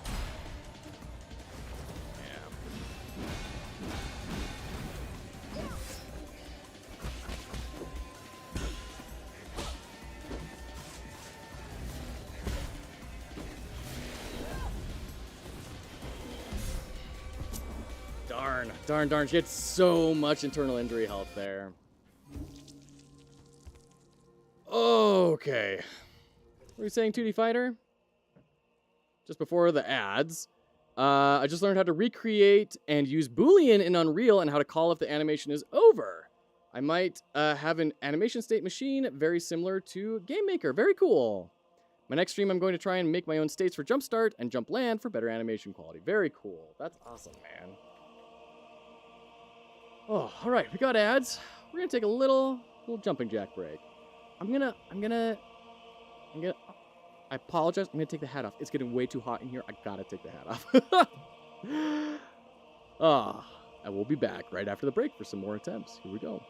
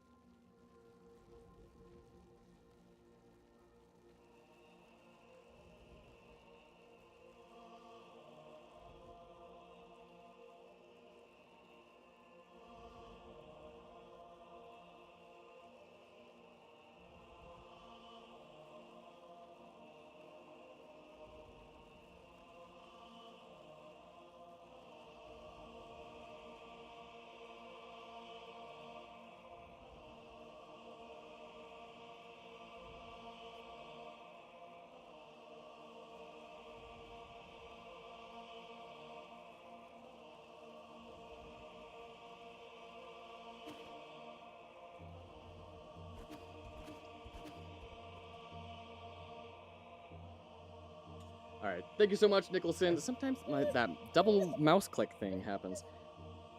Appreciate that. So we got a couple more attempts in me. 10, 15 minutes. And then we'll have to jump out with the family. And then we'll come back after the family outing. And we'll go. We'll go until we wrap this thing up. Oh, my goodness. Hey, guy. You gotta try Unreal? I should. I'm planning on it someday.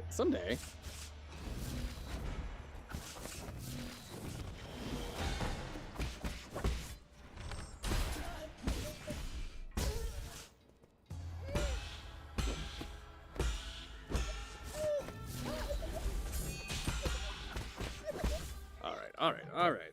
Okay, guy. Do take some rest after this. Yeah. We're gonna go on a little picnic as a family, and after that picnic, that's when we'll be back. It'll probably be, I don't know, maybe a couple hours later. Whew. It's pretty brutal. This is a tough game. This is definitely a huge spike in difficulty.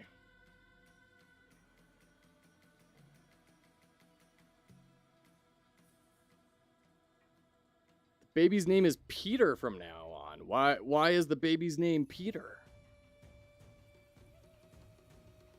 What do you think? Do you look like much of a Peter? Whew.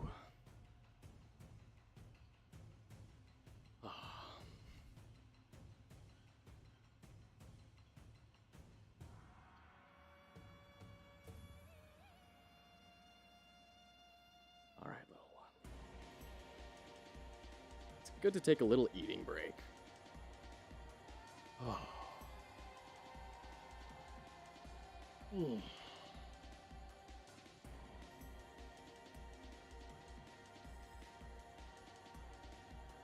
I think if there is a third phase and we get to it, I'm going to be excited for like a half a second and then just break down weeping.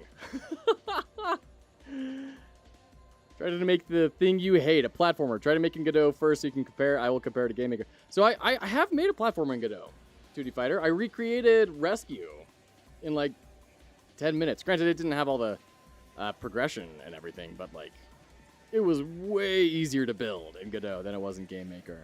GameMaker's collisions are just so whack, especially when both objects are moving at the same time. It's crazy bad. Cause he little Spider-Man. There you go, Locor. Got it. Got it. Okay.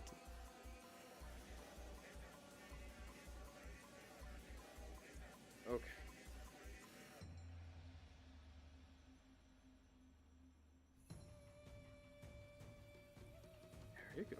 All right. And let's see if we can sit down for this. Oh. The body is weak. I love Unreal Collisions. Hey. All right. You know, it's a lot harder to do this boss fight if I'm getting interrupted. Dude, just keep the pacifier in your mouth. That's one of the most frustrating things with babies is they really want that binky, right? They want the pacifier, but then they'll just let it fall out of their mouth, and they're like, "Hey, where'd it go?" You don't have to do anything. It's all already there. Nice, 2D Fighter. Nice. Hey. All right. Should we try the bouncing? Because I really don't want to be standing anymore. That would be great. Yeah, it'd be great to not have to stand. Okay. All right.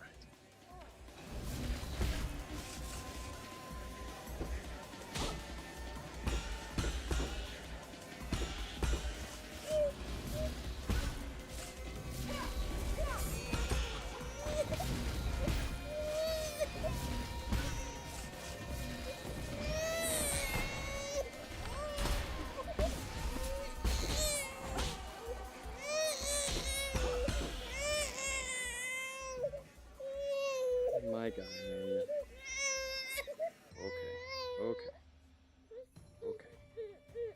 All right. Should we try going to Mom? Let's go to Mom real quick. Be right back.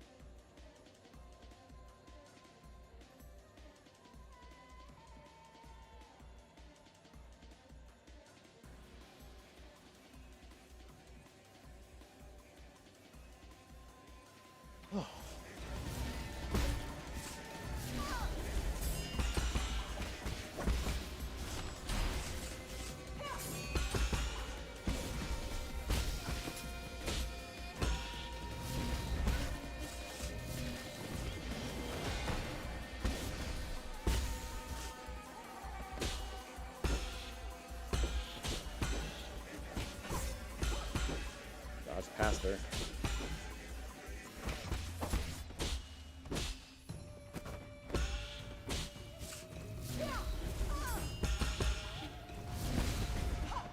Oh, that was so lucky.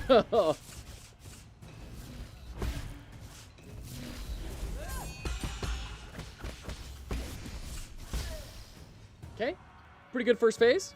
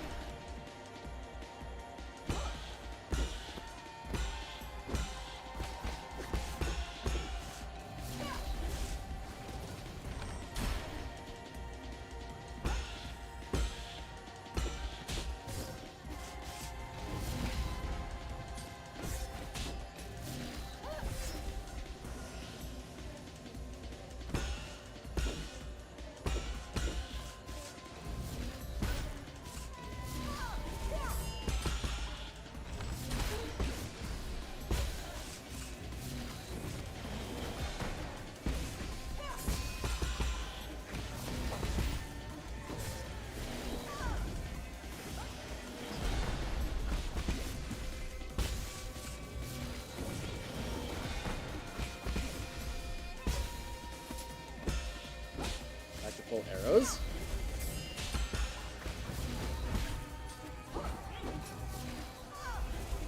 Okay.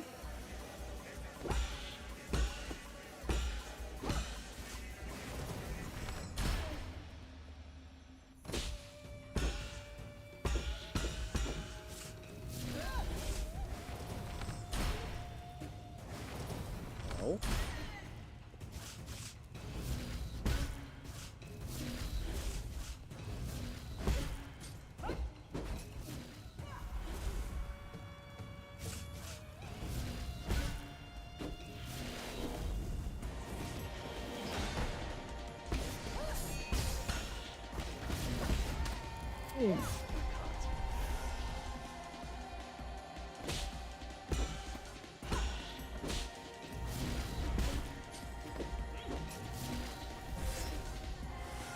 A lot of help real quick here.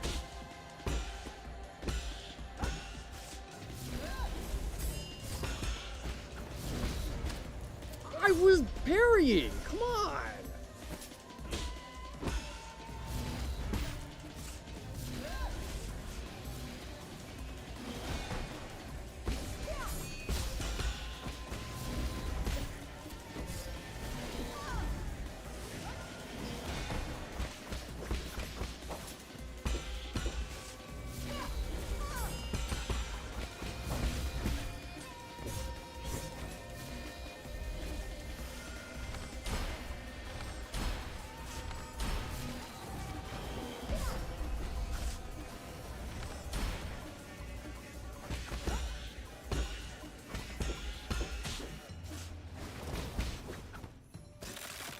Ugh!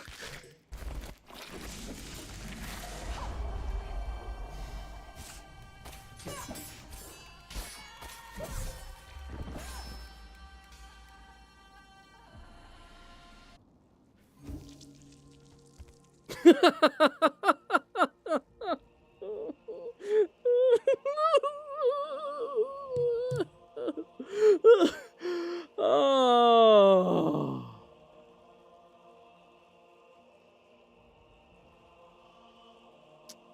Okay. This whole time, Boren, the whole time you've been sitting here, waiting, knowing that that was coming. And I'm very, very upset about this. Oh, my heavens. Wow. All right. Ooh, does Wise Quest have a day job? She's an illustrator. Yeah. So, okay. Well, I think I gotta call it there for now. We're gonna come back after this family event. We'll keep on going in through the night. For those of you who are new, Fox Hollow Games is a charitable enterprise helping people enter the game industry. So we're doing analysis, and we gotta beat this out. Thank you all for being here. Like, if you enjoy what you've been seeing, we do game jams, interviews, we do game analysis. We do all sorts of things to help people level up their skills and enter this industry. So if that sounds like a good time for you, like, follow, subscribe on any platform that you're on. Okay, head out, you're banned. And with that, we will catch you all next time. We're going to go raid Quantic Flux, who is doing a much more chill, turn-based, calm sort of experience. We're going to go hang out with him. We'll catch you next time.